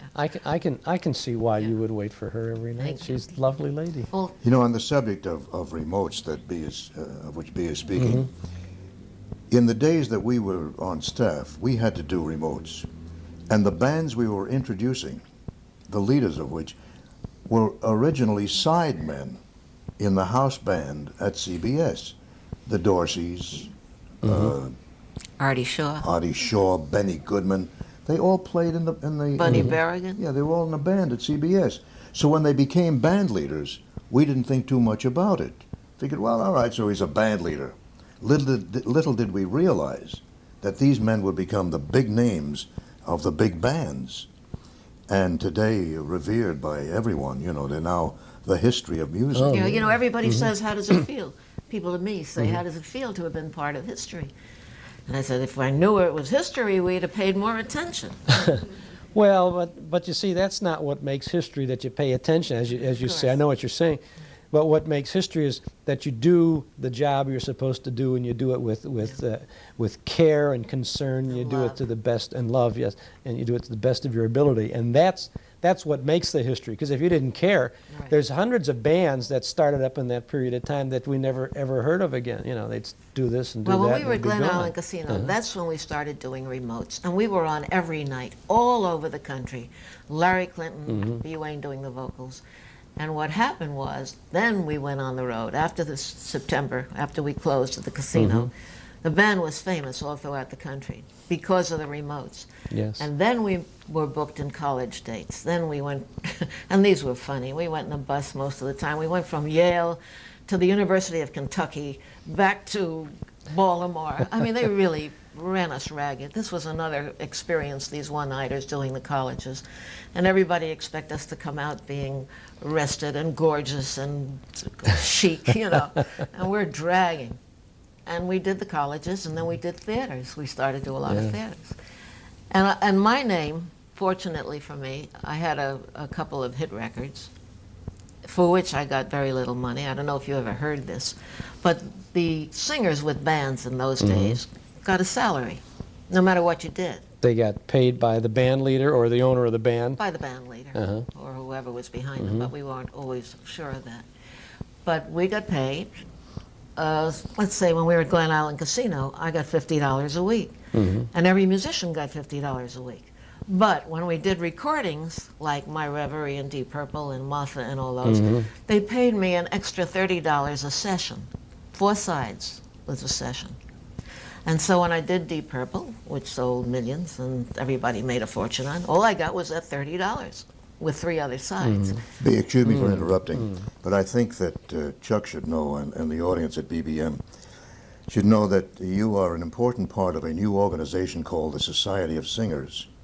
And the reason for the establishment of what is truly a fine organization with most of the top singers of the country as members. Frank Sinatra's is he's chairman of the chairman board. of the board. Ginny Mancini, Henry Mancini's wife, is the president. B is the treasurer, of course. But B, I think you are better equipped than I am to speak about it. All of us from that era. I mean, Helen O'Connell is one of us. Helen Forrest. You just name them all.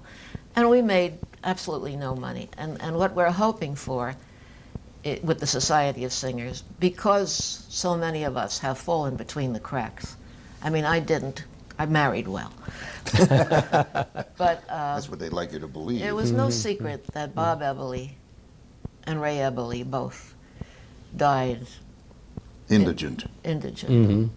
As a matter of fact, Bob was in a charity ward, and it was Sinatra who got him into a decent room for the last days. And they are still selling their records, and somebody is making a lot of money. And so we're fighting. We have a great group. I mean, really. And the object of this organization is to... What we hope to do eventually is to build a home, like the Motion Picture Academy has a home. As I say, singers are the most unrewarded people. And we don't want just the old singers like me, because we're going to fall off eventually. But the younger singers have to be in there to help. Does this still apply to singers on a recording today? Well, of course, the singers today are the rock singers who are making the front. Yeah. Millions. See, today we don't. And I want to stay on this for a second, but today you don't have a band with a singer performing. Today, the singer is the star. I mean, the rock musicians, they're the whole thing. But they fall apart too. Let's face it. Yeah, there are sure rock singers who have flitted away all their money. Who have not only have they flitted away their money, but the record companies have taken advantage of them. I mean, there are lawsuits right and left, and the singers keep losing. There is a Chicago branch, incidentally. Of the Society of Singers. Of the Society of Singers, run by a fellow named Randy Van Horn.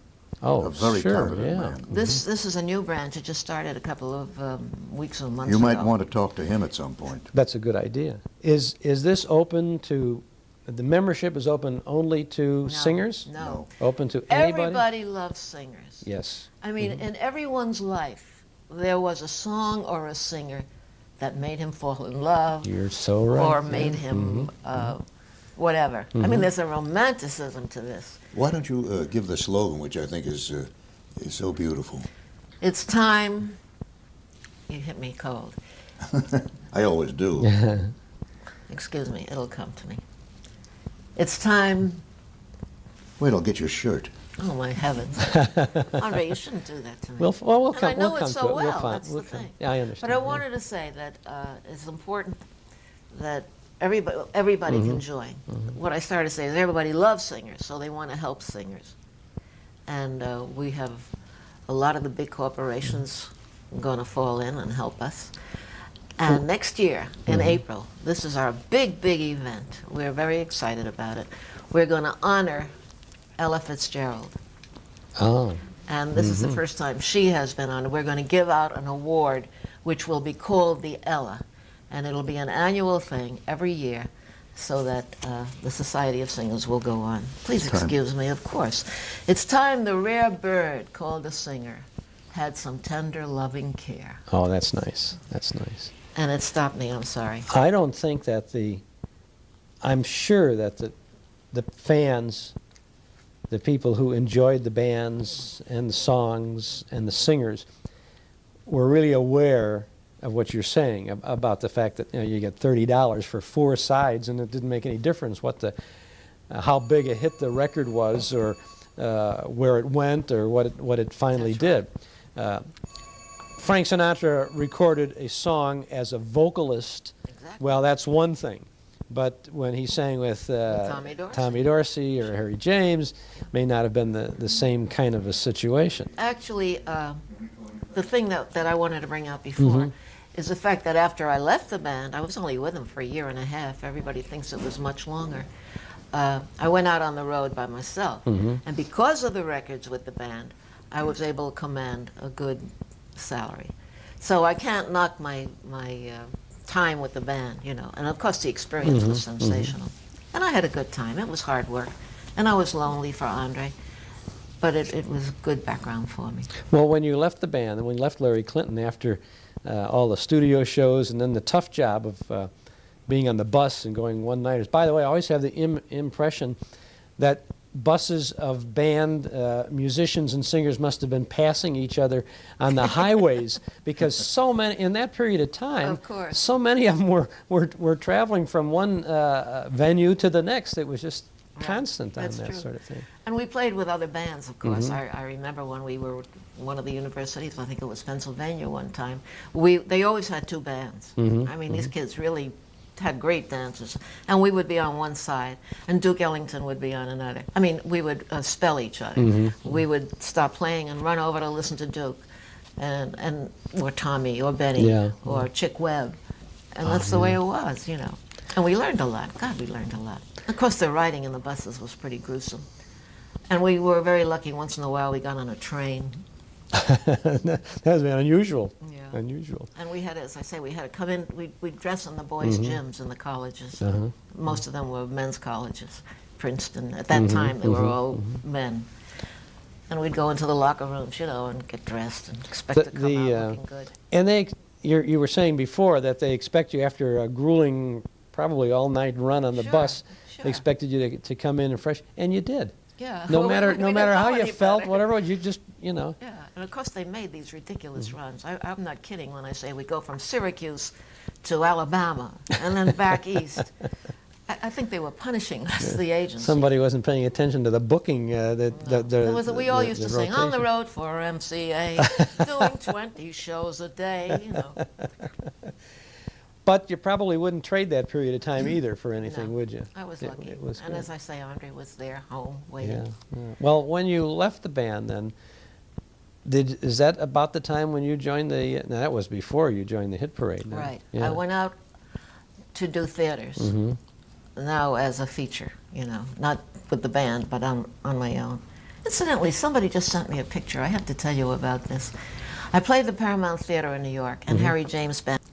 And this is the weirdest feeling to see me right behind Harry James. I'm singing and he's playing. And of course, I never worked with the band except in the theater. Yeah. Well, he was a backup for you at that Well, on that he was on that a occasion. band. They always had a band and a singer, a star, let's say, and maybe a comic. They Yeah, could have a yeah. comic too. Well, there was a lot of value to that kind of work too. I mean, Oh, sure. performing must have been 3, 4, maybe sometimes 5 shows a day 5, in 6 the a day. theaters. Yeah. And we used to open at the Paramount. Mm-hmm. At first show was 11 o'clock. And it cost 25 cents to get in. I'm talking about the New York Paramount. For these great shows. And it cost 25 cents to get in, and the kids would come, and they'd sit in the first 20 rows maybe, and stay there all day. And we used to come out on the stage and bring them sandwiches. I mean, we felt sorry for them. They were there because they were such fans. And to me, the big thrill, and I guess it's in Chicago. Of course, I played the Oriental in Chicago. Oh, yes, I played the Chicago Theater. But the big thrill was watching these bands come up From on the the pit. elevator, out of the pit. Yeah.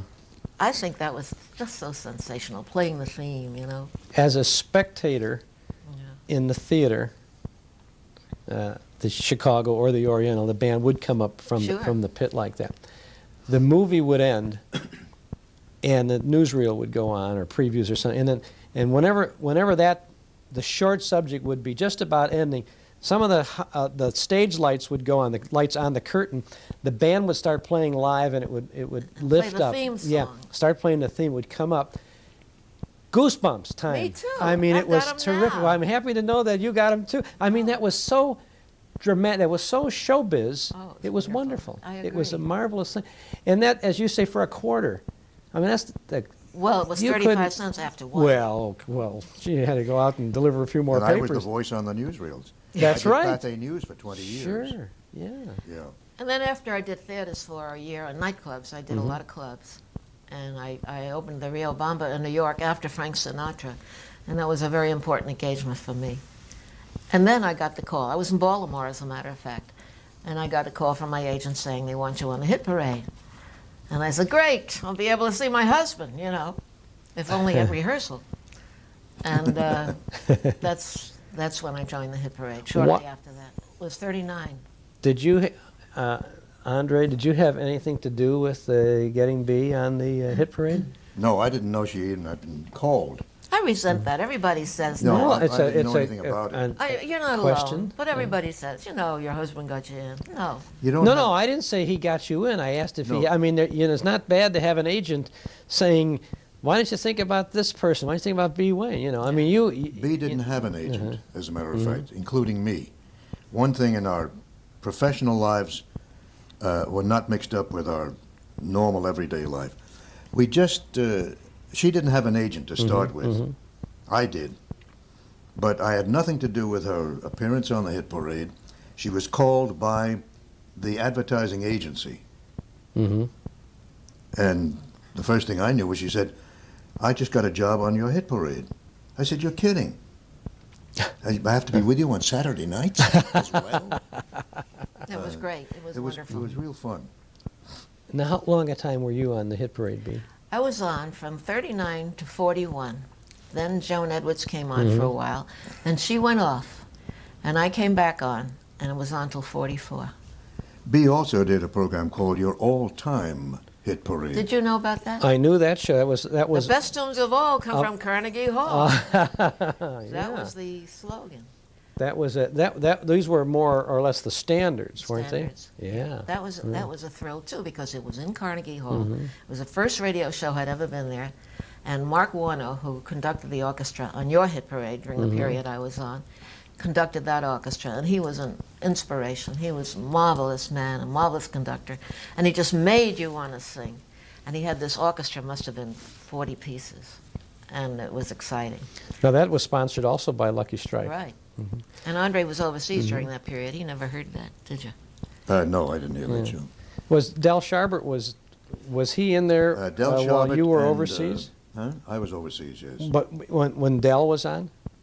Del and Kenny Delmar.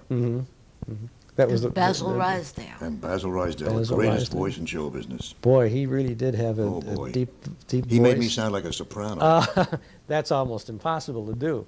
No, it isn't. Yeah. As a matter of fact, the staff at CBS has some really deep voices.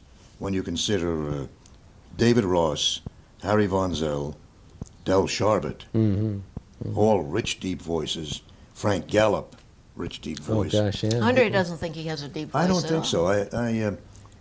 I was more on the light baritone level, and people like Ralph Edwards came in, and he too was lighter. He's a lot lighter than Yes. those names you mentioned, of course. And some of the other men became lighter announcers. There was more inflection in our voices. We played around a lot with the voice, more so than the standard announcer who had his hand behind his ear to hear what he could. The reason for the hand behind the ear, incidentally, was not only so you could hear yourself when there was nobody in back of you, but it gave you a sense of importance. No one else in the whole studio put his hand behind his ear except the announcer. Some of the singers did. I did on the hit parade because I had this big orchestra behind me and I wanted to hear me. Which is the reason the announcers did it. They wanted to hear themselves. You could hold your tie in and get the same result, of course. But it's no fun pulling the tie. Hold your tie, you know.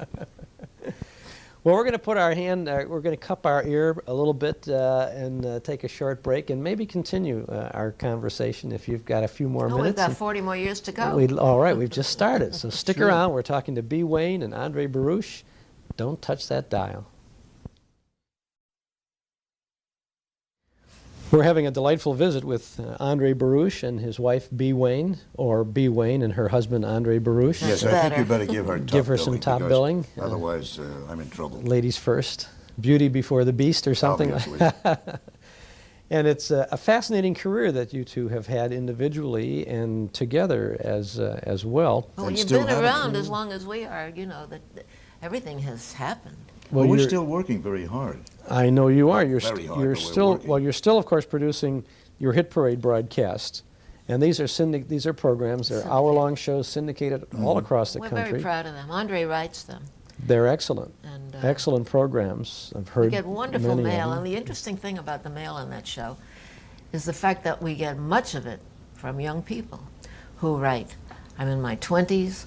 I feel like I missed something when I wasn't there for that music, and now I'm learning all about it, and I love it. A lot of letters from young people who feel that they lost something by not living in that time. That's the beauty of it. It's nostalgia for some people, but it's first exposure for others. Exactly. And I don't know, I've said this so many times, it's the quality of the material that is able to keep it going, because if the stuff wasn't any good in the first place, nobody would want to hear it. Well, there were a lot of rotten songs in those days, yeah, too, but you know, let's but face what it. was on the hit parade mostly wasn't rotten. And if it was, might have been a one-shot novelty, but it was so much fun to hear those, you know, Shoo Shoo Baby and Three Little Fishies. And but the one thing I have to tell you both about your show, your hit parade, and Andre, if you're writing it primarily, then this is really directed at you. It's so much more than just saying, and now here's this song by so-and-so. You got a little background, a little comment, and of course with your both the backgrounds that you have, you know so many of those people, and you know so much about the music. That's what makes it interesting. Well, the that's fact what that we're you proud of. add that extra bit of information, that's what people We're want. proud of the fact that we were there. Oh, Okay? sure, yeah.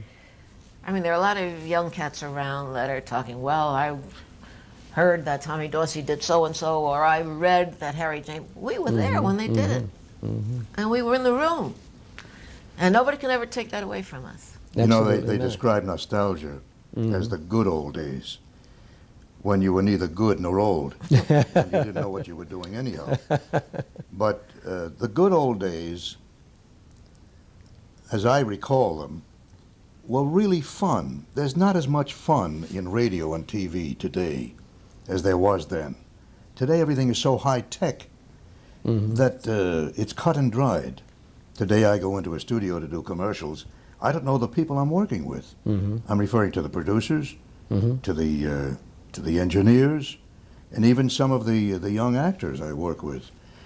And today you have people who are much younger, certainly younger than I am, and many funny things happen because of that. I recall a story of Lloyd Nolan coming into a studio where a motion picture director who was about 26 or 27 years old and was sitting in a jogging suit, had his feet up on the desk, and was interviewing this great star for a job in a motion picture. And there he was with his feet up on the desk and his shoes off and his smelly socks. And Lloyd sat down with a shirt and tie and very distinguished. And the director, a young director, said to Lloyd Nolan, "What have you done?" And Lloyd said, "I haven't done anything. It smelled this way when I came in." And he walked right out of the studio. Sheldon Leonard, one of the fine actors, when interviewed recently by a young director who said, "What have you done?" Sheldon looked him in the eye and said, "You first." Let me hear your credential before you ask me about mine. And the same is true today. Although I don't rile at a young director. If he says tells me what he wants, I do what he says. That's fine with me.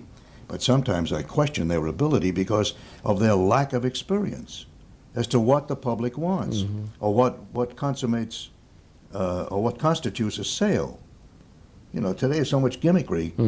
You don't know what the hell's being sold. Yes. Ray Singer, one of the great radio writers, Yes, we know, Ray. said, we're all friends. said to us that I asked him, why is the writing for television generally so bad compared to the writing for radio, which was generally so good? And he thought just a second, just 1 second, and he said, "I'll tell you," he says, "there's no talent out there today. Nobody takes the time to develop the talent to write that stuff. They don't have, they're young people who don't take the time to develop this thing. And all of a sudden they're in charge of the creative, they're in charge of development of comedy for the network or something like that." I think Ray has hit it on the head. Of course, he knows. He's written a lot of big shows. Certainly. But of course, in those days, when you're talking about writing for radio, you're listening to the radio was your eyes and your ears, so you had to write better. B, did you ever sing, were you ever a featured singer on a comedy or a variety show as an individual? I sang, oh sure, after I did the hit parade. Mm-hmm. When we last left the hit parade. I was on a show called The Alan Young Show. Alan Young was a comic they brought down from Canada during that period. And we did the show in New York, and then he came out to Hollywood to do Mr. Ed, and they continued it out here. But I did a lot of shows. I did, many, many shows. And during the war, of course, I performed in all the Army camps and all the naval bases and the hospitals and so forth. Well, this is while Andre was away. As a matter of fact, and this is a true story, when Glenn Miller went overseas, and we were good friends, he came to me and he said, we have this orchestra, which to me was the greatest band that ever was. The Army Air Force Band. Army Air Force Miller's Band. band, With yes, all the great musicians. I mean, they were all there. And he said, we're going to take a girl singer with us. And I said, he said, I think you should do it. I'd love to have you sing with the band. I said, great, because Andre's overseas. And I said, wonderful, I'll have the opportunity. I'll see him, Nobody else is in the world. And he said, great. He said, I'll make arrangements. You'll have to join the WAC. And I said, what? He said, well, you have to be a member of the service. The WAC, as you probably know, is the Women's Army Corps. And you're in the military. So I said, gee, I don't know if I can do that, but I'll find out. And I wrote a letter to Andre, and I said, guess what? I'm going to join the WAC, and I'm going to come over with Glenn Miller, and we'll be able to be together. And he wrote back, and he said, you crazy? Don't do that. He said, Not one person's being shot at without you getting I want to think of you home in our lovely apartment in New York. So I told Glenn, forget it. And I often think that I might have been with him on that trip. that fateful trip. And how? Well, Andre, when you were in the service, were you doing anything at all related to your civilian career, or were you a serviceman? I mean, a fighting. No, we were in the original invasion of Africa on November 8, 1942, and landed on the west coast of Africa in a town called Port Lyoté. And after 4 days of conflict, we subdued whatever military forces were there, and we just sat around. We went down to Casablanca, and I brought my company down there, and as we were sitting there doing nothing, one of my officers said to me, "Andre, why don't we put up a radio station?" I said, "You sound like Mickey Rooney. Let's put on a show." I said, "Where do we get the equipment?" He said, "I'll steal it." I said, "Well, maybe." Excuse me. So he said, "You have to get permission." I said, "From whom?" He said, "General Patton." I said, "You go." He said, no, you have to go. You're the commander of the unit." So with great trepidation, I went to see the commanding officer, the general, and I explained to his aide what I was there for, and finally he said, "The general will come out," and out he came with his highly polished boots and his pearl-handled revolvers, and looked at me straight in the eye and said, "What the bleep do you want?" and scared the devil out of me, and I explained that we wanted to put up a radio station, the purpose of which was to not only entertain the troops, but possibly be of of some information service to the troops themselves, or possibly to the Army, by broadcasting information that it needed as to where units were, by playing certain records or telling certain stories or whatever. And he agreed, and he signed a release. And so we put up this little 250-watt station in Casablanca. My exec officer stole something from the French, and he stole something from someplace else, and before we knew, we had a transmitter and a couple of mics, and away we went. And we played some records, none of which were B. Wain records. Although there was a captain who had some B. Wain records, and I was advised that he had them. And I went over to see him. When I got to his billet, he had B's pictures plastered all over the walls. And I walked in, I said, "Hey, Captain, I see you're a B. Wain fan." He said, "Yeah, isn't she beautiful?" And he started to tell me what he'd like to do to B. Wain. And I was afraid to say I'm her husband, but I said, I understand you have some B. Wain records. And we just started a little radio station here, and he said, "You want to borrow some records, right?" I said, "Well," he said, "get the hell out of here." And he took out his .45 and pointed it at me. And I thought he was going to shoot my tail off, so I got out of there. When I came back to my unit, they said, "Did you get the records?" I said, "No. I didn't want to get killed." That was part of our combat. Now that's a real fan. That's a fan. He You protect fan. his records, huh? But we started the Armed Forces Radio Service in Africa, put up a station in Casablanca, in Oran, Algiers, Tunis, Constantine, Sicily, southern France. We just went up the line. So we were the actual predecessors of the current Armed Forces Television and Radio Service. This was early enough? You say it was early '42? Somewhere in '42? This was late '42. Late '42. Late '42. See, the AFRS, Armed Forces Radio Service, didn't become that until around that time. As you say, you were starting it there because it was the Office of War Information, OWI. They called in themselves the beginning. the American Expeditionary Stations. We were AES That was originally. first. AES, And Tom Lewis, who headed the Armed Forces Radio Service, sent a lieutenant over. He had heard that the radio station was started in Africa, and this lieutenant came over and said, "What are you fellas doing here?" I said, "We're putting on radio programs. What are you doing here?" And he said, "Well, Colonel Lewis is head of the Armed Forces Radio Service." I said, "Good old Tom. Used to be with Young and Rubicam, and a good friend of ours." I said, "Give him my best regards." He said, "Well, we're taking over your radio station." I said, "You got to be kidding, buddy." I said, "Get out of here." And so I kicked him out. And it wasn't until I got an official letter from Tom Lewis saying, "Look, Andre, you have to understand we're doing so-and-so and so-and-so, and we can be of help. We can send you records. We can send you information. We can send over men to help you man these stations."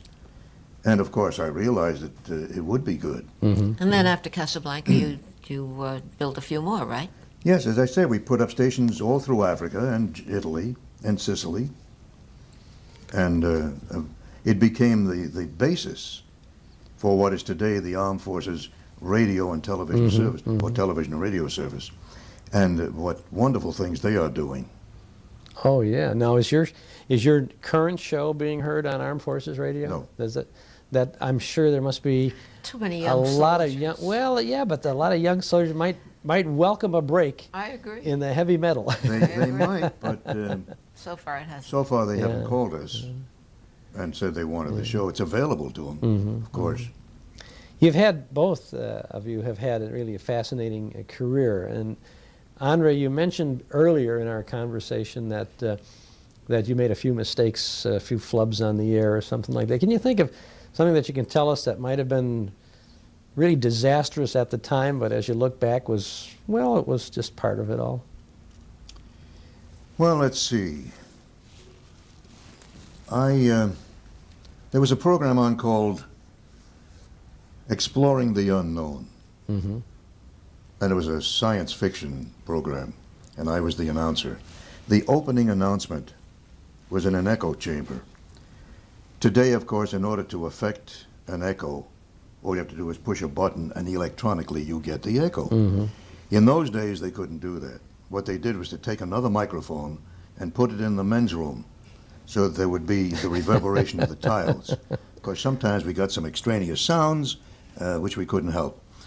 In any case, they put this mic in the men's room, and I would come on and say, and make that opening announcement. On this particular night, I opened with, "And now, Exploring the Unknown, brought to you by Revere, makers of quality products in copper, brass, aluminum, and steel." That was you, huh? Then once I recall I can't remember the soap opera, but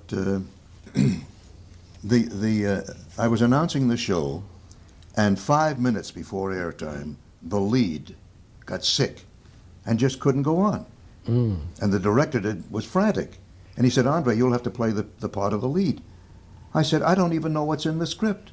I wasn't here for rehearsal." He said, "No, you'll just have to do it cold. Just wing it." I said, "All right." Well, I was playing the part of a surgeon in the midst of the show. Now, you have to picture this. It's a radio show, but we are in an operating room, and I am playing the part of the surgeon and performing this very delicate brain operation. In the midst of it, finally I turn to the nurse and say, "Nurse, hand me the hypodermic nurdle." There was silence for a moment, and the whole cast broke up. And I started laughing, and I couldn't stop. That's terrible, isn't it, though, not to be able to God. stop laughing? You can't. I mean, and if the audience missed what you said, they don't know where you're at, but it's so hard to compose Can you recall yourself. any of the others? Well, there's so many of them. No, you can't put them on the air. Not Well, on this show. We don't have to do a cavalcade of bloops. I found a note someplace that told me that at one point you were known on the air, very short time, as Two-Gun Andre Baruch. No, Two-Gun Andy. Two-Gun Andy. Yes. This was on what show? This was on the Bobby Benson show. And, Bobby Benson, who was played by a fellow named Billy Hallop, a mean little kid. He was really mean. You mean in real life? In real life, yeah. He was one of the. I think he was one of the dead end kids, or the East Side kids. Dead end yeah. kids, and rightfully so. I mean, he found his own level. I shouldn't speak that way about someone who was no longer with us. He was a very good actor, but he was a mean little kid. Anyhow, at one point, I became Two-Gun Andy, and I spoke with what was a pseudo-Texas accent, and I rode the range. And I shot up a lot of big guys. In any case, Two-Gun Andy became very popular. But that's in a distant past. That's in the early 30s. You know what I like about you? You've done your homework. Thank I you. think that's wonderful. Thank you. I mean, you know things. You don't just come in and say, well, you know, how did you start? Blah, blah, blah. Well, I think great. that I don't want to make a big fuss about this, but I think you deserve to have me do a little homework Well, because that's you've true, done but so I- much but I'm so impressed work, that and we're you've glad done to. But you're singular in that a lot of interviewers have not done their homework or don't know anything about the people they interview, except that maybe these are people we should know something about. That's no way to start an interview. But here you have notes and you know what you're talking about. Thank you very much. You have, Andre, you worked on one of the, aside from the hit parade, you worked on one of the great radio mystery shows of all time, The Shadow. Yes. And were you selling blue coal for them? Selling blue coal. The Shadow was a fellow named Brett Morrison, fine actor. And who knows what evil lurks in the hearts of men. How long did you do The Shadow? A few years. I followed Ken Roberts, I think. Well, he followed me, I'm not sure. Yeah, there's such he was a good friend, great announcer. Yeah. Well, so are you. And B, you are a wonderful person and I a nice played on The singer. Shadow once. Did you? Yes. They gave me a role. No Yeah, kidding. Just, you know, one of the... You weren't the lovely Margot Lane. No. I mean, I was just one time. They needed a singer. Oh, Part of the plot had to do with singing a song that meant something to somebody, and that was the clue to the mystery, so I did it. Did you do much acting, B, on radio? Well, that kind, yes. A little bit of that? Right. And Andre, did you do more than Two Gun Andy? Oh, yes. We were pressed into service frequently. As a matter of fact, I did Heartbeat Theater recently. That's a Salvation Army program Yes, I did out that for here in the several West years. Coast. Yeah. But I acted on it. I didn't announce it. What did you play, Colonel somebody? Can't remember his name. Not Colonel. I was a major in the Salvation Army. Didn't have, he got demoted. Yeah, I got He demoted. got busted. Well, major was my rank in the Army, so it worked out. There was one thing I forgot to mention, Chuck, and that was the fact that at CBS, in the early days, in the 7 o'clock slot, all the top singers started. Bing Crosby, the street singer, Arthur Kate Tracy. Smith, Morton Downey. Morton Downey, all started at 7 o'clock. I recall Bing Crosby, I was his first announcer, and he was so bad, his voice was so bad he had to quit. And I turned to Harry Von Zell and I said, hey, get this bum off my shoulders. I'll take 2 of your shows if you'll take 1 of mine. Just take him. He was a great judge of talent. I really do talent. In any case, Harry said, all right. So he took the show, and of course, Bing was on for about a month, and he turned commercial. He went to the Cremo program, Cremo Cigars. And so he got paid, and I could have killed myself. Later on, Bing and I became very good friends. As a matter of fact, we spoke with Bing just a couple of months before he passed away. He called us.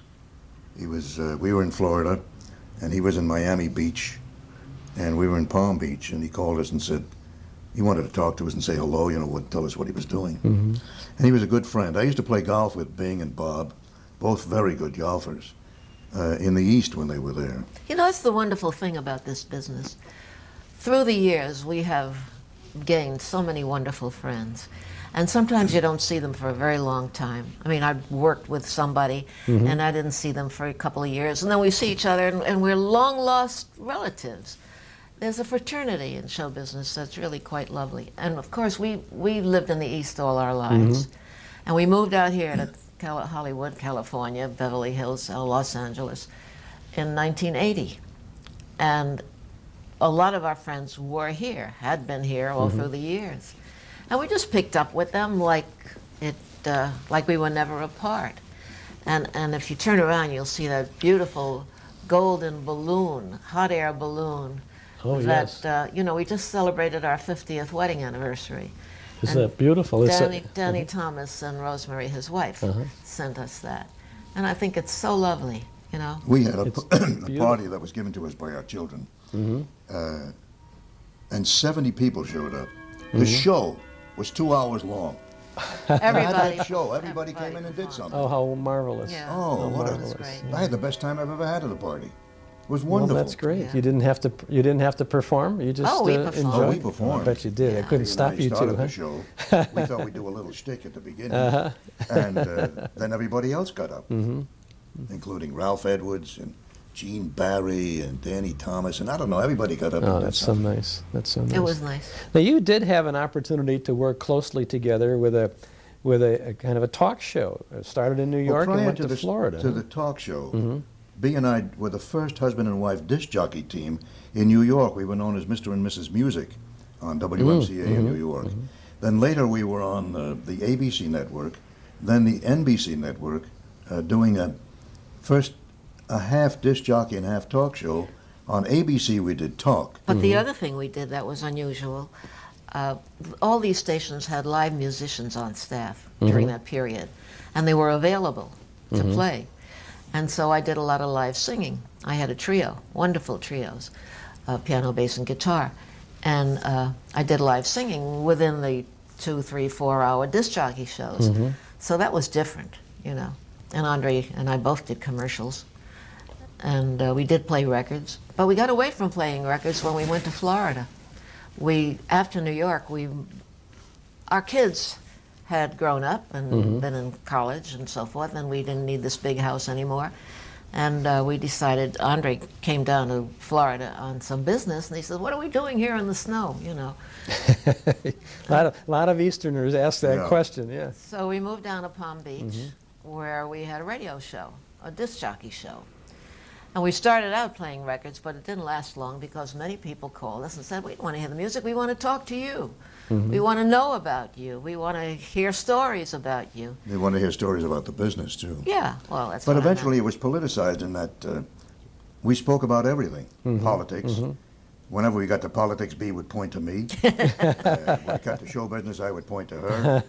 And we did interviews like you're doing. Everybody came to Palm Beach eventually, authors, politicians, performers, and they all came on our show. So we really had a very popular show for 8.5 years. We did 4 hours a day. 4 hours a day of talk is a lot of talk. Five days a week. Meeting a lot of interesting people, too. Yeah. And then our kids settled out here in Los Angeles. And we began to get tired, you know. It was a hard show. It was fun and it was wonderful, but it required a great deal of research. We used to have to go out every night to all these marvelous Palm Beach parties, my dear. Tough. What a way to suffer. And to all the part of the openings. They had a lot of great stuff down there. And we decided that we would not renew our contract, and they were devastated. They really were, because we had a big audience. And we moved out here, and here we are. And we moved out here in 1980, and we started the Hit Parade syndicated show. And you've been doing that since 80? Yes. Yeah, and we're That's doing, marvelous, Andre does a lot of commercials, and I do a lot of personal appearances. You And work together in person Sometimes. places? We have an act. We have an act together. Have you? We've been on the road with it. Gee, we'd love to get you to Chicago sometime. It's really cute. I Be must terrific, say. yeah. We have a lot of special material. And I'm working with the Society of Singers, hoping that we can get somewhere with that. Well, And we I'm should- working with the Pacific Pioneer Broadcasters. A wonderful group, incidentally. Oh, yes. What a great group. Well, I thank you both for spending this time, letting us come to your beautiful apartment and share with us these memories. It's no question in my mind why you have both succeeded in the business, because you're really terrific people. Oh, and I thank think you. that I'm sure after you leave, we'll think of a lot of things oh we should have yeah. said. Oh, I'll think of a lot of things I could have asked you, but that's fine, because then the next time we can visit again and talk Well, some we're more. delighted to see you and your lovely wife, Ellen. And We're at the Beverly Hilton Hotel, poolside at the Fountain Lanai area, which sounds very glamorous. But two guys who spent some time in Chicago, me all my life, and Bob Hastings, who was with the National Barn Dance for a while, That's can a long enjoy time this ago. this nice, pleasant weather out here. Yes, Chicago's a long way off for me. I think, if I'm not mistaken, I was there in 1939 or 40. When they had the National Barn Dance from the 8th Street Theater for Alka-Seltzer was the That's sponsor. right. All night long, as a matter of fact, wasn't Well, yes, we were on from 8 to 10, I think, but the first hour was like Murphy's Feed Concentrate or something. That was a local show. And then the one that I was on with Joe Kelly, the Who's Your Hot Shots, that was from 9 to 10, I think. And then we had a repeat. You did a repeat broadcast. I used to leave New York. In those days, I was doing Pretty Kitty Kelly and Hilltop House, radio soap operas. And I would leave Thursday afternoon, because I don't remember planes in those days, and I would take the Commodore Vanderbilt or the Pacemaker and take the train to Chicago. And Friday morning was rehearsal at NBC at Merchandise Mart. And then we rehearsed, and then Saturday we did the shows, and then I would leave Saturday night to get back to New York Sunday to go back on the soap operas Monday. Well, you were a boy soprano. Oh, on the yes, Barn Dance. yes. Now I'm an Irish tenor. It never changes. I think I sing higher now than I did when I was 12 years old. But that's how I started, Chuck. I started as a kid singer in WMCA New York with, I know, well, you might remember Nick Kenny. Yes. Was a writer for the Daily Mirror, and he had a Daily Mirror radio gang. And a teacher heard me sing in school, it was I guess 1936, and thought I should be on radio. And she took me around and I started singing with Nick. And then I went to, well, it was just one network. NBC was WEAF and WJZ in New York. And I went with Madge Tucker, who was the lady next door. You probably have never even heard of her. Never that heard goes of Madge Tucker. way back. And we did a show called Coast to Coast on a Bus with Milton Cross was the MC. The White Rabbit line. That's right, Coast to Coast on a Bus. And Milton Cross was the MC. Madge Tucker wrote it, directed it, produced it. And I sang on it, and then I started doing lines. And from the lines, I started doing radio soap operas. She had one called Our Barn, which was on every Saturday morning, and we did stories, fairy tales. So that's where I started. You know. Did you ever do Let's Pretend? No, that was opposite us. That was CBS. Opposite you. We were on NBC. Then, of course, the network split, and we were ABC. Oh, I see. I see. So that's where it all started, and I haven't worked an honest day in my life. I've never considered it hard work. I've considered it just fun. I have an attitude about actors, which is, I think, who wouldn't like to play cops and robbers all their lives and get paid for it? And that's all we do. You're right. We're just, I think, lucky people who have imaginations and are able to, in some way, put ourselves into whatever we're doing. And if we make you believe it, and that's why I say radio actors were the best actors I ever worked with, because nobody saw you. If you said, I'm going to kill you, you had to sound like you could do it. Nowadays in television or movies, if you're 6'8", and you weigh 280 pounds, even if you're a bad actor, you look like you could do it, so you don't have to act. Well, you had the help of the audience with radio. The audience well, the provided imagination. pictures, Stop and think what young people are missing today. Now everything is in front of you. You don't use your imagination. I think children have gotten away from their imagination, from reading even, because of what I consider, well, the idiot box. Yet you make a fairly decent living off of the television. Oh yes, I can't knock it because I make a living of it, but I'll say something whether you leave it on here or not. I think television is the most detrimental thing that's happened to my country in my lifetime. I think it could have been wonderful, and I think some things on it are good, but basically what we are teaching young people by soap operas, which I just got off 8 years on General Hospital, as being very honest and having 8 grandchildren, I think what we're showing to be the norm to people is not what I believe in. That's a fantasy, but the audience is taking it as reality. We're teaching young people a lot different than I was brought up about love and morals and violence. You know, it upsets me terribly. I'm the all-American boy. I'd fight for this country tomorrow, no matter what. If the president says we go, I go. I was in World War II. I had a son in Vietnam, and I just believe I'm lucky to be in this country. I'm a great believer that we are the greatest country in the world. Well, I know a lot of people share that feeling with you. I wish we heard more of it. I wish we heard more of it, and I must say, whether you like President Reagan or not, he has brought a great deal of patriotism back to the country, which I think is very important.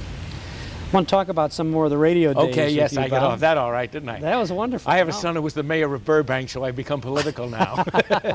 Your son is the mayor of Burbank? He was for a year. He's still on the city council. I see. But very proud of him. Go ahead. Beautiful downtown Burbank. Oh, yes, yes. On the Coast to Coast on a Bus program. Yes. That was a live show, was it yes. Sunday mornings, right? before you were born, everything was live, Everything remember? live, right. And if you made records, if you made a mistake, you did the whole show over. And that was the wonderful thing in radio when we'd record something. If you were on the last page of a soap, everybody stood around you, because if you made a mistake, you did the whole thing over. So it became kind of a fun thing. You didn't want to make a mistake. They couldn't edit. They couldn't edit the records that not way. in the 30s, you know. In the 40s, Bob, when they were recording programs for Armed Forces Radio. Yes. They would record some live broadcast out of CBS studios here for AFRS, and they would record maybe 45 minutes, and they have 3 big 16-inch transcription discs. Not tapes, the discs. That's right, the discs. And then they would cut that down to 30 minutes, but then they would be re-recording from records, the discs. from record to record? Is record that to records. I would think but they so. never did that on radio because they were fearful of a loss of quality in the 30s, especially. By the 40s, they didn't. They had better quality on all of that sort of thing. Yeah, I don't know when we started in the tape, because I think the last radio I did in New York, I had a slight running part on Pepper Young's Family. And I think we taped those, must have, because that was in the 50s. Mason Adams, of course, played Pepper Young. But I think we taped them in those days, in the late 50s. Well, tape came in with Bing Crosby in the late 40s. He started doing the Philco broadcasts and that. See, my mind is gone. I'm getting so old now, the mind is shot. I don't remember. But the Irish tenor voice is still Oh, there. yes. Oh, gosh, yes. I'll take you home again, Kathleen. Yes.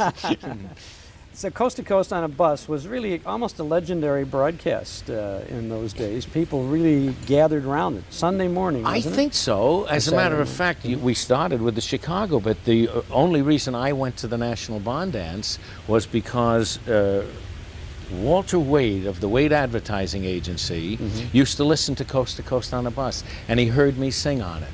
And he called Madge Tucker and said they would like to use me for 2 weeks to replace Henry Burr, who was an old-time singer, I think the man who made the first record, the first actual commercial disc record, and he was taking a vacation. And I went out for 2 weeks, and then I went out maybe once a month or once every 3 weeks for a year, until my voice cracked singing that wonderful Mother of Mine Saturday before Mother's Day. Never liked my mother since then.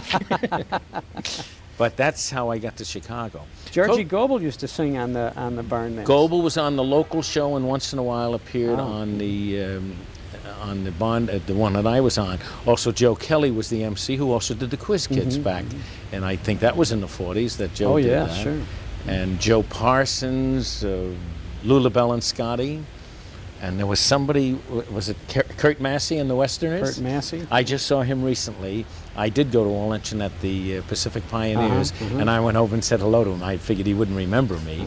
But, those were great days. Radio actors were awfully good, very good. And a lot of them came out here and did well. Frank Lovejoy, Mason Adams now did Lou Grant. And, of course, I go back to Arnold Moss, Everett Sloan, all the people Bill Quinn, the people I worked with in radio, Lucille Wall.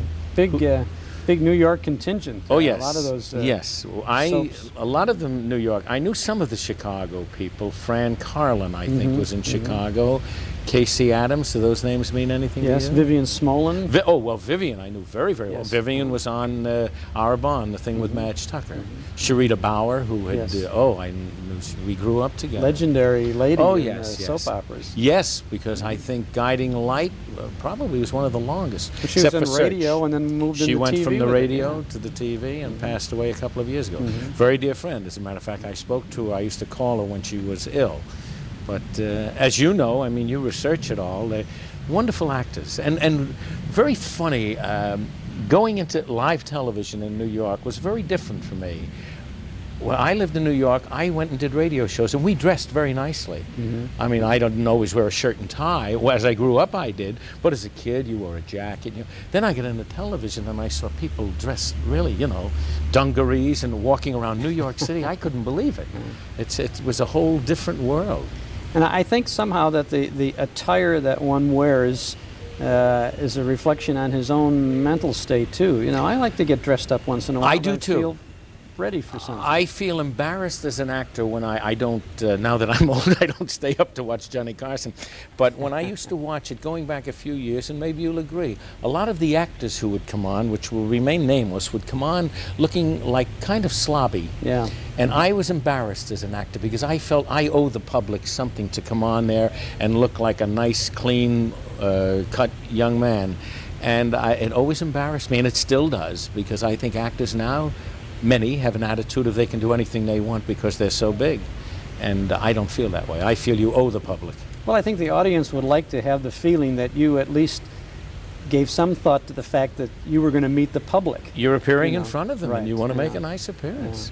But you've got to remember, too, I've been in Hollywood now, out here in California for, it'll be 28 years, and it sets an awful lot of what young people do by what they see on television, what they see the actors do. You know, if a famous actor ran for president, he'd probably win. I'm not going back to Reagan, but I mean, we vote personalities. We don't seem to be voting for who is the best person for the job. We vote for, oh, how does he come over on television? Would Roosevelt have ever been elected? Today, no. You know, in a wheelchair? Right. No, probably you know, not. it's a Probably shame, not, you know. It's amazing. Bob Hastings, you were on I found a note that said you were on a program called The Sea Hound. My goodness. Just during, it started, I think at about 42 or something. It's called The Adventures of the Sea Hound and Jerry, and I played Jerry. Candido played Captain Silver, and Walter Vaughn, Robert Vaughn's dad, was on it, who was a dear friend of mine. And that I was on that until I enlisted in the Air Corps in 1943. So it was a kind of a kid's adventure show. Oh, yes, yes, on a boat. We used to go to South America and have all kind of adventures. Yeah. I guess go ahead. Go ahead. No, no. I guess you had a lot of fun with sound effects on programs like that, too. Oh, yes, yes. Hugh James was the announcer. And we had a lot of fun. We used to have a lot of laughs. I enjoyed it. The people were great. We worked hard, but we also had a lot of fun. It seems like when you did radio, the first 25 minutes were who knew the latest joke. You sit down before you'd start reading. You know. I mean, when you first were called for That's the right. first When reading you and all sit down that? for the first reading and before the director's passing out the scripts. And I, who had no great memory, used to write down the tags of the jokes and go home and see, can I remember the rest of the story? You were the star of one of the biggest and the best of the kids' radio broadcasts, Archie Andrews. Well, I wouldn't call it one of the biggest because for many years it was on. I think I did it for almost 10 years, but it was a sustaining show. I don't think people know what that means anymore. We didn't have a sponsor. But for a while we did. We had Swift Premium Franks, which was a Chicago company, and we had Kraft one year. We replaced Perry Como on Wednesday nights. And that was a fun show. I enjoyed that very much. As a matter of fact, Chuck, I had just gotten out of the service, and you know, in those days you ran to get a civilian suit. And I had been a navigator on B-29s in the Air Corps, and I still had my officer's uniform. And a friend of mine, Doris Driscoll, who was on Coast to Coast on a bus, said they're looking for somebody to play Archie Andrews. They're not happy with the young man who's playing it, because it had been on for a while. And I went in my officer's uniform and auditioned, and within 2 weeks out of the service, I was playing Archie, which lasted almost 10 years. It's wonderful. From Archie Comics, which is certainly one of the most popular comic books in those days. I don't know what it is today. Well, I remember Archie as a Saturday morning. That's right, Saturday kid morning show on NBC. Tender beef and juicy pork. Known from the West Coast to New York Swifts, premium Franks. A lot of commercials in here. Maybe they'll send me a Frankfurter.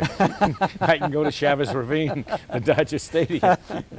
Harlan Stone was a fellow who played Jughead. Now, I've never been able to find him or find anything about him. Harlan, I think, started in Life with Father. He played one of the redheads in that, near the end of the run of it, and whether it may be only on the road, I'm not sure.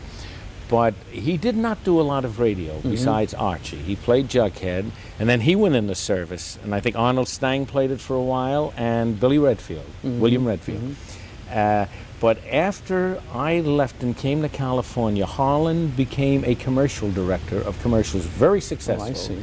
Had a company back in New York, did very, very well, and to my knowledge, maybe 4 or 5 years ago, he sold out the company and retired. Oh, I see. And he's much younger than I am, but I guess he made enough money and had it. Did you get much mail from radio listeners over the years? I don't remember. I guess we did. You know, people wanted pictures because what does he really look like? And when you stop to think of it, when I was playing Archie, when, oh my goodness, I think we had at least 3 children, I was still playing Archie. Because one of my sons was born on a Saturday morning when we were doing Archie. We didn't call him Archie, though. No, you didn't. We called him Michael. Well, So I was pretty old playing, and I used to do the Aldrich Family television show, and I was married. But I guess I looked young, or everybody else. Jack Kelk, who played Homer, on it, was older than I was, so I guess I looked young enough to do it. You probably looked more like the Henry Aldrich of radio. Yes, well, Ezra Stone, who played Henry, might not have been the epitome of what somebody thought Henry looked like, but he certainly was a fine actor, and that was a very, was the most successful of those shows. I can remember just a thing, because I did Archie, which was on Saturday mornings, there was some feeling of not using me on Henry Aldrich. And I went to the director and I said, I make more doing Henry Aldrich than being the lead on Archie Andrews, because it was a sustaining show, though I was the lead. There was not a lot of money in it. And the Aldrich family was probably, I can even think of the figure, I think it was $137.50 for the show, which go back to the 40s, that was pretty good money, because you had a repeat for the West Coast. Well, you didn't do Henry Aldrich. I never did Henry. Radio. I did parts on it. No, Oh, you did parts on that individual show? parts, yes. I see. There was one time in TV, and it was after the service, that they had thought Saul Radham, who was with William Morris, had talked to me that I might be taking over playing Henry, but it never worked out. I was told that Clifford Goldwater, because I was married and all, thought it was a very bad idea, even though they felt I looked young enough. Well, you had the ability to come up with kind of a crackling teenager's voice, didn't you? Well, Archie, not really. I never cracked my voice. The only thing that we had that was certainly not unique was whenever he saw Veronica, the giggle, you know, it was like 3 giggles. It just got worse and worse as he saw Veronica. But no, I didn't crack my voice. Luckily, you know, again, being an Irish tenor, when I came out here, I did a lot of work for Hanna-Barbera, doing teenagers. For the cartoons, we did the Genie comic, for cartoons, and something, the Magnificent Mouse, and the Ghost, not the Ghostbusters, something about the crazy, the funny Casper, ghost. maybe? Casper. So I did a lot of that because my voice still, I could play young parts, and it was like doing radio. And a lot of the people out here who did movies said, oh, let's get so-and-so. They couldn't do it because, you know, they just weren't radio actors, and you needed radio actors to do the cartoon stuff. A lot of our listeners are interested in the Archie broadcasts. Oh, yeah. And how much preparation did that take, even as a sustaining show, although we often remember it as a sponsored broadcast? In the last few years, we would go in at 7:30 on Friday morning. And that would be the first reading, and we would go on, I think it was 10 or 10:30. So you had that much time. You had about 3 hours, almost 3 hours.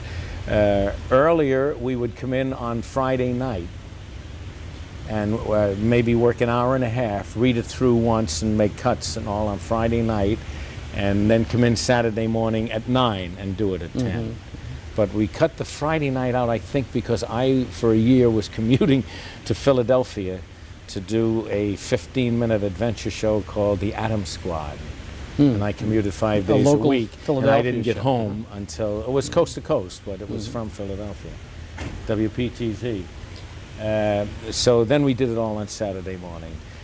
But in the latter days of radio, we didn't rehearse as much. In the early days, now, when we did Cavalcade of America, oh, I don't know how many hours we did. You'd have a day previous that you'd work maybe 4 hours.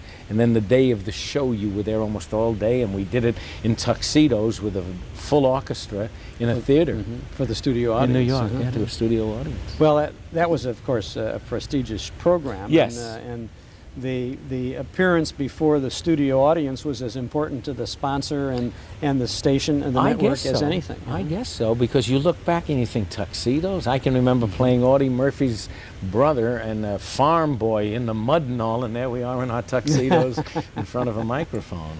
And the ladies dressed. Always the ladies wore evening gowns. Sure, I bought my first tuxedo because in those days I think it was $10 or $8 to rent one, and I did enough cavalcades that for $35 I could buy a tux. So.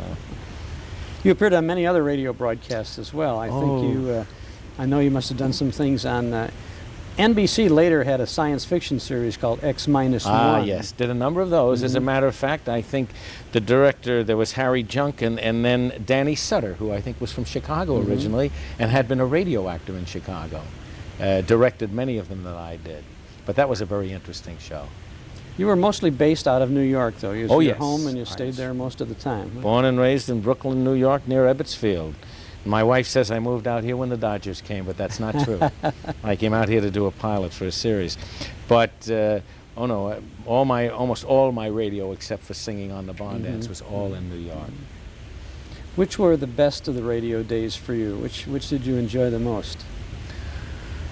I don't know. I guess cavalcade, the you know, ornateness of getting dressed up. You felt like you were somebody if you were hired to do that. And there were a lot of, I enjoyed Archie. I enjoyed doing it because, like anything else, when you do it a number of years, it becomes very easy. And we had good directors, and you could be a little innovative. There was a live show, and before television, we used to have like 250 kids in an audience in 6A or 6B. In New York, we were opposite. Finally, we gave up the studio, had to move across the way because of Milton Berle's Texaco Star Theater, was that what it was? The TV show.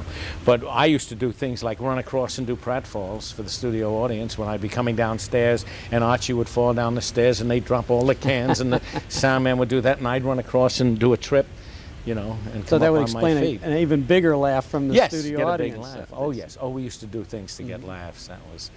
You know, we used to do a warm-up, and I'd always say, oh, there's a funny one. You know, you want to start off in the first couple of pages with a laugh, and I'd say, when we get to, I say, and the father, oh, well, wait till we come to it. And then I'd point to it as it's coming to it, and whether it was funny or not, they'd all laugh. So you'd start the show out with a laugh. But at least we did get honest laughs. It wasn't canned. Yeah, that's true. That's true. Prompted perhaps slightly, but not canned. How do you like now when I watch TV shows, and I say to my wife, what did he say? Somebody comes in and says hello. And there's a roarous laughter. That's right. And I resent it. I just find, you know, gee, get it. I think laughing is infectious. So there is something about if you hear people laugh, it makes you laugh. But if I'm sitting at home, I want to laugh. I don't want you to tell me when to laugh. That's right. Well, if it's funny, I'll laugh with you. Absolutely. But if it's not funny and you're laughing, then I worry about you. But I always love the shows that I have done, which would become nameless. We'd never sweeten it. You know, it's the laughter of the audience, which was not really true. They used to sweeten it.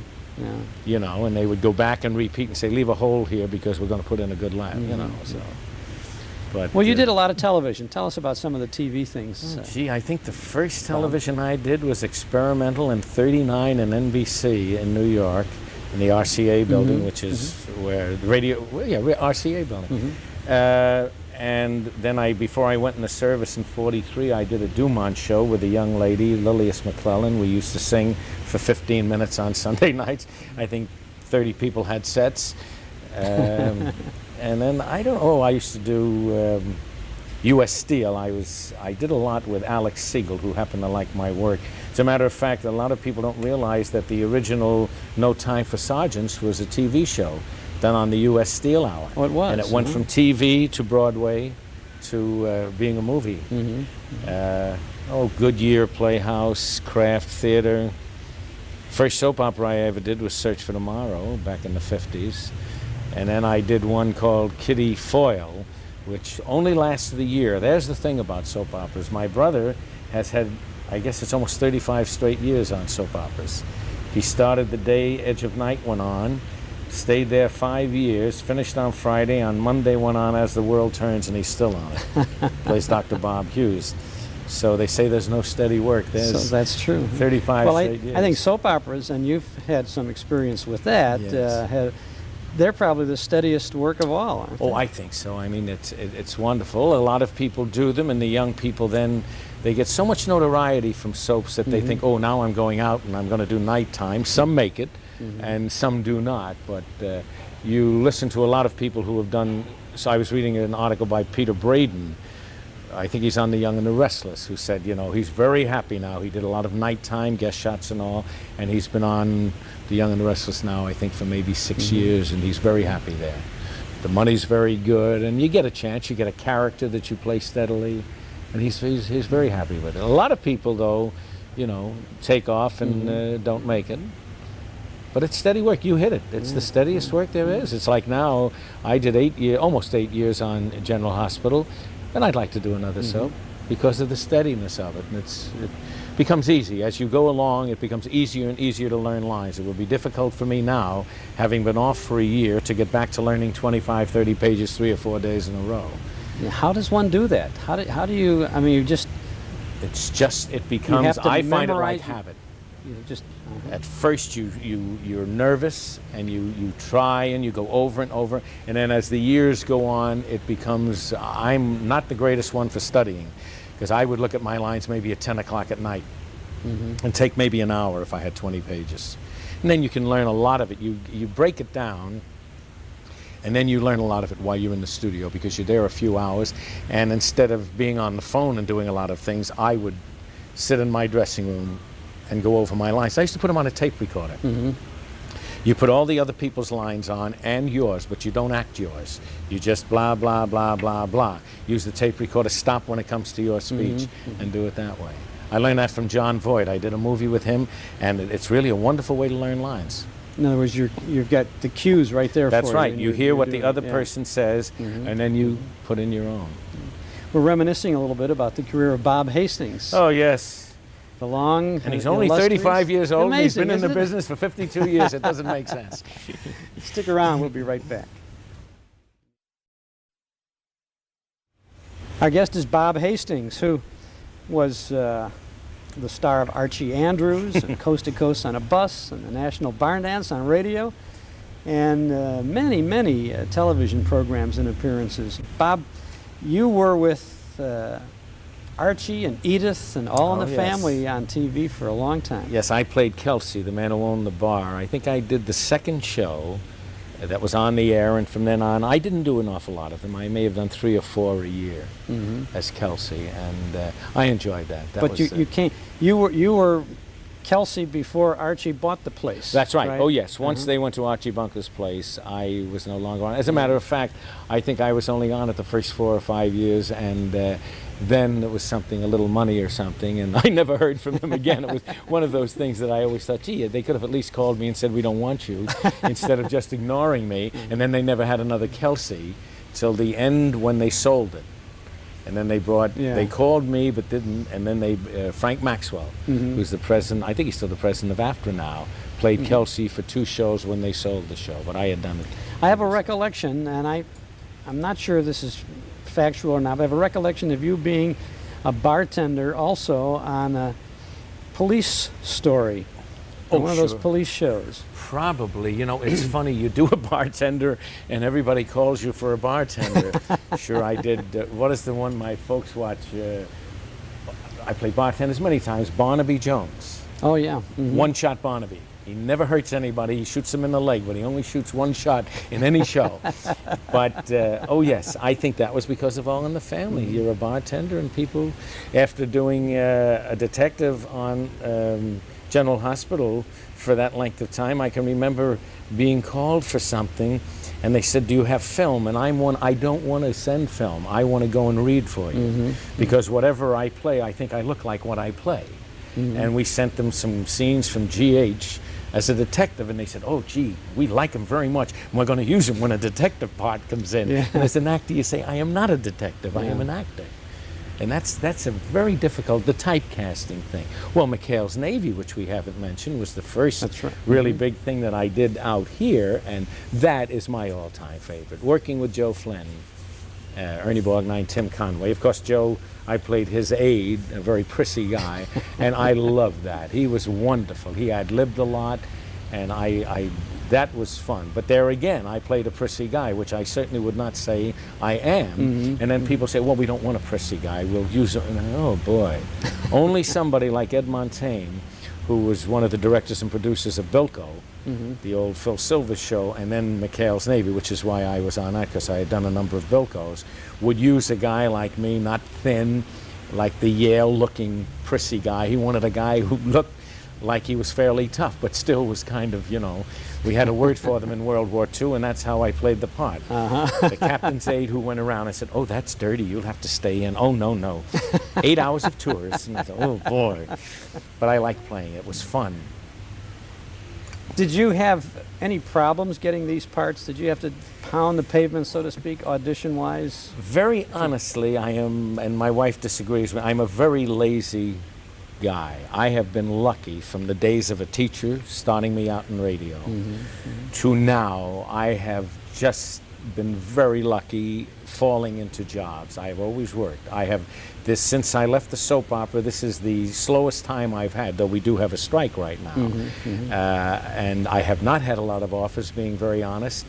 I had an offer for another soap, but it just wasn't something that I felt was worth it to me to do. And otherwise, I mean, I've had like 51 years of always working, and now it's like, what's happened? People have seen my work. They don't want me anymore. Get caught up but with you. it'll change. It'll change. It's a different business now. As you know, you've got such young people in the networks running all the new comedy shows who pick what's funny and what. And we have many people that I have worked with who are not working, and I mean directors, producers, who may be in their 60s, 65, but their minds are great, and they've done some of the best comedy. But everybody's looking for, you know, that young... I'm not crazy about comedy on television today. I like Cosby, I think is very funny. I think Cheers, I don't think it's as good as it used to be, but how long do you go on? It's been a very funny show. I like Hooperman. I like that show. I like it better than the one that was so successful for John. What was that? The one with the two girls? Three's Company. Yeah. And I think Hooperman is a very well done show, and he's a very good actor. We hear, as we talk to people about their careers, and many of them have had long careers, and they seem to hit the same topic about the young people running television today, so to speak, looking for young people and not going to maturity for quality, for ideas, and sort of that sort of thing. But how do the young people will say, well, move offside, let us come in and let us do this. I think you need, but I think you need a mixture. I think with the young people doing what they're doing, it's awfully nice to have somebody who's been around for 20 years or 25 years above to, like, let's say, edit. I don't mean edit in a sense, but to look over your shoulder and say, that's a very good idea. Now maybe if you do this and this, shape it together and come up with something a little better quality. See, I'm tired of sex and violence, you know. I really am, in movies and TV, but, you know, unfortunately we must go into money. Well, do you think we do what sells? We don't do what's good. We do what sells. Will this pass, with all this emphasis on sex and violence, pass? You know, you go back to the 40s, and since we're talking about television at the moment, you talk about movies in the 40s. I mean, the sex and violence was almost, it was there, but it was not graphic. It was not. It was hinted at. You know, I mean, a couple they have a romantic clinch. And then it goes to black. You know, then they're at the breakfast table. Yeah, right. And in your mind, again, like radio, boy, in my mind, it was much better than what they show me now. That's right. Yeah. You know, I think it would have been. I think it's much better than what they show you. But you're right. I mean, you'd have Ronald Coleman, you know, saying something, "Benita, my darling," and then they'd close the door, and in the morning he's sitting there and saying, "You're a wonderful person." That's and you think, right. "Oh boy, that must have been great." But now it's so explicit. But you know, nobody wants censorship. But I've come to a point, and I don't like censorship. But it's the old thing, if you can't do it yourself, somebody better get involved for what we're showing young people. We're not talking about censorship as much as we're talking about class, good taste, class, and overdoing something. You know. But you don't sell a picture. You can't sell a G picture. You have just a G on it. No. You know, kids won't go. I mean, and the majority, I don't know, you would know better than I do. What are the ages of the majority of moviegoers? Oh, well, the big vast majority is under 30, I think. Yeah, and I would say Yeah. from 12, you know, Yeah. to 30, 32, something like that. So, but it's, I mean, there have been some good things. I love Moonstruck, if you talk Mhm. about a movie, Yes, which, I mean, there was sex in it, which wasn't that needed. But, you know, it's always, I think they're afraid if they don't have it, the kids won't come out and talk about, hey, you know what I saw? Yeah. Same thing with a car chase in slow motion crashing through a plate glass window. I mean, Oh, yeah. every movie has that. Stop and think. I say this is when I was a kid, you didn't curse a lot either. But if you said a curse word, you'd say, oh, gee, did you hear what I said? Yeah. You know, it was, hey, now I'm grown up. We now call it sophistication with the sex and everything. And to me, it's the same thing as when I was a kid. The young kids saying, oh, boy, you know what I saw? I saw the girl take off her dress. And I don't find that sophisticated. I don't find that life. I find it almost being childish. Well, you know, we talk about the radio days, Bob, and it seemed like, now I listened to radio as a kid. Mm-hmm. I mean, I'm talking 6, 7, 8, 9, 10, 12 years old. That was during those radio days. And those programs that I listened to as a kid were not, there's some kids shows, but they were the prime time shows for the family, the adults, whatever. And they didn't seem to be reaching down to me. They said, come on up to our level and enjoy what we're doing here. And I think that if the media would try to raise the level of quality entertainment, instead of trying to say, well, this is what all these people This is what they want, give them something that maybe they don't want, but they're going to find, or they don't know they don't want it. You know, raise the You have standard a point. quality If everything on television was kind of class, you'd pick the class. That's right. Instead of now everything is below what I consider class, and everybody is afraid for money's sake and not making money, that they're afraid to do good stuff. But you look at your writers today, a man can get so much money for writing junk, whereas years ago there was such a pride. In the live days, there was such good writing. I mean, I think once in a while there's some good stuff now. I can't deny it, but not the amount that you used to have. Now you get so much money for whatever you do. It's almost like acting. I mean, people come unprepared to television shows when they're acting, and they're stars. But I'm a star now. They're paying me $200,000 for an hour series. Man, I'm king of the hill. I can do what I want. And I don't rehearse. I go in my room and I talk on the phone, and I do, you know, and that's... See, I still think we can do better. I think we can do better. The days of, like, in radio we rehearsed and you went over and you did it. In television, when I first came out here, the joy was working with Jackie Cooper doing some Hennessy's. But Jackie would take you into his room between sets when they're changing sets. Instead of everybody fooling around, you went in and you ran the scenes over and over. And boy, I was a novice out here and nobody knew me. And Jackie Cooper would say, you know, he'd say, if you read this line this way, I can do that. And I'd say, it's hard for me to do. And he'd say, why? I'd say, well, the previous line, the way you feed me, I can't read that. Oh, okay. So you got together and you played a scene. And you knew, and it was, that was it. I still think you can do that. I think instead of everybody taking off between scenes, sit around and run the scenes, and the actor gets comfortable. You come on a scene, on a set for one day, as I have many times, a one-day part. You never talk to the actor. Okay, here we go. You stand here. You do this. Run it once. Let's do it. You know, now, when I learn my part, which may be a 3-page scene, I decide how you're going to say it. All of a sudden, I get on the set, and you're not doing it the way I thought. Wow, I have to adjust. It throws you. But wouldn't it be nice if you rehearsed it 3 times? Yeah. So that you could adjust and make it more of a scene. They don't than have it is. time to rehearse today. They have, but they don't use it. They don't say take there's it. no time. You know, changing sets, I mean, lighting and all takes a long time. Well, My there's so much goodness. time in between.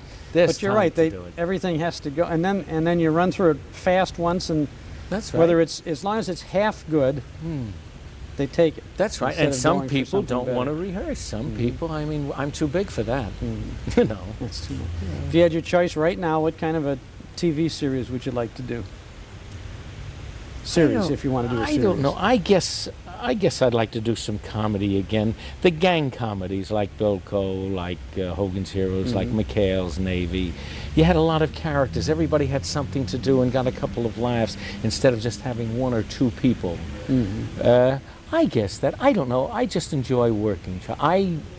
The business has been wonderful to me. I have nothing but great things to say. I have 4 children, I have 8 grandchildren, and thank God for radio and television and some movies. I have been able to have a nice life. I'll never be terribly rich, but sometimes you're better off not becoming a big star because you know who you are. And I think the most important thing in any of our lives, what you do, what I do, anybody listening does, if you know who you are, you're going to survive. I think you're right. And for over 50 years, you've been doing a pretty good job with it, and yes, you know who you are, too. But, yeah, I think so. I think so. I feel that way, and I feel lucky. A lot of people say, well, you must have talent to have survived that long. I'm sure I must have some talent. But I've always, as lazy as I am, when I work hard. See, today my life is who will I have lunch with? And I play racquetball. I'm getting old, and I'm afraid I'm getting a little slow, but I'm 63 now, and I still love playing ball. Somebody said, why don't you take up golf? I said, that's an old man's game. You walk around. When I can't get into that 4-wall court and run my feet off, then I'll take up golf. Well, no one would ever guess you were 63. No, 70 is Today, more like it. no, I resent this. 63 is not old. Is not as old today as it was 20 years ago or 40 years ago. That's for sure. I agree with you, and also I think this business keeps you young. Again, as I said before, it's imagination. It's being a child. Well, I think your attitude, your philosophy of life, and your outlook keeps you young too, Bob. I think so. I think most actors who know who they are and aren't worried about I'm a star and I have to keep this up and blah, blah, blah. I think you'll find that most actors are young for their ages. You know, I look at people my age sometimes and I think, gee, they seem old. You know, and I get out there and play ball, and I love it. It's fun, and it's all up here in your head. What you are, you got to stay young mentally. Absolutely. Thanks very much for spending some time with us, Bob. Thank Hastings. you. I hope it isn't all too boring, but no, I'd still love to go back to radio, Chuck. It was I hope best. so. It was the best medium that I have ever been in, and I worked with the best actors in those days. And those are the many voices of Mel Blanc on the Jack Benny program, and I'm pleased to say welcome Mel Blanc to Radio Classics. Hello, Mel. How you doing, Chuck? Okay, how are you this evening? Fine. We're so glad. You brought back wonderful memories with that introduction. Well, and God love you. They're just wonderful. You are wonderful. You have done such a wonderful job over all these years entertaining us in such fine style, I'll tell you. Well, thank you, Chuck. And I have incidentally, you know that B. Benaderet passed away. Yes. Yeah, he was doing Petticoat Junction. Yeah. Did you ever work that show? Petticoat Junction? No, I never did. She was married, I believe, to the sound man on the Benny Show, wasn't she? Yes. Yeah. What's his name? Twombly? Yeah, Twombly. That's right. Yeah, that's right. How are you feeling today? Pretty good. Thank you very much, Chuck. You had a milestone birthday earlier this year, didn't you? Storm? A milestone birthday. Oh, yeah. Not all the way. I'm 80 years old. 80 years old. And I'm still a dirty old man. How are you feeling? Fine, thank you. That's great. That's great. Your book is wonderful, Mel. Thank you very much, Chuck. I'm glad you like it. You did a marvelous job bringing to mind so many wonderful times. Although you start the scene, you start your book with a rather disastrous time. Yes. I just wanted to show you that I'm still alive after that accident, because it was pretty horrible. That was on Dead Man's Curve, wasn't it? Yeah, that's right near UCLA College. That was in 1961, wasn't it? Yeah. What January happened? the 24th. Never forget it. What happened? Well, I was poking into work. I had a lot of time, and this one kid was in a hurry to get someplace or other, and he wanted to try out this Dead Man's Curve. So he must have given it the gas or something, but he jumped over the double line. He was at the end line. He jumped over the double line, then the double line in the middle, then the next lane, and then head on into me. And that's all I can remember. You don't remember But he anything? said that he was only going 35 miles an hour, and he lost control of his car. The city actually made it a scenic drive, and they had the whole thing banked the wrong way. Oh. The whole highway. Has that been corrected now? Yes, it happened within a couple of weeks after my accident. They saw how dangerous it was. I think 6 or 8 people had been killed on that curve, and someone, I guess, prominent had to get hit on it before they would fix it. So they finally did. Well, you were really very fortunate that you didn't say your last "That's all, folks" at that point. I'll say you were in a full body cast for some time then, weren't you? Yeah, I was in the full body cast for a full year. Wow. And but that didn't keep a good man down. Actually, you were doing some, I guess, it's detailed in your book. You did a lot of recording of the voices right from your, I guess, first your hospital bed and then from your home. Is that right? Yeah, that's right. They brought the hospital bed to home for me, and my wife Estelle took wonderful care of me, and she had the special nurses come out to the house to really take good care of me. And then in that time, I started doing some extra programs for the Flintstones, which was a Hanna-Barbera production. Right. And right from my bed, I think we did about 8 months of Flintstones right from my bed. And of course, you were Barney Rubble. Yeah, I'm the voice of Barney Rubble on the Flintstones. With that slow laugh at the end. Did you do any other voices on that show, Mel? Yeah, I did a lot of the birds. The birds. And also Dino did the dinosaur. Mm-hmm. That was a crazy little voice. You've been doing voices, I would imagine, all your life, haven't you? Well, ever since I was 9, I started learning different dialects. And from these different dialects, I would go to the school up in Portland, Oregon, where I went to school. Mm-hmm. And incidentally, I was born in San Francisco, but moved up to Portland when I was only about 6 years old. And then I started going to grammar school up there, and I talked to the kids and told them a dialect story. And they would laugh and get a big kick out of it. So I thought, gee, that's wonderful. Now all I can do is learn different dialects and tell stories. So I wanted to pick up the right dialect, so I went to a little produce market. I'll give you one example of it. A little produce market that handles fruit and vegetables, and there was a little Japanese man there. So I pointed to a head of cabbage, and I said, what do you call this? Head of lettuce? He says, oh, no, altogether different. That's a head of cabbage. Over here, you want to see head of lettuce? Over here. He took me over to the head of lettuce. I said, what do you call this? Head of lettuce. So I picked up their dialect, and I did very well with it. And every other dialect I learned, I got directly from someone who actually talked it and spoke the correct dialect. And then, of course, you just added, I suppose, the necessary exaggeration to make it special. Oh, yeah, I always exaggerated each one a little bit. And like the Mexican dialect, I talked to a little fellow that was fixing the house that we had in Playa del Rey, and he was digging and perspiring, and it was he looked like he was really all done, all done in. So I wanted to get his dialect. I said, what are you doing? He says, well, a lot of work for one fellow to do in one day. I got to move 5 feet of wood from there over to here to make room for the foundation, I think. So I got his Spanish dialect, or little Mexican dialect, and that was very helpful to me. I'll say it must have been helpful. Question, they say which came first, the chicken or the egg? Which came first, the cartoon voices or the radio voices? Well, I think they were both combined. I think the actual dialects came first, because the kids in school would laugh, and then the teachers would laugh, and then give me lousy marks. So that told me to keep working on the dialects, and I did, and finally went into radio.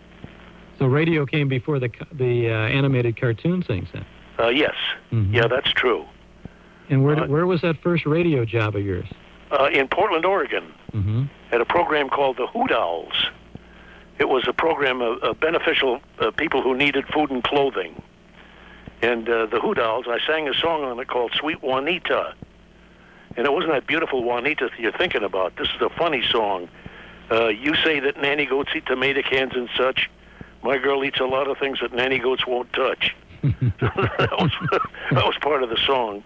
Then they made me a member of the degree team, they called it. I was the grand snicker, and I was on that program quite steadily for a long time. Mm-hmm. Then you moved where with your voices? Well, I had done as much as I could in Portland. Then I got a chance to do a show in San Francisco. Mm-hmm.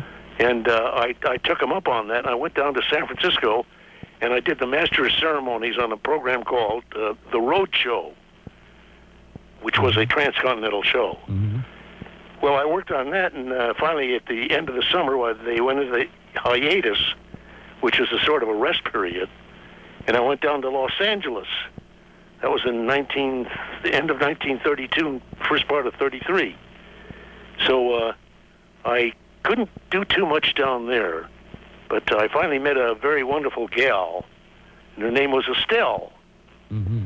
So while I was down there, I got an offer to come back to Portland and do a program called Cobwebs and Nuts.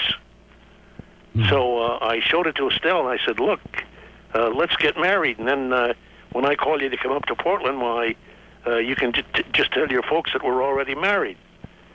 So we went to Riverside, California, and got married. And then I got this call, and it was about 5 months later that we left Los Angeles and went up to Portland, Oregon. And I finally told her mother that we were married at Riverside, California, about 5 months before. So she had another wedding for us right at her home before we left for Portland. So I was really married twice. Well, and it's taken very well, though, hasn't it, now? Oh, yeah, it's wonderful. How many years now? 55. 55 years. Congratulations. It's a Thank you. wonderful life together. The same gal, too. That's right. And you've only had one argument, right? Was that okay? Yeah, that's right. You know, that we hold hands. If we ever let go, we'll kill each other. We're talking with Mel Blanc. He's our guest tonight on Radio Classics. He's the author of a wonderful book called That's Not All, Folks. Story of his life in the golden age of cartoons and radio. Mel, you tried like the devil to get a job with Walt Disney, didn't you? No, I got a job with Walt very easily. But I wanted to transfer over to Warner Brothers because I saw that they needed many voices. And I went to this man who was in charge of hiring voices, and he said, I'm sorry, we have all the voices we need. Well, I went back in a couple of weeks, and I said, look, won't you at least listen to me? He says, no, we have all the voices we need. Well, I was as stubborn as he was, and for I think it was 9 months that I went to him and asked him to give me an audition to listen to me. And he said, no, I'm sorry, we have all we need. Finally, this guy died. So that's okay. I laughed too. Yeah, sorry about that. So I went to the next man in charge. His name was Treg Brown. And Treg said, why didn't you come to me in the first place? I said, well, they told me to go to him. But Treg heard me do my stuff, and he said, well, you do it again for the directors. And I did it for them again, and they got a kick out of it. And one of the directors said, his name was Frank Tashlin. Later became quite a big director in motion pictures. He said, I've got a picture coming up with a drunken bull. Do you think you can do the voice of a drunken bull? I thought for a moment. I said, yeah. He said, well, how would he sound? I said, well, he would sound like it was a little loaded, and it was looking for the sour mash. He said, oh, great. What are you doing next Tuesday? I wasn't doing a darn thing. I said, I think I can make it. So that was my first voice in the cartoons, and the program was called Pecador Porky. And was somebody else doing Porky at that time? Yes, they had a man on staff. Warner Brothers had him on staff, and this is something that they could use for anything. Use anybody on staff for anything that they appointed them to. So this guy was stuttering, and he used up so much film that Leon Schlesinger, who was in charge of the cartoons, I asked him for a job, and he says, "Can you stutter and stop when you want to?"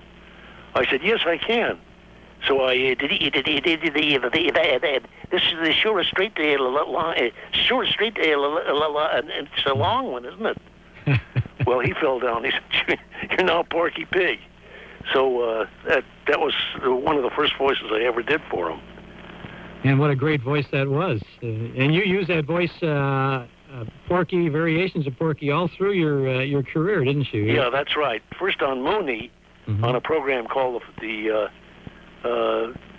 let's see, it was some Point Leach or something like that. And then I did it for the Army. The guy was called a Sad Sack. With Armed Forces Radio. Oh, yeah. And I worked with them for a good many years. And well, I've heard a number of those Armed Forces, the GI Journal and other things like that. And, oh, yeah. And you start out with the Sad Sack thing. You start out as a major general, I think, and you end up with Private Sad Sack. That's right. I started at the top and coming all the way to the bottom. Mel, I want you to stick around for a second. We got a little bit of business, and then we'll get back. Fine. And in a little while, we're going to invite some of our listeners to call in, and maybe like to visit with you for a little bit, too. So okay, Chuck, thank you. Around. Chuck Schaden with Mel Blanc tonight on our Nostalgia Night on Radio Classics from WBBM News Radio 78. This is Chuck Schaden back with you on Radio Classics, and our special guest checking in with us from his home in Southern California is Mel Blanc. Mel, when you started out in the Warner Brothers lot there, what did they call that section? Was it? I'm trying to remember what was it? Where the animation was all done. That was Termite Terrace. Termite Terrace. That's right. Because of all the little animated characters. I guess. We had joined the Warner Brothers lot, and they had Sunset. We had the next street down, which was really a Termite Terrace. That was Fernwood Street. Oh, yes. And that's where I actually started. After you got going with this sort of thing, and you became so many of the other voices, I guess your most famous voice would be, I guess it's really a toss-up from the cartoons between Porky and Bugs, right? No, I think that Bugs Bunny is a favorite. You know, I did a commercial for American Express in which I did a couple of the voices, including Bugs. And when I left the studio, I couldn't walk down the street until somebody came up to me and said, hey, you're Bugs Bunny, aren't you? And then they knew my name by the commercial, which gave my name. And that's the first time I was recognized in over 50 years. No kidding. So I felt very good about that. How did you get the job of being the voice of Bugs Bunny? Well, first they showed me a picture of this Bugs, just a still picture. And they told me he was a tough little stinker. Then they showed me what is called a storyboard. And this board shows me what this character is going to do all through the cartoon. And he looked like a real tough little stinker, so I thought, well, let's see now. Got to have a small voice, and everybody would like to do what he does because he does everything that in reverse, you know. And so I thought, which is the toughest voice in this country, either Brooklyn or the Bronx? So I thought I'd put the two of them together. And that's how I got the voice for Bugs Bunny, Doc.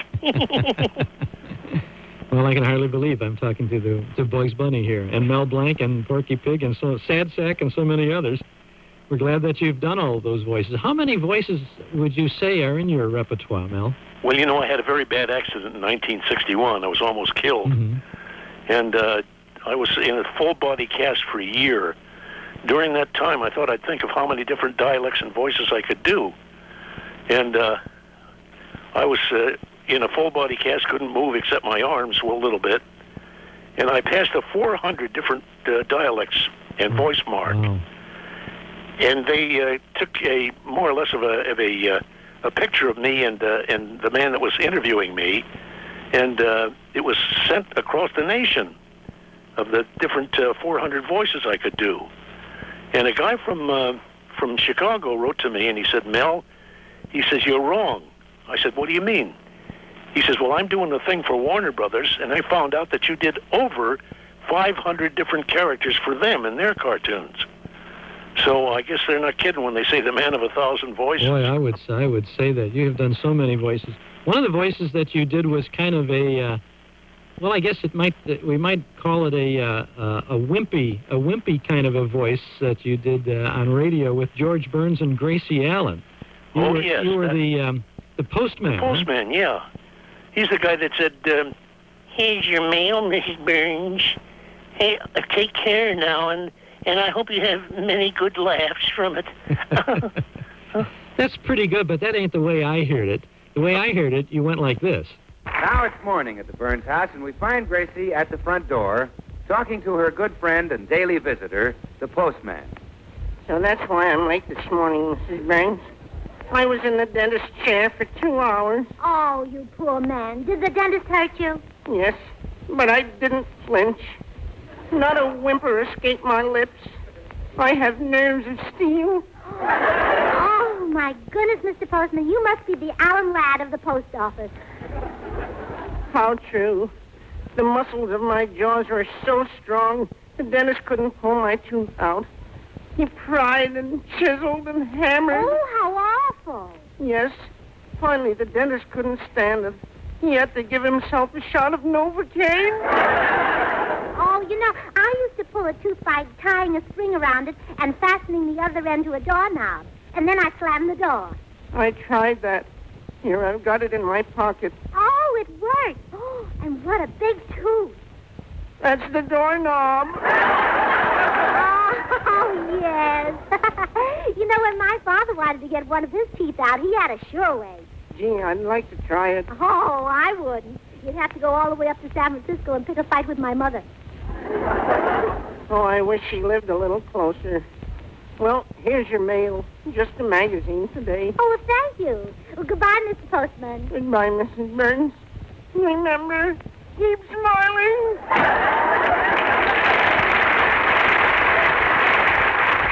And there you are, Mel, with... I remember that I was in more of a crying mood. And he's the same guy that I told you he was, only he had a little whimper to his voice. How long did you do that with Burns and Allen? Oh, for about 3 years, I think. Well, that was a wonderful little vignette in there. Again, that whole scene was a minute and a half. Is that right? That was all that was. That was incidentally from a 1947 broadcast with you and Gracie. Oh, She was quite a person, wasn't she? She was quite a gal, wasn't she? Oh, yeah, she was a wonderful gal. And he's quite a guy himself. Yeah, he's still going strong, isn't he? He sure is. He's going stronger than ever now. Well, you're doing all right. You're doing all right. Well, thank God for that. I'm very fortunate. And how? And, you know, in my book, Chuck, I tell about the various ways I created these voices and the voices that I did. And so many people helped me that I couldn't stop thanking them. You know, they'd send me letters and saying, do you know how many records you made? And do you know how many voices you can do? And so on. And they would tell me, and they were very instrumental in helping me remember all of these things. So I really had to give them all credit. Well, your book is really a great book. It's published by Warner Books, and you've written it along with Philip Bash. Is that Bashy or Bash? Oh yeah, Bash. Bash, yeah. And there's a marvelous picture of you on the dust jacket here. It's just I'm holding it up to the microphone so our listeners can hear it now. And we've got Bugs and Porky and Sylvester and Daffy Duck, and a great picture of you. It says that's not all, folks, meaning. Even that terrible accident back some years ago couldn't hold you down, and I know that you've not been able to go out on the road for the book to make personal appearances all over the country, but I sure do appreciate the little arrangement we've been able to make.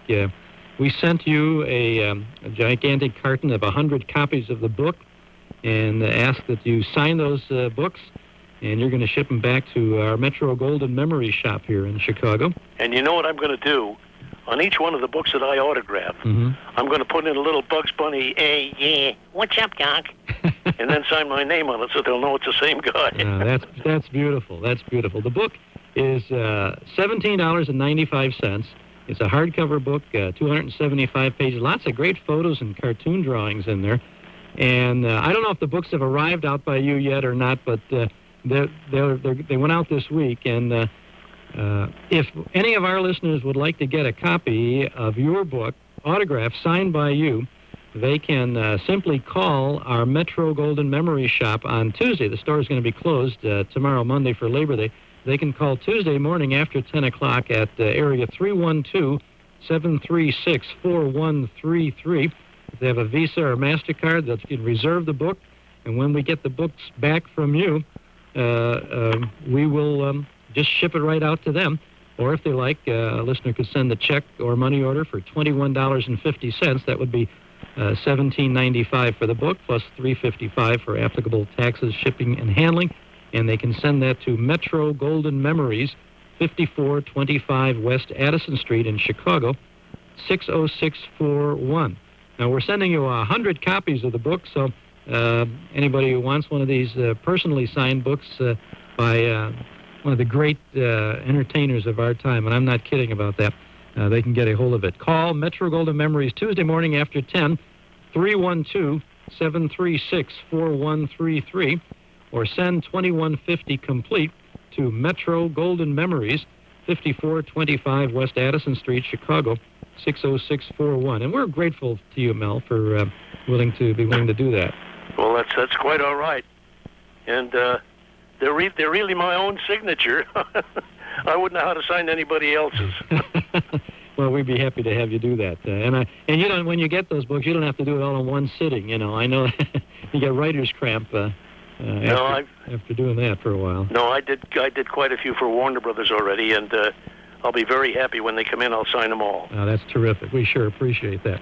Any listener who is listening to Radio Classics here from WBBM News Radio 78 can give us a call and talk to Mel Blanc.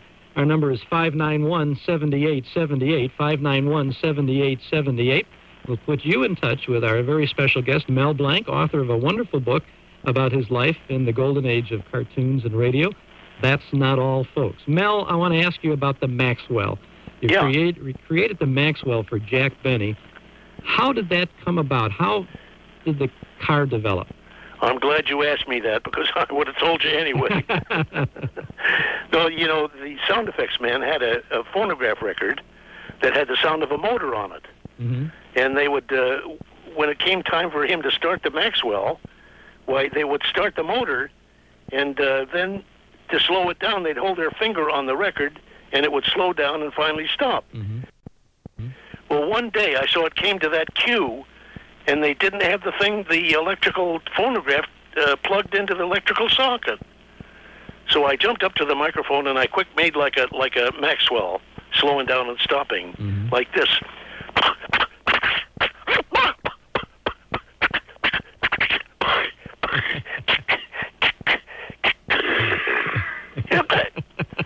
Well, Jack fell down and he said, "You are now my Maxwell."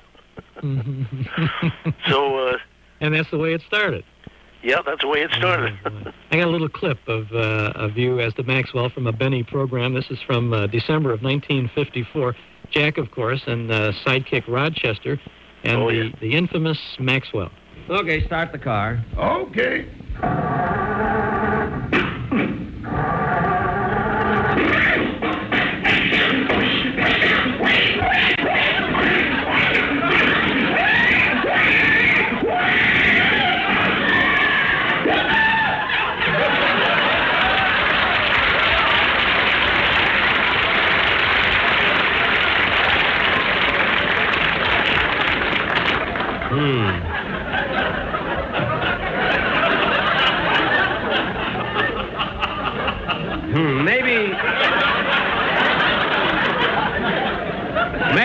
Maybe we got a little water in the gasoline. I'd sell if we had a little gasoline in the water. Never mind. Try the motor again, will you? Yes, sir.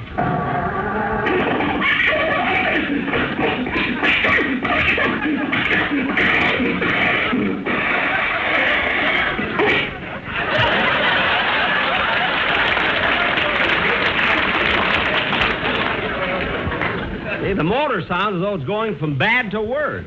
Sounds like it's going from here to eternity. Rochester, don't be funny. Try it once more. Okay.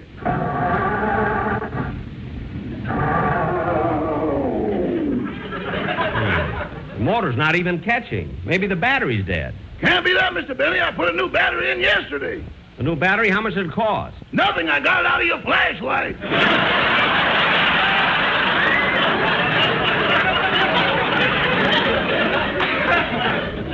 try it once more.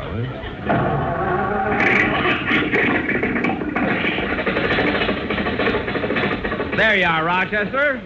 The motor's going. Back the car out of the garage. Wait till that crowd gets out of the way. All right, folks, break it up, break it up. Beat it, beat it. Why do they always gather when we try to start the car? You can go, Rochester. They've gone now.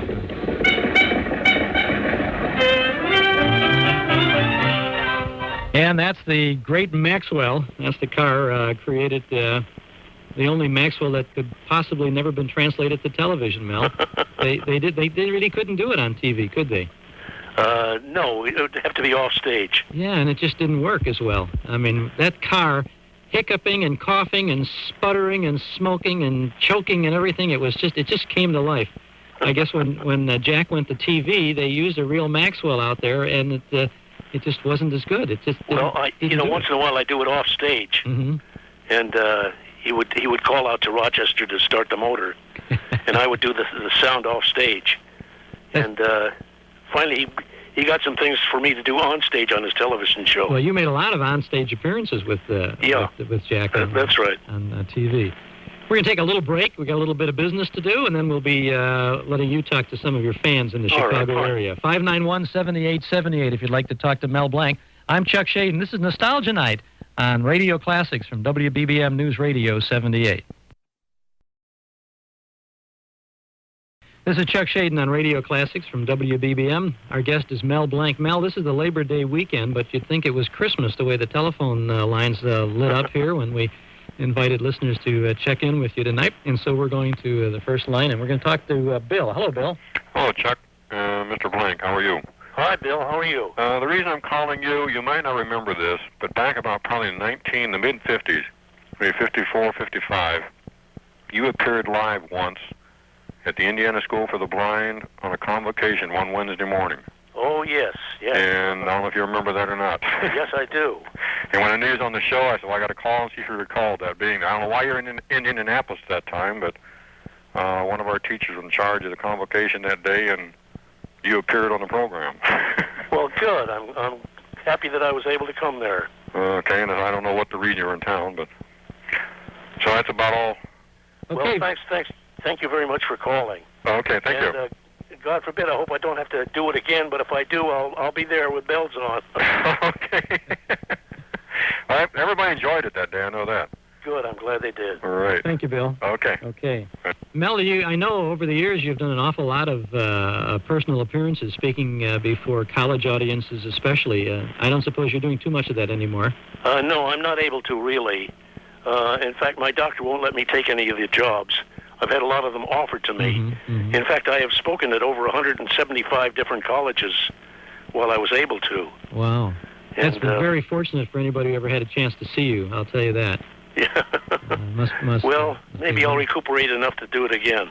Well, I hope that you will be. We'd love to see you in Chicago sometime, maybe at our Museum of Broadcast Communications. In the meantime, we're glad to have you with us on the telephone, and we're going to talk to Mike, who's out there in Radio Land. Hi, Mike. Hi, how you doing? Mel? Yeah. I was wondering, I have two questions to ask you. One is regarding Sylvester the cat. Yeah. I was wondering, is it true you were really impersonating somebody there? Leon Schlesinger? Well, no. Okay. No, I actually was not impressing or copying anybody because Sylvester is more or less my same voice. They showed me that he was a sloppy cat. Right. So I just added a spray to his voice, and that's what happened with a spray on it. Okay. So I copied myself. That's about all. Now, the other one is about the Jack Benny show. How did you come about doing the L. Jolson imitation? I think that's fantastic. It's pretty funny, and it kind of bugged Jack all the time. How did that go about? Well, Jack asked me, he says, Al Jolson had been on the program before, and he said, he's coming back, and can you do an imitation of him? I said, Jack, I don't do imitations. He says, it's just one word. I said, well, one word. He says, yeah, here it is. Try it. You know what the one word was? I know you're going to do it, though. Come on. All right, thanks. Thanks a lot. You're great. I'm a big fan of yours, and Chuck, the show's great. It's the only reason why we're listening to BBM here. Thank you, Mike. For calling. Bye-bye. Thanks very much. Yeah, did the Jolie boy. That's great. Mel Blanc is our guest, and he's on the line with Chris. Chris, where are you from? Niles. Niles? Yes. Say hello to Mel Blanc. Hi, Mel. How you doing, Doc? Pretty good. I got two questions for you. First of all, concerning the movie Who Framed Roger Rabbit, how much of a part did you have in that with the voices? Well, it's a very funny thing, but not everybody realizes that the voice is always done first, and they draw to the voice. Most people think it's the other way around, and I don't blame them because that's the way it looks. So I only did 2 or 3 different actual broadcasts for him, and I didn't know what they were going to look like. But he just gave me the dialogue, and I followed the dialogue, and he told me what was emphasized and what wasn't. And so I just did that first, and then when they showed the picture, it would maybe a week or 2 before I realized that it was released, and I didn't even get to see the thing. And people called me and said, "Hey, that's a great picture you did with him." So I said, "Yeah, when I see it, I'll tell you if I think so too." And I finally got to see it, and I thought that he did a very good job. And second, as a person that's has grown up knowing Mel Blanc only as somebody who's done the cartoon characters, I was just wondering, which character do you think is your favorite out of all of them? I think the rabbit is, Doc. That's probably everybody else's. Yeah, he's my favorite, and he seems to be the favorite of everybody that I talk with. Because he's a real little stinker. He does things that guys would like to do, but they haven't got crust enough to do. Well, it's nice to know that in just a cartoon land where you have all the cheap imitations like the Smurfs, there's still something you can go back to. That's the original, and that's the Bugs Bunny cartoons. Well, thank you very much. Right, thank you. Thanks a lot, Chris. Thanks for calling. We're talking to Mel Blanc, our guest tonight on Radio Classics. Want to check in and say hello to Mel, or to Bugs Bunny, or to Porky Pig, or Daffy Duck, or Barney Rubble, or any of those voices, or any of those personalities? Just give us a buzz at 591-7878, just as Richard did. Hello, Richard. You're on the air with Mel Blanc. Hi there. How are you, Chucky? A little bit hoarse. Enjoy the show. Thank you. Brings back a lot of memories, Mel. I was wondering, you'll probably get a call in about 3 weeks from the American Brickhouse for the Blind in Louisville, Kentucky, and they would deliver the equipment to your home. Would you be interested in reading your book to the blind? As a volunteer for the American Brickhouse for the Blind, it'd be a great pleasure to hear you read it and do a couple voices rather than some professional reader down there. Well, I can't actually do voices. Well, we don't mean all, but like a little bit of what you've done here on the Chuck Show. Well, I mean, actually read the book at your leisure. It'd be portable equipment. You can carry it around like a pocket tape recorder at your leisure. Just read out loud, and then when you got it done, it was about how long it took, and they put it together down there. That's the way the books come out. They have mostly the Louisville radio announcers do the reading down there. Of course, you heard of Alexander Scorby, who died a few years ago. Yeah. He did a lot of reading in New York. And I might ask Chuck, why not take those 100 books instead of just selling them? They're so precious. Why not give them to customers that spend $25 or $30 on other things in your store, like other people? That's the way big time people do business. Well, everybody can pick up Mel Blanc's book any place. I'm talking about the autographed copy of the book is the one we have a special arrangement with. So. Yeah, but I was in your store one day and I didn't have anybody with me, and there was nobody to read the labels over there. They're kind of shy on the blind. I don't know why. If we have any opportunity to help a visually handicapped person, we're always. You never mentioned it on the air. Well, because we don't want to treat anybody any specially or different than anybody else. You come in, you need a little help, we're there to help you. Well, that's why they have the cassette book program. That's why they have that's why the blind get free information, some of that. In other words, they try to help the handicapped help themselves. Okay. Hey, Richard, thanks for the call. We appreciate Enjoy you being your show, here. Chuck. Thank you very much. Mel, have you have obviously being a part of the radio days and with the voices and the animated cartoons, I'm certain that a lot of visually handicapped people have been able to tune into the sounds that you have created over the years. You know what I might do, Chuck? Mm-hmm. Chuck? Yeah, I'm here. I might give you a few of the voices now, so that the people who can't see might realize who they are. Mm-hmm. I'll tell you who they are. I'll call them up to the microphone. Okay. Here's Yosemite Sam. Sam, say hello to him, will you? You better will. How you doing, folks? Glad to talk with you. Now I'm going to go and shoot a gumdrop. Thank you very much. And here is Foghorn Leghorn, the big rooster. Say something, will you, Foghorn? I'll say you pay attention, boy. You bet I will. How you doing there, folks? Nice to talk with you. I gotta go now. Here comes another guy. It's Sylvester, and his name is a little bird. He's after a little bird. Go on, get him, Sylvester. Thank you very much. I'll find that little bird. When I find him, I'll swallow him whole. Oh, I thought a putty cat. I did see a putty cat. I gotta go now. Bye, folks. And here is Speedy Gonzales. See, my name is Speedy Gonzales. Fresh off Mouse Old Mexico. Take the cheese, whip the cat, give it to the mice. I think, hippa, andale. It wasn't that a mouth, yes, sir. This is the Daffy Duck. Here comes another little character. His name is, let's see, Porky Pig. Oh, no, Porky, wait till the end to say something. This little guy is just a little violin teacher. If he'll say something to you. Thank you very much. I tried to teach Monsieur Benny how to play the violin, but he cannot do it very good. I told him to hold the bow upside down. He says, but it don't make a sound that way. I says, very good. That's just what I want. And here's a Speed Buggy, who I do for Hanna-Barbera. He's a takeoff on Jack Benny's Maxwell, and he says, leave the driving to me.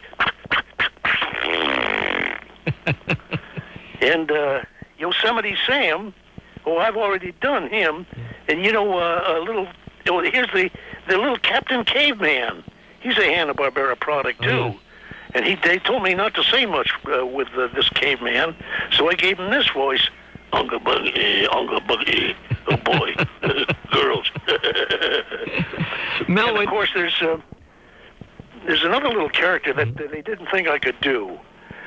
And Leon Schlesinger, who had charge of the cartoon company at the time, said, can you do a Tasmanian Devil? I said, what does he sound like? He said, I don't know. I said, did anybody ever hear one? He says, not that I know of. So I had to create a voice for this little character, and I gave him this one. Oh, boy. And, of course, the little Roadrunner always says, beep, beep, beep, beep. And, Barney Rubble and the Flintstones. Did I do him yet? Well, that's about all I can think of now, folks. So, but you still have 435 voices to do yet, Mel. I wish I had time to do a lot more for you. A true cavalcade of wondrous sounds and imaginative creations that you've provided for us over the year. Thank Chuck you very Schaden much, Chuck. with Mel Blanc here on Radio Classics. We've got a few more calls to take, and we'll do that in just another moment here. I'm listening with you to one of the great entertainers of our time, Mel Blanc, on WBBM News Radio 78. This is Chuck Schaden. Mel Blanc is our guest tonight, the man of 1,000 voices, creator of so many of those wonderful Warner Brothers voices, cartoon characters, and, of course, a whole second career with Jack Benny and other radio broadcasts. Listeners are checking in with us tonight, Mel, and John is on the line with a question. Okay. Go ahead, John. Okay, hi, guys. Mel, I had a question for you. I grew up in the late 60s and early 70s and really got to take advantage of the great voices that you did for all the great cartoons from the 40s and the 50s and obviously the 30s. I have a question. What do you think of TV cartoons today? To me, it seems like they kind of lack the fun, satirical snideness that your cartoons and a lot of the Warner Brother and Hanna-Barbera cartoons had. And I just wanted to know what you thought of today's cartoons. Well, let me put it this way. The cartoons that you see today are done under limited animation. You see the character stand still, and his eyes maybe blink a little bit, his mouth will move a little bit, but the character himself doesn't move. And the reason for that is it's too darned expensive to take individual shots like Warner Brothers does. And Warner Brothers have always made full animation. In every frame that they put out, you have a different drawing on it. Uh-huh. And the reason for that is that they sell it to the 3 networks on television or a theater. And that's why they can afford to do it with full animation. Whereas limited animation costs about 1/10 what actual full animation costs. That's why you don't see them move around too much.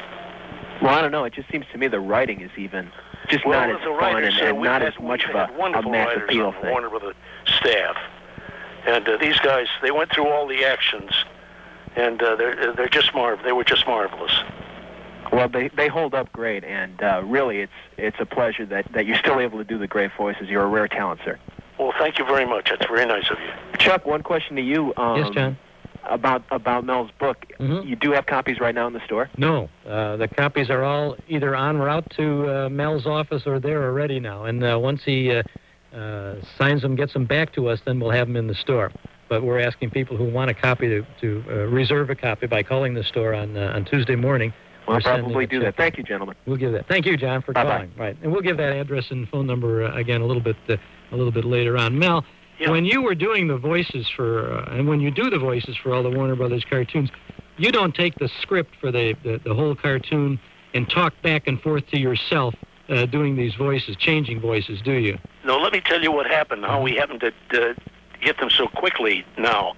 It used to take a day and a half to make the cartoon, make the voice for a cartoon, for a 6.5-minute cartoon. And a day and a half, that was an awful long time. We'd have to go through the whole script time after time. So I finally said to Friz Freeling, one of the directors, I said, why don't you have each of the characters do the voice separately? And then you can have the technician put them all together when you're all through with it. So now instead of taking a day and a half to do the voices, we can do it now in less than 1 hour. And the technician puts them together, and it sounds like they're talking right after one another. It's marvelous. So we saved them an awful lot of money, and they were very thankful for it. Are you able to sustain the rapport between the different characters as you do those one-liners, so to speak? Oh, yes. It's very, very easy to do. Like Speedy Gonzales would say something like that, and then you listen to a little Porky Pig say, just a minute there, Speedy, and not so fast, you're too quick for me. And fluffer and fuckatat, Phil Buster, still like a flat bird. Oh, I thought a big putty tat, I did. So you see what you can do with your voice. It's wonderful, and that's what you can do with your voice. And except for the fact that the microphone is all wet here now, you're doing great. Mike is on the line. He wants to ask a question for you. Go ahead, Mike. Hi, Chuck. Hi, Mel. Hi, Mike. Greetings from South Bend. I had the fortunate chance to talk to probably a colleague of yours, Dawes Butler, about a year and a half ago. We spent about an hour together on the telephone. You know Dawes passed away, don't you? Yes, I do. And that's part of my question. No one, of course, goes on forever. What happens when Mel Blanc passes away, goes to the great cartoon in the sky, as it may be? Is there provisions for that, or do the characters just sort of disappear? I saw to it that there were provisions. I have a son. My wife Estelle and I have a son, Noel. And he's like me. He doesn't like to copy anybody. But I told him, Noel, I said, we have signed a contract. I have signed a contract with Warner saying that I would provide all of the voices. And if I couldn't do them, I would find somebody who could do them. So I said, you're the one I'm picking. So he says, that's a different thing, Dad. I'll try. Well, I know that he did them, and I would talk to him and say, answer me in the same voice. And I would say, Hey, what's up, Doc? And he would say, Not too much, Dad. What's up with you? and I'd say, oh, fluffer and fuckatash. He says, yep, that's right. Fluffer and fuckatash is the one to fight, Pop. So he is actually exactly the same as me. And I have him working on it. He's still working on it. And the only one he has trouble with is Yosemite Sam. He says, that kind of gets me in my throat. I says, well, it gets mine too, Noel. But we'll only have just a short thing to say, and then you can wait for a while until you do it again. So he said, okay, Dad, I'll try. So that was the toughest voice of all, even for me. Have you ever found it hard to become Mel Blanc again after doing all these characters? No, I just talk naturally. Okay. And as I say in Sylvester, that's the one that's closest to me, but I put a spray on it, and that's the way he sounds. Well, I enjoy your voices, and we've enjoyed the cartoons, and we look forward to many, many more years of it. Well, thank you very much. Thank you very much, Mike. It's wonderful, Mel, to have to be able to leave the legacy of not all of the whole body of work that you've had over all those years, but you must get a great deal of satisfaction in knowing that your son Noel is able to continue these voice characterizations, and will carry on in the tradition of excellence that we've come to expect from Blanc. Yeah, and I want to thank you too, Chuck, for plugging my book. And I know that people will love it when they get it. I say that like I really know what it's all about, but I think with all the help I got from all of you people who wrote to me and told me what I did right and what I did wrong, I gathered enough of it to write this whole book on, and I think that people will really love reading it. It's a tremendous book. It's called That's Not All, folks. Yeah. Your Life in the Golden Age of Cartoons and Radio. And we're so delighted that you were able to spend a little bit of time with us in the middle of this holiday weekend. Thank you, Chuck. You don't have a last phone call, do you? I do. Okay. Would you like to take another phone call? Terrific. Yeah, sure. I got the vibes that you were ready to go, but we'll talk. That's okay. Okay, we'll talk to Tim. Go ahead, Tim. You're on with Mel Blanc. Hi, Mr. Blanc. How you doing, Tim? Oh, just great. I was wondering, what's it like to work for Jack Benny? Is he really the tightwad that he plays? Well, let me tell you about Jack Benny. All right. Jack, we were just before we went in to rehearse a program. He said, "Come on, Mel, I'll buy you a cup of coffee." So we went into the restaurant, which was right next door, and we had a cup of coffee, and I think it was only a dime a cup then. And so we finished our coffee, and he laid down a $1 bill, and he says, "Come on, let's go." I said, "Jack, aren't you going to wait for your change?" He says, "No." He says, "Let them keep that as a tip. That'll prove that I'm not really a cheapskate." So he left the $1 bill, and that was a tip for him. Oh, that's great. So he was not only a very good friend of mine, but he was my boss too, and I just love the man. Yeah. Hey, well, we listen to him a lot here too, so I like him too. He was great. All right. Thanks for the call, Tim. Okay. Thank you very much. And Mel Blanc, we want to thank you very much for spending some time with us tonight. Your book is wonderful, and we hope that the royalties will roll in. Thank you, Chuck. That's very nice of you. And I want to say something too. I'd like to thank you on behalf of all of the people you've entertained over all those years. I'm a fan just like everybody else, and you've done so much to entertain us. You're marvelous, and we really appreciate everything you've done. You really Chuck. You can't made me know. very happy by saying that, really. You can't know what I'm not one of those guys that says, "Well, gee, thanks," and and beats it. No, I really appreciate your telling me that. Thank you very much. Now, you can't leave, of course, without the familiar sign-off. Oh, Porky's got to say goodbye to you. Porky, say goodbye to Chuck, will you? Oh, yeah, that I will. So long,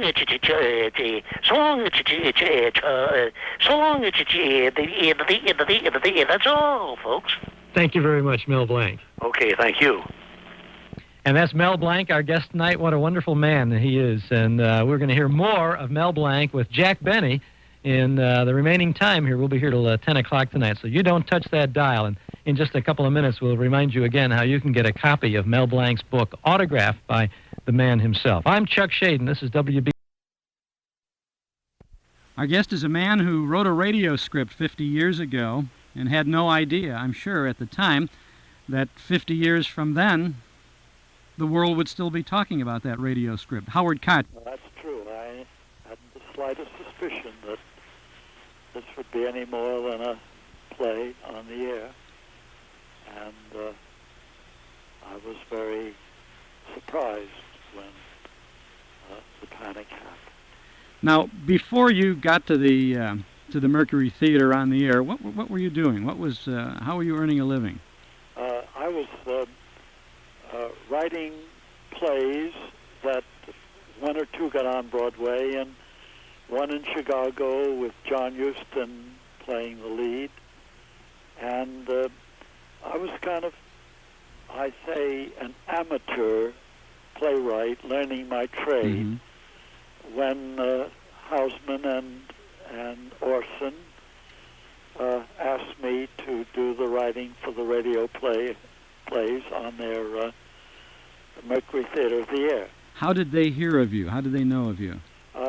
They knew about the play in Chicago, and I think John Hausman had read it. Mm-hmm. Mm-hmm.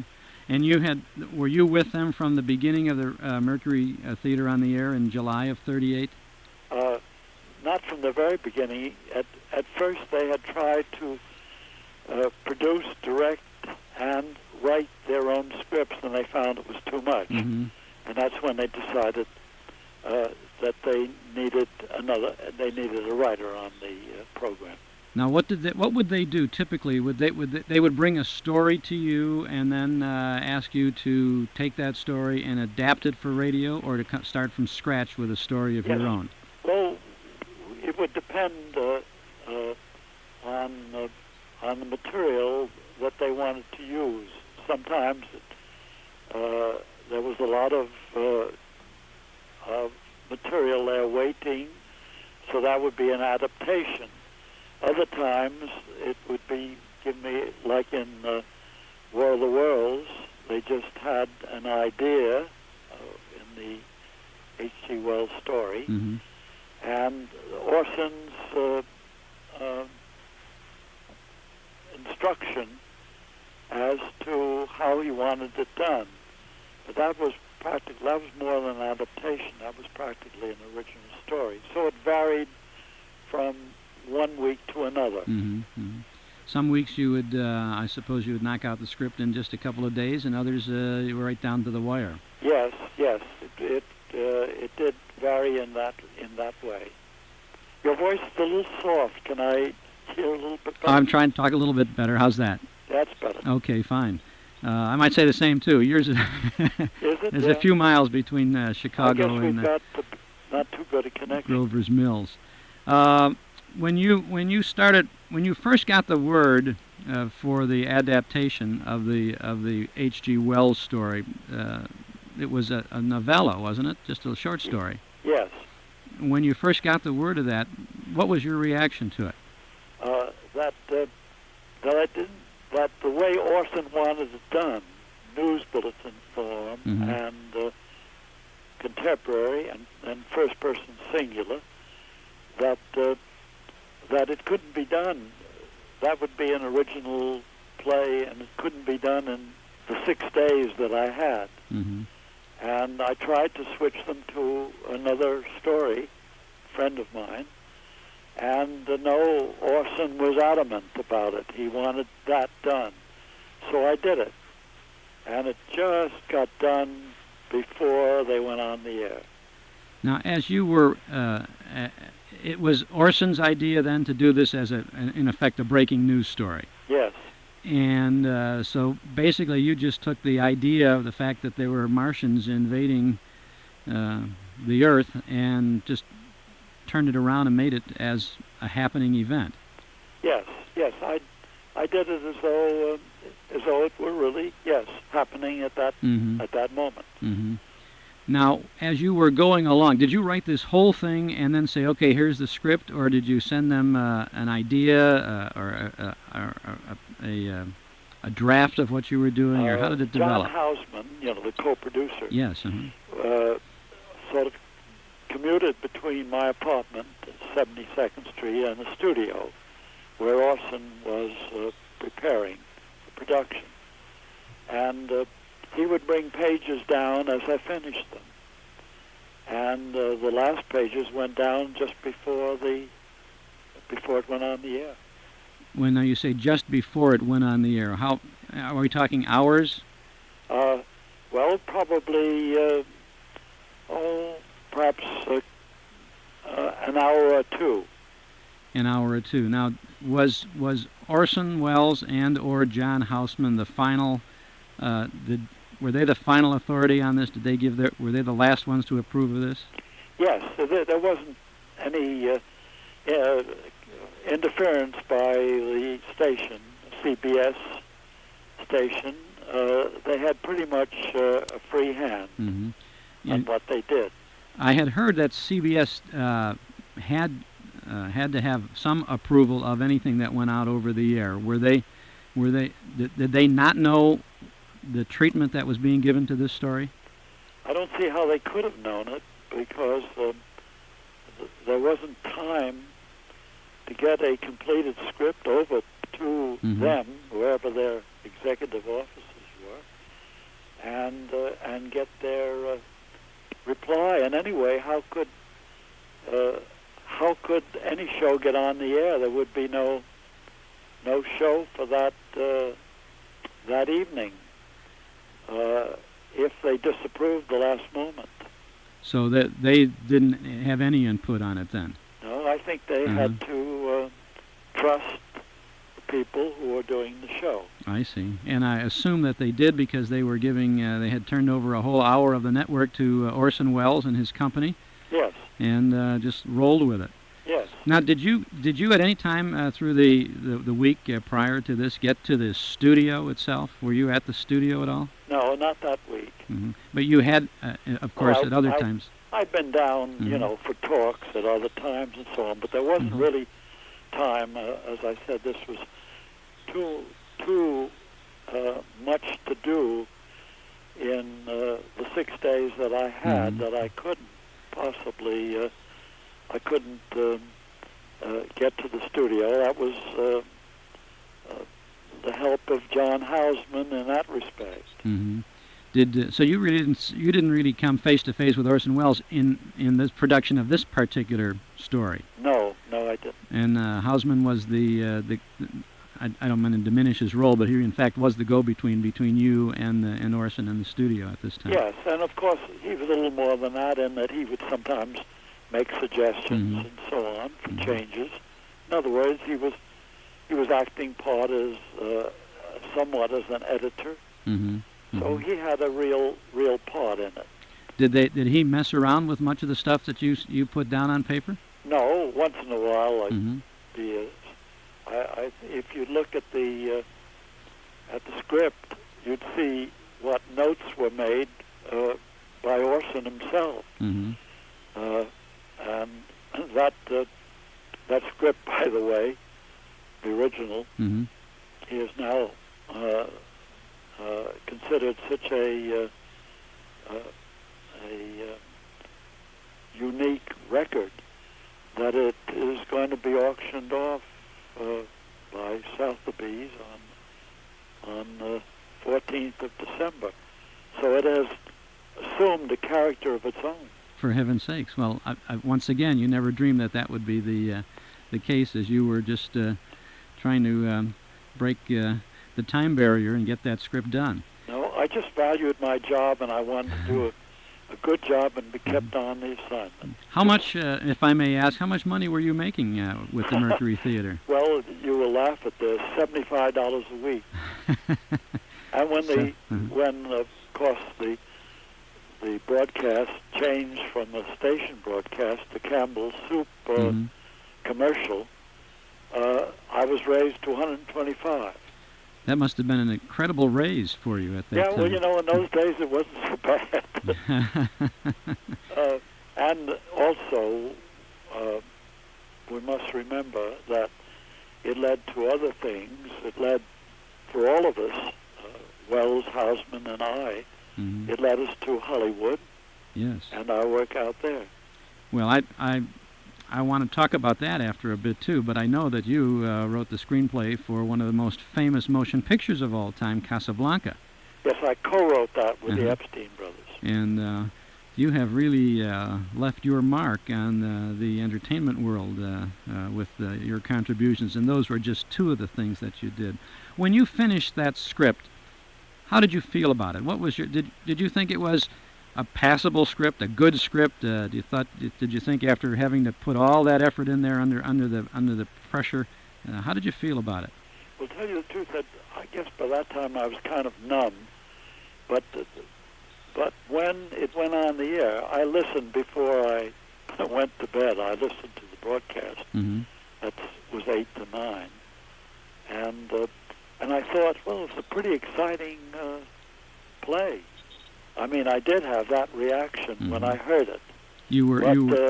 But before that, I don't think I was able to judge it. I was just working too hard just to get it done. And worried, hoping that you had that at least one day off before you got the next script from Houseman and Wells. Yes. But you were pleased with the treatment that they gave it on the air. Oh yes, yeah. I thought it was beautifully done, and surprisingly dramatic.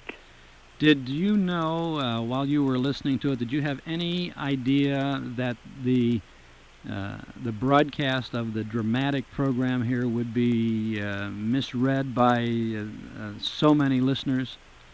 Not the slightest idea until the next morning when I found out. Well, how did you learn about that?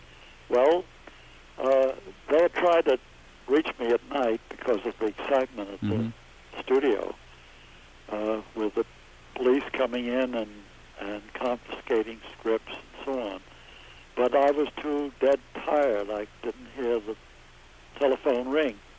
So the next morning I was walking down 72nd Street on the way to Broadway to get a haircut. That was my one morning before I had to start on the next play. And I heard sounds from passers-by, like war, invasion, and I thought, maybe Hitler's made some move, and maybe we're at war. And I rushed into the barbershop and said, "What's happened? Are we at war or something?" And he laughed and he held up the morning paper. I don't know which one, Times, I guess. And it was a headline, Martian invasion, broadcast panics nation. Well, that was an odd moment in my life. I would bet. You thought, oh my gosh, they're going to take me away. Yes, yeah. Well, it was touch and go for a few days, whether we were heroes or villains, whether we'd be taken off the air and maybe even sued.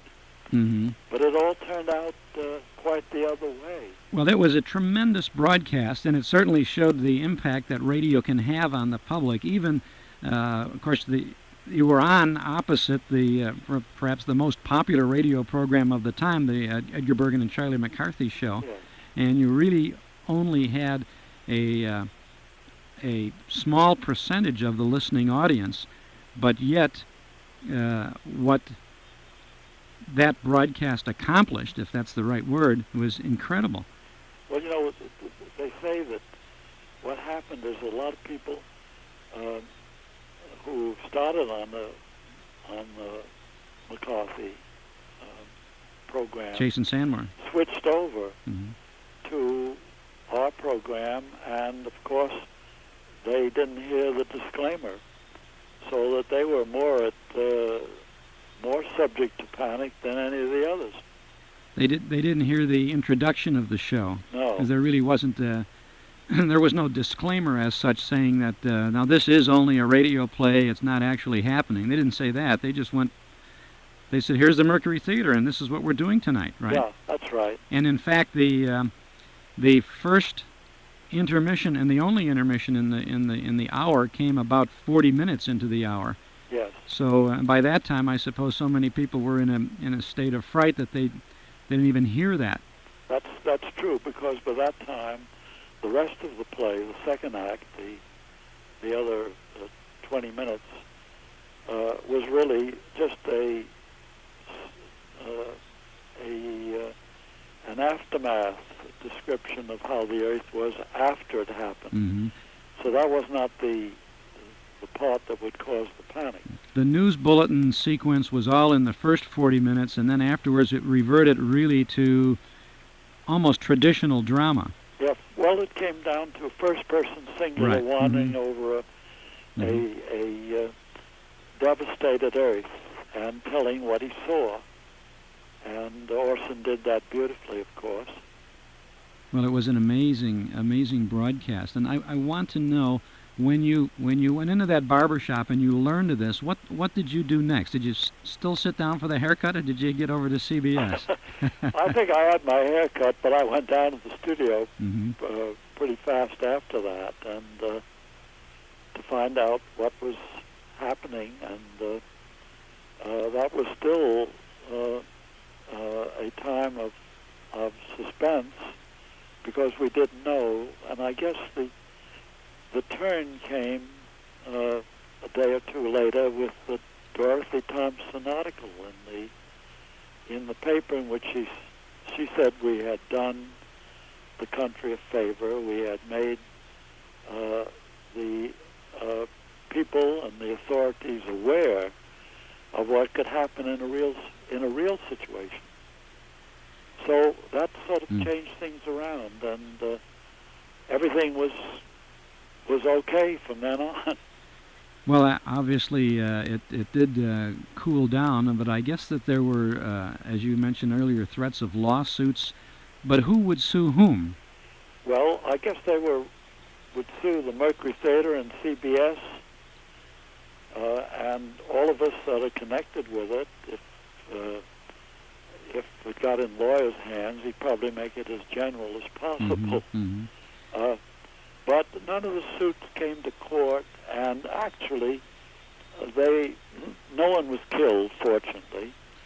And the few accidents, broken arm and so on, they didn't seem to follow through with any legal action. Can you talk about no one was killed, meaning that no one, in the panic that followed the reaction to the program while it was being broadcast, people were really they were fearful that the Martians were coming into not only Grover's Mill, New Jersey, but all around the country, because there were sightings in other areas as they were described on the program. Yes. What kind of reaction was there from the public at that time? Well, of course, the Grover's Mill people were, where I had landed the first machine. They were very upset because the people were storming in and tramping on their fields. It's a farming community. And that's an interesting change, too, because now Grover's Mill has been on the map, and they are celebrating the 50th anniversary with a big 3-day festive affairs. They're celebrating the arrival of the Martians, which really didn't happen, right? Yeah, yes. How did you select Grover's Mills? By accident. I was driving down on the west side of the river and going through New Jersey, and I needed a map in order to plan the campaign between us and the Martians. And the map they gave me was a New Jersey map. And I spread it out on my desk when I got back to my apartment. And I didn't know where to start the thing, but I had to start somewhere. So I closed my eyes, put my pencil down, and the point fell on Grover's Mill. Not knowing that little pencil point, what that fell on, would be someday a very famous place. Well, I suppose you felt that it would be just the nice kind of a name for a community that, rather than having the Martians land in New York City. Yes. Or Philadelphia or Chicago or something like that. It sounded very real and homey and American. Well, it's been a tremendous broadcast, and people who listen to it today, 50 years after the fact, cannot help but be impressed by the style, the technique, and the realism created there. Even as you sit today knowing that this is a radio show. But you also know that it caused quite a stir 50 years ago. Yes. Well, they're doing, a new broadcast of it this year, Otherworld Media, which is going to be on the 30th. And they're being very careful in the way they're doing it, and this is also at my request, not to do it in a way that could create another possible panic. So that will be on the air just for people who missed it before, but it will not be in any way done in a way to incite a panic. Will that be the same script? Will that be your same script? It will be my script with different actors and probably some changes in it. Jason Roberts Jr. is going to play the Orson part. Well, that sounds like it would be a very interesting Yes. program to hear. I think that's going to be on October the 30th. Yes, that would be the actual 50th anniversary of the broadcast of your script. Yes. Do you feel that if a news radio station today, such as ours, WBBM, were to take its anchors, were to take all of its on-the-air personalities and adapt the story much the way you did, only in contemporary terms, do you think the public would buy into that? Do you think the public would really believe that Martians were landing today if it just came up at... Well, I suppose there might be a lot of incredulity about that because of the fact that everybody knows about the Martian broadcast and the panic. But I would say that if someone did it today, that in sort of new terms, that it would be very dangerous because of the state the world is in, with the nuclear threat hanging over us, and the Cold War. See, I think I have a theory about it that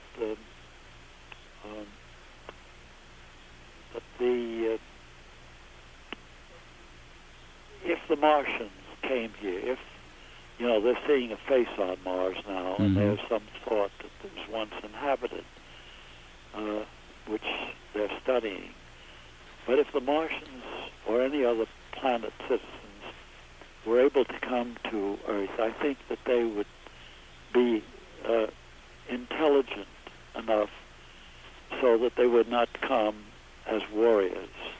And I think that we read into aliens what is in our own minds. I think the invasion that's happening today is from inner space. I think we're invading the minds of people with the threats of war, with the Cold War, and all the jingoism that's going on, which you could hear in the talks last night. And the politicians are playing on our fears in order to have a big defense budget and so on. They're invading us in a way the Martians never will. I think that you possibly are correct in that. And I think you've got another script in well, we're talking about a World War II with a subheadline, Invasion from Inner Space. Some of us are talking about that now. Would you, how long has it been since you've written for radio? How what? How long has it been since you've written for radio? Well, almost 50 years? I don't think I've written for radio, particularly. I mean, radio has done some of my things, which have been movies and like that. Yes. But I don't think I've written directly for radio since I left the Mercury program. Did you enjoy your work in radio? I enjoyed it immensely. I was working with very good people, and I would say that with pretty good standards, pretty high standards. And at the end of that 4 or 5 months that I was with them, I think at that time I could call myself a professional, and I don't think I could have up to then. You had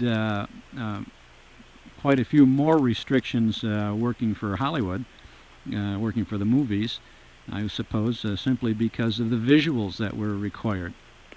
Yes, well, that was another medium, and I had to find out how to use that. See, if you were writing The War of the Worlds for the motion picture, some producer would be telling you, gee, we can't do that because it's going to cost too much to do it. When you have a Martian cylinder landing in New Jersey, you just toss over a page to the sound man and let him worry about it. Yes, well, it would be very difficult to do. Of course, today they have such techniques for the way they can cut in real situations into the make-believe and so on. I think, well, they did make a picture. Paramount did make a picture. Oh, yes. Uh-huh. But of course, that doesn't have the same impact. Well, because your imagination doesn't play into it, which is the key to radio. Your imagination creates the pictures. You suggest the idea as the writer, and the actors deliver the lines, but the listener has to provide the picture. That's and right. When you're in the movies, somebody decides what you're going to see, and it may or may not frighten you or please you. But on radio, you do it all yourself. Yes, that's the difference. You did a wonderful job with that script, and you have contributed, and I'm not here just to tell you that because I know you've heard of it for so many years. You contributed to one of the most remarkable broadcasts in the history of radio, something that will live indeed forever. And on behalf of all the folks out in Radioland, for your effort, I really want to say thank you very much. Well, I want to thank you for your kind words. Thanks very much, Howard Koch. We're pleased to discuss the War of the Worlds with you on this 50th anniversary of that. Orson Welles, of course, is our subject tonight as we listen to the War of the Worlds and talk about the War of the Worlds. We've invited a special guest to join us in the studio by the name of Michael Dawson. Michael is the Chicago filmmaker who is producing a documentary on Orson Welles entitled Citizen Welles. Michael, welcome to Radio Classics. Thank you. Thank you for having me. We are paying an awful lot of attention to Orson Welles this evening, and you have been paying a lot of attention to Orson Welles for quite some time now, haven't you? Yes, I would say for the most of the past 2.5 years, 2.5 years, the time I've spent researching the man and discovering new things that I didn't know, and confirming things I did know. It's been a fascinating process, and it's been a very, very enlightening and educational experience regarding an individual who essentially made history in film, theater, and radio before the age of 30. Now, is your documentary, Citizen Welles, mostly a compilation of film clips of things that he had done in the movies? Well, we're going to try not to, one of the problems with most documentaries is they tend to do that. They will rely on film clips and interviews, and although we will be relying on those two aspects, we've tried to create certain visual vignettes which kind of celebrate various cinematic brushstrokes he used as a filmmaker, and we've even tried to employ certain audio techniques that he used as a radio persona, and we're basically trying to create a documentary that is a little bit outside the normal format of the documentary by putting in and boosting the aesthetics and trying to give it a little bit of a stylistic approach. Those of us who listen to the radio and enjoy the radio days revere Orson Welles for not only the dramatic broadcast of the War of the Worlds, but so many of the other Mercury Theater on the Air things he did, and so many other radio things that he did. How much of your documentary focuses on Welles as a radio producer, personality, director, so forth? Quite a bit. In fact, one of the things that Welles was able to do, and I think it's implicit as to why radio is still a very, very powerful medium, and that is he was able to make people watch radio. You really don't listen to radio, you watch radio. You fill in those various images as a listener, and Welles had an ability to address those very dynamics that allow an individual sitting at home or wherever to watch radio rather than listen to it. And we will, in fact, we opened the film with an audio track where he's basically having an argument, doing a voiceover for a television commercial, a British television commercial. And it's somewhat humorous, and the screen will be blank. This will start off for about 30 seconds, and there will be no images whatsoever. And what we're trying to do there is we're trying to gear the audience to listening to the audio track in a more dominant sense than you normally would if you had an audio track accompanied by pictures. And then pictures are gradually introduced faster and faster and faster, and then a montage builds up for the climax of this argument that Wells is having with an ad agent over how to read the script for this particular commercial. Imagine someone giving Orson Welles directions on how to read. Huh? It's humorous. I think that it's humorous. It's a little bit sad when you listen to it on one level, and another level it's actually quite humorous. It's a shame that he was even occupying himself with such endeavors, but like anyone, he had to pay the grocery bill. A segment of your film deals with the War of the Worlds. And we see, I think, Wells talking at a news conference following the dynamic broadcast of the night before, and then you have a very interesting on-screen guest, Richard Wilson, Dick Wilson. Yes. Now, who is Dick Wilson? Dick was an individual that met up with Wells in the early Mercury radio days. He basically came in as an administrative assistant and quickly moved into certain creative areas. He produced Wells' Macbeth, the film later that he did. He was an assistant director on both Citizen Kane and Magnificent Ambersons. And in terms of Mercury Theater and Mercury on the Air, which were, the Mercury Group was an entity both in theater and radio almost simultaneously. He participated in certain associate producer functions, stage managing. He was as a personal assistant to Mr. Wells, he was almost his right-hand man. And Mr. Wells, in terms of having administrative assistants, I would say Dick Wilson certainly was an individual that, much to his credit, was able to help Mr. Wells in a lot of areas, both in terms of radio, theater, and later in film. And in your documentary, Citizen Wells, he vividly recalls that October 30th, 1938 broadcast, doesn't he? Yes, he does. He was not, at the time they were rehearsing Danton's death across town, and so he was not able to participate as both in terms of being an assistant, a production assistant, but as well as an actor in the entire radio broadcast, but he participated in the first half of it. And I think he relays a story about how he had to leave. But the point is being that it was the first half, I think, of the broadcast. It really is what created the bulk of the panic as a response on the part of the listeners. Well, you brought us a soundtrack, a clip from the soundtrack of your documentary, Citizen Wells, and here is Dick Wilson remembering the War of the Worlds broadcast. First time I met him in person was as a radio actor. I had seen him in Denver, Colorado, playing in Romeo and Juliet, and his fame had already preceded him. Oh, this wonderful young actor. Leaving the University of Denver with my very meager earnings, I went to as many plays as I possibly could. And finally I saw, I think, Faustus and Horse Eats Hat, and that just wowed me. So I had already met him, in a sense. I had worked with him already on a radio program, but I was a kind of non-entity. And he was a star, always coming in at the last moment. That's why he was the greatest radio actor there ever was. He could walk in, take a script, look at it, give it instant characterization, instant intelligence, anything that you wanted. He was a perfect, perfect radio actor. Wall Stewart, a fellow radio actor who had introduced Orson to radio, played with him on the March of Time, was a, what we would call now an associate producer of all of the radio plays, so that he would set sound patterns. He would set where the music came in. He would conduct a rehearsal like a stage manager conducts a rehearsal in the theater.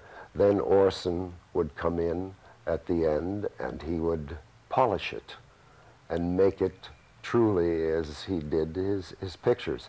I did this same function in one of the later radio series, so I got to be quite familiar with it. Now, the script of The War of the Worlds was giving Howard Koch tremendous troubles. And John Houseman called Paul Stewart and said, this is like on a Wednesday, and let us say the program was on a Friday. I can't remember the exact days, but the relationship of days is about that. Howard cannot write this project. We've got to go up there and help him.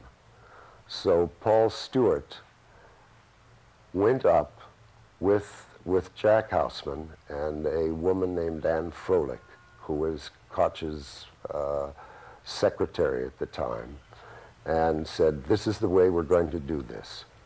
And he sort of set the format of the interruptions, the guest appearances of the Secretary of the Interior, all of that. And then my memory is that it was delayed because the mimeograph department couldn't get to it quite in time. They were asked to stay open all night so that we could have scripts the next day and things like that. So I think that while Howard has the copyright and Howard did do much of the writing, a lot of the credit still belongs to Paul Stewart and Jack Houseman. It was a period that of tremendous activity. My memory is that it was a sustaining broadcast. That meant that none of us really got paid anything more than the union minimum. We were doing Danton's Death at the time. I was the stage manager of Danton's Death, and because we had a semi-dress rehearsal that night, my participation as an actor happened in the first two portions of the first half of the program. I didn't even bother to save the script. None of us believed that it was as effective as it turned out to be. And for many years, and it's one of the things that I deplore the most, is the loss of some rehearsal records. I had the records on acetate in which the actors are acting away, and Benny Herman, the musical director, is got the orchestra going, and Orson is whispering in the microphone to the control room saying, Jack, we've got to do something about this. It's terrible. It's terrible. We'll be fired. This is the worst thing ever put on the air.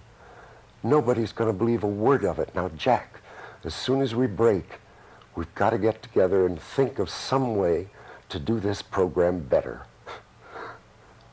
We never got to do it better. It was essentially what it was. And the result is history. The rest is history. Orson Welles' War of the Worlds broadcast. That sounds like a very dramatic moment in the documentary, Michael. Well, the bottom line is that Welles did extremely well regarding the other programs he did in radio, the other various plays they put on radio. The War of the Worlds is really a very small part of that, and I don't think it's really an example of his genius and his ability in a more general sense. However, what that did is it created such a panic in terms of the audience that the response was so incredible that it raised the eyebrows of Hollywood. Hollywood, as you know, is motivated and fueled by hype, and they saw an individual who had a basic reputation for being this boy wonder in terms of stage and radio, figuring, well, if this guy can get this kind of reaction regarding a radio program, what could he do in the area of cinema and in filmmaking? And of course, the rest of that is history too. That is correct. When is your documentary going to open? Well, we would like to. Basically, the screenwriters strike kind of threw apart our agenda this past summer, and we had to change the schedule a couple of times for that and logistical reasons. And we're still continuing to sell off stock in Citizen Wells Inc., which is how we're financing it. We plan now to open it at the Berlin Film Festival this coming February. We've got about a month more production to do and about 2 months worth of post-production to do. And then when will we be able to see it? In Chicago? Shortly after the Berlin release. We wanted to introduce it in Europe and then introduce it in the United States shortly after that. And it will be theatrically released as a showcase effect in approximately 4 to 5 major U.S. cities. And then shortly after that, it will go to video cassette.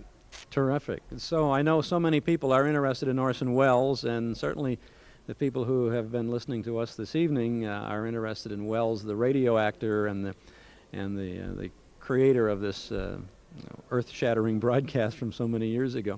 Will want to see the documentary. Citizen Welles, opening up probably early in 1989, and we appreciate you being with us tonight, Michael Dawson, for what you're doing and for what you brought. Some very interesting clips. Thank you. Thank you for having me. We're delighted to have with us today at our Those Were the Days studio here in the Museum of Broadcast Communications a very lovely lady, a beautiful singing voice, a beautiful person. We have Carmel Quinn joining us today. Welcome. Thank you so much. I'm delighted to be here. You just knocked me out with that Irish brogue. That's so beautiful.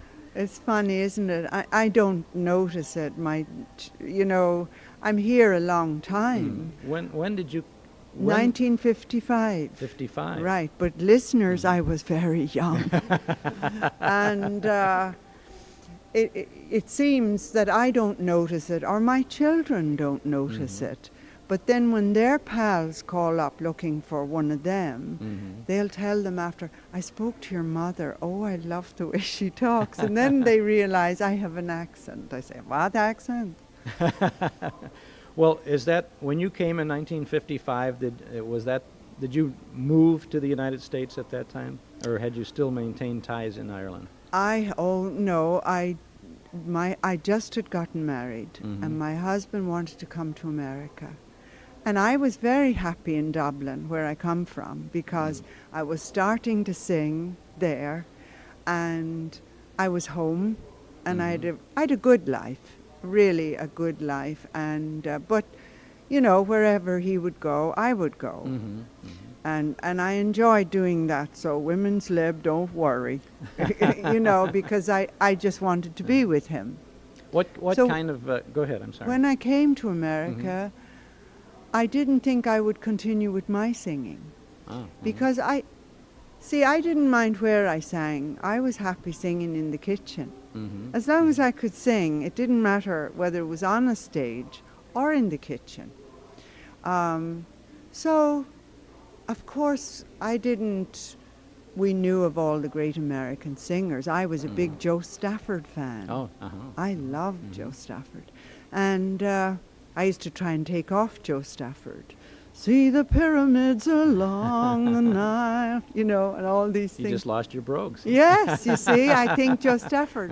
So, but you see, I hadn't heard of Arthur Godfrey. I mean, we had films, of course, but we'd no TV when I left, and we didn't know the TV people. So we had an apartment, and I was singing, and people next door in the apartment said, you ought to try for the Godfrey show. And I didn't, as I say, know him. And it all started, and that was very quick. That was within a month of my coming here. Someone said you ought to try out for the Godfrey show, and within a month you were on it? Well, it's a bit of a long story. I don't know how much time we have. We love long stories. Because this will go on till the autumn. You see, what happened was my neighbor she'd hear me through the wall, singing. And so she said to me, you should try for the talent scout. So I didn't know, as I tell my children who are singers and actresses, and they say, Mom, how did you make it? And I say, the grace of God, because I didn't really know anyone or much of anything. My husband was back in Ireland, And I always seemed to try out things when he was away. He went back on business? Yes, he went back on business. And whenever he was away, I tried things. So myself and this lady went down to to CBS on Madison Avenue. And a girl, a very nice, polite girl behind the desk said, "Oh yes, the Godfrey Talent Scouts. Well, there's a 6-month wait." So I said to her, because it took me an awful lot to get the courage to go this far. So I said to her, 6 months? But sure, we might be all dead in 6 months. Well, she didn't appreciate that. And I said, we're here now, sure, I might as well sing while I'm here, because God knows when I'll come back. So she said, just a second. And she went back in and she came out and she said, they want you to go on in. And she shook her head as much as say, they'll throw her out. I won't have to throw her out. So I went in and this panel were there and they said, you're just over from Ireland. I said, that's right. And one of the panel was Jack Carney, Art's brother. Oh, and Larry Puck. I got to know them all after. I didn't know anybody. And a lady at a piano. And they said, well, you know there's a 6-month wait for the audition. So I said, well, yes, but I feel like as I'm here and I'm in the humor, I could sing now, do you see? And you can decide, why wait 6 months? I gave them that whole thing. We might be all dead. Very Irish, always thinking we'll be dead shortly. So they said, well, all right then, where's your music? Oh, well, I said, I didn't bring music because I just thought we'd talk about it. I don't know what. So the lady at the piano said, well, I can play, but she knew the very conventional When Irish Eyes Are Smiling. And I was doing very unconventional, very obscure Irish songs. I mean, Irish Eyes Are Smiling is lovely, but I always sort of thought of it as at the end of a party. When you'd be leaving people to the door, they'd turn and sing, When I, and I never thought of doing it for an audition. So I said, well, let me sing these songs first. So off I went on my own with no music, just like the lady heard me in the apartment, as I was used to singing unaccompanied. I mean, you just sang. So I sang one song after another, and I'd look at the panel, and they all had their heads in their hands, as much to say, dear God, let her go. And so finally I looked in and said, so do you want me to keep going? Because now I was getting hungry, and I thought lunch would be nice.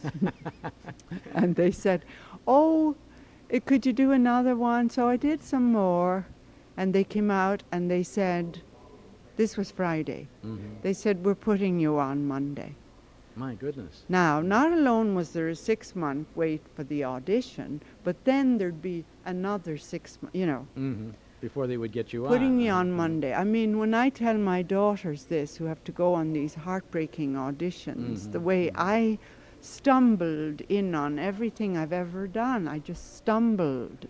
Well, I don't think too many of the other people who were on that show would like to hear this story either, because they probably had to wait the 6 months and the 6 months. They did, and see, then when I did go on, I sang a song called How Can You Buy Killarney, and had the big orchestra. And then when I went on the actual show and saw that huge camera that's on display here at the museum, oh, it looked like a huge monster with a big red heartless eye. And I said, does that thing have to be on the light? If it was a green one. So they said, yeah, but don't worry about it. Just sing away. So I did, and I don't know how. I won. This meter thing that clicked over and went way over, and Arthur, I hadn't met him yet. He's there as the audience is the judge, and whoever wins then comes out and sits with him. And so he called me out and said, the Irish girl has won, let's take her out here. And suddenly it was all over, And suddenly I felt so emotional, I felt so touched that this group of strangers would be really applauding me to such a degree. And I had not one soul there except my neighbor, the lady from the next apartment. I had nobody there. They offered me 5 tickets and I didn't know 5 people. Oh my goodness, yeah. And I cried inside. And she says, I said to them, I'm not going out. So Arthur said, bring her on out. And I said, I'm not going out. So I didn't go out. And he said, you'll see her in the morning. So the next morning, I was to be on for 3 mornings. And on the 3rd morning, he said to me, well, we kind of like you. And I said, that's nice. He said, would you like to stay? And he always laughed at my answer because I said, I'd have to think about it. Because I really didn't know now, did I want this daily... It was a daily grind, you know. So he said, well, you think about it and we'll be back. And I stayed 6 years. Now that included the morning show morning he was show doing, and then the weekly the Wednesday night big program. production show. It was great fun. You came in on the Godfrey show just after, I think Marion Marlowe had been there before. Marion was wasn't there. She? She was there, and Frank Parker, the tenor, the McGuire sisters, Lou Ann Sims, Hallie Loki, the Hawaiian girl, Tony Marvin, the announcer. That's right, Arthur. Yeah, well, I just did a concert with the Boca Raton Symphony, and it was really lovely because when they were announcing me, I was at the side, and the next thing I heard the orchestra playing, seems like old times. And the next thing I heard voiceover, ladies and gentlemen, the Boca Raton Symphony, and it was Tony Marvin. Oh, for heaven's sakes, yeah. As a matter of fact, since then they've kept Tony as their spokesman, so he's working. Oh, terrific. Yeah, terrific. and in the end, I got roses, and who comes up and gives me the roses? Frank Parker. Oh my goodness, wasn't that wonderful? Yeah. Gee, that's and so nice. last month I was in Arizona singing, and the McGuire sisters came in to see me, and we did Danny Boy together. And it was just, you know, and the McGuire sisters look exactly like they did then. Well, so do you. Well, not bad. We're wearing well. Now, before you came to the United States with your husband after you had gotten married, had you done any professional singing in Dublin? Yes, I had started, and I'd worked in the Theatre Royal and in the Capitol Theatre, and then you were the girl singer with the orchestra, and there'd be a line of girls dancing, there'd be a comedian, couple of comedians, and a skit. Like, you know, like the Gleason show would have a skit. Yes, So you were thrown into the skits, you know, and so you got a little oh yeah, you'd be experience the doing some daughter, acting, or you'd be the sister, or you'd be the little messenger girl. But whatever you were working with wits. I'm talking of quick wits who change the script every day. And so little Carmel had to hop too, and so I learned to ad-lib quickly. And when, you know, if I had a part where I have to say, I'm going out to buy the bread, I'm going to the grocer's to get the bread, you know, in answer to them saying, where are you going? Then they wouldn't ask me where I was going. And I'd say, I'm going to the grocer's for the bread. And they'd look at me and I'd see the devilment. They'd say, why? You know, and so you had to keep thinking, and it was great fun. You came off those shows feeling we'd fall all around the place. That you'd have a good time We'd doing have a great time, and the audience began to get in on it. They knew what we were, and the manager would come down and say, could I see the script, please? Where is it written? Yeah, so we had all that, and believe me, that's, you know, it's a marvelous experience. And on top of that, totally enjoyable. I didn't know, I never had much of an opinion of myself, you know, but the audiences in Dublin are very good. They're hard, because a lot of people are very talented. Most people sing, most people are very witty. So, you know, You better be up there and doing something. And when they like you, they're unstinting, you know. And if they don't, God help you. Well, I think you have found that American audiences have taken to you very well over all these years. I couldn't believe it. Have cheers and standing ovations I after every know show, it. don't It's, you? I couldn't believe it. My father, Lord rest him, used to write to me and say, he'd meet Americans visiting Ireland who'd say, we saw Carmel in Carnegie Hall, or we went to see her in such a place. And she was telling us all, I do funny bits about my family and about my aunts and, you know, growing up in Dublin, a lot of comedy in my act. And my father would say to me when I go home, and you mean to tell me, you tell the Americans about us? And I'd say, yeah. And he'd say, but you mean to tell me that they enjoy it? I'd say, they seem to. My God, they're easily pleased, you know. So we thought they thought what I was doing was, well, ho-hum, and it was being so well accepted here. It was such fun. I'm sure it's the telling of it as well. Yeah. And there is you don't realize you have an accent or a brogue or whatever, but it is so delightful to hear and so charming, and I think that captivates the American audience as well. Well, I've been blessed. You mentioned Carnegie Hall. Now, you have practically made a career out of Carnegie Hall appearances. How many times have you appeared at Carnegie Hall? Done 27. 27. This year, please God, be 28. It's like home to me, Carnegie Hall. I love the theatre. It's a beautiful, and all the fans got used to coming, and we have every age. You know, it's my daughter's friends, my son's friends, they come. They enjoy it. So it's lovely, you know, when people can enjoy, like a mother and father will come, and maybe they'll haul an unwilling son. You know, do this for your mother. Yeah. If it's the last thing you do, do this for me. Enjoy it or else, right? I never ask much of you. But it's such fun when that young person comes to me and said, I really enjoyed it. It was great, because a lot of the young people are not used to one-on-one. And that's my show. Yeah. It's straight in the eye, and it's, you know, they feel it gets personal. And at first, especially in nightclubs, if I come right over and put my hand on your shoulder and say, how are you? They sort of say, oh, she's talking to me, you know, because they're used to the big concerts where there's 20,000 people and it's just booming sound system.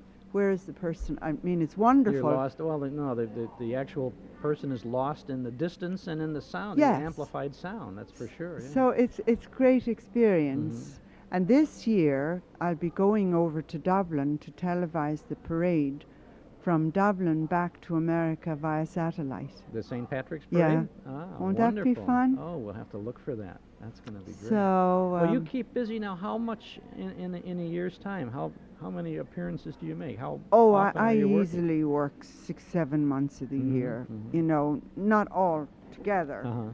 You know, but I love to work. And now that my family are all raised and, you know, have their own lives, and they're great, my family, they're good to me. You know, I feel God has been very good to me. I feel everything I have is through the grace of God, and I feel He gave me some talent, and I use it. And whatever I do, all credit goes to God, because it's wonderful that I can keep going. I think I'm working harder now than years ago, and I have energy. And but the fun is, I love it. So I can go now wherever I want and stay. I don't have to be worrying about the kids. You know, they're worrying about mother. Where is she now? Last I heard, she's in Chicago, you know.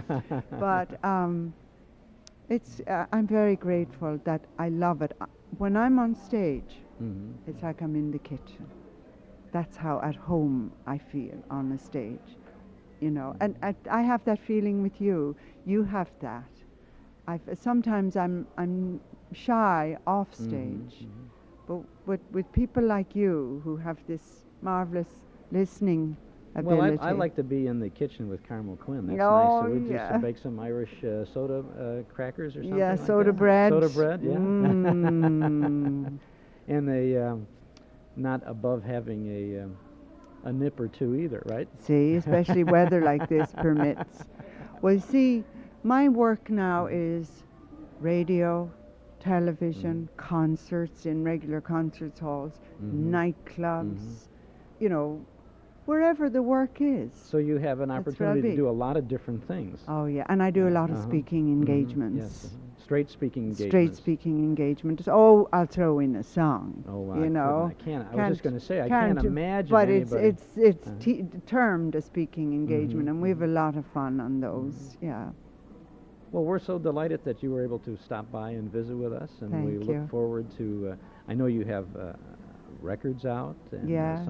some of those are on tapes, and Lots of things. Yeah. So folks can not be too far from Carmel Quinn on that front. Yes. Look forward to an occasional television appearance, Yes. or something on the air on the radio. Yeah. And when I come back to Chicago, if I'm working in a club here, I want you to come and see me. I want to come and see you. I'll look treat for you. Oh, well, those are the magic words. Yes. Listen, we want to thank God, too, for everything that he's done for you. Exactly. And provide us with all that fine entertainment Right. that you have. Thanks, Carmel. Thank Quinn. you. We're Bye-bye. Glad to have you with us today. It was 40 years ago, in 1947, actually 41 years ago, that Ralph Edwards took his Truth or Consequences microphones to the Long Beach Naval Hospital in Southern California, where he paid a surprise visit to a World War II veteran by the name of Hubert C. Smith. We've been able to uncover Mr. Smith at his home in Greenville, Tennessee, and we're on the phone with him now. Good morning, Mr. Smith. Good morning, sir. How are you this fine day? Fine, thank you. Christmas time coming once again, as it did back in 1947. Yes. Perhaps some changes in your life since at that time. Oh, yes. Quite a few. Let me ask you about that special broadcast of Truth or Consequences before we talk about some other things. Were you really surprised? Oh, yes. I knew I was to be on the program, but of course I didn't realize the extent that it would be involved. I'd had a previous call from one of Mr. Edwards' associates that they would like for me to be a contestant on the program. Okay, but you didn't have any idea they were going to bring in your family and friends and do all of that sort of thing. Oh, no, because I was a young 19-year-old, and didn't realize that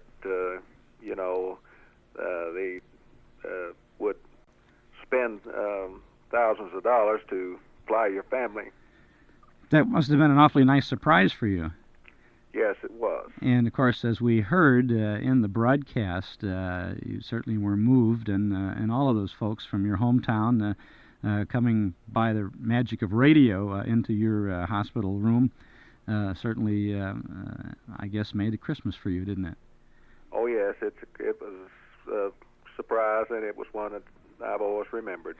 Did you ever find out how or why you were chosen? Well, I suppose it was because I was one of the seriously injured patients there in the hospital and had made some progress toward recovery, I suppose. I don't know. Mm-hmm. Well, you were rather seriously disabled at that time. How have you progressed over the years? Well, I'm still a quadriplegic and paralyzed in of all four extremities, and I'm able to get around some with the aid of a walker. Of course, I require assistance in daily activities. Mm-hmm. You have remained in your hometown then all those years, haven't you? Well, yes. And you married the girlfriend that you was by your bedside back in 1947. Yes, yes. Now, I understand she passed away some years ago, didn't she? Yes, back in 1973. 73, uh-huh. Well, you have some memories, perhaps, of the events that followed that Truth or Consequences broadcast. What happened after the broadcast? Well, I received quite a number of cards and letters, and of course, some of the people there in California, local groups, visited me. I received some gifts, and of course, a few months later, why, of course, it was more or less, people went on with their everyday activities, and it more or less slipped into the background, and I didn't hear anything more about the program until a number of years later, whenever the record was released to individual stations, and it started, being aired then, and I received some calls. Did you ever think that that program would become a milestone of vintage radio? Oh, no. No. What kind of a home do you have in Greenville? Well, we have a small, it's a 6-room frame house, and where I live, and just average home. But you're getting along okay these days. Well, I manage. I manage. You sound fit. 19. You were 19 back in 47, so you're you're a senior citizen now, right? Well, yes, more or less. Well, on behalf of all the folks who have heard that broadcast, either in its original programming back in 1947 or through the years or on our program just last week, I want to thank you for your service to the country. That certainly was a representation of all of the boys who served during World War II and who certainly were much respected and thought of highly by the folks at home and, of course, by their fellow servicemen. You were in the Navy, and how long did you serve in the Navy? I was in the Navy 3 years. 3 years altogether. So, did you enter the Navy prior to the war or after Pearl Harbor? No, it was after Pearl Harbor. Oh, it'd have to be because you were 19. So you kind of snuck in under the wire, didn't you? Yeah. Did you have to get permission from parents or anything to join the Navy? And they gave you their permission. Yes. Gladly or reluctantly?